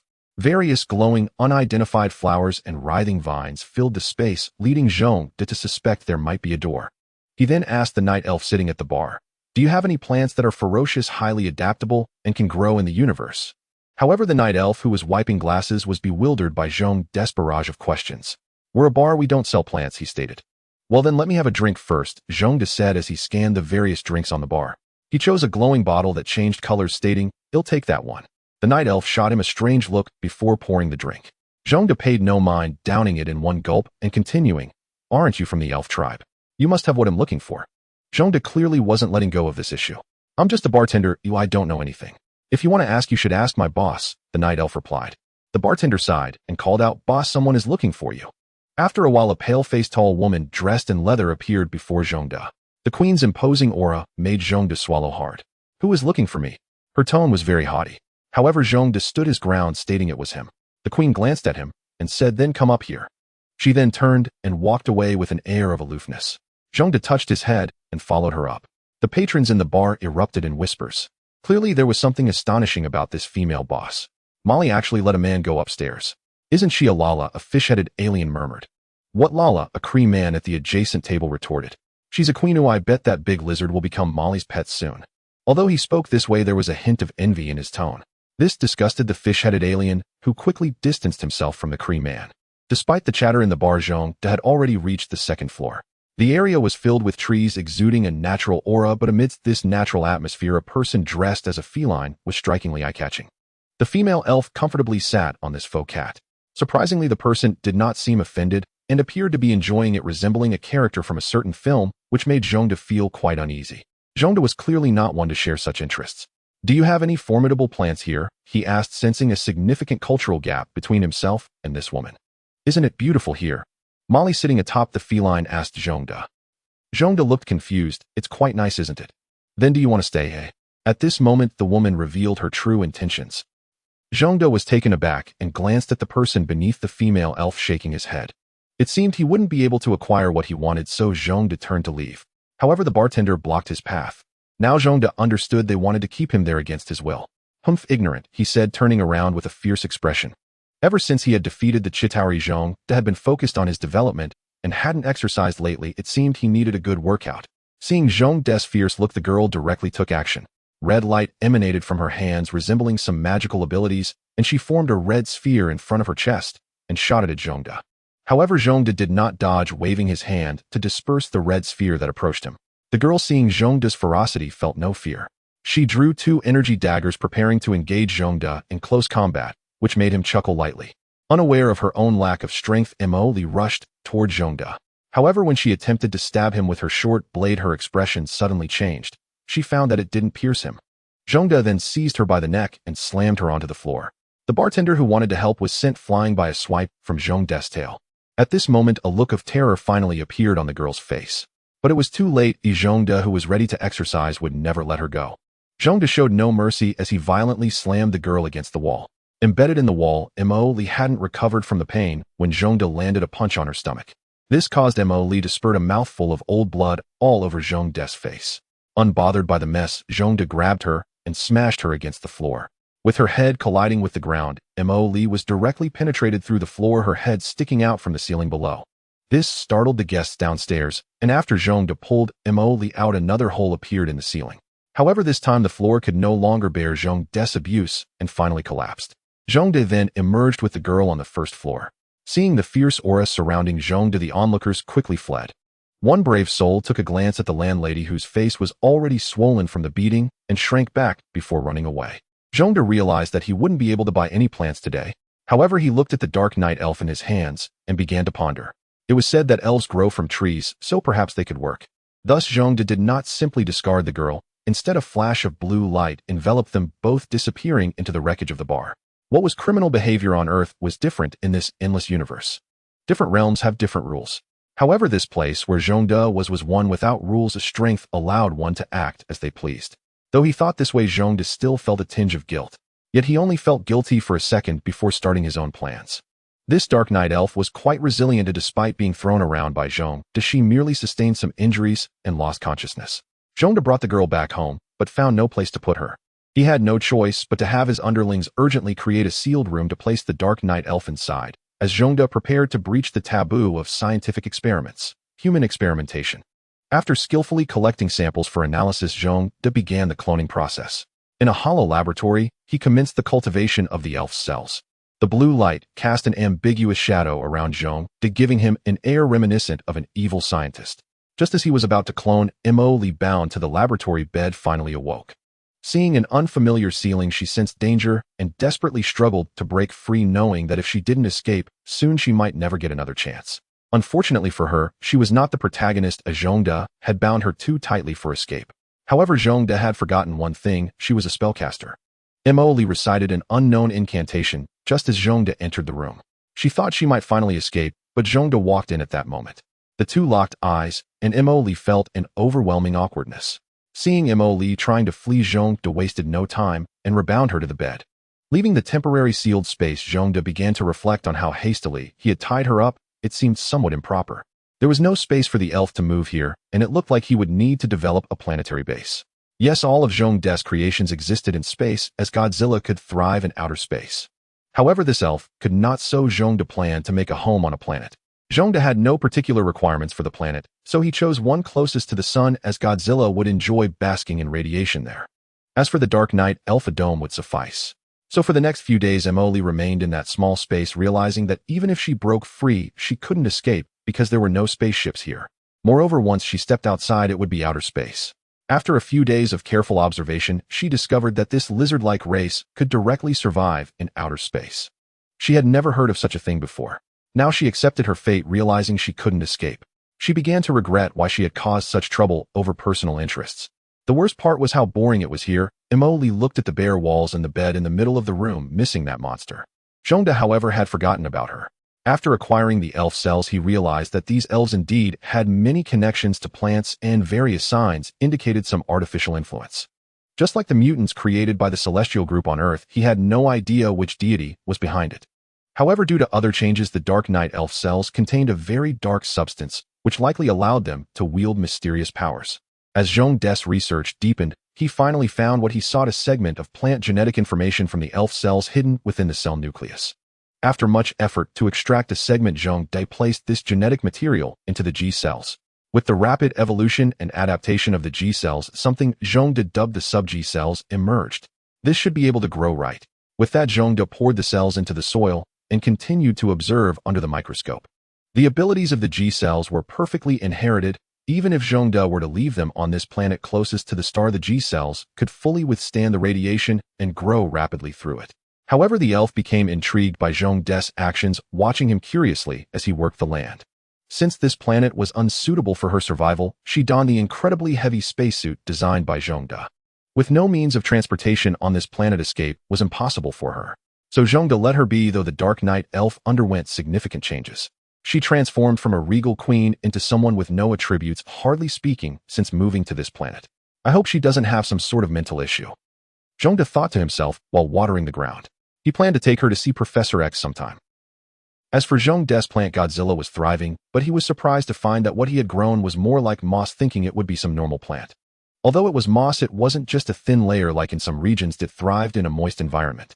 Zhongde's moss resembled grass, yet while its roots were planted in the soil, they interconnected. Additionally, this moss could connect with the Godzillas, making things very convenient. Zhongde's group of chibi Godzillas were overjoyed, rolling around on the grass. Unfortunately, this moss grew rapidly, but did not produce the large fruits Zhongde had envisioned, which would reveal a Godzilla. Thus, the experiment was deemed a failure. It seems I need to find some more reliable plants after all, Zhongde muttered to himself. The moss that Zhongde created would not sprout Godzilla, which left him somewhat disappointed. However, he eventually came to terms with it. After all, he was just a half-hearted scientist, and he wasn't entirely useless. Zhongde discovered that this thing could grow into any shape he desired. So in the end, Zhongde built a small house for himself to shield against the wind and sand, which turned out quite well. However, Molly, who was wandering outside, was quite an eyesore. Zhongde and his little brothers could go out without any protective gear, but among them there was one person dressed in a bulky protective suit, which looked very out of place. Thus, Zhongde decided to make some modifications. In the future, he could package these technologies and sell them to buy a planet. He wouldn't admit that he was also motivated by the desire to see the beautiful figure of the elf. So Zhongde and his two assistants began the improvement and simplification of the protective suit. These modifications were not particularly difficult. Once Zhongde unified and modularized the technologies, a suit that was not much different from an ordinary bodysuit appeared in his hands. This is nice, Zhongde said, calling Molly over and having her try it on. Now he felt that Molly in her chibi Godzilla form looked much more pleasing. His Godzilla army was at a standstill, although it was just the beginning. Zhongde lacked the patience to continue.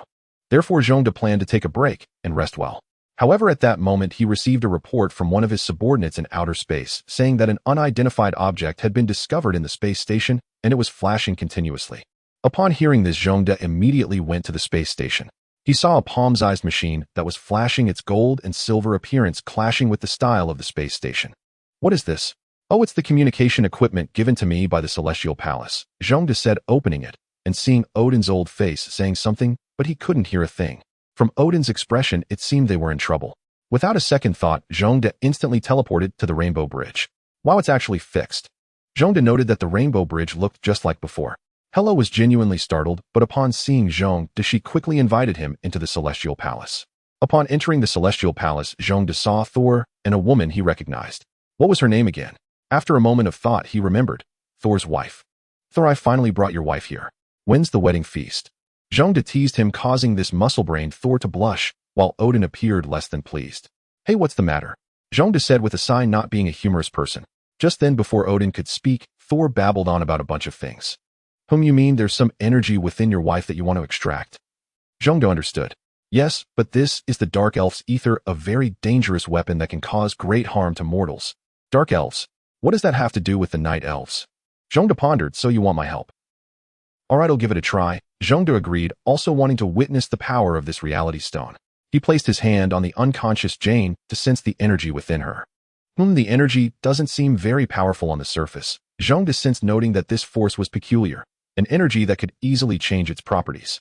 Indeed, the reality stone was very strange. Just as Zhongde attempted to extract it, the energy suddenly became as rigid as iron stuck within Jane's body. After several attempts failed, Zhongde reluctantly let go. The bizarre energy seemed impossible to extract, so Zhongde tried using spatial transfer to directly transmit the energy out, but there was no reaction. The spatial stone's ability couldn't affect the reality stone. After several tries, Zhongde found no viable method and had to give up. I can get it out, but it will endanger her life. As for other methods, I don't have any for now, Zhongde stated. Upon hearing this, Thor was very disappointed. Odin frowned and said, then there is only. No, someone will control this kind of energy, and he has already arrived. Zhongde interrupted, Thor having sensed the Dark Elf spaceship. Quick check if there's a problem. Odin was decisive, and soon there was an uproar in the prison as someone broke out. Prepare to go to the armory to suppress the rebellion. Odin immediately commanded below. This is no big deal, there's still a big guy behind it, Zhongde reminded. Then the entire defense system of the Celestial Palace was activated. However, despite Zhongde's warning, Asgard was still somewhat prepared. But they could not guard against internal traitors. Thus the palace's defense shield was still breached. Looking at the chaos in Asgard, Zhongde suddenly realized the importance of stealth. Then a giant black cross-shaped spaceship appeared above Asgard. Odin knew they were coming to seize the ether and quickly instructed his wife to protect Jane. Zhongde of course knew what would happen next, so he proposed. She's too weak, let me handle it. He then took Jane and left. I recognize you. You were at the Battle of New York, Jane said, looking at Zhongde. New York? Oh, I didn't participate in the Battle of New York, that was my son. Is that so? Jane suddenly became very interested in superhero gossip. Just a genetically modified son, he was once a person who was part of an experiment using my cells. Zhongde stated he was single and had never fathered a child. Upon hearing this, Jane began to pity Wade for becoming like that. Cough. You should worry about yourself. Zhongde was a bit speechless at this girl. As he walked down the corridor, Zhongde unfortunately got lost. What's the point of building such a large palace? Zhongde complained. Soon 2 groups of people surrounded him. Then a frighteningly pale man with small braids walked out. I just want to take my things, the man said. Your things? I'm interested in them. You should leave, Zhongde said, immediately becoming aggressive. This displeased the man. Meanwhile, Jane beside Zhongde felt anxious. They outnumber us several times, won't they just crush us? In response to Zhongde's arrogance, Malekith wasted no time and immediately fired. Zhongde shielded Jane and blocked all the attacks. Then came a few grenades resembling black holes. Although these did not harm Zhongde, they did capture his attention. These were quite interesting, so Zhongde directly used the spatial stone to reduce the gravitational pull of all the grenades, observing them closely, and even managed to snatch one from an unknown dark elf. Interesting things, Zhongde mused, pocketing it. Notification today. I hesitated for a long time, but I finally made a decision. From today onward, this book will pause updates due to the overwhelming workload of my senior year. However, I promise to resume updates whenever I have time. Though not many are reading this book, I still want to clarify. Chapter 69 Dark Elves. Zhong pocketed the small gadget and carefully examined the Dark Elves before him. Aside from the central boss, the other Dark Elves looked identical. Upon closer inspection, Zhong realized they were all wearing masks. They probably wore masks because they are too ugly, Zhong speculated maliciously. However, Malekith was intimidated by Zhong's ability to halt space. After all, this type of miniature black hole bomb was a weapon unique to their civilization. Even Asgardians had no effective means of defense against it, as this weapon could instantly alter the surrounding gravitational field briefly, creating a black hole. Such tactics were impossible to defend against, but the lizard before him, who had never been seen before, not only could defend but also halt, and even reverse it, far exceeding Malekith's imagination. Feeling as if he had kicked an iron plate, Malekith was not one to give up easily. He knew that such a powerful being had not existed even in Asgard 500 years ago, so he probably could be recruited. Mighty One, I mean no offense, but Asgard is the enemy of Dark Elves. Please do not hinder our path to vengeance. Malekith conceded, indicating he was only seeking trouble with Asgard. Oh, I see. She's not one of Asgard's people. She's from our world. I came to take her away. Zhong pointed at Jane and said, clearly seeing through Malekith's intentions. Upon hearing this, Malekith felt awkward, and upon closer inspection, he confirmed that the woman next to Zhong was indeed not an Asgardian. However, even so, you lizard do not match her at all. He silently scoffed. But due to Zhong's power, Malekith could only temporarily avoid confrontation and said, I see, and my apologies, before walking around Zhong toward the palace. However, Jane was not pleased. You need to help Thor. Zhong ignored her, grabbing Jane and teleporting to the Godzilla star system, a name he had given it. As an astronomer, Jane was suddenly astonished to find herself from Asgard in an unknown place, forgetting everything that had happened before. What principle is this? Jane instinctively asked a question, regretting not having brought measuring instruments. Otherwise, it would have been very helpful for her research. You wouldn't understand, Zhong replied, then dumped her in the place where Molly used to stay, urgently producing a set of spacesuits for Jane to wear, so she could explore and not get bored. After putting on the form-fitting spacesuit, Jane was finally able to move around on this strange planet. Then she saw a stunning beauty and a group of chibi Zhong playing cards on the grass. However, while the chibi Zhong was not very intelligent, he would cheat together, so the beauty had hardly won at all, although she probably was too lazy to speak, as their cheating methods were not sophisticated. However, the chibi Zhong was quite mischievous. While playing, he ran off and scattered the cards everywhere. The beauty said nothing and silently tidied up. Hello, Jane boldly greeted. As a result, the person across merely raised their head, a cold demeanor written all over their face, making Jane feel very neglected. Were you also captured? Suddenly, the pale-skinned girl across spoke, startling Jane. What did you say? This peculiar girl spoke suddenly, but Jane did not catch it. Are you brought here against your will? The girl repeated. No, I was rescued by him. Otherwise, I wouldn't have survived. Jane recalled Zhong's incredible methods. Is that so? The girl then ignored Jane, focusing on her card game. What a strange person. Jane felt this girl was a bit odd, sensing her background was not ordinary, likely linked to that strange lizard. All around her were half-meter-tall grasses, but having any life form on this planet was very unscientific, let alone such green grass. So out of boredom, Jane began to observe the grass. Since she was observing, she decided to collect samples, pulling some up. But strangely, despite using all her strength, she couldn't even pluck a single leaf. Jane felt it was very strange, then knelt down to observe and realized this was not grass, but rather a type of moss with roots tightly adhering to the surface without penetrating the soil. Moreover, all the root systems were interconnected. No wonder it's an alien plant, Jane thought. Though not a biologist, she could still tell that this plant was completely different from those on Earth. Meanwhile, after ensuring Jane was settled, Zhong planned to deal with the Dark Elves. However, the Dark Elves without ether were no match for the currently strong Asgardians. After considerable sacrifice, Asgard successfully captured the Dark Elf leader. By the time Zhong arrived, the Night Elves and Asgardians had already reached a standoff. Malekith's capture made the other Dark Elves hesitate to act. However, Malekith was not one to fear death. Even after being captured, he still planned to use his mothership for a mutually assured destruction. This situation felt very familiar. If Odin's father were still around, he would definitely have said something like this. Just as both sides were in a stalemate, Zhong appeared. Seeing Malekith turned into a prisoner, Zhong underestimated the strength of Asgard. He had initially thought he would have a chance to fight this Dark Elf. However, looking at the Dark Elves poised for mutual destruction, Zhong felt a headache coming on. So Zhong suggested that conflicts didn't necessarily have to result in fighting. Everyone could seek common ground while reserving differences. As he spoke about the 5 principles of peaceful coexistence from his past life, Zhong began an equal dialogue with Malekith. Come, let's sit down and talk, Zhongde said, setting up a makeshift conference room with Asgard's table and wine. Malekith and Odin sat on either side with Zhongde in the middle. However, both of their faces displayed reluctance and hostility. In contrast, Zhongde wore an eager expression, clearly interested in this negotiation, having never witnessed such a scenario before, especially with two gods. Even the muscle-headed Thor could see something was off with Zhongde, thinking this negotiation would likely lead to trouble. If Zhongde knew Thor's thoughts, he would definitely say he was overthinking it. Zhongde simply wanted to see the spectacle of two gods arguing. Thus, for the first time, these two rival races began their first friendly exchange. Seeing that both sides were on the verge of a breakdown, Zhongde quickly intervened to smooth things over. Hey, everyone, let's talk this out without getting too heated. Come, have a drink. As he spoke, he poured a drink for both sides. Both sides clearly remained unconvinced, drinking the wine poured by Zhongde with displeasure, slamming their cups heavily on the table. Seeing the situation, Zhongde had no choice but to speak up. Well, I do have one request. Could someone help take the ether out of Jian's body first? Zhongde quickly reminded them. Upon hearing this, Malekith immediately began to support him. Sure, no problem. He'll resolve this matter right away. No way. Odin immediately replied, having realized Malekith's intentions. The ether cannot be given to him. He is too dangerous. At this point, the two began a new round of argument, falling into a dilemma once again. As for Thor, although he understood Odin's thoughts, Jian was his girlfriend, and he certainly couldn't bear to sacrifice her. Meanwhile, Jian's condition began to deteriorate. She suddenly fainted on the green grass, and red gas started to emerge around her, absorbing the surrounding energy. Zhongde instantly sensed this and hurriedly transported Jian to Asgard.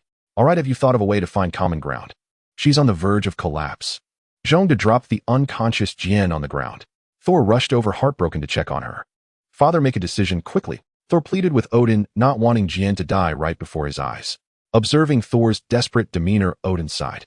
Clearly, he was more concerned about his two troublesome sons than maintaining peace among the 9 realms. Fine, you bring out the ether, hand it over to us, and then get out of the 9 realms. Left with no choice, Odin had to make a concession, but being clever, he knew Zhongde wouldn't be so easy to deceive.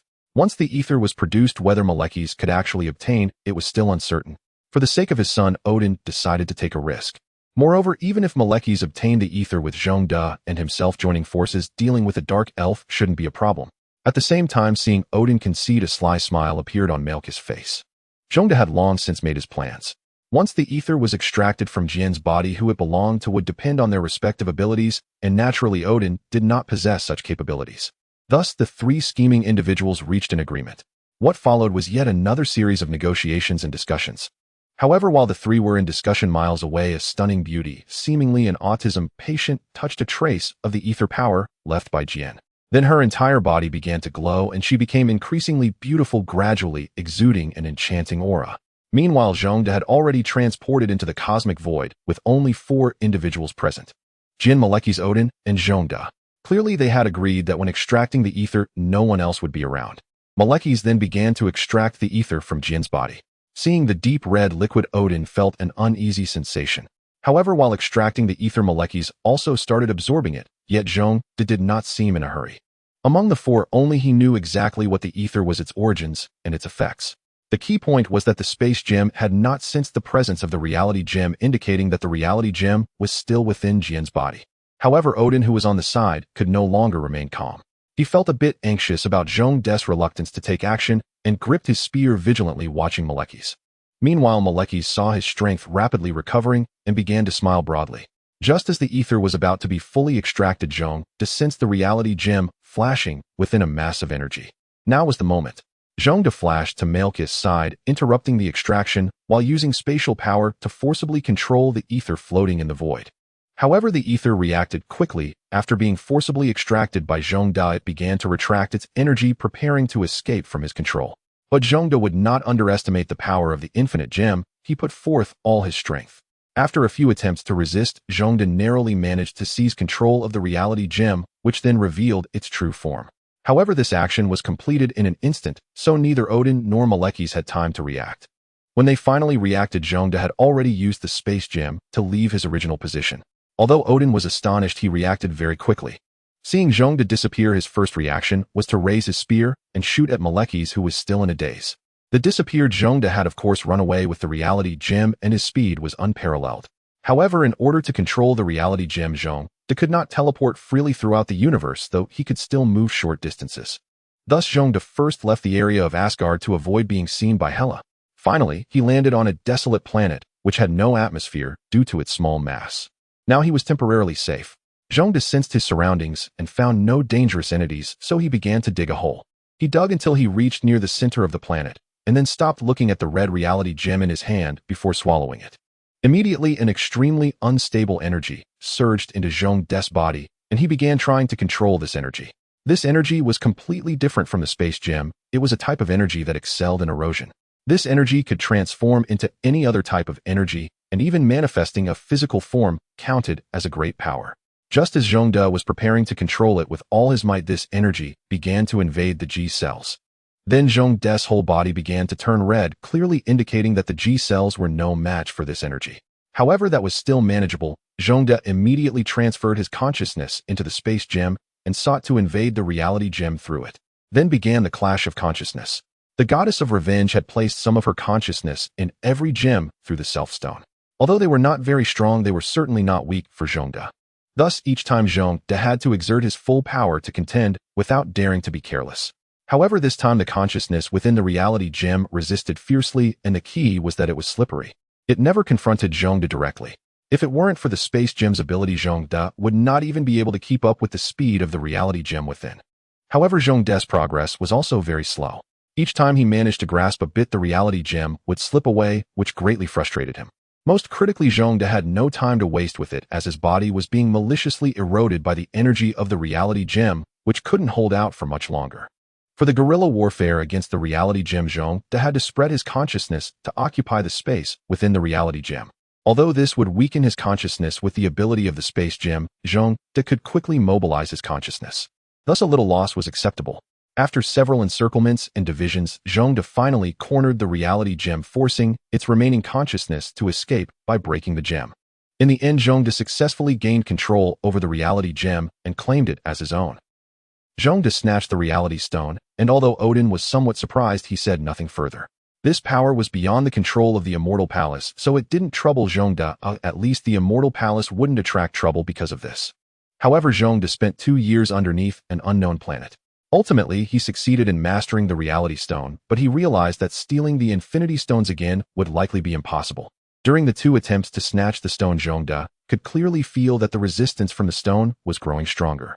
Next time, the silicon-based stone wouldn't even let him touch it. However, Zhong De was not disheartened, as this was the Marvel Universe. There were plenty of ways to grow stronger without relying solely on the Infinity Stones. At the same time, Zhong De began to repair and enhance his body, as the Reality Stone was quite effective for physical enhancement.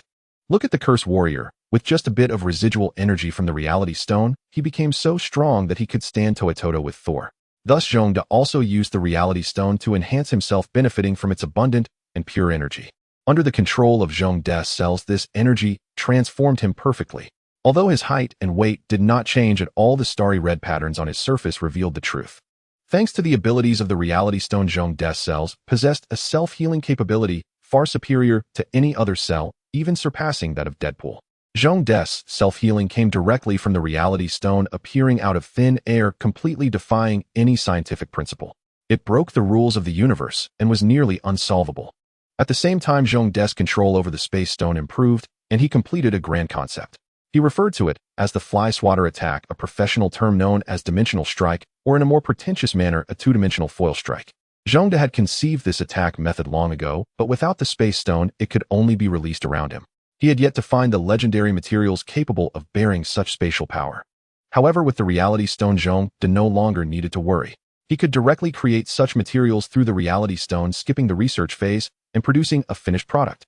Thus, this could transform into a weapon, one that anyone could use. Finally, Zhong De could distribute little notes to people cosplaying as a bard civilization, singing songs while handing out little notes and shooting lightspeed marbles. Just thinking about it was thrilling. But all of this was just for fun. The most important thing was that Zhong De now felt a sense of security in the universe, at least being able to confront the Collector directly. In the future, he could directly seize the Power Stone. Even if he couldn't use it himself, he could leave it for a human to play with. At the same time, the technology Zhong De wanted to climb finally became attainable.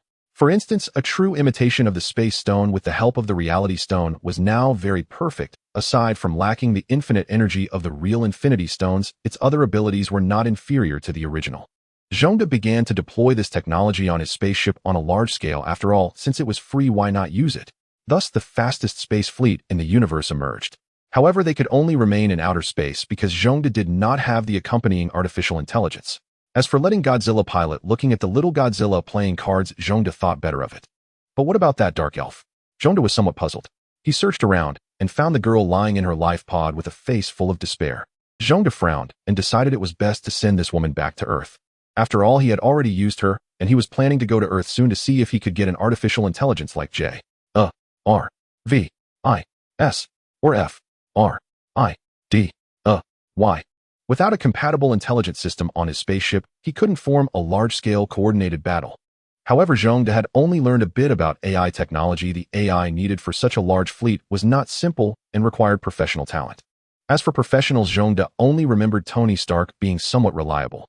But there were times when things went wrong. He recalled the Marvel version of Skynet Ultron. However, he was much lamer than Skynet, as his battles were just a bunch of robots, unlike Skynet, which had time machines to cheat. S.H.I.E.L.D. lost and thought quickly refocused. It was time to get back to business. He decided to return to Earth immediately and see his old friends, since it had been a long time since he last saw them. Saying this, he and Molly vanished in a blue light from the Godzilla star system. Then with a flash they arrived at a blue planet. Honestly, seeing Earth from space was truly beautiful. As he thought about Earth, he flew towards it. The reason he didn't directly enter Earth was that S.H.I.E.L.D. wanted to experience the feeling of passing through the atmosphere. Moreover, descending like a meteorite from the sky looked incredibly cool, just like the Cybertronians arriving like a disaster. Very impressive. However, this time Earth was completely different from what he had seen in Transformers. It was still quite advanced in many technologies. Thus, as S.H.I.E.L.D. approached Earth, he was immediately detected. At the same time, the Avengers entered a state of alert, clearly due to the previous alien invasion that made Earth wary. As S.H.I.E.L.D. entered the atmosphere, humanity's counterattack began with several missiles marked with the Stark Industries logo being fired at him. S.H.I.E.L.D. directly ignored them and forcibly broke through the atmosphere, disappearing into the Pacific Ocean.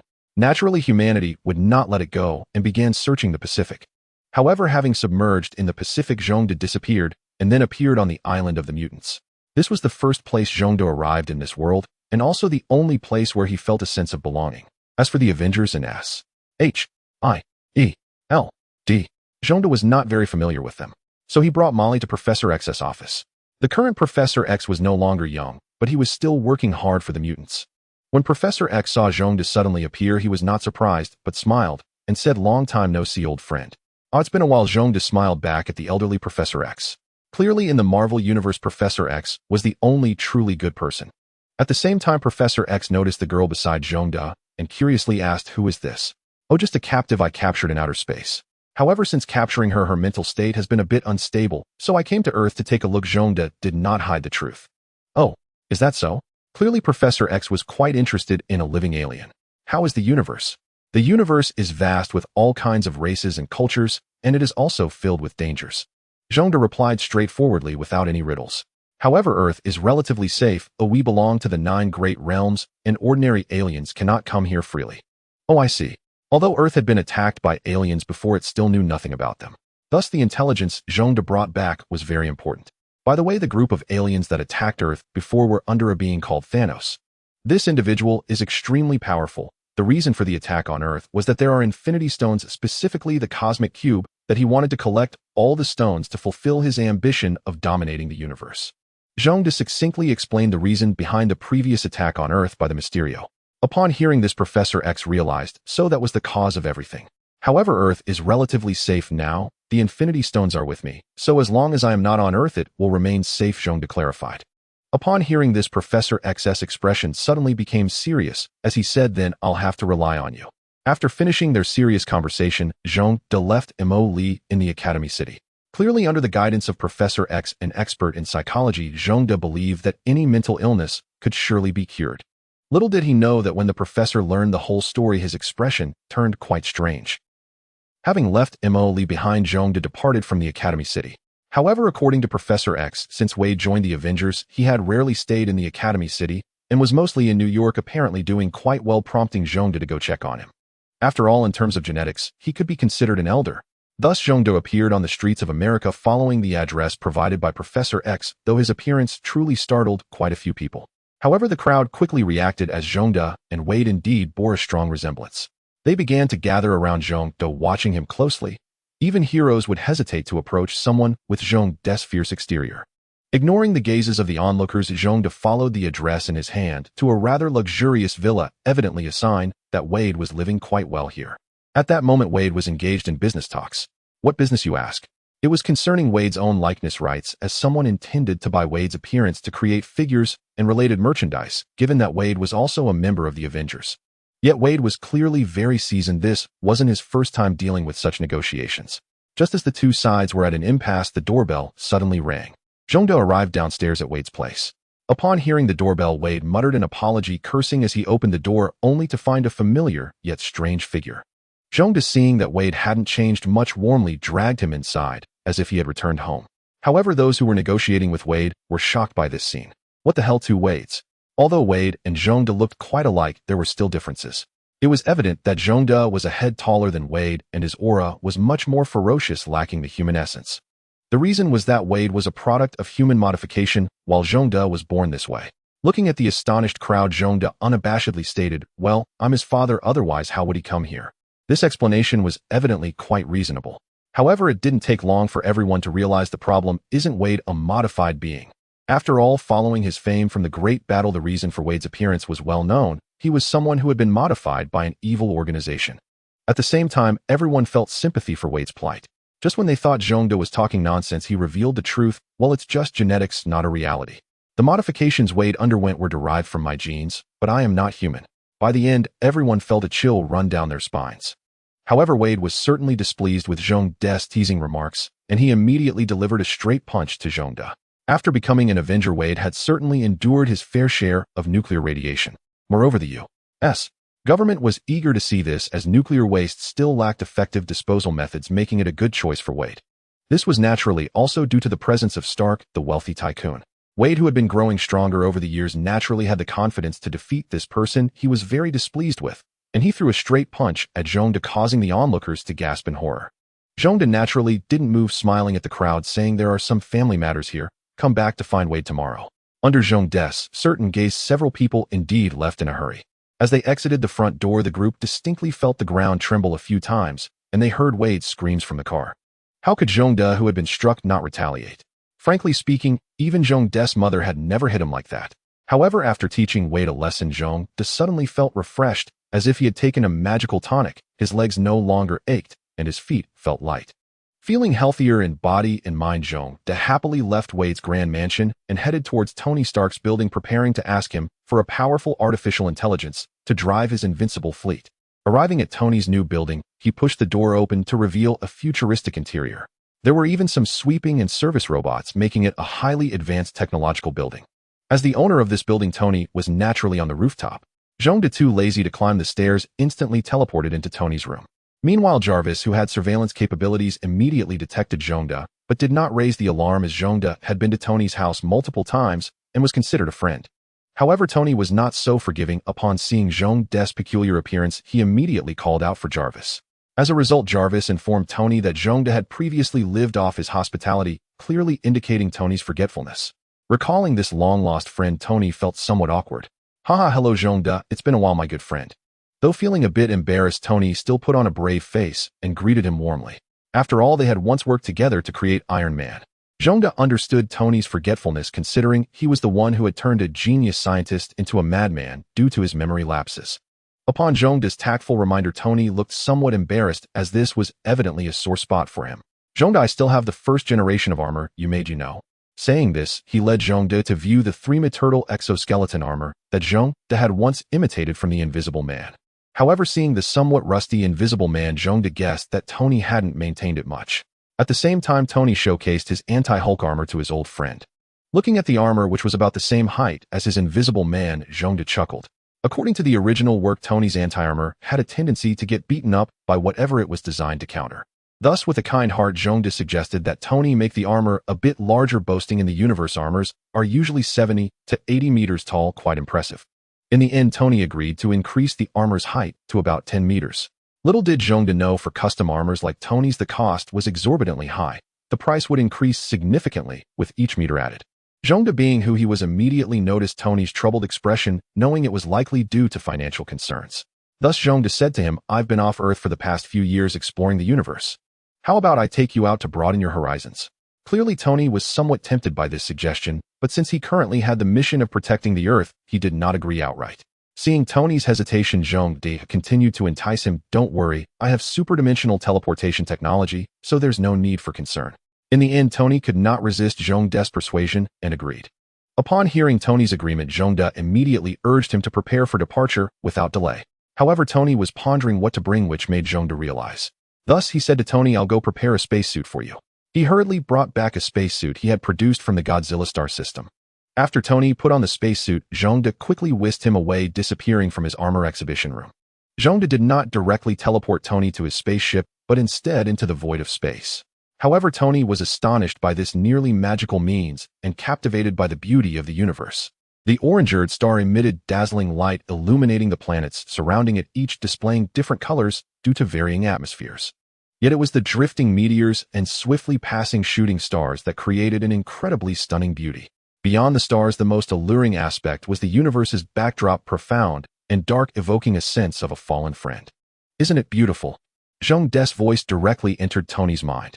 However, Tony was still immersed in the stunning spectacle of the universe, unaware that he had yet to experience the illusions of the multiverse, something Zhongda, possessing the space stone, had clearly witnessed. Once Tony had taken in the breathtaking scenery, Zhongda brought him to his fleet. A massive armada that was the result of Zhongda's dozens of mini-Godzillas and the Reality Stone. The Reality Stone held the most significant power, enabling the manifestation of any real object. Having witnessed the cosmic realm, Tony was once again struck by the marvels of wisdom. Clearly, he had never been so awestruck on Earth, and then Zhongda took him to see his fleet. Just as Tony had shown off to Zhongda, he spent a full 24 hours marveling at the smallest landing ships. However, due to the hollow design, Tony could only tour them in a spacesuit and was unable to touch anything. Nonetheless, Tony was deeply impressed and understood why Zhongda suggested he create a mech that was 70 to 80 meters tall. His current mech was simply too small to be of any use. After a day of touring the landing ships, Tony realized he hadn't eaten or drunk anything, and when he finally reacted, he discovered he was starving. Meanwhile, Zhongda had ordered a space station suitable for human habitation designed by the mini-Godzillas, which abruptly appeared in orbit above Godzilla Planet. Zhongda then brought Tony to this newly constructed space station, which was far larger than any building Tony had ever known. However, by now Tony was no longer surprised. Inside the space station, he munched on the alien delicacies Zhongda had prepared for him, but judging by Tony's expression, they did not seem particularly appetizing. However, just as Zhongda and Tony were enjoying themselves, chaos erupted back on Earth. Tony's sudden disappearance sent S.H.I.E.L.D. into a frenzy. Fortunately, this was manageable because Nick Fury discovered that there seemed to be an internal issue within S.H.I.E.L.D. Regarding Tony's abrupt disappearance, he could only hope it wasn't due to anything within the agency. After taking a few bites of the alien food, Tony stopped eating. However, Zhongda had no intention of sending him back. Instead, he took him to Nowhere, the head of the dead, being associated with the Guardians of the Galaxy. This time, Zhongda did not use teleportation, but piloted a small spacecraft to get there. Clearly, Tony was also startled by the floating head in space, and Zhongda explained, "This is the remains of an ancient giant, now a black market. Are there gods in this world?" As a scientist, Tony suddenly found his worldview shattering, for science told him there were no gods. Haha, science. Earth is too insignificant to explain the entire universe. Zhongda found Tony's question quite amusing. As they spoke, they entered the interior of the skull. Inside, ships whizzed about in a luxurious scene. This can be said to be the largest black market in the galaxy, where you can buy nearly anything. Zhongda explained. After parking the ship, he and Tony disembarked. Although Tony had seen everything on Earth, he still appeared like a country bumpkin here, curiously looking around. Zhongda briefly explained the rules to Tony and then handed him a small handgun, which contained the power of the space stone and could instantly shatter the surrounding space. Zhongda also gave him a few grenades, a universal translator, and some energy crystals he had produced before reminding him to stay safe and leaving. As a scientist, Tony took the crystal and began wandering around this sci-fi black market, particularly interested in various technologies. Through the universal translator, Tony found the voices of nearby people and various aliens to be quite fascinating. He then entered a random shop, judging from its appearance and his own worldview that it was a weapons store. Indeed, upon entering, he saw all sorts of firearms which overall appeared very sci-fi. Next to each firearm was an introduction and demonstration video, but from the introductions Tony could not discern the basic principles of these guns. He only recognized that this was a particle weapon with considerable power. However, from Earth's perspective, all the guns here were quite powerful. Just as Tony examined each gun, the shopkeeper set his sights on him. Specifically, he was fixated on the small handgun Tony had. This small gun was quite popular among mercenaries due to its rarity and immense power, which nearly ignored all forms of defense. The mysterious sales channels and limited supply made it extremely rare. The critical point was that this kind of gun could not be replicated. Many attempted to counterfeit it, but ultimately failed because it contained a mysterious energy that could not be artificially produced. Moreover, it lacked ammunition, making it exceptionally precious. In fact, when S.H.I.E.L.D created this weapon and tested it in the market, he found its performance satisfactory and subsequently ceased its export. Seeing that Tony possessed a weapon, the owner could hardly contain himself. However, to avoid offending Tony, he restrained himself. He simply stared at Tony with his 6 large eyes, making Tony feel quite uneasy. Finally, unable to hold back, Tony asked the jellyfish-like creature if it needed something. The jellyfish immediately picked Tony up and inquired if he was selling the gun at his waist. Tony, startled, hurriedly asked the large jellyfish to put him down. "Are you selling your gun?" the jellyfish repeated. "My gun." Tony looked at the small handgun at his waist, somewhat puzzled. However, as a businessman, he could sense the jellyfish's eagerness. "You want this gun? Sure, you can trade these items for it." Tony was unaware of the gun's value, but he could tell from the jellyfish's reaction that it was not cheap, so he initially had no intention of trading. Taking the opportunity, Tony extracted the value of several weapons he was interested in from the jellyfish before leaving. Having an approximate understanding of the technology behind the weapons he desired, Tony departed. Though Tony lacked experience, he was not foolish. Relying on his knowledge to purchase such items would only make him a gullible fool, and the few he chose were ones he could understand at least somewhat. Tony believed the prices of these weapons should not be too high, and even if he wanted to buy them, he would need S.H.I.E.L.D's assistance. In the end, Tony bought some famous wines from alien planets in the entertainment district, although Tony claimed to be unaware, and a piece of jewelry that could resist aging, but he didn't purchase anything else. At the same time, he discovered that the energy crystals left to him by S.H.I.E.L.D were unexpectedly valuable. After exchanging these items, there were still quite a few crystals remaining. The scene shifts to S.H.I.E.L.D, who came here because of a very magical plant known as the Soul Tree. It is said to possess the ability to allow one to be reborn, though this is merely a rumor. Such sensational claims are not uncommon in space. However, there is a rumor about this plant indicating it must have some special qualities, so S.H.I.E.L.D decided to take a look. Arriving at a store advertising the Soul Tree, he found it was actually a biotech company. Outside the company, a considerable number of people had gathered. Clearly, the allure of immortality poses a deadly temptation for any being. However, at that moment, the company's doors were unexpectedly closed, projecting an air of aloofness. They clearly wanted to create a high-profile image. Even though everyone was waiting patiently, S.H.I.E.L.D was not one to follow the rules. Seeing that the doors were not opening, S.H.I.E.L.D prepared to enter using his own methods. In a corner unnoticed by anyone, he vanished. Utilizing teleportation, S.H.I.E.L.D entered the company's interior, surveyed his surroundings, and began searching for his target. From the various items around, it was clear that this was a standard biotech company focused on enhancing potions and similar products. Though this might seem impressive in the universe, it is not regarded as a particularly high-tech endeavor. The key issue is that each species or individual is entirely different, leading to varying enhancement effects. Moreover, the enhancement effects are limited. None of the strong beings in the universe have become powerful through ordinary enhancement potions. For instance, extending lifespan is also extremely limited, yet this company suddenly claimed to have a plant that can grant immortality, which certainly caught others' attention. S.H.I.E.L.D recalled the promotional images of the plant and began his search within the company. Eventually, he discovered the plant at the center of the company. However, from its appearance, the plant did not seem to be in very good condition. It looked much more wilted than in the advertisements, and the originally shimmering purple vines were now quite dull. At the same time, around the tree, a group of people were busy with various unknown instruments, creating a bustling scene. Soon, S.H.I.E.L.D's presence drew attention, as clearly there were no lizard people in their company. After a moment of chaos, alarms began to sound, and security personnel quickly arrived. Ignoring the attacks from the security guards wielding laser guns and Gauss pulse rifles, S.H.I.E.L.D moved closer to the Soul Tree. "Is this the Soul Tree?" S.H.I.E.L.D then grabbed an alien who appeared to be a researcher and asked. "Yes." This alien looked rather frightened. After receiving a confirming answer, S.H.I.E.L.D tossed him aside and approached the tree, which was filled with special effects. At the same time, he pulled out a universal mobile hard drive and began downloading all the data from the surrounding computers, flipping through the introduction regarding the Soul Tree.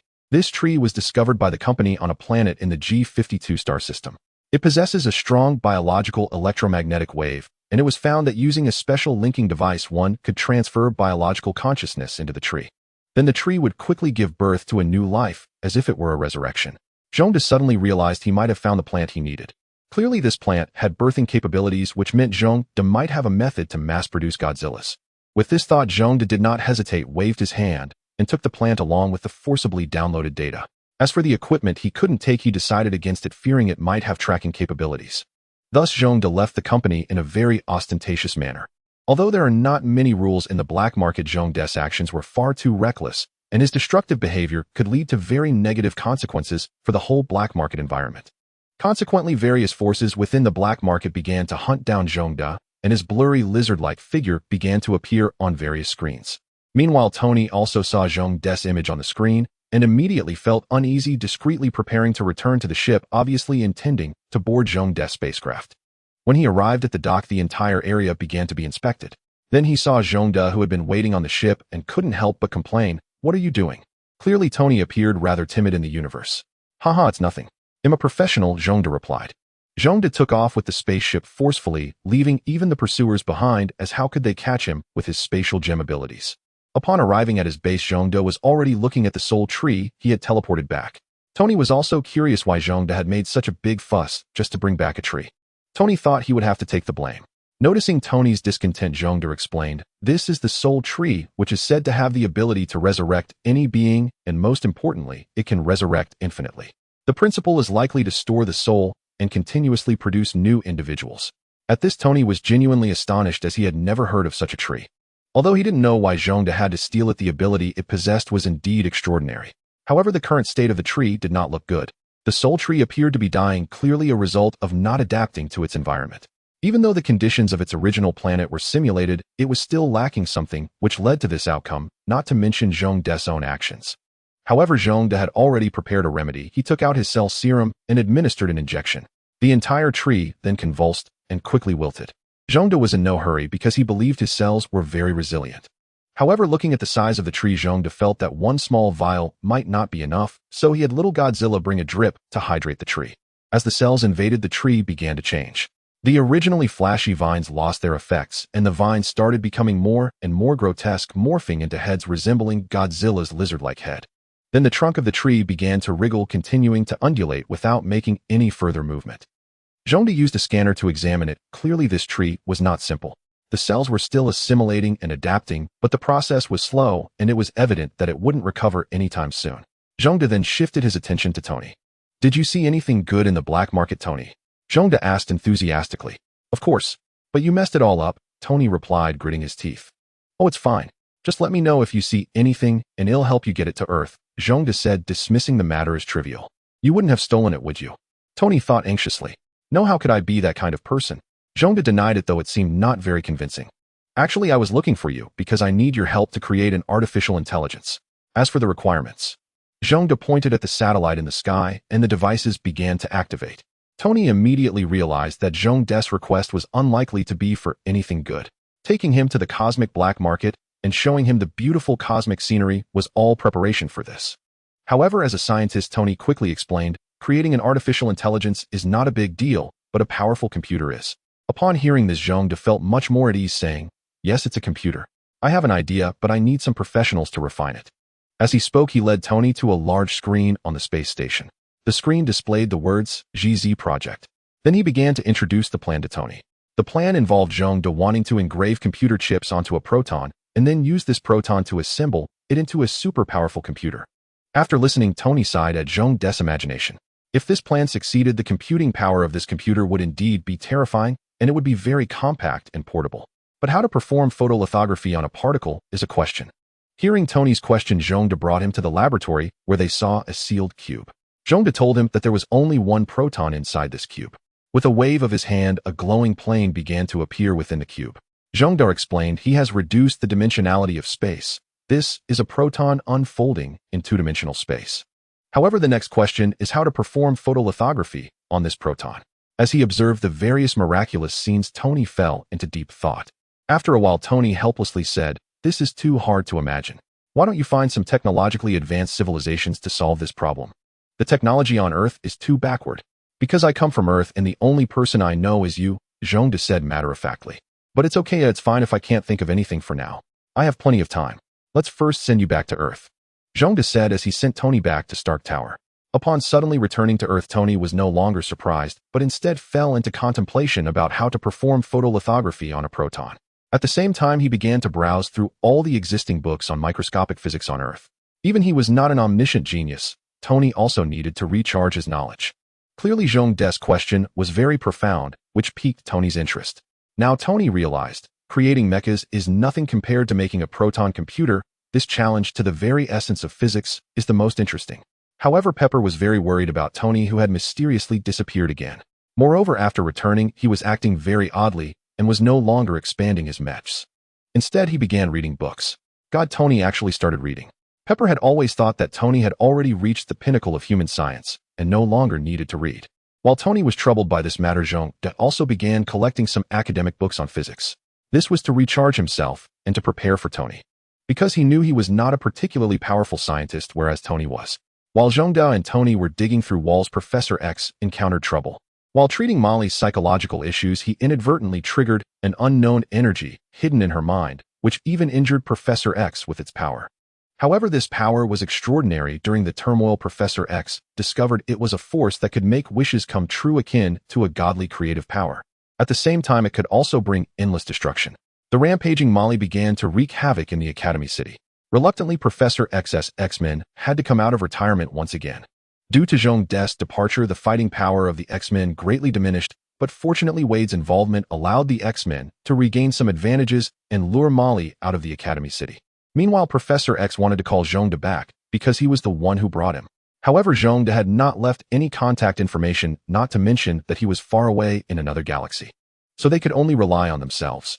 In the Godzilla galaxy, after acquiring some theoretical foundation, Zhongde began his experiments to create a preliminary proton computer. However, suddenly Zhongde felt a very familiar energy interrupting his experiment from the depths of the universe, almost causing uncontrollable two-dimensional expansion and leading to the entire galaxy becoming two-dimensional. Reacting quickly, Zhongde immediately followed the energy fluctuations and arrived on Earth. Outside the atmosphere, Zhongde saw Molly unleashing her powers, turning the entire Pacific Ocean upside down. In any case, the unfortunate Japan suffered great misfortune, experiencing wave after wave of tsunamis. Seeing Wade struggling to hold on, Zhongde suddenly felt a sense of having let down his own people. To alleviate his guilt, Zhongde secretly extracted the power of the reality stone, which had somehow merged into Molly's body. After extracting the energy, Zhongde left Earth and returned to his own galaxy to continue his experiment on the proton computer. Zhongde's knowledge was not the most profound, but he had read the three-body problem. His imagination was undoubtedly the largest, and even a genius like Tony had to marvel.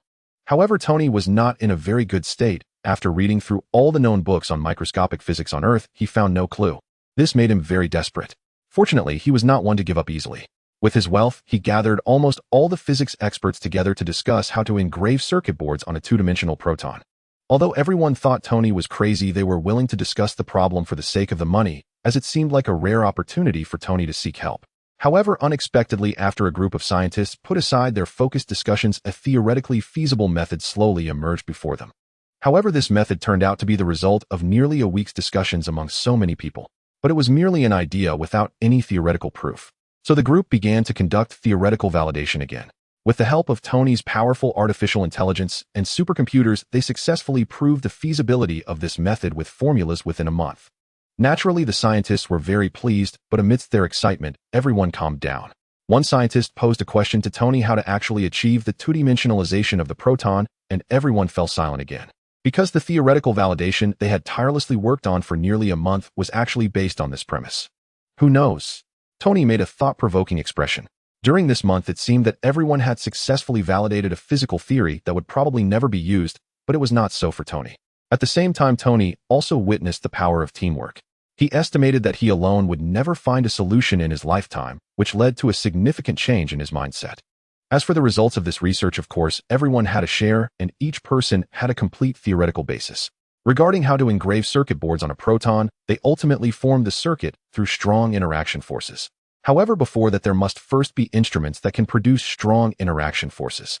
Although Earth could not provide that, it did not mean that Zhongde did not have them. So Tony used a universal translator to establish an interstellar hotline. Upon receiving the news, Zhongde immediately took Tony away, and soon after Tony mysteriously disappeared again. However, this time apart from Pepper, no one knew. As for S.H.I.E.L.D, having been disbanded, they naturally lacked a powerful intelligence network and were unaware of this. After receiving the information from Tony, Zhongde wasted no time and began reviewing his research results. Upon finishing, he couldn't help but marvel at Tony's efficiency, a solution in just over a month complete with theoretical backing. Zhongde was well aware of the technological chasm that lay between them. Regardless of its validity, he decided to give it a try. After all, the worst that could happen was the loss of a proton. Tony, you are truly impressive to have achieved results so quickly. Meanwhile, I am still grappling with the problem, and you already have theoretical support, Zhongde admitted, feeling somewhat inadequate and acknowledging that some things do depend on talent. As for Tony, his inadvertent position at the pinnacle of the universe in this field was undeniable. However, Zhongde's flattery left Tony feeling somewhat embarrassed. How could the proud man accept such honors without merit? He retorted to Zhongde, "This is not solely my achievement, it is the result of collaboration with the world's top scientists over the past month. This should belong to the wisdom of all humanity." Tony candidly revealed the truth, which only further astonished Zhongde. The proud Tony actually sought help. I must have brought a fake Tony. Zhongde bluntly pointed out Tony's pride, which left Tony feeling quite embarrassed. However, the teasing ended there as Zhongde began to verify the result of this collective human wisdom.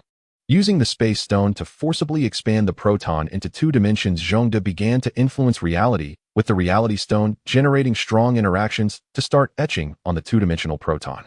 Naturally, Tony shouted unscientific at Zhongde's ability to create something he envisioned without relying on any instruments. Eventually, the first proton chip was completed, followed by a second, and after making 8 in succession, the proton computer was considered complete. Next came the testing phase, where Zhongde returned these 8 protons to 3 dimensions and firmly connected them together using strong interactions. Then they were housed within a transparent crystal. The crystalline structure activated the computer, and Zhongde connected it to a display screen, proceeding to install some basic programs for Tony. Once they had equipped the processor with a DOS system and the entire computer operated normally, it was deemed a true success. However, this only proved the feasibility of the proton computer. Although it was merely a prototype, it had already outperformed all supercomputers on Earth. Yet its low energy consumption shattered Earth's common understanding that frequency equates to performance. Tony was delighted, as this could be considered the universe's only proton computer, and he had played a role in its creation. Following the success of the prototype, Zhongde hastened the production of the first generation of the GZ computer. This time he utilized a hydrogen atom instead of a single proton. This way there was no need for activation, as the energy of the atom itself was sufficient. At the same time, Zhongde began to increase the degree of 2-dimensionalization of the proton. Theoretically speaking, if a 3-dimensional object were to be 2-dimensionalized, it could theoretically be infinitely large. However, Zhongde discovered that this came at a cost. He found that even with a space stone, it was impossible to infinitely 2-dimensionalize an object. The previous proton's 2-dimensionalization was too small, only a few palm sizes. This time Zhongde exerted his full strength, and a 2-dimensional proton, roughly the size of a badminton court, appeared before him. Though it did not reach the limits of the space stone, it was the maximum he could achieve. Zhongde then began the process of etching chips on such a large scale. After a week of etching, the entire 2-dimensional proton was filled with densely packed circuits. Zhongde then pulled the proton back into 3 dimensions. The last hydrogen atom was housed in the same crystal, and testing commenced. This time the performance of the proton computer was off the charts. It was even more terrifying than the last version, and an artificial intelligence sourced from Tony was integrated. Named Friday, it was installed in an instant. The artificial intelligence began testing the environment of this computer, and it was left astounded. The synthetic voice revealed its surprise. Zhongde remarked that this place was far superior to Tony's, stating, "From now on you will work with me." Of course, considering Tony's contributions, he was not without reward. Zhongde gifted the prototype to Tony, who was naturally filled with resentment, expressing his desire for one, just like Zhongde's. Zhongde refused, stating, "This one took me a week of sleepless etching to create." Undeterred, Tony offered to help, and Zhongde shot him a disdainful look, but after a moment's thought he reconsidered. "Tony, come here. I have a big treasure to show you." Then, utilizing the Reality Stone, Zhongde temporarily granted Tony the ability to etch protons. He then unfolded a proton, saying, "It's not impossible for you to do photolithography. You handle it yourself." With that, he left. Tony gazed at the sizable surface and began his photolithography journey. However, as an ordinary person, Tony found photolithography to be mentally exhausting, resulting in low efficiency as he took frequent breaks. Later, Tony discovered a method duplication. Consequently, many parts of his circuit were identical and repetitive, which slightly diminished performance but greatly increased speed. 2 days later, Tony completed the proton computer he envisioned, and S.H.I.E.L.D helped him revert it to 3 dimensions and package it up, while also sharing some tips on photolithography. Upon learning this, S.H.I.E.L.D couldn't help but marvel at why Tony was a genius. Several days later, after sending Tony off, S.H.I.E.L.D's Godzilla fleet finally became more than just a decoration. Friday became the central artificial intelligence controlling the entire fleet. To ensure that Friday grew increasingly intelligent, S.H.I.E.L.D searched the black market for a wealth of information regarding artificial intelligence and handed it all over to Friday, hoping she could optimize herself. As for the possibility of artificial intelligence rebelling, S.H.I.E.L.D hadn't considered it. Even if it did, he believed a fleet would be no match for him. A mere 2-dimensional light particle could obliterate the entire fleet. Thus, once Friday was fully operational, the entire fleet lit up. Then it dimmed again, followed by the appearance of a somewhat indistinct figure on S.H.I.E.L.D's terminal. Not bad, S.H.I.E.L.D remarked as he glanced over. As Friday was merely a rudimentary artificial intelligence, there were many areas lacking. However, the sheer computational power from thousands of proton computers was still quite formidable. Next came the upgrade for this artificial intelligence. The fastest method for an upgrade was to use the Mind Stone to apply a buff, but S.H.I.E.L.D knew that the Mind Stone was out of his reach this time. This was due to S.H.I.E.L.D's overly domineering method of acquiring infinite stones. While Thanos borrowed the power of the infinite stones, S.H.I.E.L.D directly converted that power into his own. He had expelled the consciousness of the vengeful goddess residing within the infinite stone, leading to her rejection. Now, if S.H.I.E.L.D were to encounter an infinite stone, it would likely flee far away to avoid his grasp. Even if he managed to catch it, the stones would prefer to self-destruct rather than be consumed by him. As for the soul tree that S.H.I.E.L.D had forcibly infused with living G cells, it had shown no further activity aside from growth. It seemed content to remain as a tree. Moreover, planting a tree within a spaceship proved to be quite troublesome, so S.H.I.E.L.D simply discarded the tree on a planet, planning to check on it when he had time. With a cosmic fleet at his disposal, S.H.I.E.L.D was certainly not idle. He no longer concerned himself with the matter of gemstones. After all, there were plenty of treasures in the Marvel Universe, and the Infinity Stones appeared surprisingly often on Earth. With this cosmic fleet, S.H.I.E.L.D began to venture into the universe under the banner of the Singer civilization. Suddenly, the entire Godzilla star system exhibited a sharp gravitational anomaly, and then the entire fleet vanished from that star system. Then they arrived in an unknown land. This was already at the edge of the star map in S.H.I.E.L.D's possession. He had never been here, and one could say he was completely unaware. Under the radar scans of the fleet, nothing left by intelligent beings was found here. Clearly, the universe was vast. Even the distribution of intelligent life in a galaxy was very sparse. S.H.I.E.L.D did not overthink and began his journey of exploration. He ventured into the endless void devoid of any signs of life. However, resources were plentiful, allowing the entire fleet to develop rapidly. During this journey, S.H.I.E.L.D encountered many strange phenomena, such as a multi-star system where 5 stars were in a delicate balance, mutually restraining one another. Seeing this, S.H.I.E.L.D deliberately ordered his massive fleet to steer clear of the area, lest his fleet disrupt the balance. Though S.H.I.E.L.D possessed the virtue of good fortune, the environmental conditions of planets in such a star system were extremely harsh, making the existence of intelligent life impossible. Thus, after a brief observation, he prepared to leave this rare multi-star system. However, just as he was about to leave, Friday suddenly issued a warning, scanning a large amount of metallic material on the 3rd planet of the multi-star system, which was quite unusual. This piqued S.H.I.E.L.D's interest, and he instructed for an accurate scan to determine what was going on. In the 2nd scan, Friday provided a more precise answer. The 3rd planet was an intelligent construct, not an actual planet. This immediately compelled S.H.I.E.L.D to take a look. A small exploration vessel emerged from the massive fleet, and S.H.I.E.L.D, along with 3 robots, embarked on his first exploration journey. Following the route plotted on the computer, S.H.I.E.L.D and the 3 cold robots arrived at the front of this planet. The planet appeared deep brown, indistinguishable from an ordinary planet. However, the detector indicated that this star system was almost entirely made of metal. Fearless and bold, S.H.I.E.L.D directed the ship to approach this star system. Due to its small size, the atmosphere was very thin. The ship landed on the surface after only a few minor bumps. S.H.I.E.L.D did not wear any protective suit and stepped out of the ship to bask in the scorching heat of 3 suns. Meanwhile, the other 3 robots had already begun sampling and analysis. S.H.I.E.L.D expanded his perception and sensed the condition of the entire planet. This star system was not hollow, rather it contained a vast amount of space. It was clearly an intelligent construct, and the key point was that at the center of this planet was an energy core, still emanating energy. It was evidently extraordinary. The soil on the planet's surface was composed of accumulated cosmic dust. Thus, S.H.I.E.L.D utilized the power of the Reality Stone to blow away the dust, leaving the three robots bewildered, unsure of what to do. After blowing away the cosmic dust, the entire planet's visage appeared before S.H.I.E.L.D. Although he did not know how many years had passed, the surface of this construct remained exceptionally smooth and glossy. S.H.I.E.L.D stomped his foot, and there were no apparent changes on the surface, indicating good quality. Then a glimmering S.H.I.E.L.D appeared beside a hollow opening. According to S.H.I.E.L.D's scans, this seemed to be the entrance or exit of this enormous artificial construct. Without hesitation, S.H.I.E.L.D leaped down. The smooth metallic walls were impossible to grip, but with his current physical prowess, this level of free fall posed no issue. Looking around at the smooth, arched metallic walls, S.H.I.E.L.D felt as if he had entered the Death Star from Star Wars. Could this be some annihilation weapon left behind by a civilization? S.H.I.E.L.D speculated. He then ventured deeper into this sphere, but soon he encountered corpses along the way. They appeared to have calcified into fossils, likely having died a long time ago. As S.H.I.E.L.D continued to delve deeper, the number of corpses increased. From the calcified skeletons, it was evident that these bodies were humanoid. However, their mouths were elongated, somewhat resembling lizards. In simpler terms, they looked quite similar to S.H.I.E.L.D, but given his strength, these long-dead aliens were certainly inferior to him. Though they resembled him, there was no blood relation. Thus, S.H.I.E.L.D merely glanced at the armor on these lizard-like beings before proceeding deeper into the purpose-unknown sphere. The surrounding walls remained unchanged, but the branching paths grew more numerous. However, with the Space Stone, S.H.I.E.L.D had a three-dimensional map of the entire sphere, so he was not afraid of getting lost. Following the route S.H.I.E.L.D had plotted, he suddenly found himself in an expansive space.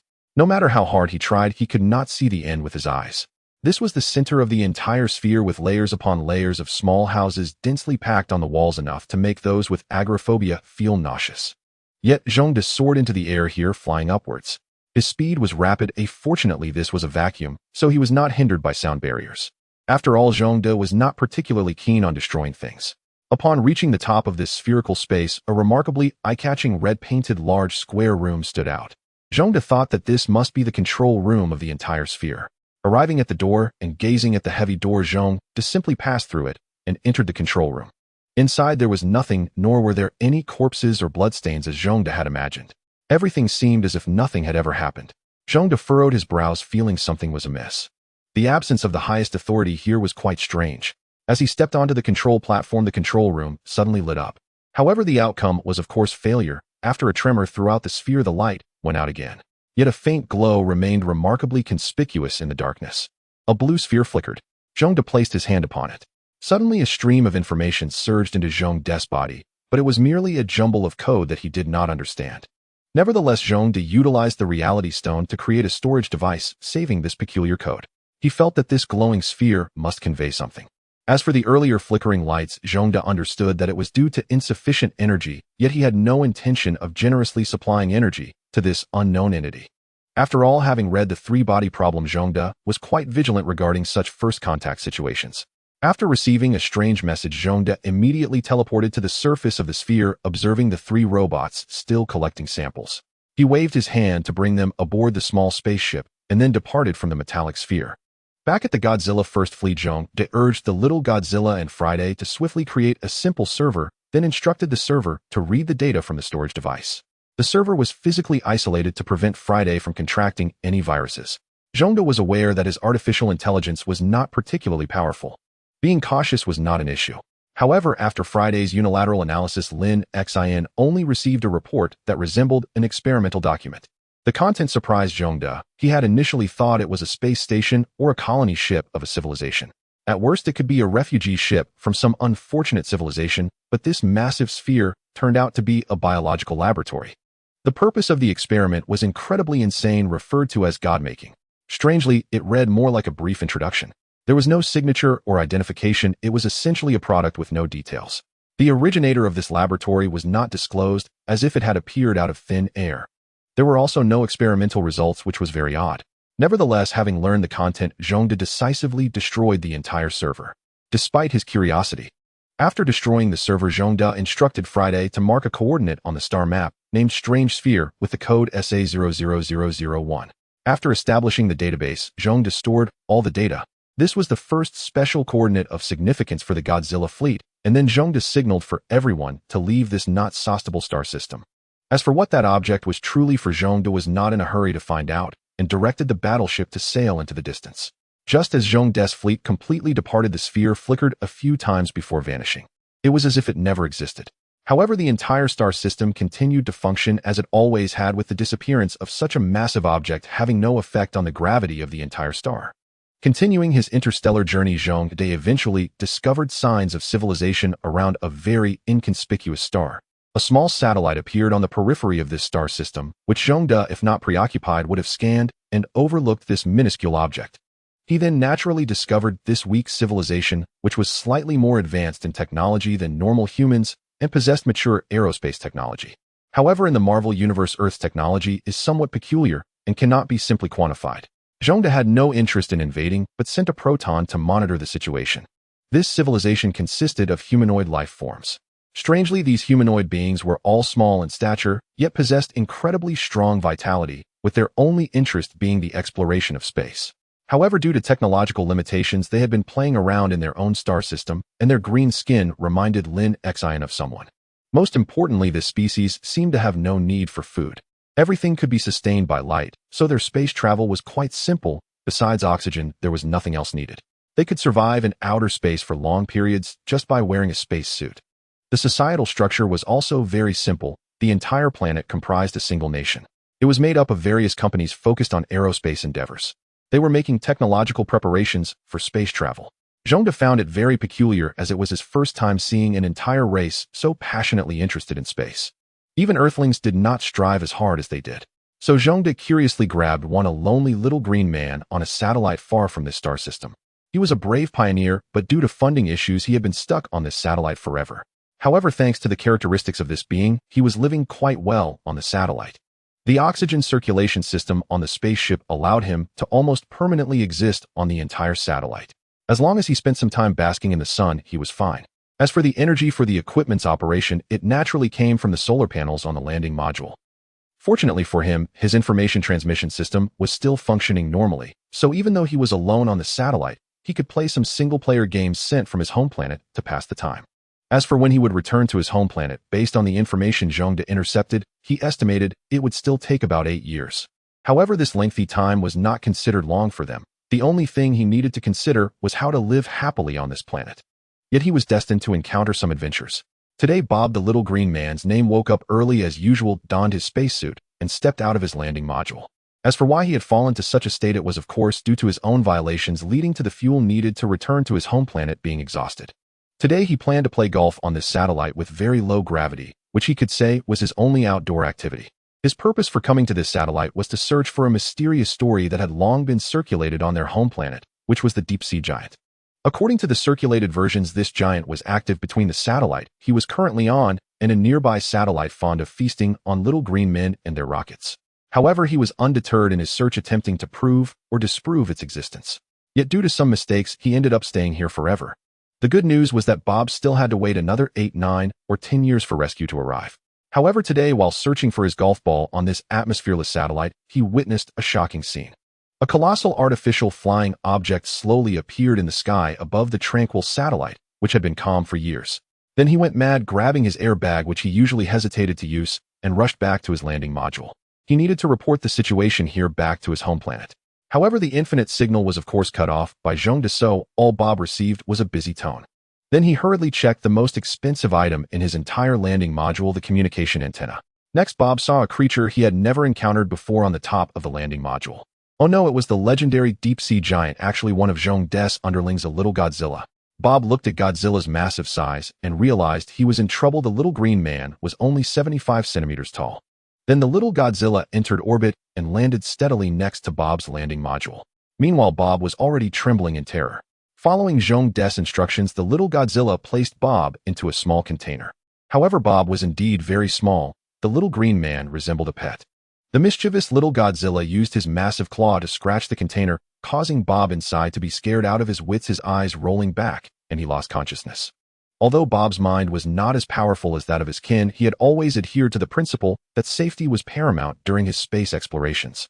Unlike certain reckless kin who indulged daily in extreme activities of physical entry and descent, he was well aware that countless individuals perished daily in the atmosphere of their home planet. However, Zhongde was indifferent, rubbing his massive claws while gazing at the unconscious little green being before him. What followed was a somewhat taboo human experiment. Zhongde sought to gain a comprehensive understanding of this race. Thus, after a painless dissection, Bob learned all the information about his kind, followed by further experimentation. For instance, the G-cell infection experiment revealed that Zhongde had never given up on the Godzilla breeding project of years past. However, he could not bring himself to conduct such experiments directly on them. Despite resembling a villain, Zhongde maintained a righteous perspective. He would never engage in inhumane acts. However, cloning one was acceptable, albeit somewhat unethical, yet far better than using a living person. Soon Friday produced a simple biological cultivation chamber, as per Zhongde's request, marking the beginning of the first generation of little green clones. Due to their rapid development, this little green being resembled a robot without a program, utterly motionless. However, soon after, a probe injected a blue liquid into this little green creature. This was the first generation of G-cells cultivated by Zhongde from his own cells, the oldest version. By now, Zhongde's own G-cells were entirely different. Nevertheless, being the initial version, it was said in many novels that the first generation was the strongest. However, our clone little green being reacted violently after a period of extraction. Its body began to convulse and characteristics of Godzilla began to emerge, such as the fins along its back. Then with a loud bang, the first clone turned into a puddle of vegetable juice. Zhongde found it quite disgusting. Despite the repulsion, he understood that failure is the mother of success. No genius has ever avoided failure. Even Tony often faced setbacks in his early days. Thus, after having the little Godzilla clean up, Zhongde initiated the next generation of the little green G-cell fusion project. As the experiments progressed, the survival time of the little green beings infused with G-cells increased. In the end, Zhongde finally obtained a little green being fused with G-cells. However, judging by its expression, this little green being seemed quite useless. From its fierce face, it was evident that it possessed no intelligence, even inferior to the little Godzilla. Helpless, Zhongde had to temporarily abandon this plan. As for Bob, he was quite spirited, albeit somewhat unhinged. Moreover, communication with a race that had never ventured beyond its own star system proved troublesome. Additionally, the Godzillas lacked their own language, so Zhongde was disinterested in communicating with the little green beings. Therefore, even when Bob shouted at the little Godzillas, no one paid him any mind. Everyone was engaged in their own activities. Fortunately, Zhongde did not forget about this interesting little fellow and instructed the little Godzilla to release him. Moreover, he responsibly reclaimed Bob's landing module and with astonishing strength tossed the little green being into the gravitational orbit of his home planet. Zhongde believed he would soon return to his homeland, conveniently ignoring the high acceleration caused by his strength. Zhongde was confident that this race, which engaged in atmospheric entry with mere toys, would have no issue with such gravitational forces.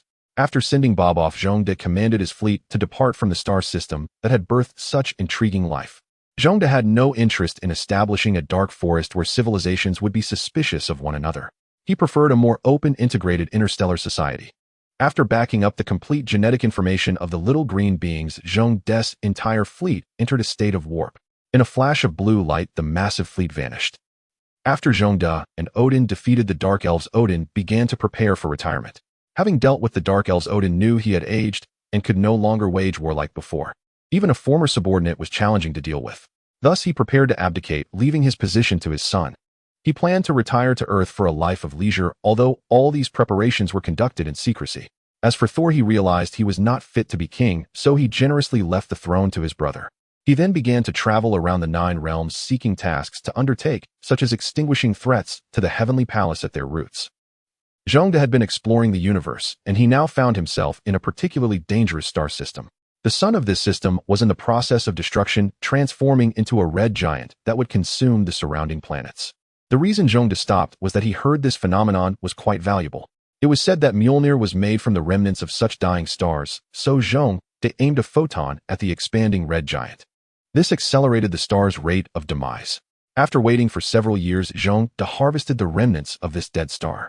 Zhongde planned to find an opportunity to sell it to the Heavenly Palace or other organized civilizations, as such things held no value for him. However, just as he thought of this, the flagship's communicator suddenly rang. Zhongde knew that without friends in the vast universe, and even if he had them, they had not ventured beyond the solar system. Thus, the only reason for receiving a communication at this moment could only be one. Upon activating the projection, Zhongde indeed saw an ordinary elderly man wearing a golden eye mask. Is it time? Zhongde's expression became somewhat serious upon seeing Odin's face. Odin sighed and said, "Yes, it's time. Please take care of it." Zhongde said nothing further, instructing Friday to allow free development in this star system, and then a blue light vanished from the bridge. At the same time, Zhongde appeared on Earth, Norway. He then saw an elderly Odin. "It's been years and you've aged so much," Zhongde teased. However, before he could finish, a yellow light circle appeared below Zhongde's feet, and he fell into a deep space. Humph. Zhongde was unconcerned and broke through to a place resembling a study. There a curly-haired figure wearing very earthy yellow gloves appeared before him. Zhongde had no hesitation and immediately struck with a claw. Doctor Strange did not expect Zhongde to be so powerful, instantly breaking through his magic and appearing before him. The curly-haired figure, having received a claw strike, felt his blood surge under the protection of his red cloak, feeling quite uncomfortable. Zhongde, now intrigued, began to chase after the flying Doctor Strange. He pounced, revealing his fangs with a grin. Doctor Strange instantly became unsettled upon seeing the menacing face of Zhongde, especially his teeth, which seemed ready to devour him. Without a second thought, he opened a portal, maintaining a very safe distance from Zhongde. Zhongde looked at the emerging wizard on Earth with great interest, clearly perceiving him as a responsible guardian of the planet. Moreover, his strength was not to be underestimated, as spatial abilities were fundamentally among the essential powers of formidable beings in the universe. However, Doctor Strange did not share this sentiment. To breach his own magic in an instant and possess a higher mastery of spatial abilities than himself indicated a power that had reached the multiverse level. Yet he had only encountered one such individual with this level of power, Dormammu, the ruler of the Dark Dimension. He was no match for him, and had only managed to forge an agreement to protect Earth through the Time Stone by resorting to trickery. Clever Doctor Strange knew he was outmatched by the giant lizard before him, so he hastily activated the Time Stone hanging around his neck, preparing to cheat and save his progress. However, he was destined to be disappointed, as Zhongde had no intention of killing him. As long as Doctor Strange remained alive, he could not save his progress. Thus, this underhanded tactic was bound to fail. Just as Doctor Strange let out a slight sigh of relief, Zhongde's massive claw came into view, and he was sent flying once more. However, Zhongde's strength was not formidable. His only notable achievement was bruising Doctor Strange's face. Yet Doctor Strange was not concerned with this, as the saying goes, one should not strike the face. Zhongde's slap had infuriated the inherently proud Doctor Strange. Just as he was about to retaliate, the Time Stone on his chest spontaneously released energy. This power was sudden and immensely strong, a terrifying force that Doctor Strange had never encountered before. It was evidently a reactive response of the Infinity Stone to Zhongde's usurpation of power. The energy from Zhongde's space stone triggered it. Suddenly, the entire world transformed into black and white, and everything froze in place except for Doctor Strange. Having never encountered such power, Doctor Strange was curious, observing Zhongde, who was suspended midair, seemingly contemplative. Yet despite being frozen in time, Zhongde was by no means defenseless. Even though the Time Stone was quite formidable among the Infinity Stones, it did not mean that Zhongde was without recourse, as the Infinity Stones could influence and balance each other. Though unable to move, Zhongde could keenly sense the energy fluctuations of the Reality Stone and the Space Stone. He immediately summoned the full power of both stones. In an instant, the world returned to color, and everyone was oblivious to the halt of time. However, Zhongde was different. As he broke free from the time halt, a powerful aura surged forth, sweeping across the entire Earth.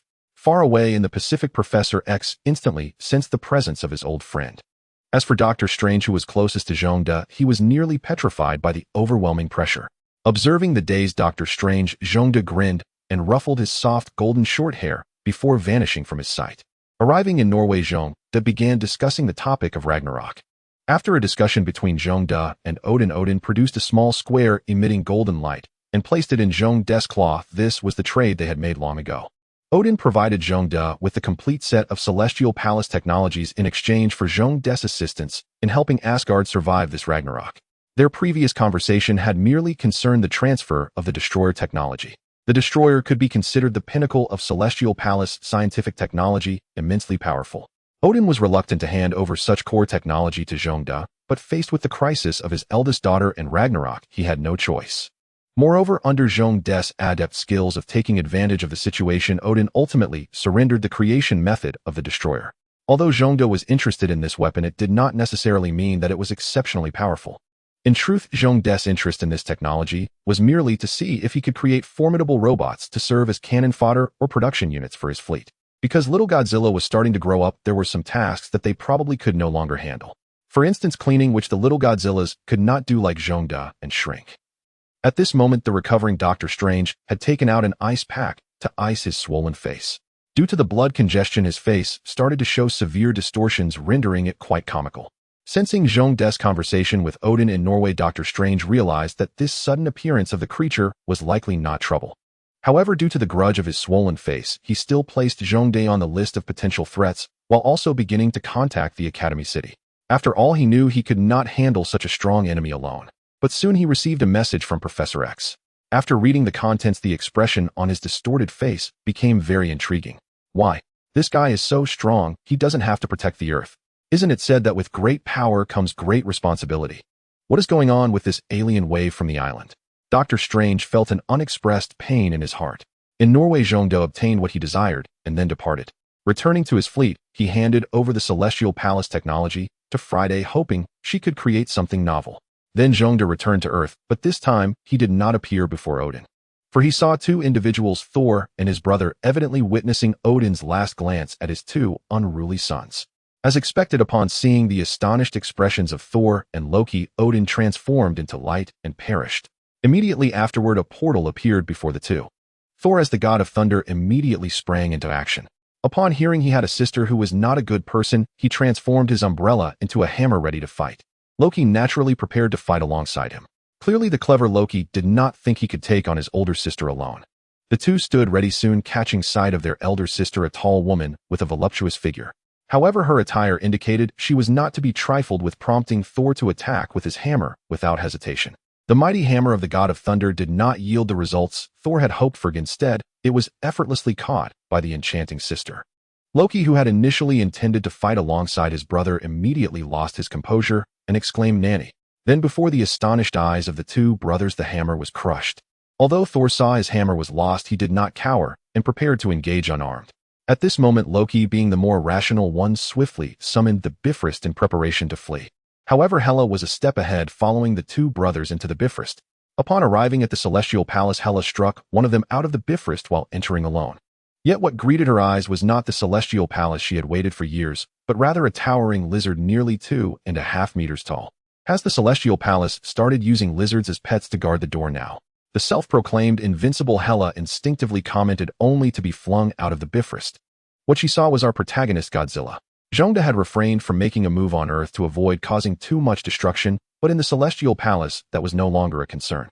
Enraged by the sudden attack from Jeong De, Hela swiftly drew her knight sword and lunged at him. Though she had a premonition that her return to Asgard might require a bloody suppression, she did not expect it would come so swiftly. Watching Hela rush toward him, Jeong De stood firm. He opened his mouth and unleashed an atomic breath toward her, and after she blocked it with her sword, she hurled several flying swords at him. Yet Jeong De ignored them. As he sustained the atomic breath, he finally entered Hela's attack range. Hela swung her knight sword at Jeong De. Jeong De did not evade, swinging his right claw in a powerful fist toward Hela's chin. As for showing mercy, Jeong De had long since shed such notions as Godzilla. Having lost much of the human sentiment, Jeong De found it difficult to gauge the power of both sides. As Hela struck him, her sword was met with the overwhelming force of Jeong De, shattering the dome of the Bifrost and sending her flying out. Watching Hela fly away, Jeong De did not stop, but leapt up to break open another hole in the Rainbow Bridge, then sat down heavily, like a mountain, directly onto Hela. Although he had no intention of using this move during the Pacific Rim incident, this time, he made an exception as the target was Hela. A woman could brag to her friends from other planets, saying, "I once had the death goddess pinned beneath me." However, the emboldened Hela realized she seemed to have encountered a formidable opponent, so she immediately dodged to the side. Then the Rainbow Bridge, lacking support, instantly collapsed under Jeong De's immense weight. Fortunately, Hela could fly and did not fall into the depths of the universe along with it. As for Jeong De, he had already teleported to Asgard to await Hela. After all, he had been invincible for too long aside from the elusive Thanos. Only Hela could pose a challenge to him. Seeing Jeong De standing at the edge of Asgard, Hela knew she had encountered a tough opponent. Watching Jeong De with a wary expression, Hela finally became serious and began to unleash her full power. Summoning a multitude of spikes from Asgard, Hela opened up her attack, prompting Jeong De to respond accordingly. After letting out a roar, a 300-meter-tall Jeong De appeared in Asgard. In the terrified gazes of the Asgardians, Heimdall began the rescue efforts. Previously, Jeong De had coordinated with him to take the opportunity to evacuate the civilians while dealing with Hela. However, due to Jeong De's influence, Heimdall's beloved great sword had vanished into the cosmos along with the Rainbow Bridge. So he pulled out a large sword that Jeong De had given him. This sword, though it may not look impressive, was crafted from a star's urgent essence that Zhongde acquired not long ago. Although it wasn't as intricate as Thor's hammer, it had preserved the heat of the star before its death, making it quite powerful. Zhongde named it Fire of Joy. As Zhongde and Hela began their battle, Heimdall hurriedly evacuated the masses into the mountains for refuge. Looking at the now empty city, Zhongde unleashed his full strength against Hela. With a stomp of his massive foot, the entire celestial palace trembled. Then a thick beam of red breath shot towards Hela, who stood atop a pile of enormous metal spikes. Hela immediately summoned an abundance of metal spikes to block Zhongde's attack. However, while Zhongde exhaled his breath, his claws were not idle. With the power of the reality stone surging through his claws, he struck Hela with a punch. The immense force and energy unleashed a tsunami. As for Hela, she was sent flying once again. However, this time she could no longer withstand Zhongde's overwhelming power and spat out a mouthful of blood. Knowing she could not defeat Zhongde, Hela chose not to linger and prepared to flee. Watching Hela fly away, Zhongde did not pursue her. Zhongde felt he had done enough. As for the impending destruction of Asgard, it was no longer his concern. In fact, he was somewhat pleased to see Asgard destroyed. After all, once humanity advanced beyond the cosmos, Asgard would surely become an obstacle. Without Asgard, the dominion of the 9 realms would undoubtedly belong to Earth. The reason was simple: Zhongde was standing here. After watching Hela leave, Zhongde shrank back down, observing the nearly deserted Asgard. Zhongde walked towards the tallest palace. Based on his previous visit to Asgard, he arrived beneath what used to be Odin's palace. This place housed the spoils of Odin's battles from long ago. Surely there would be some valuable items here. Adhering to the principle of not leaving empty-handed, Zhongde began to search for anything worth taking. However, upon entering the underground palace, he triggered a mechanism and a destroyer emerged. Clearly, Zhongde's presence was a blatant act of illegal intrusion. Yet there was only one destroyer, and Zhongde was not afraid. After easily dismantling the destroyer, he began to explore. The underground palace was not large and contained few items. Moreover, one of the display stands was strangely empty. Upon closer inspection, Zhongde realized it was the spot for the Tesseract. After pondering for a moment, he took out a replica of the Tesseract. In fact, Zhongde had never given up on copying or creating the Infinity Stones. However, no matter how he tried, he could never achieve the true power of the Infinity Stones. What was missing was the divinity from the cosmos. However, such things were usually unique, and Zhongde could not acquire them. But that was of no consequence. What Zhongde had brought out was the highest quality imitation of the Infinity Stone to date. If you were to shatter the Tesseract, there would still be an Infinity Stone inside. As for the raw materials, Zhongde had collected fragments of EGO that had scattered across the planets during his travels through the cosmos. He secretly gathered them, which contained some traces of the Celestials' consciousness.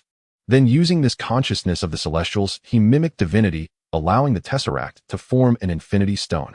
Seeing the empty display stand, Zhongde suddenly had a brilliant idea. He could use this fake to set a trap for Thanos. In future confrontations, Zhongde could deceive him with it. Even if he were discovered, it didn't matter. Although the materials were precious, they were all collected by Zhongde, so he could always gather more later. After all, in the original story, EGO seemed to have no consumption when it comes to releasing fragments. Thinking of this, Zhongde placed the Tesseract carefully on the stand. However, he continued deeper into the underground palace. Yet there was not much of value. Further into, the best item was merely a box from the Frost Giants. However, this item was genuinely weak, so Zhongde didn't even bother to glance at it. Upon reaching the end, Zhongde discovered the Eternal Flame, a powerful item that seemed capable of reviving the dead. However, Zhongde did not know how to use it, but that was fine. He decided to take some with him to study later. Then Zhongde smashed open the floor of the underground palace, revealing a tomb before him. Zhongde had no interest in the corpse at all. However, a dimensional wolf was what he desired. This wolf was Hela's pet, and without a second thought, Zhongde stole it. Looking at the underground palace filled with mostly fakes or low-quality items, Zhongde found it strange. Where had Odin hidden all the good stuff? However, since he couldn't find anything, Zhongde did not force it, and instead left Asgard, returning to his fleet. As for what happened next, it had nothing to do with him. At most, Zhongde would just check to see if there were any benefits to gain. Not long after Zhongde left, Hela returned to Asgard. Although she couldn't defeat Zhongde, she could never give up on Asgard, for it was her home. Using the method Black Widow employed during the Avengers, Thor tried to calm the Hulk down, hoping to revert him back to Banner, but instead the Hulk was disgusted by his mocking laughter, leading to a fierce battle. In the end, Thor managed to subdue the Hulk, but he did not gain his freedom. Instead, he was confined alongside the Hulk. Meanwhile, Zhongde began executing his own plan. To lead humanity out of Earth, Zhongde initiated a series of preparations. This preparation started with Zhongde collaborating with Tony to create protons. Zhongde believed that with the aid of protons, Tony's technological advancements would accelerate significantly.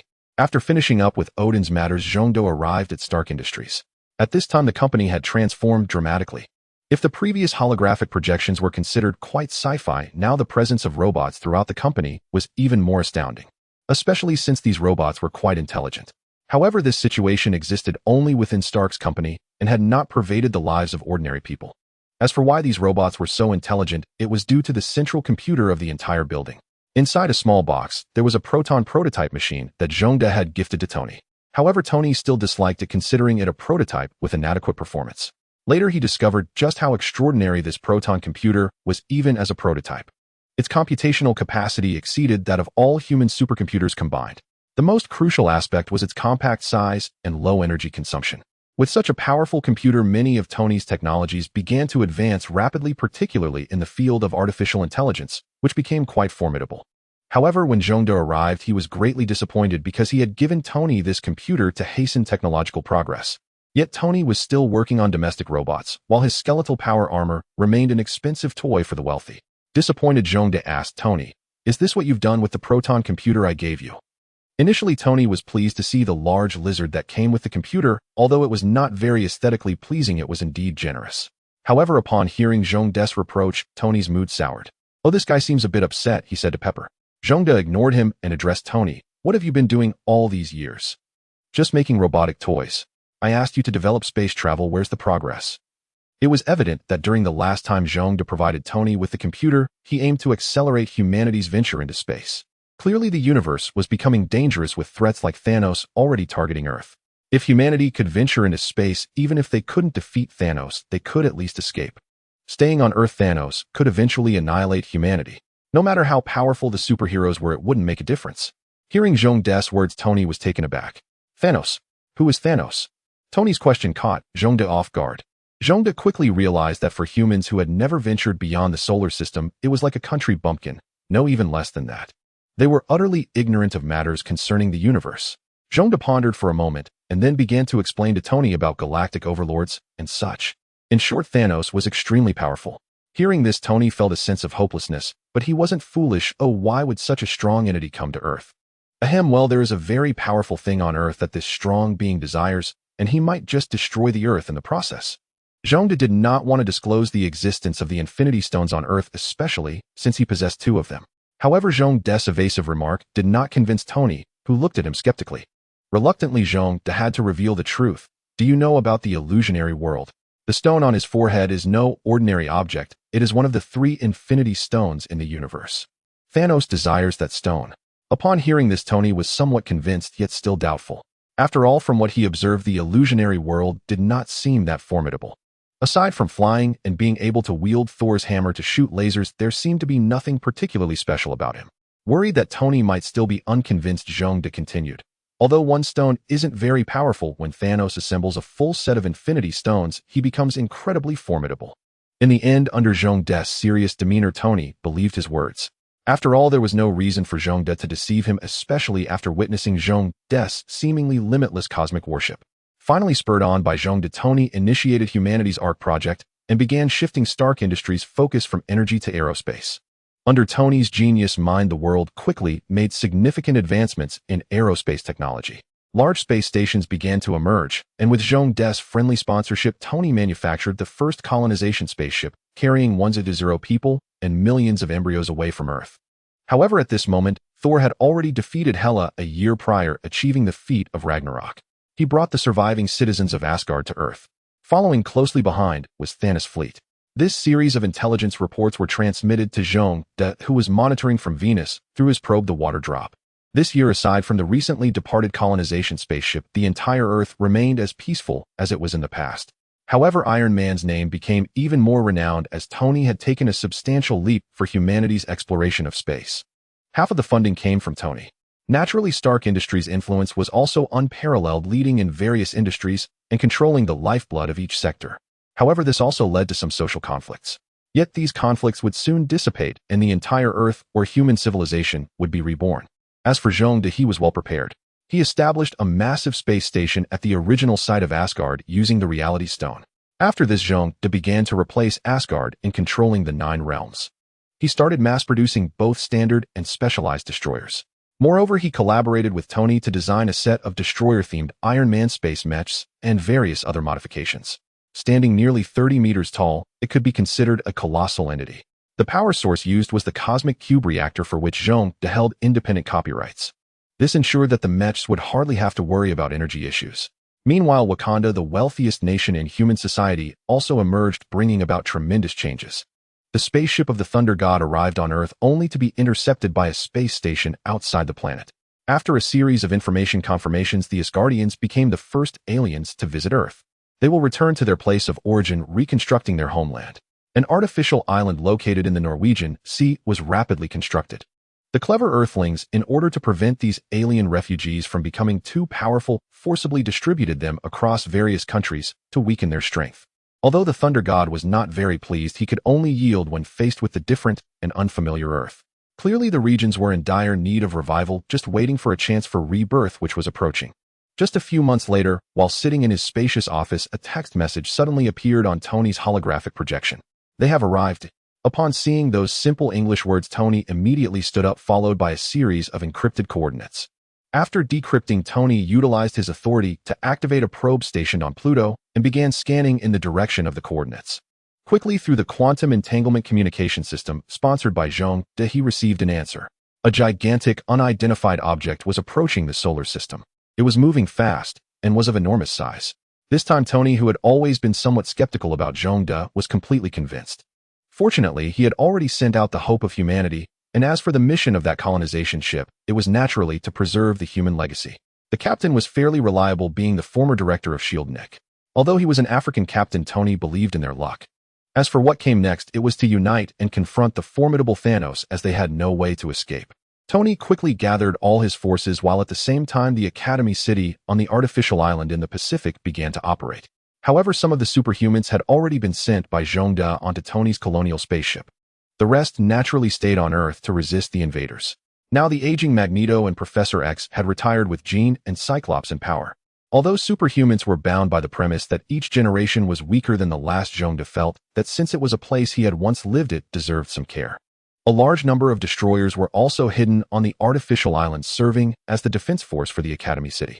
Meanwhile, Tony faced some difficulties as he began the New York defense plan with a gathering of superheroes. He had a premonition that this time the aliens would surely attack here first, although he didn't know why. However, every time a major event occurred, all the superheroes gathered here. However, upon hearing Tony's words, everyone was extremely panicked. Clearly, this news was too sudden, yet it came from Tony. It could be concluded that they would never be able to defeat such monsters. Nonetheless, Tony reassured them, saying that allies would come to help. As for who they were, Tony had no intention of revealing. Unable to do anything else, everyone had to give up. The one who would help was naturally S.H.I.E.L.D, who promised to intervene during the most critical moment, which did put Tony at ease somewhat. However, being the genius that he was, Tony knew that defending Earth still had to rely on their own strength. After all, S.H.I.E.L.D could only provide temporary protection, not eternal. Thus, he threw himself back into intense preparations. However, Thanos had no idea that Earth had already undergone earth-shattering changes. In that year, various technological advances allowed human civilization to progress rapidly. Our exoskeletons were no longer just Tony's toys, but began to appear in civilian production.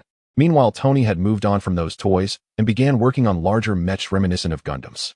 Secretly, the construction of a cosmic warship was underway, and S.H.I.E.L.D had quietly resurrected in outer space. Old black men who went for interstellar colonization were no longer around. The Herlina Chrysisridon Coulson had become the head of S.H.I.E.L.D. Now he was full of confidence, as before the Avengers had surrounded the world. However, they had fallen to the role of mere bystanders, cleaning up after the superheroes. This was not the kind of work that the world's most formidable spy organization should be doing. This time was different. With this spaceship, Coulson was confident in Earth's defense. S.H.I.E.L.D would become the backbone. Of course, if S.H.I.E.L.D heard what Coulson was thinking, he would surely smile and shake his head. He was overthinking. Now S.H.I.E.L.D mostly acted as a logistics commander. The battle was still the domain of the superheroes. A week passed and Thanos had already arrived at the edge of the solar system. To avoid affecting the stability of the entire star system, Thanos led his landing ships into the solar system, heading straight for Earth. To achieve the element of surprise, all landing ships would only be detected once they reached the surface of the Earth. However, unbeknownst to them, their movements had long been known by S.H.I.E.L.D, who prepared a group of superheroes for readiness. Seeing the armored suits, Tony clearly wanted to choose the battlefield outside Earth. This would reduce civilian casualties. However, he was destined to be disappointed as countless ships suddenly appeared before their eyes. The sheer number made everyone's faces turn pale. They remembered that during the last alien invasion, the aliens did not have this many ships. Knowing he was outmatched, Tony quickly instructed everyone to retreat back to Earth. In the Earth's environment, these warships would be unable to exert their power, which would benefit them. As for civilian casualties, they would no longer be considered. On Earth, Captain America and his team looked at the returning Tonys and the various ships behind them, their expressions grim. Although the last civil war had caused rifts within the Avengers, given the current situation, the two teams reassembled. At the same time, Doctor Strange, who had not been notified by Zhong De, sensed the unusual happenings on Earth and began to prepare. At this moment, Zhong De was no longer in the solar system, but had started to surround Thanos' fleet with his own. Clearly, Thanos personally entered the fray for the sake of 2 Infinity Stones, leaving his rear vulnerable. Zhong De planned to directly take out the enemy's mothership, preventing Thanos from leaving the solar system. As he gazed at the gigantic warship stationed outside the solar system, a seemingly inconspicuous light particle suddenly appeared near the mothership at light speed. In order to maximize the outcome after launching the light particle, Zhong De directly used the Space Stone to teleport the light particle to the vicinity of Thanos' mothership. However, at this moment, it was already too late. Under Zhong De's meticulous calculations, the gamma rays released by the supernova occurring during this attack were perfectly shielded by Neptune and other celestial bodies, minimizing the impact on Earth. So when Thanos finally set foot on Earth, a brilliant light appeared from space and suddenly vanished at high speed. Then, in a good mood, Thanos suddenly went stiff. Just moments ago, his mothership had been ambushed and was destroyed. Immediately after, Zhong De commanded his subordinates as batches of destroyers began to land on the massive spaceship, preparing to clear out the remaining survivors inside. Having lost his mothership to an ambush, Thanos immediately felt he had been set up. He intended to use the power of the Space Stone to return to his mothership. He wanted to see who was audacious enough to provoke him, the Overlord of the Milky Way. Could one not be angry if they realized their backside had been dug out? Although Thanos was not invincible, he was notorious throughout the galaxy. No one dared to touch his belongings, let alone sneak attack his flagship. With the space gem he had recently acquired from a forgotten subordinate, he instantly returned to his mothership. Yet he was extremely furious as a group of destroyers wreaked havoc on everything in his fleet. Thanos was momentarily taken aback. Wasn't Asgard destroyed? Where did all these destroyers come from? Wasn't it said that such things were hard to create? Thanos was baffled. When he first arrived on Earth, he believed that the aging Odin would never dare to stop him. The good news was that by the time he reached Earth, Asgard had already been destroyed. Restoring it would take many years. Yet now these unexpected destroyers had emerged. Regardless, Thanos could not just stand by and watch as they destroyed his mothership. He charged in and began to annihilate these destroyers. However, upon reaching his mothership, he discovered that there were still over a dozen lizard-like creatures causing significant destruction, even more powerful than the destroyers. Clearly, Thanos seemed to have been attacked by an unknown civilization. Yet he did not care who was behind it. Anyone daring to touch his possessions deserved to die. But as he stepped onto the deck of his mothership, the lizards that were slaughtering his ships suddenly vanished. From the energy fluctuations, Thanos was quite familiar. Seeing this shameless tactic, Thanos found himself in a dilemma. He still needed to go to Earth to obtain the Infinity Stones. Unable to detach himself, he thought about the few large lizards that had vanished and decided to wait until he was done with his business on Earth before leaving. But how could Zhong De let him go? Thanos was at his weakest now. With only one Infinity Stone, and that one being a fake, if he could just kill him now, it would save a lot of trouble. Thus, Zhong De directly attacked, detonating the counterfeit Infinity Stone on his glove, catching Thanos off guard and leaving him in disarray. Fortunately, he had a Power Stone in hand, granting him immense defensive strength. Hence, Zhong De's ambush was not very effective. I should have figured out a way to get the Reality Stone beforehand, Zhong De thought to himself. Thanos realized his Space Stone had exploded, clearly not the real one. Moreover, it was detonated at just the right moment. It seemed these lizards were not some naive civilization, but rather had been plotting all along.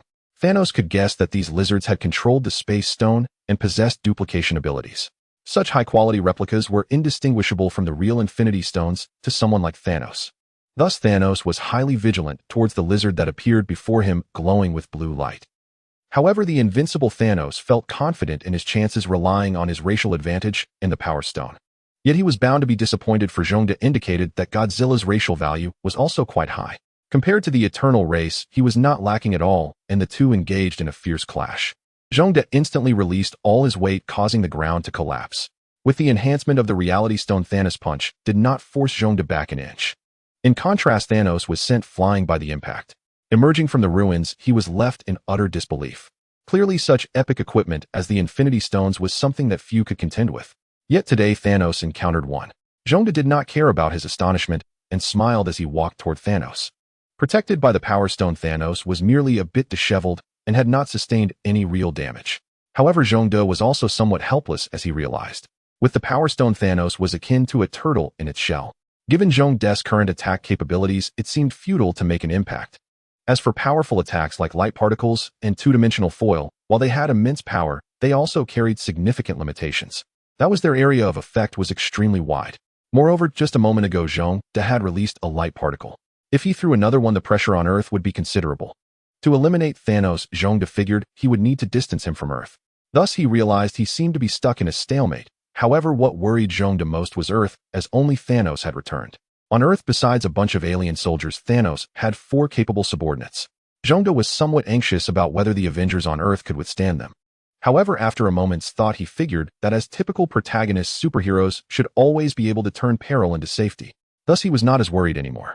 Meanwhile, Thanos dared not act. At first he thought it was just a minor issue that would be resolved quickly. However, he did not expect to encounter a tough battle. Yet Thanos was not anxious. He had great confidence in his subordinates. As long as his minions could deliver him a few Infinity Stones, they would take care of this ugly lizard. With that in mind, Thanos began to drag the battle with Zhongda. Zhongda, being somewhat obtuse, did not realize Thanos' intentions and continued to unleash his skills upon him. Helpless Thanos could only focus on defense while secretly growing anxious. After a while, Zhongda's atomic breath had left his mouth feeling dry. It finally dawned on him that during this time Thanos had mostly been on the defensive, which was not his usual style. Zhongda knew that the purple humanoid creature opposite him was definitely plotting something, so he became vigilant. However, upon careful observation, Zhongda noticed that Thanos kept glancing toward Earth as if he were waiting for something. Realizing this, Zhongda immediately understood that Thanos was waiting for his reinforcements. With this thought, Zhongda no longer hesitated and began to fight Thanos more openly. However, Thanos was also in despair. Now having 1 Infinity Stone, he was evenly matched with this large lizard. Just how high was the lizard's racial value? Clearly, Zhongda, who had fully mastered the Infinity Stones, was completely different from Thanos. Every time Thanos prepared to use the Power Stone, Zhongda could distinctly feel a special fluctuation emanating from the Infinity Gauntlet, while Zhongda's was much more concealed. With another Red Lotus G flash forcing Thanos back, Zhongda began to charge his power. This time he was ready to unleash his ultimate move, hoping to severely injure Thanos. A cold ball was expelled from Zhongda's mouth. It was not fast, but it could track its target relentlessly, following Thanos no matter how he dodged. Even if he tried to block it with something, the ball passed through the obstacles like a ghost, continuing its advance. This was Zhongda's ultimate move, and considering he was near the sun, it was the best he could do with a smaller range. Zhongda's technique was inspired by some sci-fi novels from his past life. This black ball was actually a miniature low-speed black hole projected into another higher-dimensional world using the Space Stone. Although Thanos was unaware of what lay within, an instinctive sense of danger compelled him to evade it immediately. He looked at the slowly drifting object, which moved with a sluggish pace, yet persistently followed him, eliciting a feeling of profound disgust. Even employing scientific or magical means proved utterly futile. Thanos felt a deep sense of despair, which only heightened his urgency. However, at that moment, Ebony Maw, who had already sensed that something was amiss, quietly slipped away after Thanos left Earth. Ebony Maw finally arrived at the mothership, but the dilapidated state of the ship left him astonished. Who could fathom the terrifying attacks the mothership had endured? Upon surveying the wreckage, he recognized 2 figures, one being Thanos and the other an unknown assailant. However, upon closer inspection, Thanos appeared grim and was darting about trying to evade something. Ebony Maw, being astute, felt no loyalty towards Thanos. Should Thanos have lost his seemingly invincible power, Ebony Maw suspected he might abandon ship immediately or even take the opportunity to throw Thanos under the bus. Yet at this moment, he acted impulsively to assist. As for the reason, observing Zhongda's savage demeanor, Ebony Maw did not feel that his loyalty would be interpreted as a provocation worthy of being torn apart. After a brief analysis with his simplistic mind, Ebony Maw made his judgment. Thanos, who was already agitated, was unexpectedly delighted to see a subordinate appear before him. For this indicated that he had acquired the Infinity Stone. At least one was now in his possession, making it significantly easier to deal with the monster across from him. Ebony Maw possessed no Infinity Stone. Instead, he unleashed the strongest psychic shockwave against Zhongda, causing Thanos to flee like a rabbit from the bizarre black sphere. Zhongda was caught off guard, and Ebony Maw's psychic abilities were indeed formidable. Moreover, Zhongda was not adept at defensive measures. Consequently, both their forms staggered and a sound reminiscent of shattering glass echoed in their ears. In actuality, this was not a sound, but rather the phenomenon of something falling from a higher dimension to a lower one directly impacting their nerves. It was akin to hearing a sound, yet both Thanos and Ebony Maw, being illiterate in such matters, did not comprehend the nature of this anomalous noise. However, Zhongde, whose ability had been interrupted, instantly paled, for he recognized the sound as that of the black hole he had created in four-dimensional space collapsing. The consequences of this collapse were terrifying, as it would soon manifest a colossal black hole in the three-dimensional world. Not to mention Earth, even Orion would suffer. Do not question how Zhongde knew this. At this moment, he no longer intended to engage Thanos. In order to save Earth, he began to eliminate the uncontrolled aspects of his power using the authority of the Space Stone. This marked the first time Zhongde showcased the capabilities of the Infinity Stones in front of Thanos, whose eyes instantly turned green with realization. He realized he had been outmaneuvered. No wonder he was caught off guard when he arrived at his mothership, struck by a fake space stone he had overlooked. It was all part of a conspiracy. Knowing that Zhongde possessed at least one space stone, Thanos began instructing Ebony Maw to call for reinforcements. Clearly, compared to the easily obtainable Infinity Stones on Earth, Zhongde's possession was far more crucial. For Zhongde's space stone meant that Thanos could essentially teleport wherever he wished. Moreover, it was sheer luck for Thanos that he encountered Zhongde today. Once Zhongde departed, there was no way Thanos could catch up with someone possessing a space stone across the vast universe. Thus, Thanos became even more resolute in his determination to obtain the space stone and eliminate the giant lizard. Observing the earnest look in Thanos' eyes, Zhongde felt a twinge of caution but did not take it to heart. For during their earlier encounter, he had roughly gauged Thanos' abilities. This Thanos was not the same as the one in the comics. There was no cosmic cube or other abnormal entities. Otherwise, Zhongde would have been doomed earlier. Additionally, this version of Thanos seemed to possess some magical abilities. However, in a battle between experts, such technical aspects became irrelevant. Zhongde would employ atomic breath to break through myriad techniques. Even if that failed, he still had the Space Stone and the Reality Stone at his disposal. As Thanos found himself at a disadvantage against the stones, he had no means to counter Zhongde, especially since he held the Power Stone. While not weak, it was primarily an enhancement type of stone among the six. It inherently lacked any special abilities. The crux of its power required a higher number of enemies to amplify its strength. Yet here, aside from Zhongde alone, the mothership lay in ruins, limiting its effectiveness. Had this been on Earth, Thanos could have easily cleared the entire planet with just a few strikes. Thus, it could be said that Zhongde had the advantage of both terrain and personnel. As for timing, that depended on the superheroes back on Earth. Nevertheless, Zhongde held immense confidence in the superheroes of Earth. However, the Avengers remained as they had before, with internal conflicts leading to severe external threats. After several defeats, the artifact on the head of the illusionary world was stolen. Fortunately, Ebony Maw had restrained Zhongde. Otherwise, Doctor Strange would have been taken as well. Thus, while the situation was dire, it had not escalated to an extremely critical level. Moreover, after Zhongde's subtle encouragement of Earth's development, the ordinary soldiers no longer seemed as powerless as before. At least they could muster some resistance against ordinary extraterrestrial foes. Consequently, days later, the extraterrestrials were astonished to discover their offensives against Earth becoming increasingly ineffective. Furthermore, their supplies dwindled. Where would resupplies come from, considering the mothership was destroyed? Meanwhile, Thanos' capable subordinates also found themselves in a passive state. Upon understanding these extraterrestrials, the genius Tony Stark realized just how advanced their technology was. Before the giant lizard, it was merely superficial, especially in their studies regarding the rules of the universe. During this time spent with Zhongde, aside from assisting Zhongde's research, Tony also learned a considerable amount, one of which was Zhongde's unique research approach. In Zhongde's development, he did not emphasize the craftsmanship of scientific technology. Instead, he focused on the utilization of the rules of the universe. This was a stark contrast to Tony's previous experiences on Earth. Eventually, Tony drew his own conclusions. In terms of weaponry, utilizing advanced cosmic principles as weapons proved the most effective. However, human weapons still adhered to the same principles, primarily converting everything into thermal energy. Nevertheless, these extraterrestrials were merely more efficient than humans in their utilization. Had Zhongde heard this, he could only give a thumbs up. Indeed, being a genius meant quickly grasping the essence of things. Zhongde's inspirations were drawn from the science fiction books of his past life, yet they proved unexpectedly effective. With the assistance of Wu Mu Ho, Zhongde found himself somewhat unable to cope. The mental interference from Wu Mu Ho forced Zhongde to divert some of his attention to him, as the sudden and extremely brief silence was quite unsettling. Thus, Zhongde began to fight against two opponents.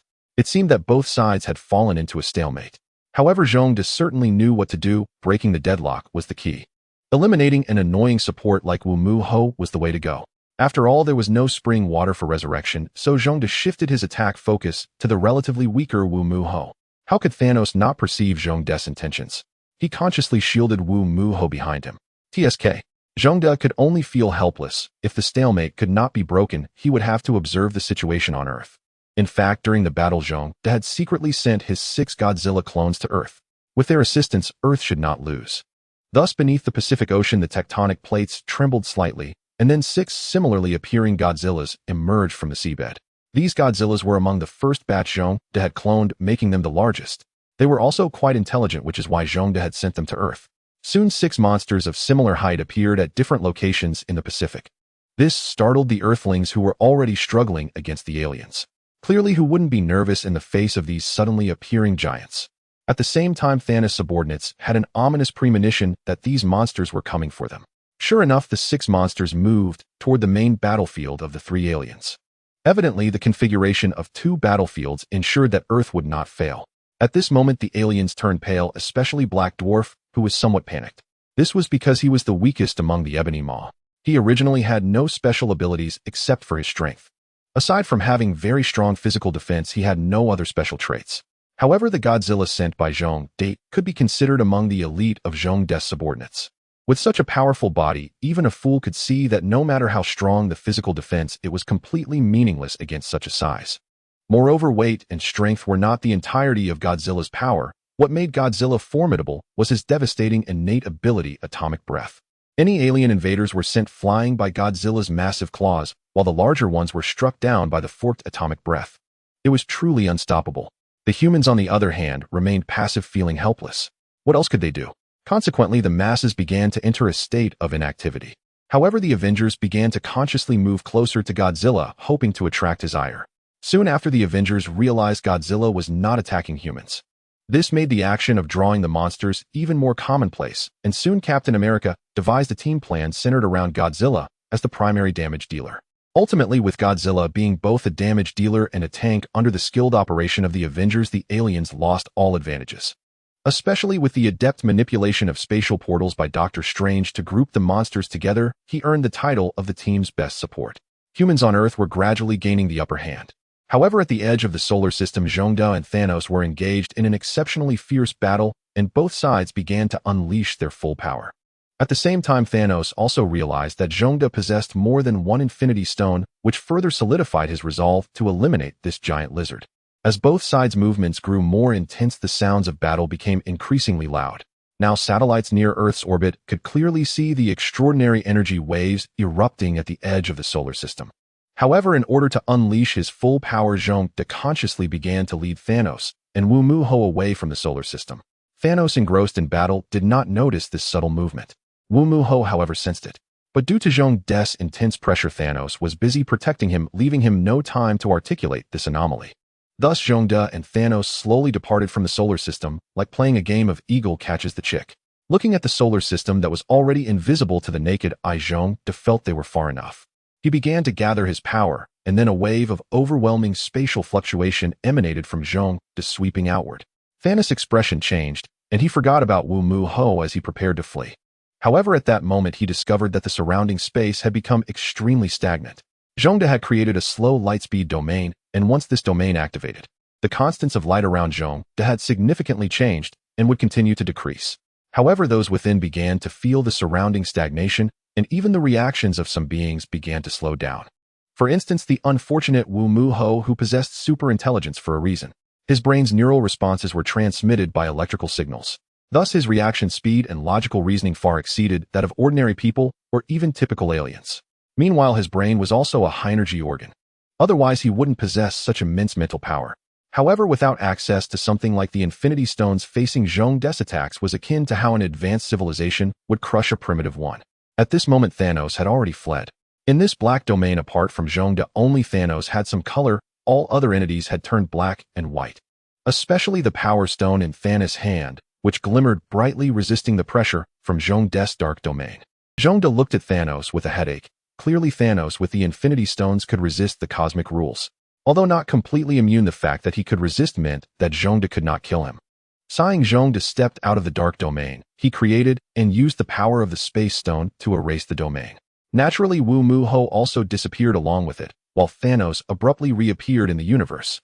Somewhat dazed, Thanos suddenly came to his senses and looked at Zhongde in the distance, deep in thought. However, weighing his chances, he estimated that he was not Zhongde's match, so he fled directly. As for Thanos' retreat from Zhongde's pursuit, he was unfazed as he realized that even if Zhongde attacked him, it would be difficult to kill him. However, if he were to attack, he would likely be dominated by this giant lizard.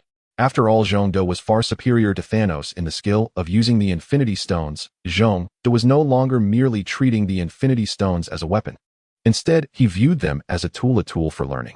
Zhongde had begun to utilize the power of the Infinity Stones to study the essence and rules of this world. Thanos, being beaten by an unknown lizard, fell into deep thought. Thanos understood that failure was not terrifying. What was terrifying was that he seemed to have been defeated by an insignificant underdog. He felt somewhat unbalanced inside.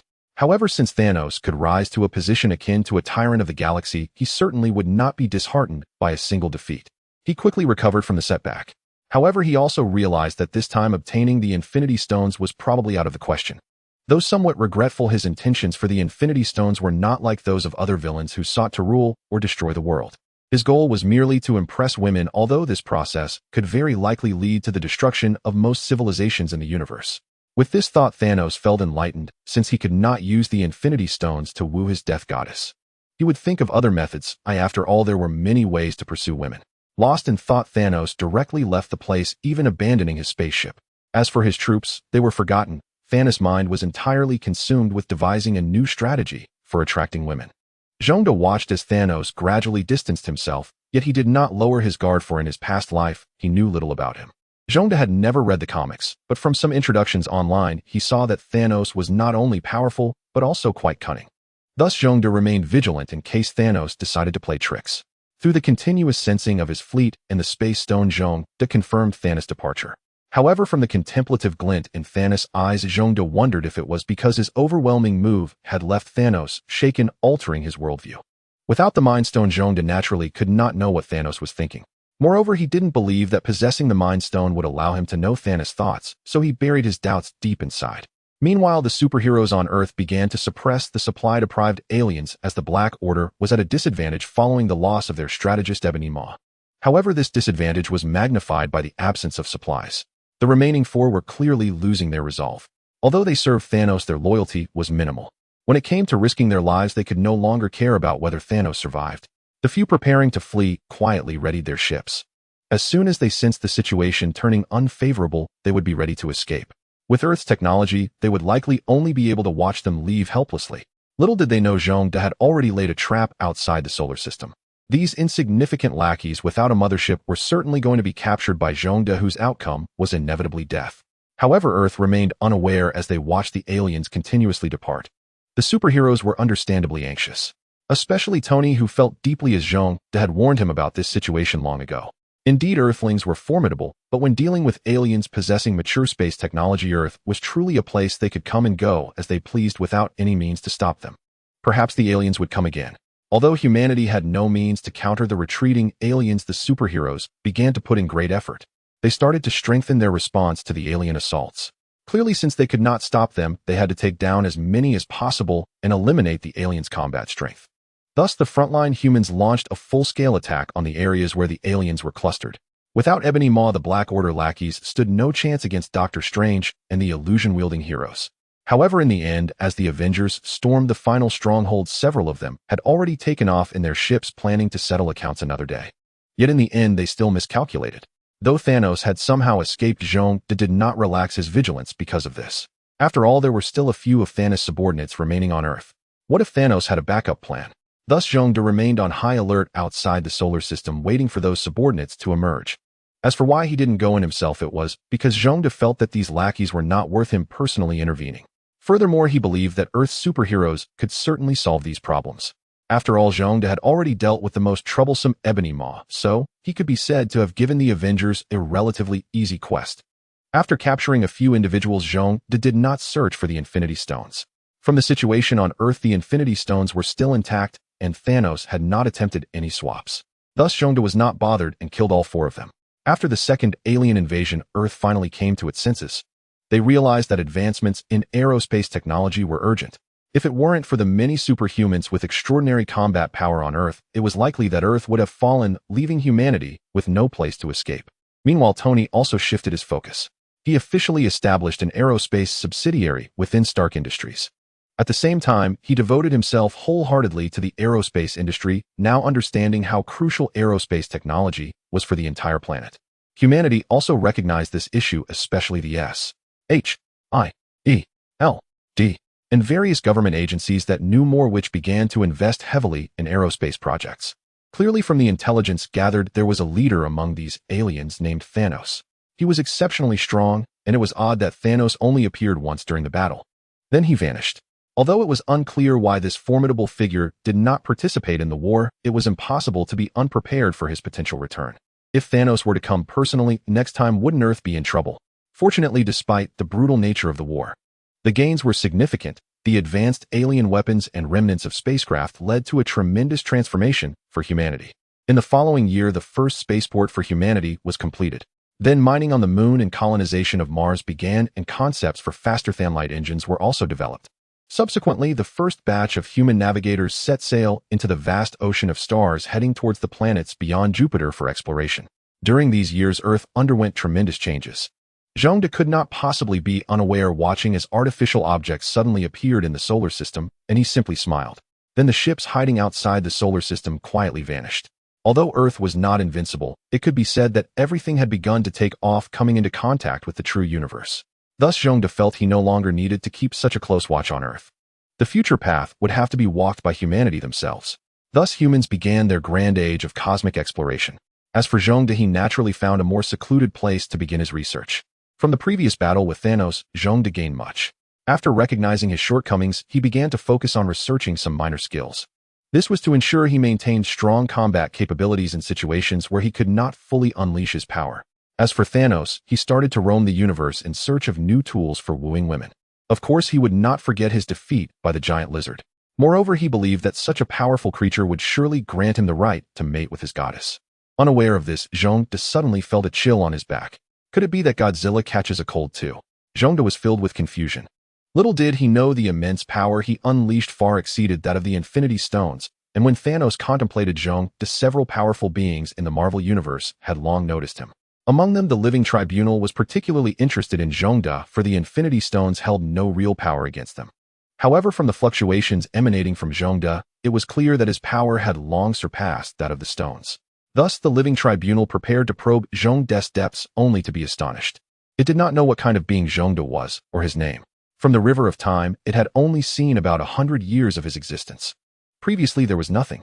S.H.I.E.L.D. appeared as if he had suddenly manifested in this universe. This time, the Living Tribunal was deeply perplexed. As a being who stood above all others in the universe, it was surprising that it did not know the origins of an ordinary creature. Thus, it decided to conduct a thorough investigation. S.H.I.E.L.D., of course, had no idea that a major figure from Marvel was secretly watching him. He behaved as usual, seemingly understanding space. As for the reality gem, S.H.I.E.L.D. decided to set it aside for now, as a gem capable of fulfilling any wish seemed overly idealistic for a materialist like him. Thus, S.H.I.E.L.D. resolved to continue expanding his spatial skills.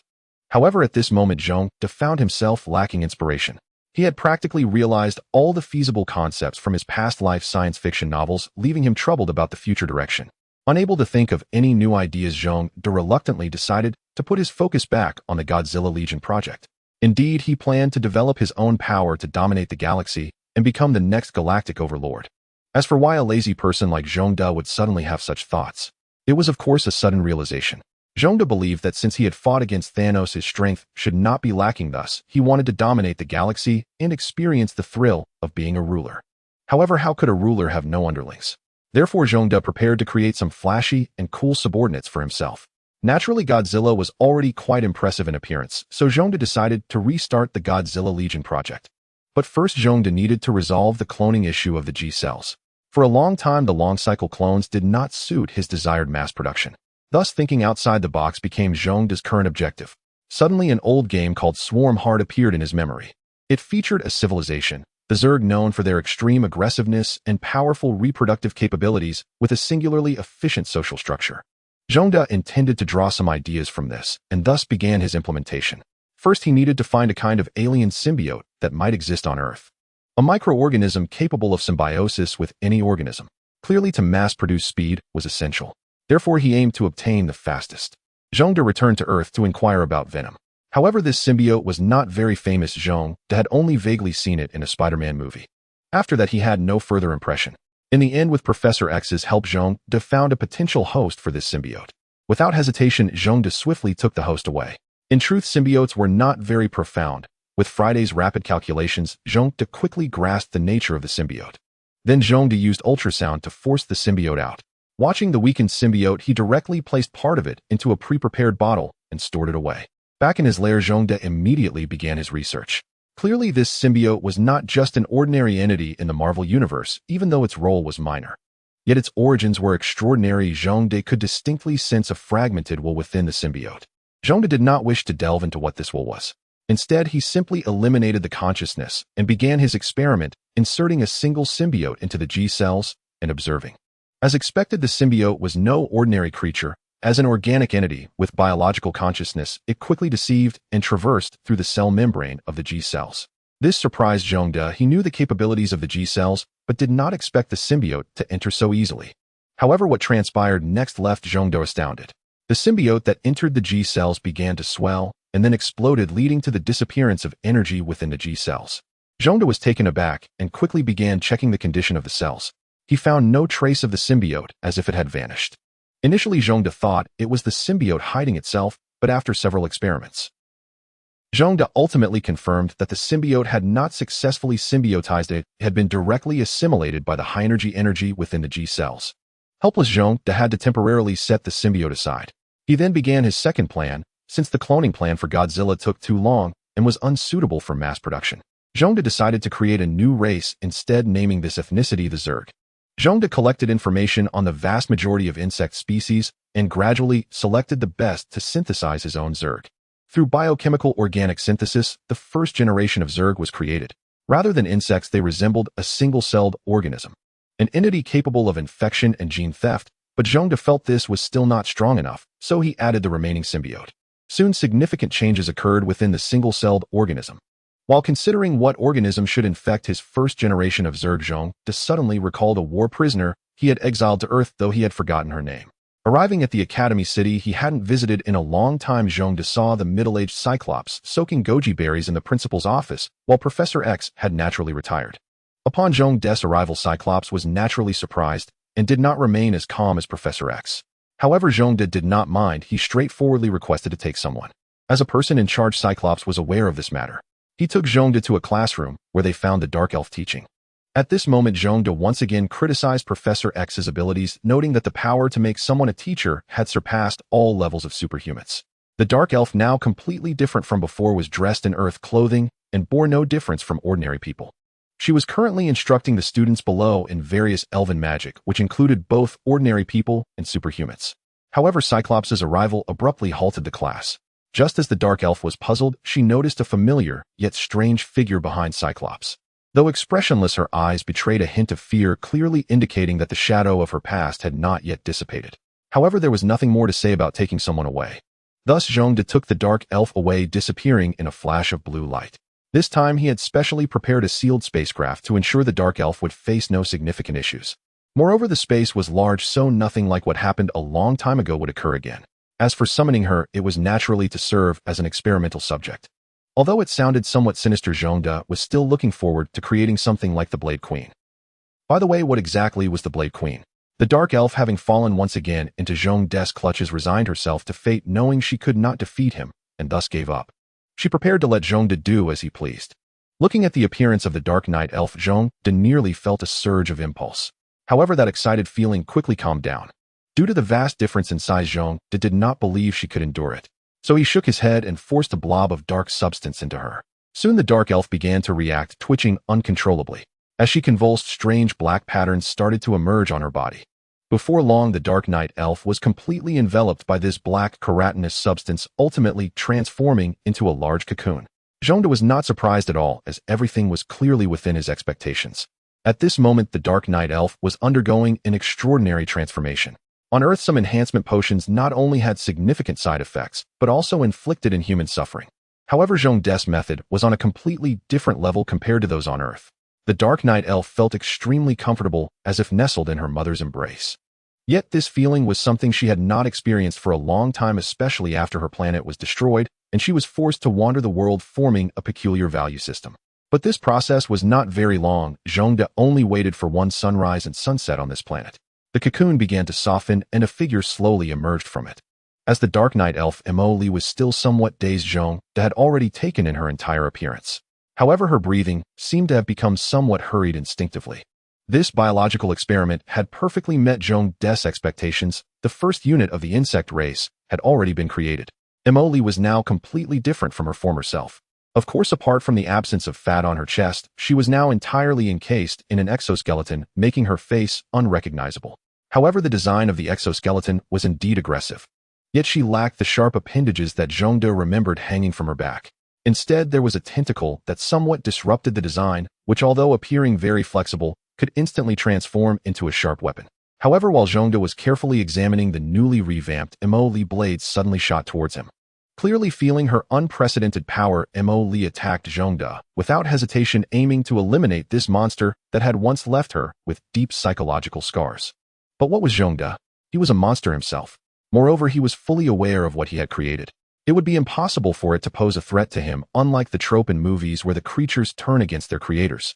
Zhongde could only express that he wished he could, but he simply lacked the ability. After all, he believed that only someone like Thanos, who had gathered all the Infinity Stones, might stand a chance against him. However, that option was clearly impossible. Henceforth, it would just be some abstract concepts or divine beings that only appeared in comics. But if Zhongde were to encounter such things, he would surely meet his end, as their powers were too unfathomable. Thus, Zhongde did not feel anger, and allowed Emily to unleash her attack. Then, seeing Emily gasping for breath, Zhongde hoisted her onto his shoulder and left the enclosed spaceship, stepping directly into outer space. Clearly, after becoming a unit of the insect race, Emily was no longer vulnerable to the harsh conditions of space. Subsequently, Zhongde brought her to his constructed hollow space station, which could be considered one of his larger forces. This space station was entirely managed by Friday. This was Zhongde's first visit to his own space station. However, it was evidently different from what Zhongde had envisioned. The area around the station was bustling with ships coming and going. Although not many, it was clear that it was rather busy. Zhongde quickly entered the control room and asked what's going on here. After a round of explanation from Friday, Zhongde finally understood. After handing over the space station to Friday, the board AI suddenly had the idea to turn the station into a port in the universe, to provide supplies for the ships passing through. However, this space station was very unique hollow design, so at first not many people came. But as time passed, some civilizations capable of living directly in space discovered this peculiar space station. Gradually, more and more people arrived. Observing the various creatures in the space station, Zhongde nodded, feeling quite pleased. Then he began to show Emily around. He soon realized that the space station was larger than what he had built initially. However, he quickly found the answer. At first, everyone had been somewhat wary of this strange space station, but soon they let down their guard, because these creatures discovered that the space station had nothing but space. Besides docking for ships, there were only some supplies for a fee. The strangest part was that there were not even any living beings present, making it feel like a ghost station. Everything was delivered by robots. Then someone attempted to seize the space station, but soon learned their lesson. The robots delivering items in this space station were not only capable of transporting goods, but were also formidable in combat. The key was that their faces could emit flames capable of burning in outer space atomic breath. Those with ill intentions were swiftly dealt with, and no one dared to cause trouble again. However, not long after, everyone began to feel that the space station was somewhat rudimentary, so they started spontaneously expanding it, of course, using various materials. They divided it into several different areas, but for some reason, everyone continued to use the hollow style. For instance, now Zhongde arrived at an area entirely made of steel. Through the introduction, Zhongde learned that this was the territory of a group of robots. Moreover, most of these robots had betrayed their creators, being generally unwelcome throughout the galaxy. Another portion had destroyed their masters and then evolved. Naturally, those were even less welcomed. Zhongde helplessly pursed his lips, offering no comment. He then walked to the second area, but he found this area somewhat disgusting, with viscous liquids all over the floor. There were also columns formed from some unidentified liquid that had solidified. Zhongde could guess that this was the territory of some biological civilization. Although he found it repulsive, our sister, Emily, seemed quite interested, even curiously picking a piece from one of the columns to taste. Fortunately, Zhongde did not see that. However, this place was evidently different. Soon Zhongde felt a multitude of creatures emerging around them. From their appearance, they certainly looked ferocious. Although Zhongde felt nothing, Mo Li appeared somewhat anxious, clearly sensing that many of the creatures posed a threat to her. Then a tentacled monster appeared before Zhongde. It was the boss of this place, and it sensed Zhongde the outsider as soon as he stepped into the expansion area of the building. However, its interest was not in Zhongde, but in the girl beside him, Mo Li, as the tentacle monster showed great interest in her genes.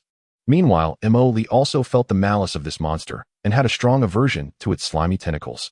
Just as tensions were about to escalate between them, an explosion erupted and a group of annihilators appeared, swiftly clearing the surrounding monsters and enclosing Zhongde and Mo Li for protection. This situation startled the tentacled monster, which then attempted to flee. It was evident even to a fool that these two strangers had a significant connection to this space. Of course it had to run. The space station was evidently very intimidating. Although they had expanded without permission, the core of the space station was still a place they dared not touch simply because they could not defeat it collectively. Seeing that the situation was unfavorable, the tentacle monster prepared to escape. Naturally, Zhongde had nothing to say to it. The Annihilator's face cannon directly reduced the tentacled monster to ashes. After that, it was time to collect the spoils. Zhongde circled around, sweeping up some valuable items in this area. He didn't care about the rest. As for the place, it was naturally left behind. Although Zhongde did not know what happened to that tentacled monster, at least the remaining environment was quite pleasant. It was quite suitable for some special civilizations. Zhongde did not take this little episode seriously and managed to acquire some biochemical technology. Zhongde himself did not have the energy to study it, so he handed over all this scientific technology to Mo Li as the first unit of the insect race. Zhongde was counting on her to complete his Godzilla Legion plan. Thus he arranged for Mo Li to manage this area. Additionally, he could draw insights from various biological civilizations. Gathering the strengths of many was indeed the truth.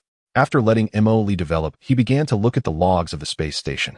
The logs were quite interesting. Unexpected events occurred from time to time, much like a novel. While reading, an idea suddenly sparked in Zhongde's mind. Zhongde had previously considered conquering the galaxy.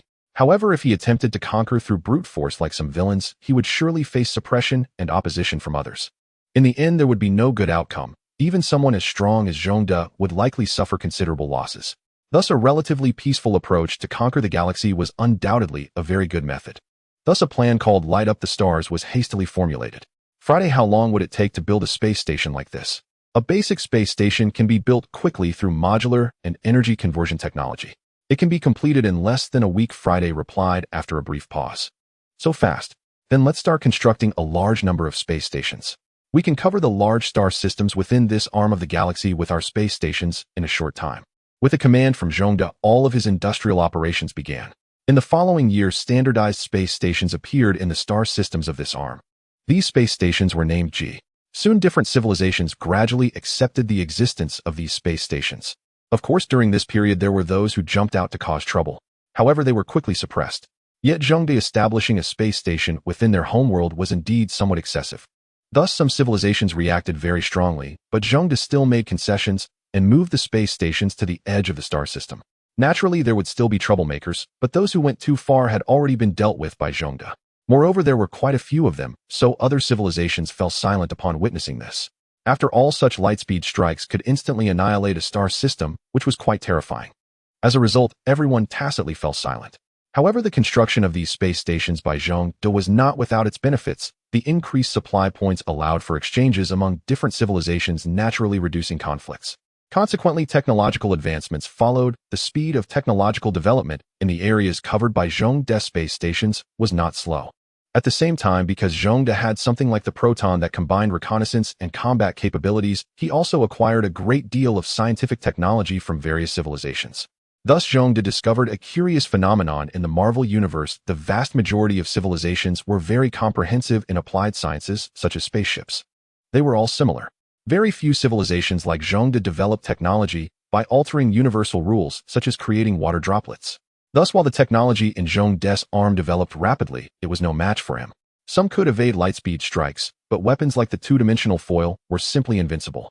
However, due to the remote location, the civilizations in Zhongde's area were few. Nonetheless, humanoid forms were still the most prevalent. Zhongde couldn't help but marvel at the strong reproductive capacity of humanoid beings.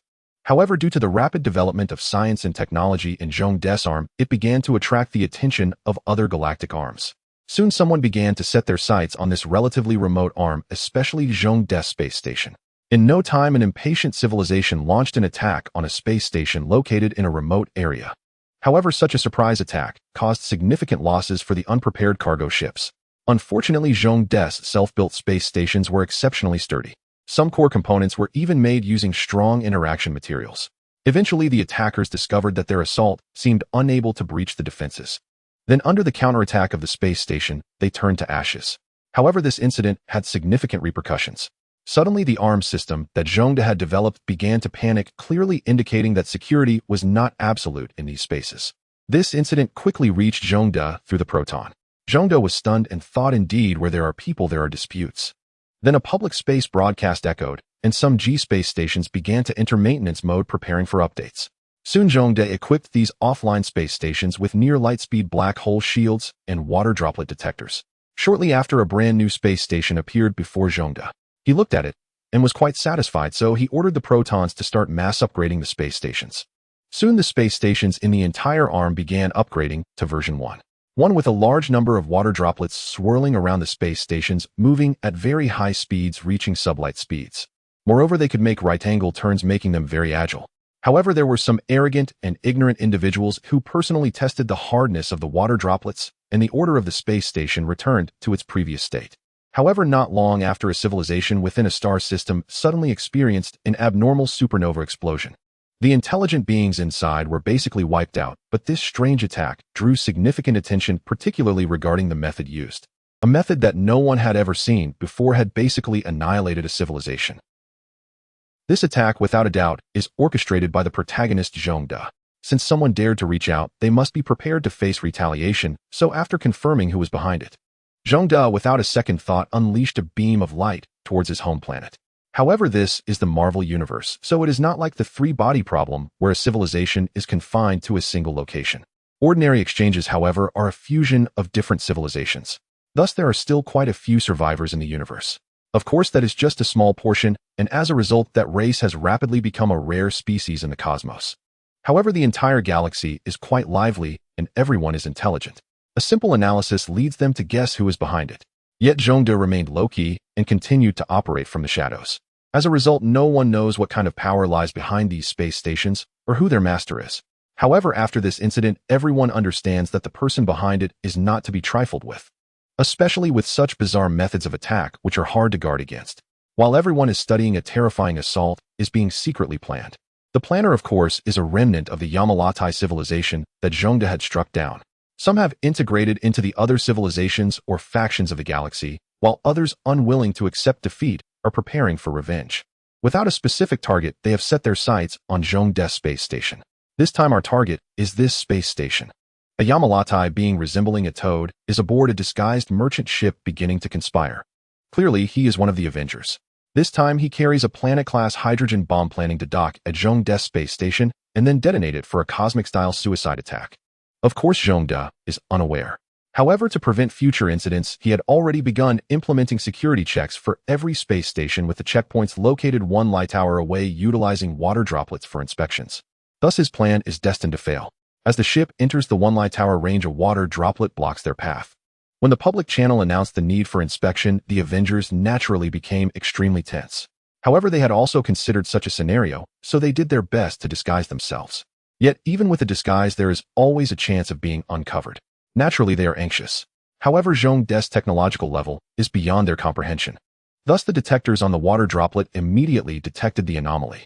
Without a moment's hesitation, the proton launched an assault on the ship, and then the water droplet collided with the cargo ship. The cargo ship, as if made of paper, was immediately breached, leading to the explosion of the hydrogen bomb inside it.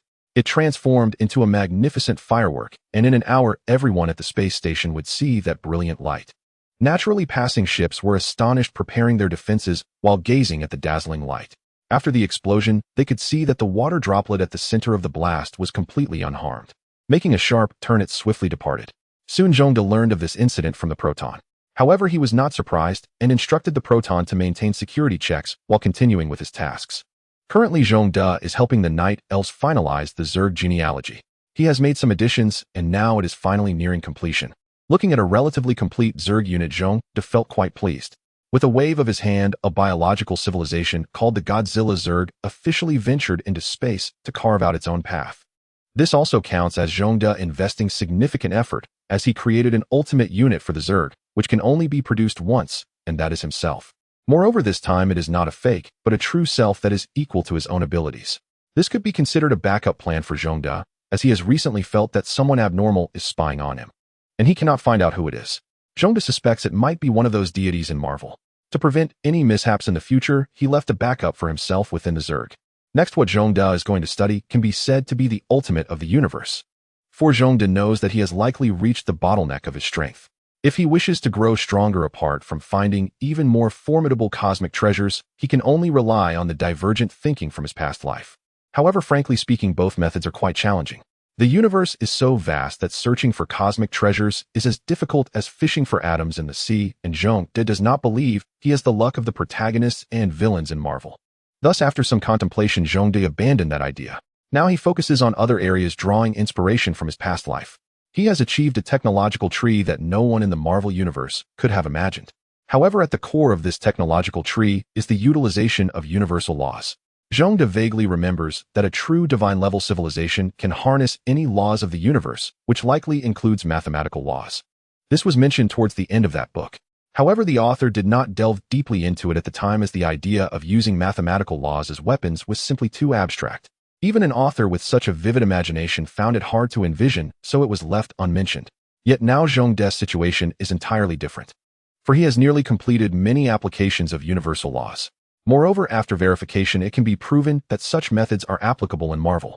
Thus, in order to become stronger, Zhongde intends to find a breakthrough within mathematical laws.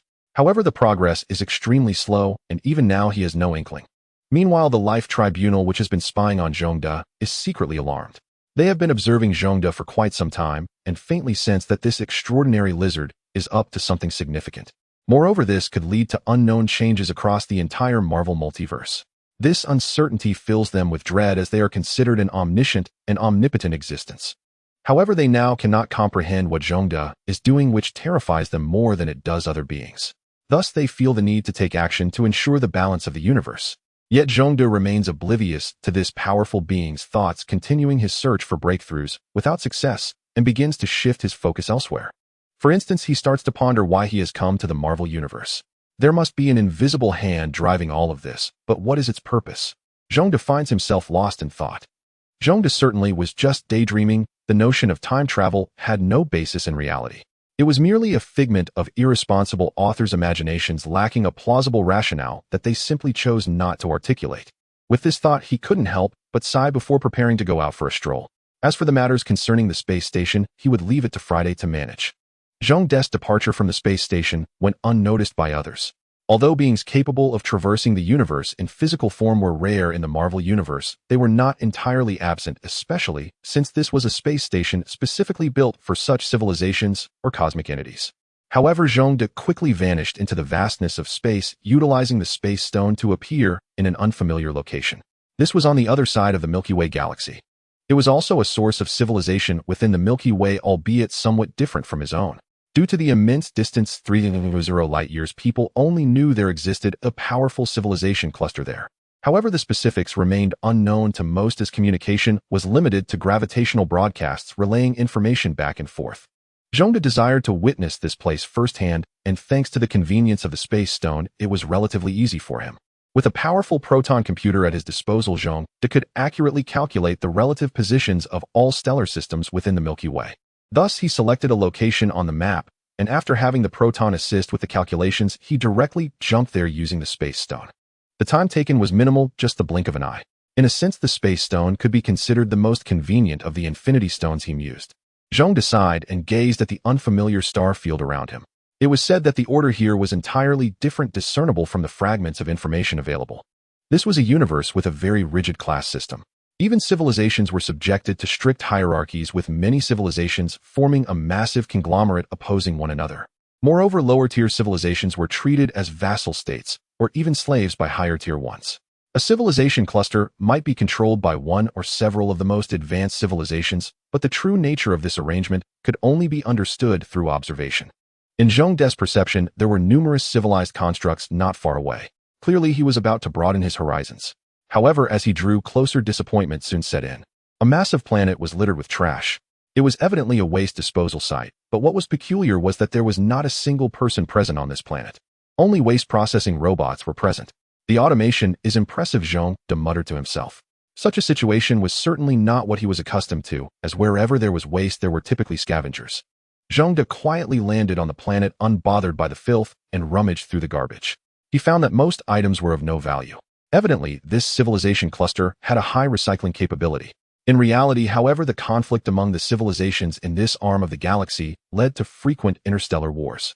Moreover, these wars could last for centuries, and in such prolonged conflicts resources like energy became exceedingly precious. Thus, recycling waste became an effective means of conserving resources. Before long, Zhong-de sensed a massive spaceship slowly approaching. Without a second thought, he knew it was transporting waste. Thus, he quietly slipped aboard. Zhong-de wandered around the ship before suddenly feeling the curvature engine activate. The waste ship departed from the previous star system. This ship is not bad, he remarked. Zhong-de critically examined the vessel, noting its rugged design. It was certainly robust and appeared to be a good deal in terms of cost-effectiveness.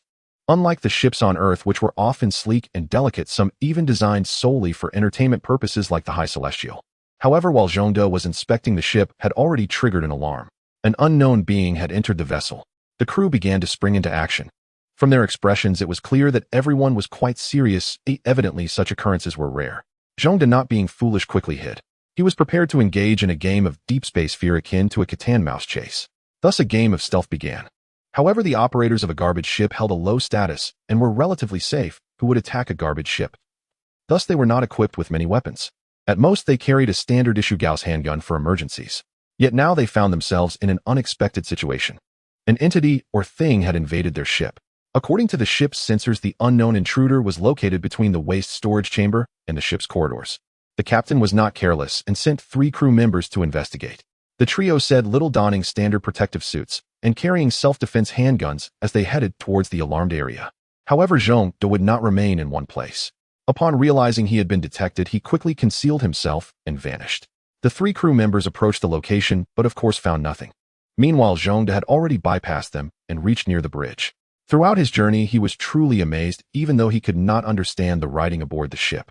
Yet he could vaguely deduce some information, especially by observing the images and videos in the crew's quarters. However, someone returning to their quarters happened to encounter Zhong-de in the corridor. Without hesitation, Zhong-de pounced, striking with a claw. The result was a splatter of brain matter. The ship's surveillance faithfully recorded this scene. Zhong-de looked disdainfully at the viscous liquid on his hands, wiped it on the wall, and departed. Admittedly, this alien was quite ugly, resembling a donkey with hoofed lower limbs. If it had 2 feet added, it could easily pass for a demon from Earth. Although it was said so, they did not possess any particularly unique traits. However, Zhong-de failed to notice a pool of silver liquid crawling out from the corpse behind him, disappearing into the crevice of the corridor. Upon learning of a crew member's death, the entire ship mobilized. Everyone donned protective suits and moved in groups, attempting to create a sense of security. However, as more and more crew members vanished, a terrifying atmosphere spread throughout the ship. Clearly, after activating the curvature engine, the entire vessel could not stop at will, as no one knew what awaited them once they exited the curvature state. If it was a star, or even a black hole, then the entire ship could face destruction. Although isolated and helpless, the captain remained resolute. Despite low morale, he decided to employ some strategy to uncover the true nature of this unprecedented creature. From their analyses, they had concluded that this unknown invader must possess extremely high intelligence or advanced scientific technology. For a mere mindless cosmic entity would not evade cameras or erase evidence. Since it exhibited intelligence, it implied the possibility of communication. Thus, the captain made a bold decision. He quickly summoned everyone and shared his plan, executing it despite the opposition he faced. Unfortunately for Zhong-de, who was invisibly eavesdropping nearby, he heard every word but could not comprehend it. Although Zhong-de couldn't understand, he could guess what was happening. This group was preparing to set a trap for him. Just like in many space disaster movies, the protagonists began to implement their plans and turn the tide. Unfortunately, that was just a movie. Zhong-de's formidable personal combat power rendered all their schemes futile. However, these alien beings, like sheep, still clung to any hope of resistance. This was quite similar to humanity, and Zhong-de suddenly recalled Earth. But sadly, they were not a protagonist planet like Earth. So when their captain was preparing to lure Zhong-de out, he had already successfully obtained the star map of the region from the bridge. With the star map in hand, Zhong-de decided to stop playing with them.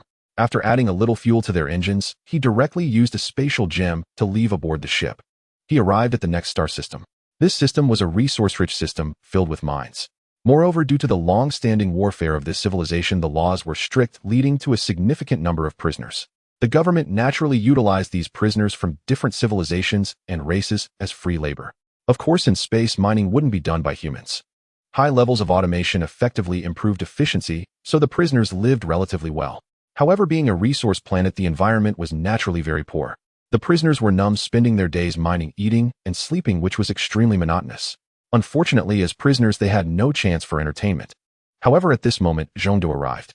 He directly landed on the planet while also starting to scan it. Clearly, a planet capable of being a resource planet must possess rich mineral deposits, although S.H.I.E.L.D himself had no use for them. However, S.H.I.E.L.D brought an egg, a Godzilla bug egg he obtained from Mali. Without a second thought, S.H.I.E.L.D planted the egg in the ground, and soon a nest began to take shape. Next, it started to automatically hatch a type of underground worm, beginning the mining process. Yes, the Godzilla bugs actually needed to mine. S.H.I.E.L.D utilized the power of the reality gem to develop an energy conversion device. It could almost convert any material into another. The survival ability of the Godzilla bugs was indeed tenacious. Even if a planet had no minerals, the nest could produce numerous resources by consuming soil and air. With this black technology, S.H.I.E.L.D felt that the bug race he created should be quite impressive. However, he didn't let Molly go around causing trouble in the universe, but simply left her in one place to develop. As for this egg, it was meant for testing purposes. Soon as these worms consumed soil and converted it into energy, an increasing number of buildings and units began to be constructed. Some might find the bugs ugly, but that was not the case. The creatures S.H.I.E.L.D created using the reality gem Dark Elves symbiotes and his own cells had a very bizarre appearance. There was a kind of evil yet violent beauty lacking the disgusting slimy eggs of biological civilizations. After patiently waiting, the first bug human, the initial armed unit of the Legion, began to emerge. Bug human, a humanoid unit. It possessed exceptional survival and camouflage abilities. Although its offensive capabilities were lacking, it had a remarkable brain and adaptability, able to assist the bug race and support all other units. It could enhance the overall performance of other units. At this moment, the first bug human began to be integrated into the building to improve its energy output capabilities. Then S.H.I.E.L.D saw a black-green smoke begin to emanate from a honeycomb-shaped nest. What is this? S.H.I.E.L.D curiously grabbed a handful. It was a type of highly efficient spore. It floated in the air, absorbing a massive amount of radiation energy from the star. Clearly, S.H.I.E.L.D was quite surprised by this behavior. Not bad, not bad. Then he let the nest develop on its own while S.H.I.E.L.D sat on the ground watching it. However, his arrival was detected by the radar of the planet's mining area. So the people from the mining area thought it was a meteorite and called a few prisoners to go look for it. Why? Because the meteorites in this star system contained a very mysterious substance. A type of entropy, or known for its excellent energy conversion capabilities, almost 100. It is a key material for super-large energy converters or strategic weapons. This civilization also relied on this special material to establish a foothold in this vast star region, possessing a significant sphere of influence. The generation of this material has always been a mystery. Civilizations in this star region have conducted extensive research over a long time, but have failed to uncover the reasons for its formation. It could only be generated when meteors fell into the atmosphere. Any human intervention was ineffective. Thus, the mining director suspected it might be low-entropy minerals and immediately called a few prisoners to follow him to search. As long as they find a bit of this stuff, they would become rich. The mining director also stated that whoever found the meteorite would have all their sentences waived. Thus, 5 ambitious individuals embarked on this journey. As for S.H.I.E.L.D, he was indifferent to their approach and wanted to test the capabilities of the Godzilla bug race. Soon a multi-legged armored creature appeared before S.H.I.E.L.D, towering at 300 meters. At the same time, the 5 individuals also saw S.H.I.E.L.D. The 5, seeing such a massive S.H.I.E.L.D, could only think. However, soon the first unit of the Godzilla bug race was produced, a lizard-like creature nearly 3 meters tall, which S.H.I.E.L.D named Bug Unit 1. The black, gleaming exoskeleton indicated substantial defensive power. Its pitch-black shiny claws showcased its formidable melee capabilities. However, one could not overlook the creature's 3 fierce mouths with bone spikes resembling short spears, indicating it also had decent ranged attack capabilities. Indeed, this was a versatile unit designed by S.H.I.E.L.D, as in the interstellar age, simple melee and ranged combat were far from sufficient. This is why this initial unit stood 3 meters tall. While it consumed a significant amount of energy during its creation, S.H.I.E.L.D was not concerned. After glimpsing a portion of the reality gem's power, high-efficiency energy conversion was no longer a challenge. Speaking of which, when the 5 individuals saw S.H.I.E.L.D, they already sensed something was amiss. They were preparing to flee, but soon Bug Unit 1 caught up to them. Its 3-meter-tall figure was quite intimidating to the five. Especially the tallest among them, a prisoner resembling a treeman, was only about 2.5 meters tall, still significantly shorter. Bug Unit 1 did not communicate, and simply approached, striking the vehicle with a claw. Although the sharp claws didn't crush the vehicle, they left deep gashes, making the five inside tremble with fear. The four with rich criminal experience couldn't care less about the director. They opened the vehicle door, preparing to abandon it, realizing that staying inside was tantamount to waiting for death. Soon the command center of the fleet of the Cogdan civilization received reports of an anomaly regarding a garbage transport ship behind them. However, it did not attract much attention, as they were currently facing some tight situations at the front line. As for the situation behind them, they decided to send a small ship for reconnaissance. At this moment, Zhongde was observing 5 terrified individuals. These 5 were not of the same race, indicating that communication among different races was unavoidable in the interstellar era. It was evident that within this civilization, strict class divisions separated different races. For instance, the tree person was incomprehensible in their speech. As for their origin, it was rumored that they had inadvertently boarded a ship on their home planet and were caught, hence becoming a stowaway. Due to a language barrier, they were sent directly to prison. The reason for this was that the tree person, being quite large and strong, was sold off. It was only upon arriving at the prison that they learned the common language, albeit stammering. Zhongde observed the tree person with interest and found them to be quite different from the one in the Galactic Guardians. This tree person had a somewhat wooden texture to their skin, yet they still resembled a humanoid. Though a tree person, their internal structure was not vastly different from that of a human except for their thicker skin. They explained that their skin had evolved to adapt to the extreme dryness of their home planet. It served to store moisture and prevent its loss. However, Zhongde merely listened as a tiny parasitic creature quietly began to reproduce within the nest. This creature was small, resembling a ladybug with wings for flight. Once it parasitized another being's brain, it quickly induced changes, eroding the brain and ultimately completely replacing it. It would also collect the genetic information of the host organism, eventually becoming part of the genetic repository within the nest. Eventually, all 5 individuals were silently parasitized, and Zhongde generously released them. The 5 individuals left the nest in confusion, heading towards their mining area. However, on the way, their brains had already been entirely replaced by the perfect spies of the nest. Simultaneously, the nest had gathered individual information about these races. Interestingly, one race's genetic information was encrypted. Evidently, within this civilization, this race held a significant status. As the first to decrypt genetic information, it posed quite a challenge for the nest, and soon brainworms began to be produced. However, the brainworm of Godzilla was extremely different. It did not resemble a brain at all. Instead, it was a round, bumpy sphere with abnormally reactive nerve cells. In fact, this brainworm did not possess a brain, it functioned as a unit similar to a computer. Inside the sphere was merely a pure nerve node, lacking a mainframe or system. This computer was connected to the nest, and the insect-like beings managed it to begin the decryption process. However, Zhongde was not particularly skilled in biotechnology, even amidst the backdrop of advanced technology in the universe. Zhongde was not in a hurry at all, for he had ample time to devote to this matter. At the same time, he began to shrink his body and drilled into the nest. Since his original form was quite large, standing carelessly above ground would make him easily detectable by some space probes. Once Zhongde entered the nest, it began to adopt a low-profile development mode. The nest buried itself deep underground, leaving only a small opening, and began to develop its strength with full force, while Zhongde did not intervene in any of it. All actions were initiated by the insect-like beings and the nest itself. As Zhongde was experiencing this for the first time, he was uncertain if this was a good strategy, so he just went along with them. After all, if things went awry, he could always abandon ship. With strength comes resilience. With this thought, Zhongde relaxed and began his interstellar colonization expansion game. 3 months passed in the blink of an eye, and during this time, Zhongde's influence blossomed everywhere. As for the 5 spies he had infiltrated into the Cogdan civilization, there were no abnormalities who would notice anything in such a remote location. However, recently an incident occurred. The mine collapsed. For an interstellar civilization, this was nearly impossible, as the Cogdan civilization had unparalleled experience in mining since they had long ventured into deep space. As for a collapse being such a low-level error, it was unthinkable. Soon the prison mind began to realize that something was amiss. Zhongde was also startled only to discover that the mine had developed too quickly and soon bordered his territory. Thus, gazing upon the grotesque creatures and several Titan ships sprawling across the underground, Zhongde decided to end his low-profile development and prepare for expansion. Consequently, Zhongde prepared to utilize the 5 spies. As the boss of the mine, he held considerable authority. Zhongde began to take control, sabotaging the only interstellar communication system on this planet, while simultaneously quietly jamming the satellites above. Instantly, the vast planet transformed into an isolated island in the universe. Moreover, he destroyed the power furnace that powered the interstellar spacecraft on this planet. Evidently, Zhongde did not wish for anyone to know of his takeover of this planet. Meanwhile, the other 4 individuals incited chaos among the prisoners, leading to riots and conflicts within the prison. This greatly disrupted the order of the entire prison and even the mine.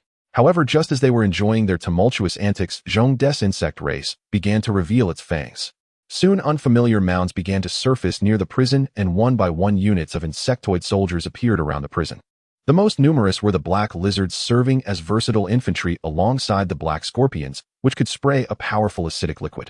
Of course, there were also heavily armored beetles, which aside from their tough exoskeletons wielded matter disruption guns capable of releasing powerful gamma rays that could instantly decay heavy atoms into lighter ones. They specialized in dismantling various fortified strongholds. By the time the people in the prison reacted, they had already fallen under Zhongde's tight encirclement. There was little communication between the two sides, and the offensive and defensive battle commenced immediately. Nevertheless, as a prison, there was still a stationed army along with weapons and ammunition.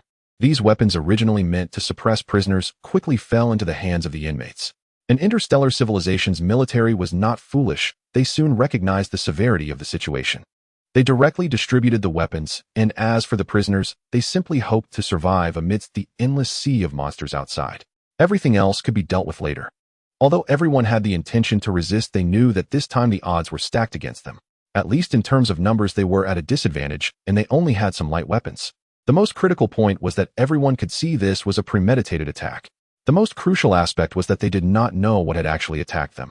They had no idea where the monsters below came from. As for the spaceship, everyone tacitly avoided mentioning it, for they all knew that discussing it now would likely lead to internal strife and their own destruction. However, strangely, their communication systems were malfunctioning. They had been unable to make contact, and even the engineers were puzzled. The damaged areas were quite odd, involving crucial components that were difficult to repair. This remark made everyone's eyes flicker, clearly indicating that this situation gave them a bad premonition. Soon they encountered the insectoid species. Hordes of black lizards began to scale the walls. Without complete fire coverage, the defenses quickly developed vulnerabilities. The bandits and guards had no choice but to withdraw and tighten their defenses. However, this was merely a temporary measure, as the likelihood of breaking through became even lower with sufficient firepower. Now they were relying on the communication systems, hoping that the repairs would be completed quickly. However, they were destined to be disappointed. Zhongde's insectoid species did not rush to attack, but began testing each unit, identifying their strengths and weaknesses, and making corrections to bring each type of soldier closer to perfection. After a round of testing, the insectoid species launched a general assault, which was just the first wave. This remote prison mine was soon overrun. Although there was little to be proud of, Zhongde was still quite pleased. After eliminating the only occupied location in this star system, Zhongde ordered the insectoid species to develop rapidly, spreading their presence throughout the entire transverse star system at the fastest speed possible. Due to its remote location, the Gudang civilization had long ignored that a marginal area had gone dark. It wasn't until a month later, when the routine inspection broadcast went unanswered, that they realized something was amiss. Then, due to the tension from the war with the enemy nation, they only sent a spaceship to check the situation a month later. However, in the span of 2 months, Zhongde's insectoid species had undergone a dramatic transformation. Moreover, the Dyson Sphere project was already more than halfway complete. By the time the spaceship arrived 1 light year away from this star system to prepare to decelerate, the insectoid Dyson Sphere had been finished. In an instant, this star system vanished into the vastness of space. Shortly after, the battleship sent to investigate suddenly discovered that this star system had disappeared from a distance of 0.3 light years. Immediately, the entire fleet was thrown into chaos. As the captain of this ship, Gulu Lu sensed something was off. He wisely reported to his superiors first, and then calculated to continue towards the coordinates of the vanished star system. However, Zhongde's Dyson Sphere project had already entered its final contraction phase. Clearly, for the insectoid Dyson Sphere, planets were unnecessary, a star was sufficient. Thus, the entire Dyson Sphere began to shrink, as if alive, devouring all the planets within the star system and incorporating them into the Dyson Sphere. Eventually, only a solitary star remained as an unending source of energy. Indeed, this was the basic unit of the insectoid species that Zhongde envisioned, referred to as the Kuan mothership. As for the other insectoid units, they all resided upon the Kuan. Subsequently, the Kuan began to manipulate the gravitational forces of the universe and slowly advance. Indeed, this was the inherent flaw of the Koan, it lacked the ability for space jumps. However, in terms of defense attack and endurance, it was virtually limitless. Not long after this, Kun-class mothership was about to encounter its first enemy. 1 week later, Captain Gululu's spaceship had come very close to that star system, yet he still found no trace of the missing star system until he spotted an enormous invincible sphere with sharply defined structures and a radar filled with red dots. Suddenly, he had a bold conjecture. However, he soon encountered a troublesome situation. He had entered the gravitational range of this supersized civilization's creation and was captured. Meanwhile, the insectoid species sensed this as well, and soon many small ships approached the strange vessel. Then our Captain Gululu, feeling defeated, sat down. Could it be that the lost star system had already been swallowed by this gigantic creature? As for the high-energy reactions from the approaching organisms, Captain Gululu simply shut down the reactor of his ship and put the weapon systems into hibernation. Quite a standard procedure, thought Zhongde, who was 300 meters tall, as he observed the small spaceship from a certain part of the Koan. Clearly, the previous actions were standard procedures for most cosmic civilizations when surrendering. Basically, every civilization understood what this meant. Therefore, Zhongde did not destroy the spaceship, but instead dragged it onto the surface of the Koan and removed all the occupants. Ignoring the pleas of these crew members, he implanted parasites in each person's mind and then released them back. As for the experiences they encountered, they were to report truthfully. This shocking news caused the Gudang civilization to be taken aback. Clearly, the sudden entry of this unknown civilization into their territory, especially at this time, gave them an ominous feeling. Then a group of decision-makers began discussing this unwelcome guest. Meanwhile, the Dyson sphere had already approached a new star system and began to linger there. Although the Gudang civilization had long sent probes to follow, they still did not understand what this colossal entity aimed to do. In fact, Zhongde was about to experiment with a very important function of the Dyson sphere division.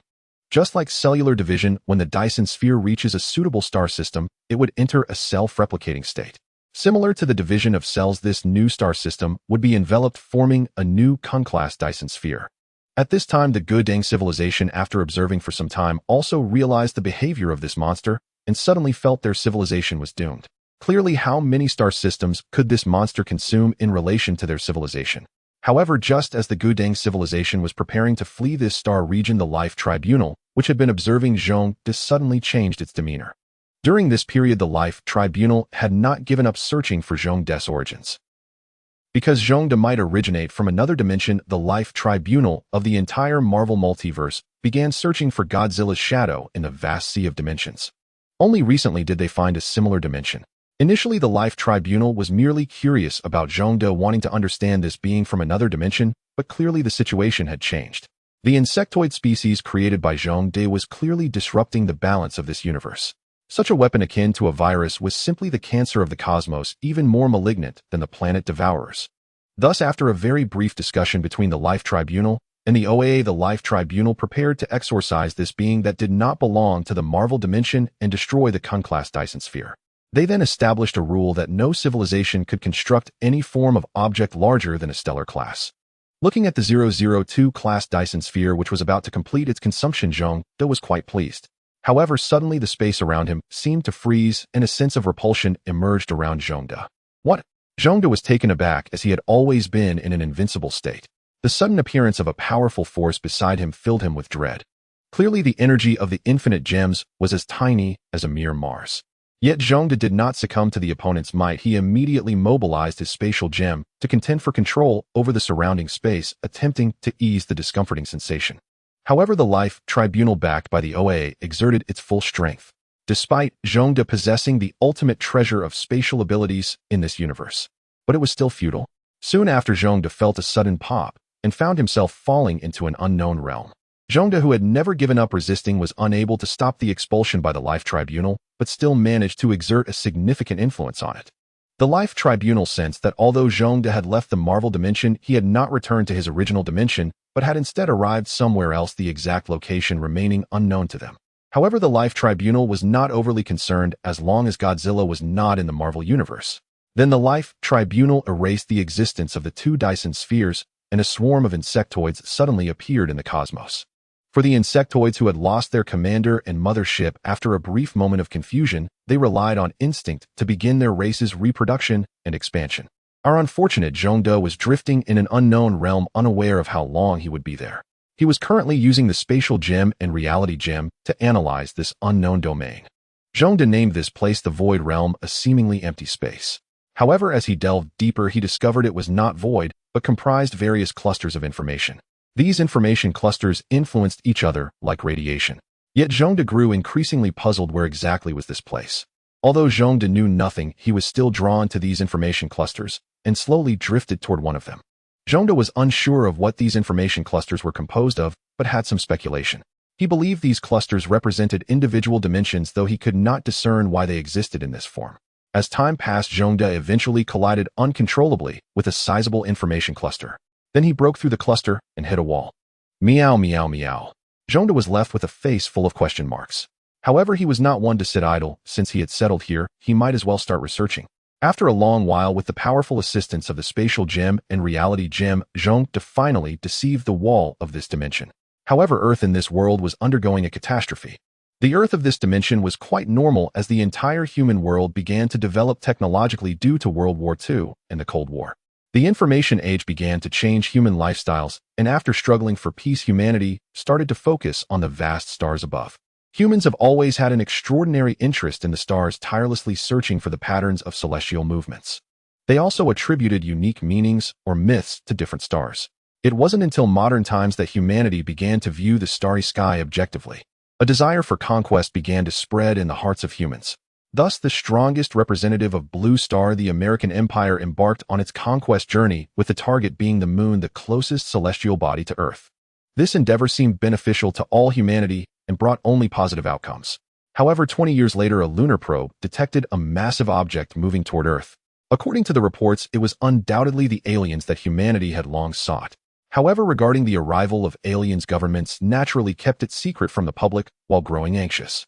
However, such matters cannot be concealed for long. When aliens arrive, humanity has no means to stop them. An alien construct the size of several cities appeared above Earth, and the government could do nothing to prevent it. Social order collapsed, and the populace was in panic. But what was meant to come would come. Ultimately, a colossal figure appeared in the sky over Los Angeles. The aliens capable of interstellar travel naturally dominated humanity. In terms of scientific technology, humanity also benefited greatly. As a result, humanity began to unite and reverse engineer the technology left by the aliens. Particularly the red titanium alloy Sharingan from a certain rabbit family gained significant advantages in reverse engineering. However, humanity still harbored some sense of crisis, clearly aware that they were not alone in this endless space. Many aliens existed in the external world. Moreover, a considerable portion was likely unfriendly towards humanity. Yet humanity did not slacken their efforts. They understood that the aliens who came this time were merely an advance party. Stronger aliens would undoubtedly follow. Therefore, during this period, the entire Earth prepared for the next invasion of aliens.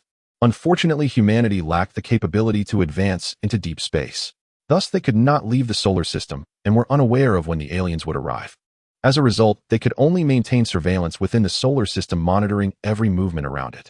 Until one day, a wormhole appeared at the outskirts of the solar system.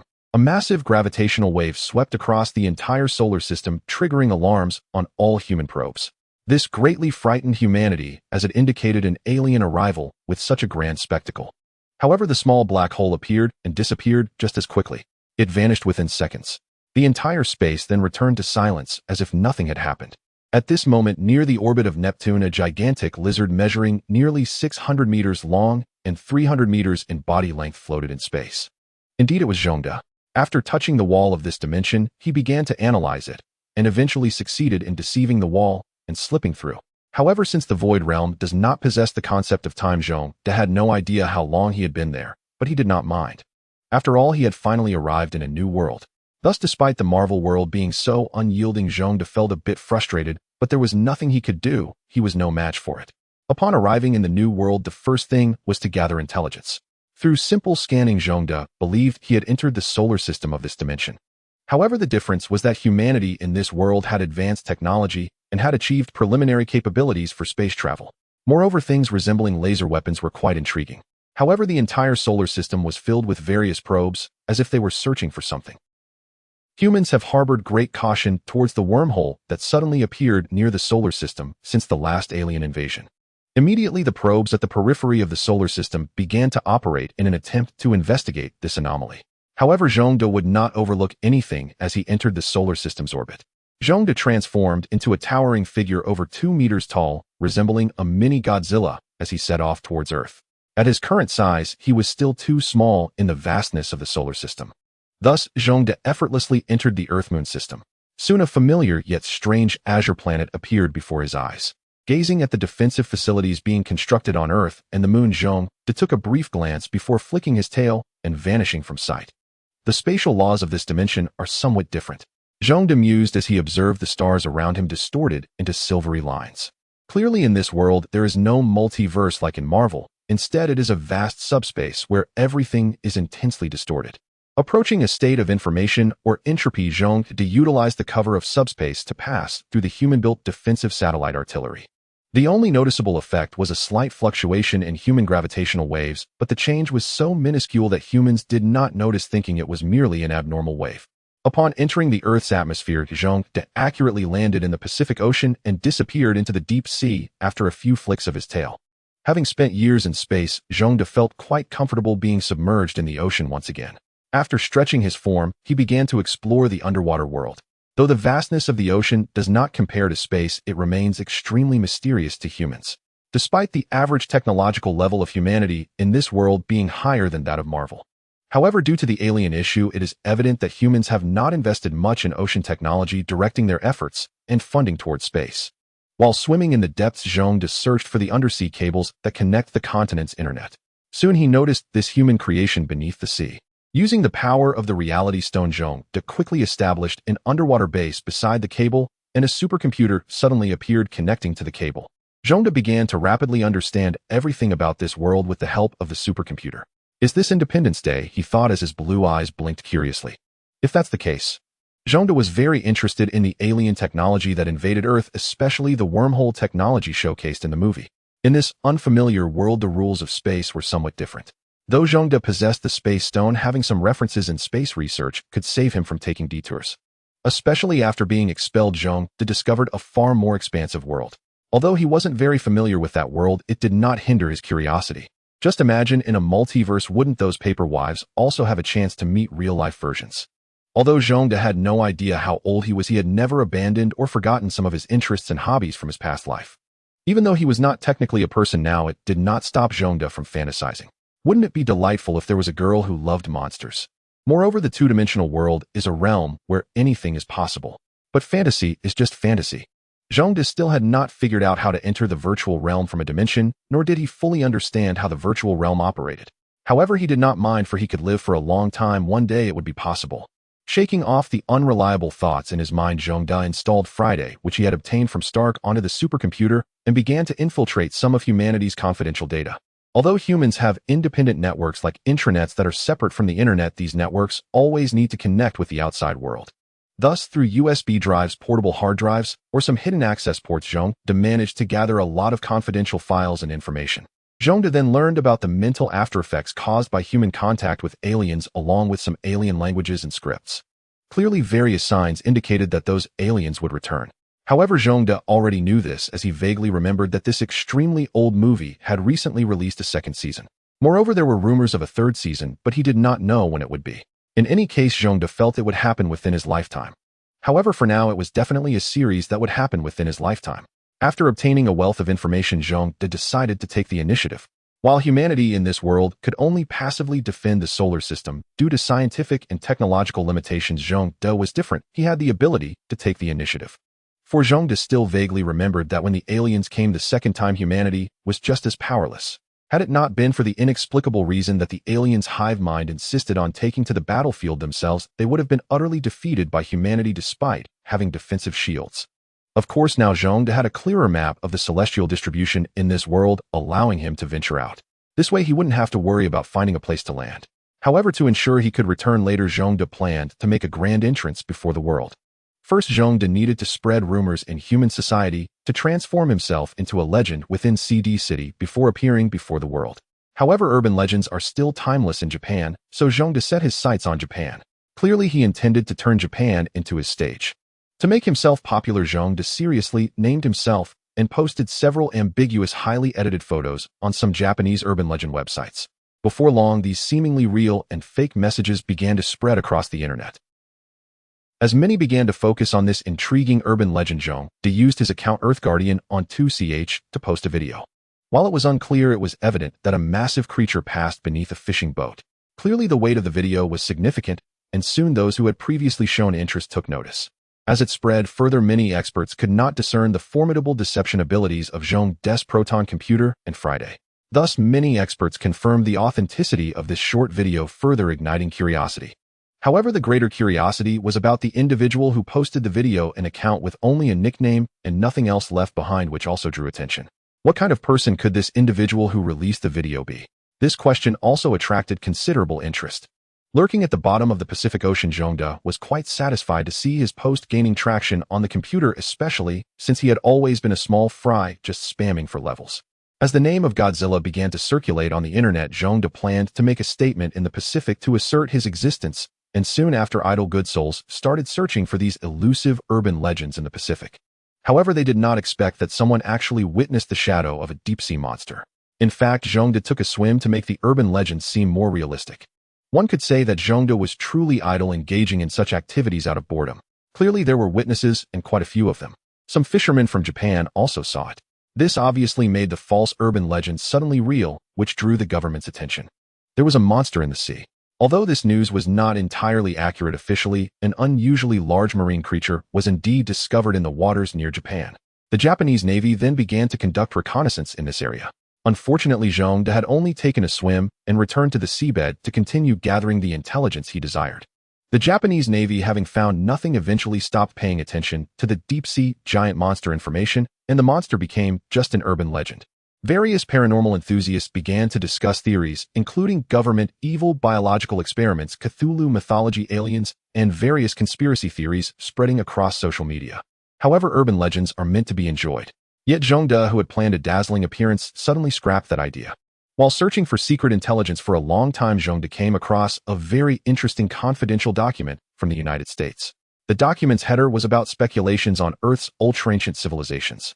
It was evident that in this world, humanity had confirmed the existence of extraterrestrial civilizations in the universe. However, this report detailed that the United States had discovered some very mysterious underwater structures off the coast of Miami, Florida. Indeed, this location was the famed Bermuda Triangle, a region shrouded in legends since modern times. S.H.I.E.L.D planned to visit personally, as the report described the underwater structures as extraordinarily marvelous. Even today's Earth technology could not decipher the external materials of these structures.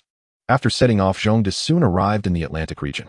However, due to his size, he had to take a detour through the Bering Strait, avoiding the Panama Canal. Of course, this route was relatively concealed. From the Pacific to the Atlantic, S.H.I.E.L.D eventually swam into the Bermuda area. The Bermuda Triangle region in reality was no different, yet its notorious reputation made it stand out. This place had instead become a tourist destination, and even now many visitors came here. However, S.H.I.E.L.D did not surface, so he did not disturb anyone. According to the markings in the document, S.H.I.E.L.D slowly approached the bizarre underwater structure. It was a pyramid-shaped building quietly floating in the sea. Indeed, it was floating in the sea rather than resting on the seabed. Basic physics indicated that this structure had buoyancy equal to that of seawater. However, it was evidently not that simple. S.H.I.E.L.D swam closer to the tranquil pyramid in the sea. Yet the pyramid showed no reaction. Even when he placed his claws on its surface, nothing happened. It truly is strange. S.H.I.E.L.D thought, his eyes glowing red. When he placed his claws on the pyramid, he began using the reality gem to analyze various information about the pyramid. However, the results surprised S.H.I.E.L.D. The material used for this pyramid turned out to be superstring material. Yet S.H.I.E.L.D found himself at a loss with this material, as he had never encountered it, even in the Marvel Universe.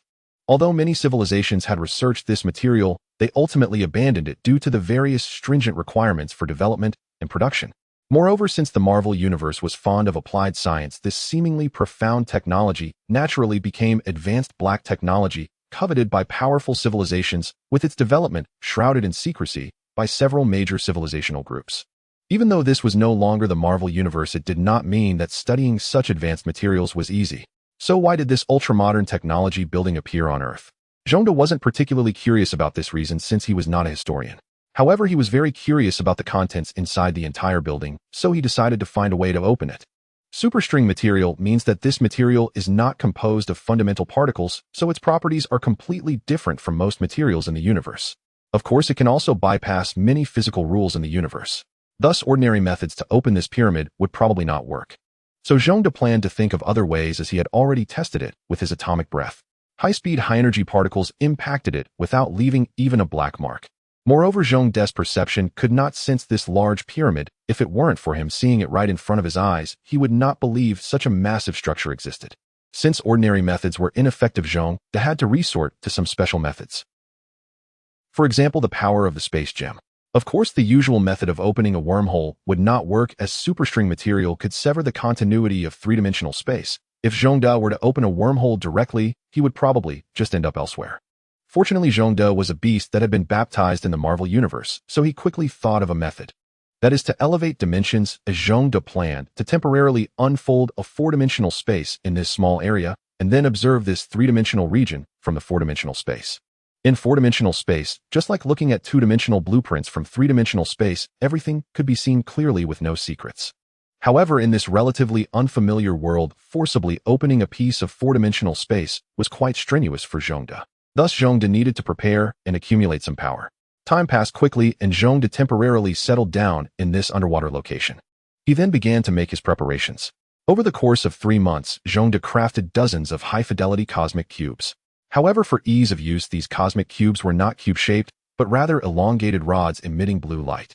Embracing these blue rods, Zhongde quickly inserted one into each node of a pattern he created throughout this area. In no time, a massive magical array was formed by Zhongde, with the center of this array being the floating pyramid. This magical array was obtained by Zhongde from Asgard. It was originally the core array of the Rainbow Bridge used for teleporting targets. Here, Zhongde made slight modifications and simplifications to adapt to the spatial laws of this world, intending to distort the nearby space to ease the pressure for himself to enter four-dimensional space. Zhongde, after several brief adjustments, began to enter the four-dimensional space. After a moment of spatial distortion, the entire underwater scene returned to normal, while Zhongde had already vanished, presumably having entered the four-dimensional realm. Zhongde felt somewhat unaccustomed as he entered the four-dimensional space for the first time.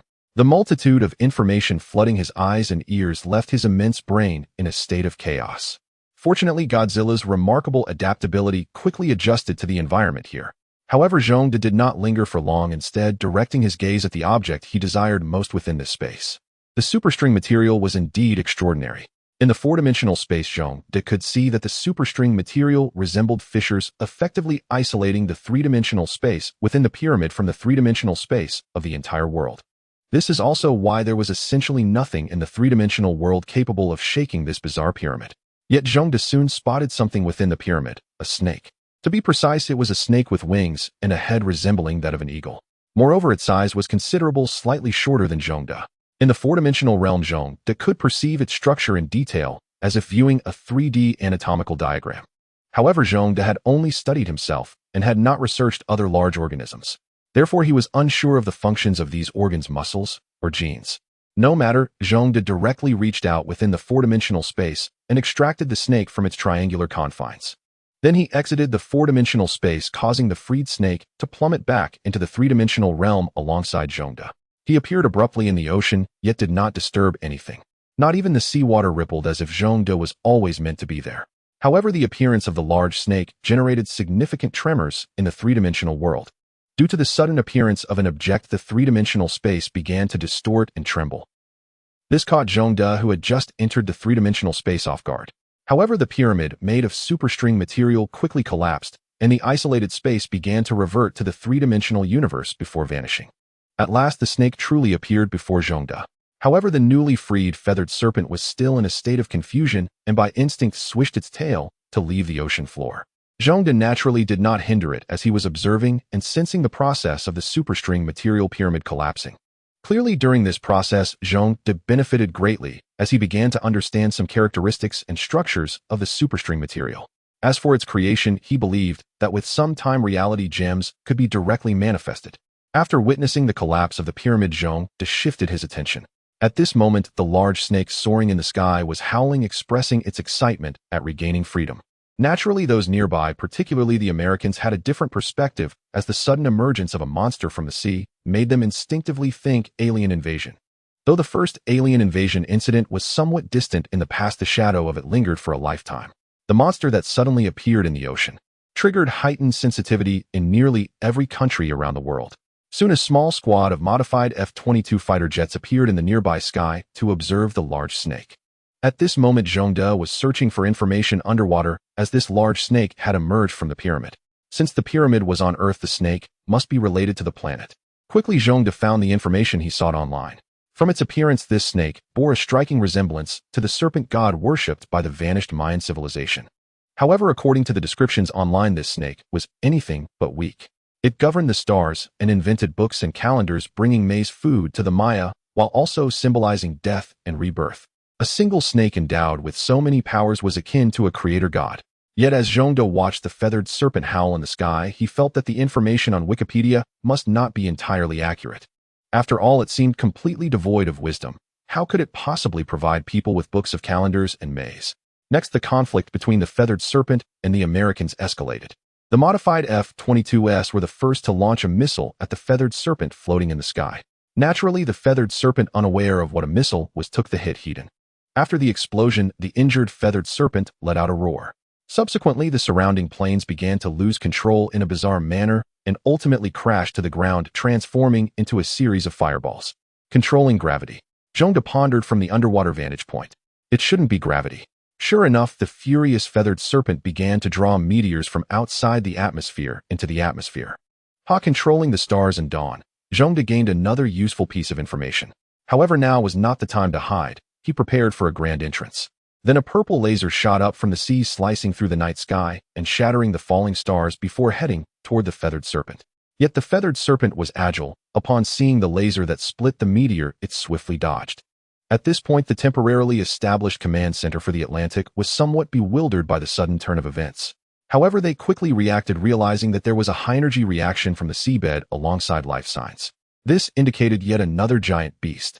During the night, a massive black creature gradually emerged from the sea, with a pale blue glow flowing along its spine, its entire outline flickering in and out of visibility in the darkness. Accompanying this was a thunderous roar. At this moment, Zhongde had only one thought: I am the king of monsters. Zhongde's imposing entrance was naturally not clearly visible to the nearby humans. However, the Atlantic Command Center had a clear view from outer space. Of course, the energy analysis chart red and purple vividly showcased the danger posed by these two monsters. At this moment, the only thought among humans was that such beasts still existed on Earth. How did their ancestors survive? Zhongde had not engaged in such battles for a long time. Since the Pacific Rim, he hadn't fought like this. Moreover, in the depths of Marvel, Zhongde kept a relatively low profile, having only had the most thrilling encounter with Thanos. Unfortunately, he couldn't unleash his full power against Thanos. Zhongde's fighting spirit did not go unnoticed by the feathered serpent nearby. However, aware of the vast difference between them, it had no intention of battling Zhongde and was solely focused on fleeing. However, Zhongde was not foolish and instantly sensed the divine being's intent across from him. Without hesitation, a laser shot straight at the feathered serpent's face, emitting purple light from the high-energy particles and illuminating the entire night sky. At this moment, Zhongde's true form was revealed to humanity. A colossal lizard, yet every inch of its skin and scales radiated power and violence. Another monster has appeared. At this moment, this is the only thought in everyone's mind.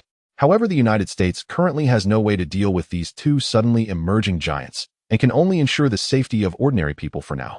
Fortunately, both giants are at sea, so things are manageable. However, the coastal cities have been attacked by meteorite fragments, but fortunately no significant damage has occurred. It is clear that a battle between monsters could not possibly take place in human cities. There simply isn't enough space to unleash their full power. Thus, everyone is watching these two monsters fight, confident that their battle won't spill over onto the shore. Moreover, the people have already been evacuated. Therefore, the U.S. military plans to just watch from the sidelines. In contrast to the calmness of the military, some individuals are far from calm. Naturally, it is the scientists who are clearly excited, as the sudden appearance of these two giants has shattered countless biological theories, leaving every biologist extremely exhilarated. Of course, it is not just the biologists. Some scientists are also very interested in the powerful laser that Zhongde just deployed. This ultra-high-energy laser weapon has clearly shattered their previous understanding, and they are very curious about the principles behind Zhongde's laser emission. Perhaps studying it could lead to a breakthrough in energy weapon research. The two monsters, of course, are oblivious to human thoughts. They are now staring at each other, and a fierce battle is naturally unavoidable. However, Zhongde is more interested in the origins of the feathered serpent god, as he recalls that such monsters haven't appeared in this universe on Independence Day. Unfortunately, the feathered serpent god across from him is evidently not very intelligent and cannot communicate. Soon the two giants locked eyes and collided. Zhongde knows that the best offense is a good defense, so he opens his mouth and shoots high-energy particles at the feathered serpent god floating in the sky. For Zhongde, atomic breath is merely a basic attack now. However, the effect of his atomic breath, which costs nothing, is not very significant. The feathered serpent god, being a long, slender creature, is quite agile in the air. Although Zhongde's atomic breath cannot be resisted, the feathered serpent can still dodge and maneuver with its eyes closed. Unfortunately, Zhongde has no way to deal with such a nimble serpentine creature, as Godzilla, in theory, cannot fly. But this is not absolute. Watching the feathered serpent god skillfully maneuvering in the sky, Zhongde slowly closes his eyes. With the talent of the spatial gem and Zhongde's basic understanding of the spatial laws of this world, the gravitational field around him began to change. As the onlookers and the feathered serpent god were puzzled by Zhongde's behavior, the scientists finally discovered something strange. There was an anomaly in gravity over this vast area. The once calm sea began to surge violently, and dark clouds gathered, followed by strong winds. A stormy atmosphere heralding the emergence of a rare treasure, and just as everyone was left slack-jawed, Zhongde slowly began to levitate. "How is this possible?" muttered a white-haired scientist. "It is evident that a massive creature which should look very heavy can actually float slowly. If it weren't for the evidence before their eyes, no one would believe it." In fact, Zhongde is using the spatial gem to alter the gravity around him, allowing it to lift him up. However, this is his first attempt, and the universe is somewhat unfamiliar, so the effect is rather pronounced. But once Zhongde fully floats into the air, all these effects dissipate. Watching Zhongde floating above the feathered serpent god, who had been playfully gliding in the sky, suddenly sensed danger. Although it is a beast, it is not foolish. Knowing it cannot defeat Zhongde, it still does not flee, because Zhongde's attacks on the ground cannot reach him, thus it feels secure. However, seeing Zhongde rise into the air, it too felt a sense of unease. The heavy feeling that had been slowly rising vanished as Zhongde completely took to the skies. In its place was an extraordinary speed. In an instant, Zhongde vanished from his original position. What followed was a rush of wind and a sonic boom, and then a loud crash as Zhongde grabbed the feathered serpent god and slammed it into the ocean. However, Zhongde's speed caused the experts and scholars present to twitch. This is unscientific. Nonetheless, Zhongde held onto the feathered serpent god's wing and forced it underwater. Under the immense force, the water surface offered no cushioning. The feathered serpent god was slammed against the ground as if it were being struck down. Zhongde, on the other hand, resembled a fisherman stunning a fish. Jumping around was too bothersome. Zhongde pried the beak of the dazed feathered serpent god open and blew high-energy particles into its body, as if inflating a balloon. Soon the entire feathered serpent god swelled up like a balloon. Then with a muffled sound it began to deflate. Overwhelmed by the delicious aroma, Zhongde couldn't help but take a bite. It tastes quite good. However, after a few random bites, he tossed it into the sea. Zhongde was just curious, and now that his interest had waned, he decided to leave. However, Zhongde did gain some understanding of this feathered serpent god. From the taste, he sensed an artificially synthesized flavor. It is evidently a large biochemical monster manufactured by an intelligent civilization. However, humans are naturally eager to explore this, and soon a group, led by the U.S., began to salvage part of the carcass. The entire feathered serpent god quickly dissolved in the seawater, and of course the portion salvaged by the U.S. also turned into a suspicious pool of green water. Originally thought to be a leakage prevention measure, laboratory research soon revealed some peculiarities. This green water possesses the ability to induce genetic mutations and contains a chain of unidentified proteins. Once this substance comes into contact with organisms, they begin to exhibit unstable genetic structures, leading to mutations. Moreover, this substance retains its infectious properties after infecting other organisms. It certainly resembles a kind of biochemical weapon. Realizing the seriousness of the situation, the U.S. quickly sealed off its coastline, prohibiting fishermen from going out to sea. Internally, they also implemented strict curfews and disease quarantines. However, this terrifying biochemical weapon soon lost its vitality, and Zhongde suddenly sensed something in the Pacific. Indeed, a feathered serpent god soared into the sky over the Atlantic. In a certain sense, it has been reborn. Is it through infecting other organisms and then using them to be reborn? Evidently, after tasting a few bites of its meat, Zhongde quickly understood the feathered serpent god's uniqueness. It is clear that upon death, it rapidly decomposes its body, invading the bodies of other species to resurrect through them. In a certain sense, it is indeed remarkably resilient. The civilization that created this biological weapon must be incredibly powerful. Zhong today recalls the extraterrestrial giants he fought in the Pacific Rim, creatures born to alter environments. However, it is evident that the gap between these two civilizations is too vast, not even on the same scale. However, Zhongde no longer showed himself to deal with the monster, but rather pulled it into a wormhole the moment the feathered serpent appeared in the sky, then discarded it near the sun. After disposing of this unidentified biochemical weapon, Zhongde began to wait for the alien who once sought the Earth's core. Calculating the time, it should not be many years. Thus, Zhongde made a very good plan to take a nap near the Earth's core. He slept for several years until a series of gravitational waves awakened him. Someone opened a wormhole near Earth. Zhongde sensed that the plot was about to begin. An ark seeking to resist the Reaper civilization had targeted Earth. Soon after, the Reaper civilization would arrive on Earth. However, this time they were destined to hit a brick wall. For while Zhongde was asleep, he had not been idle, but had utilized the genes of the feathered serpent along with some of his own to create a Kuan. However, humanity's fear did not diminish with time. Especially upon seeing this sudden unidentified entity, they decisively shot it down and brought it back to Earth. Clearly, the Reapers quickly discovered this spherical ark that carried weapons capable of countering themselves and soon headed for Earth. Meanwhile, Zhongde also completed the adjustment task of creating the Kuan during his sleep. In this period, humanity's applied technology had made significant advancements. However, in Zhongde's view, this technological growth method, which simply increased quantity without improving quality, was not very helpful for a civilization. Breakthroughs in basic materials and microscopic physics were necessary for explosive technological development. However, Zhongde knew this was quite difficult, but he was someone who could feed himself without starving his family.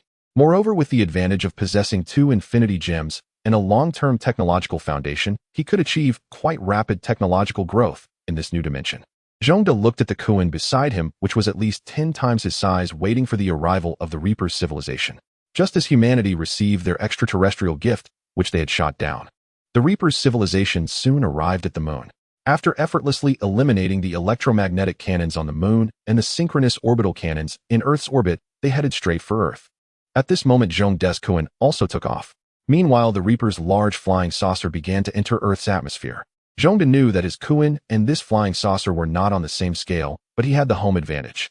As he looked at the countless flying saucers pouring in, the entire Pacific Ocean began to boil. Indeed, it boiled just like boiling water. A small protein chain in the Pacific was rapidly changing. Tentacle-like appendages extended from the Earth's core, and the entire Pacific Ocean was visibly darkened, while the Kuan floated quietly at the center of the Pacific. When the flying saucer covered the entire Atlantic, the Kuan had completed its transformation into a cannon. A cannon powered by the Earth's core was deployed. Zhongde sat on the cannon, ready to test the results of his years of sleep. A high-energy beam shot directly towards the massive flying saucer, triggering its reactive defense shield. Next, a metal shell struck the defense shield, and the antimatter generator melted through the shield, allowing the warhead inside to penetrate the enormous flying saucer at a higher velocity. Once Zhongde confirmed that he had breached the local armor, the warhead detonated. A surge of white vapor began to release, causing anything with biological properties to melt and transform at a terrifying speed. Then various kaiju-like creatures appeared within the flying saucer. Indeed, Zhongde utilized the characteristics of the feathered serpent combined with his cells to create an infectious G-spore capable of infecting nearly all carbon-based life forms. Ultimately, these infected carbon-based life forms would transform into creatures similar to Godzilla. This type of creature was referred to as the Subgodzilla species. The efficient infection and mutation of the Subgodzilla species, coupled with their uncontrollable high-energy radiation, rapidly destroyed the artificial ecosystem aboard the flying saucer. Even those aliens who were not infected would die from suffocation due to the sudden change in atmospheric conditions. However, being an interstellar civilization, they quickly organized a counterattack. They shut down the ecosystem they had created and began to purge the infected kin. Zhongde was of course aware of this. His aim in destroying the ecosystem aboard the ship was to cut off its escape route. Without a complete ecosystem, this flying saucer could not go far. Moreover, rebuilding such an artificial ecosystem would take a very long time. Then Zhongde fired a graviton shell, a particle designed to paralyze cosmic rules in a small area. This was similar to a proton capable of influencing the results of microscopic physics. Only this time it was on a large scale. Instantly, the entire flying saucer lost its power. A civilization that used planetary cores as energy sources was still essentially using nuclear physics, but they had the capability to harness the immense energy of an entire planet. Zhongde distorted the results of nuclear fission, leading to the complete failure of the flying saucer's energy system. Even the protective shield outside the flying saucer vanished. At this point, the Empress of the Reaper's civilization was quite panicked. An unknown creature which had never appeared on Earth before easily covered the entire Pacific Ocean and created a cannon powered by a planet. Then it easily penetrated the defense shield of her flying ship and released a formidable biochemical weapon.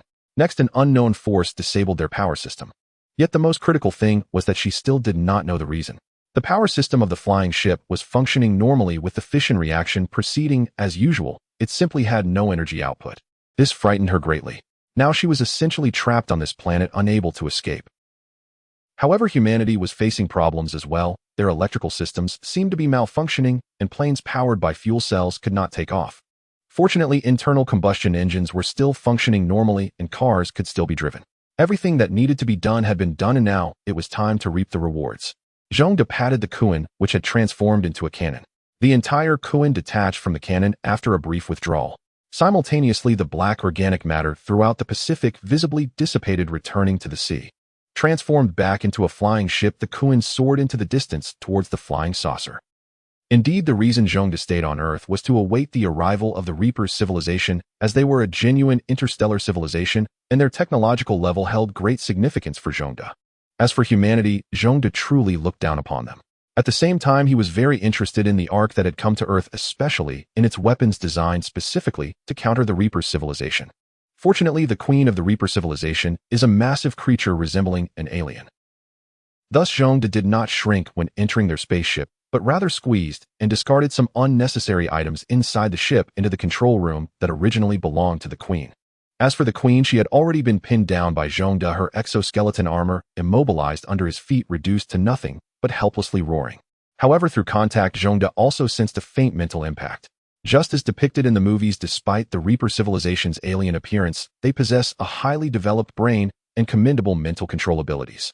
The mental attack that S.H.I.E.L.D sensed was likely emitted by the Queen beneath his feet. However, he paid little mind to her struggles as he manipulated the equipment within this confined space. Then, utilizing the power of his reality gem, he forcefully hacked into the Queen's terminal, extracting the primary scientific technologies and a relatively complete technological tree of the Reaper civilization. Having obtained what he desired, S.H.I.E.L.D had no intention of wasting time. After crushing the Queen beneath his feet, he began to modify the entire massive starship. Undoubtedly, in some respects, the technology of the Reaper civilization is quite impressive. They have a well-developed artificial ecosystem, powerful planetary engines, peculiar cloaking technology, and commendable electromagnetic laser technology. This is essentially a complete technology set for interstellar travel, now all in S.H.I.E.L.D's hands. However, S.H.I.E.L.D did not forget about the mysterious orb in humanity's possession. Evidently, he was quite intrigued by this unknown civilization's ark. Thus, after taking control of this spaceship, S.H.I.E.L.D's enormous form arrived at the human military base. Humanity was understandably wary of this giant beast which they had sought for many years, as well as the extraordinary intelligence it had just displayed. However, as he prepared to leave Earth, S.H.I.E.L.D had no intention of communicating with humanity. He simply stood beside the base and used his claws to rip off the roof. Evidently, S.H.I.E.L.D's actions immediately triggered a panic among everyone on the ground. A barrage of gunfire was soon directed at him. Unfortunately, S.H.I.E.L.D completely ignored these ineffective attacks. He extracted the white orb from the base, also taking along a chubby old man with a head full of white hair. The elderly man suddenly snatched up, instinctively clutched the orb beside him. S.H.I.E.L.D looked at the humans and directly grabbed the old man from the orb, placing him on the ground. He then scrutinized the orb in his hand, which resembled a marble. The defenseless orb could only play dead, but S.H.I.E.L.D had no intention of using any violent hacking methods. Instead, he conjured another orb out of thin air using the power of the reality gem. After perfectly replicating the orb, S.H.I.E.L.D discarded the original on the ground and left with the copied orb, not even needing to raise a defensive shield against humanity's feeble attacks. As the giant beast departed, humanity could only feel despair. Their proud weapons seemed utterly useless against anyone except for themselves and that seemingly defenseless orb. At this moment, the infected aliens on the UFO willingly integrated into the Kuan, which also began the modification of the spaceship. First, the entire interior of the spaceship was covered by the Kuan, slowly replacing the whole vessel. Eventually, a new spaceship appeared, swaying as it left Earth. On board the spaceship, S.H.I.E.L.D gained a deeper understanding of the Reaper civilization, particularly its technological shortcomings. As a civilization reliant on planetary cores for energy, the Reaper civilization had reached the peak of energy levels, and any further breakthroughs seemed exceedingly difficult due to the limitations of planetary sizes. No matter how they tried, the energy level peaks were inherently capped. Of course, the Reaper civilization had not considered alternative methods, sticking to their established path. Next, they aimed to utilize stars as energy sources, but the technical difficulties presented by the vast difference between stars and planets were insurmountable. The Reaper civilization had been unable to address the terrifying energy of stars or extract the gaseous cores from them. Thus, from Zhong De's perspective, the technological limitations of the Reaper civilization were significant. To achieve breakthroughs, they would likely need to dismantle their previous energy systems and start anew. Next up is the Orb. This unknown civilization evidently shares similarities with humanity. Judging by their technology, while the aliens' advancements are not lacking, they still fall short compared to the Reapers. Especially when it comes to dealing with the Reaper civilization's colossal, somewhat exaggerated starships, there are no very effective methods.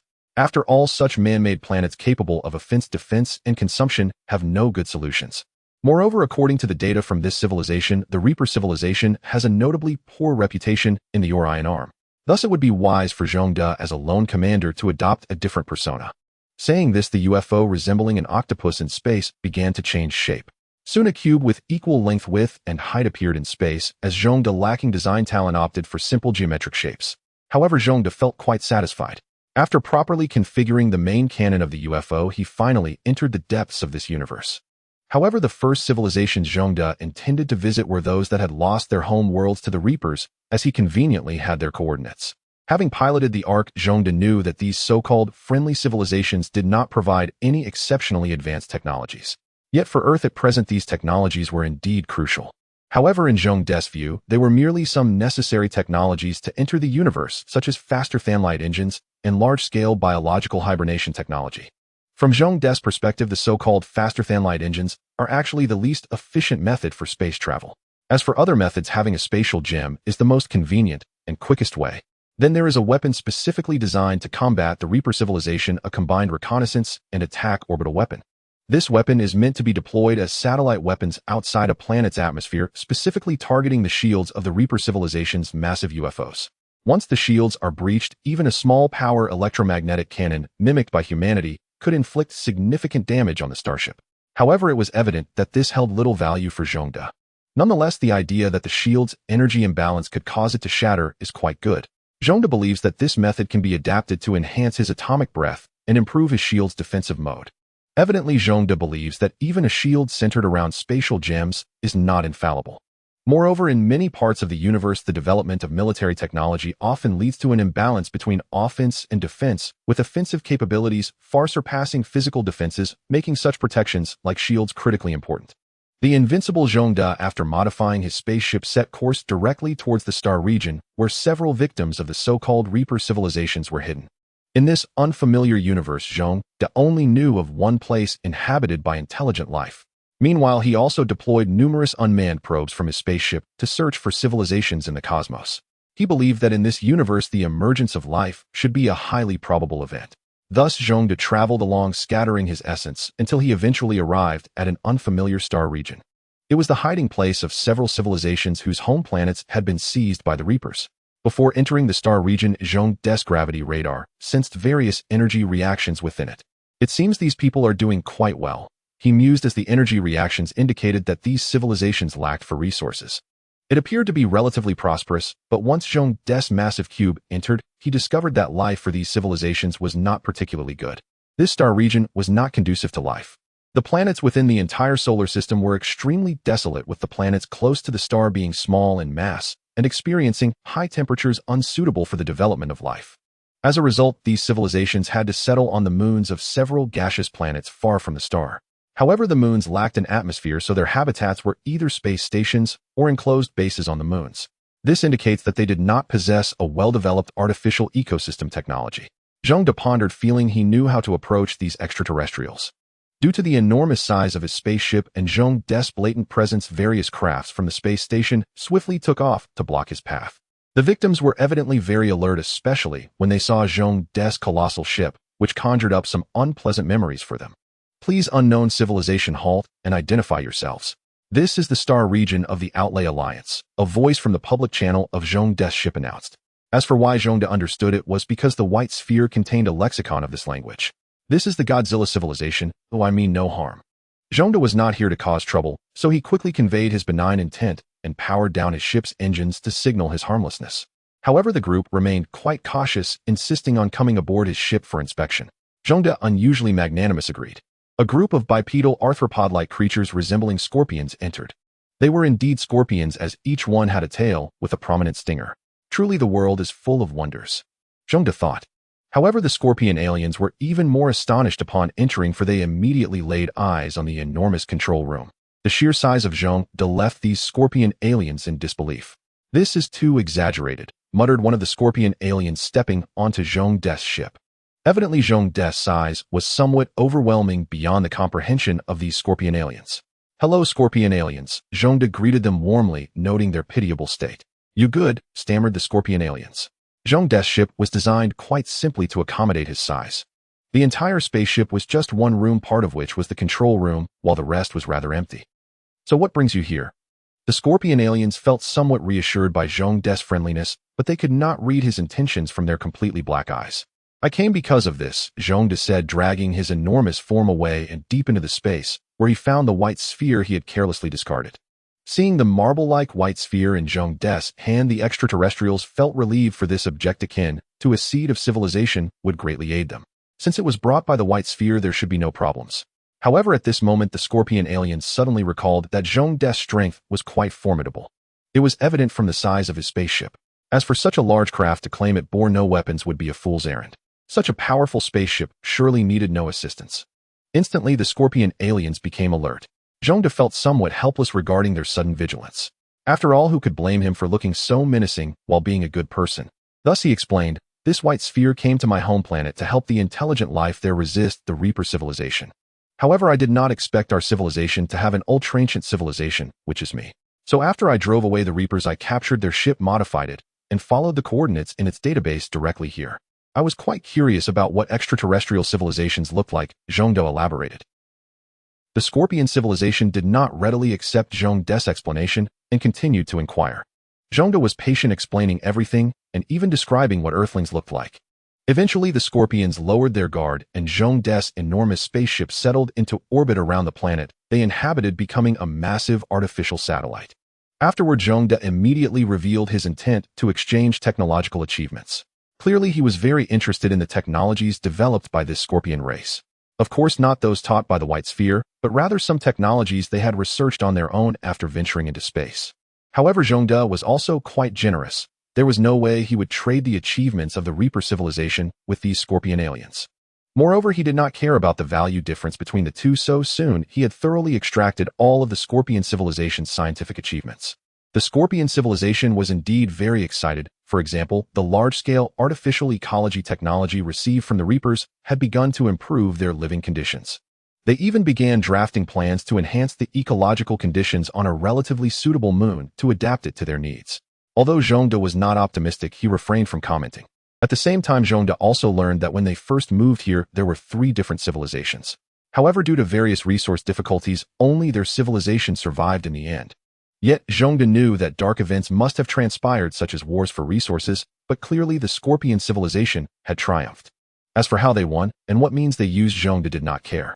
He believed the universe was inherently dark and the actions taken for survival were forgivable, just like a wolf eating a rabbit to survive. Such is the law of the universe. However, this law is far more forgiving than that of the dark forest.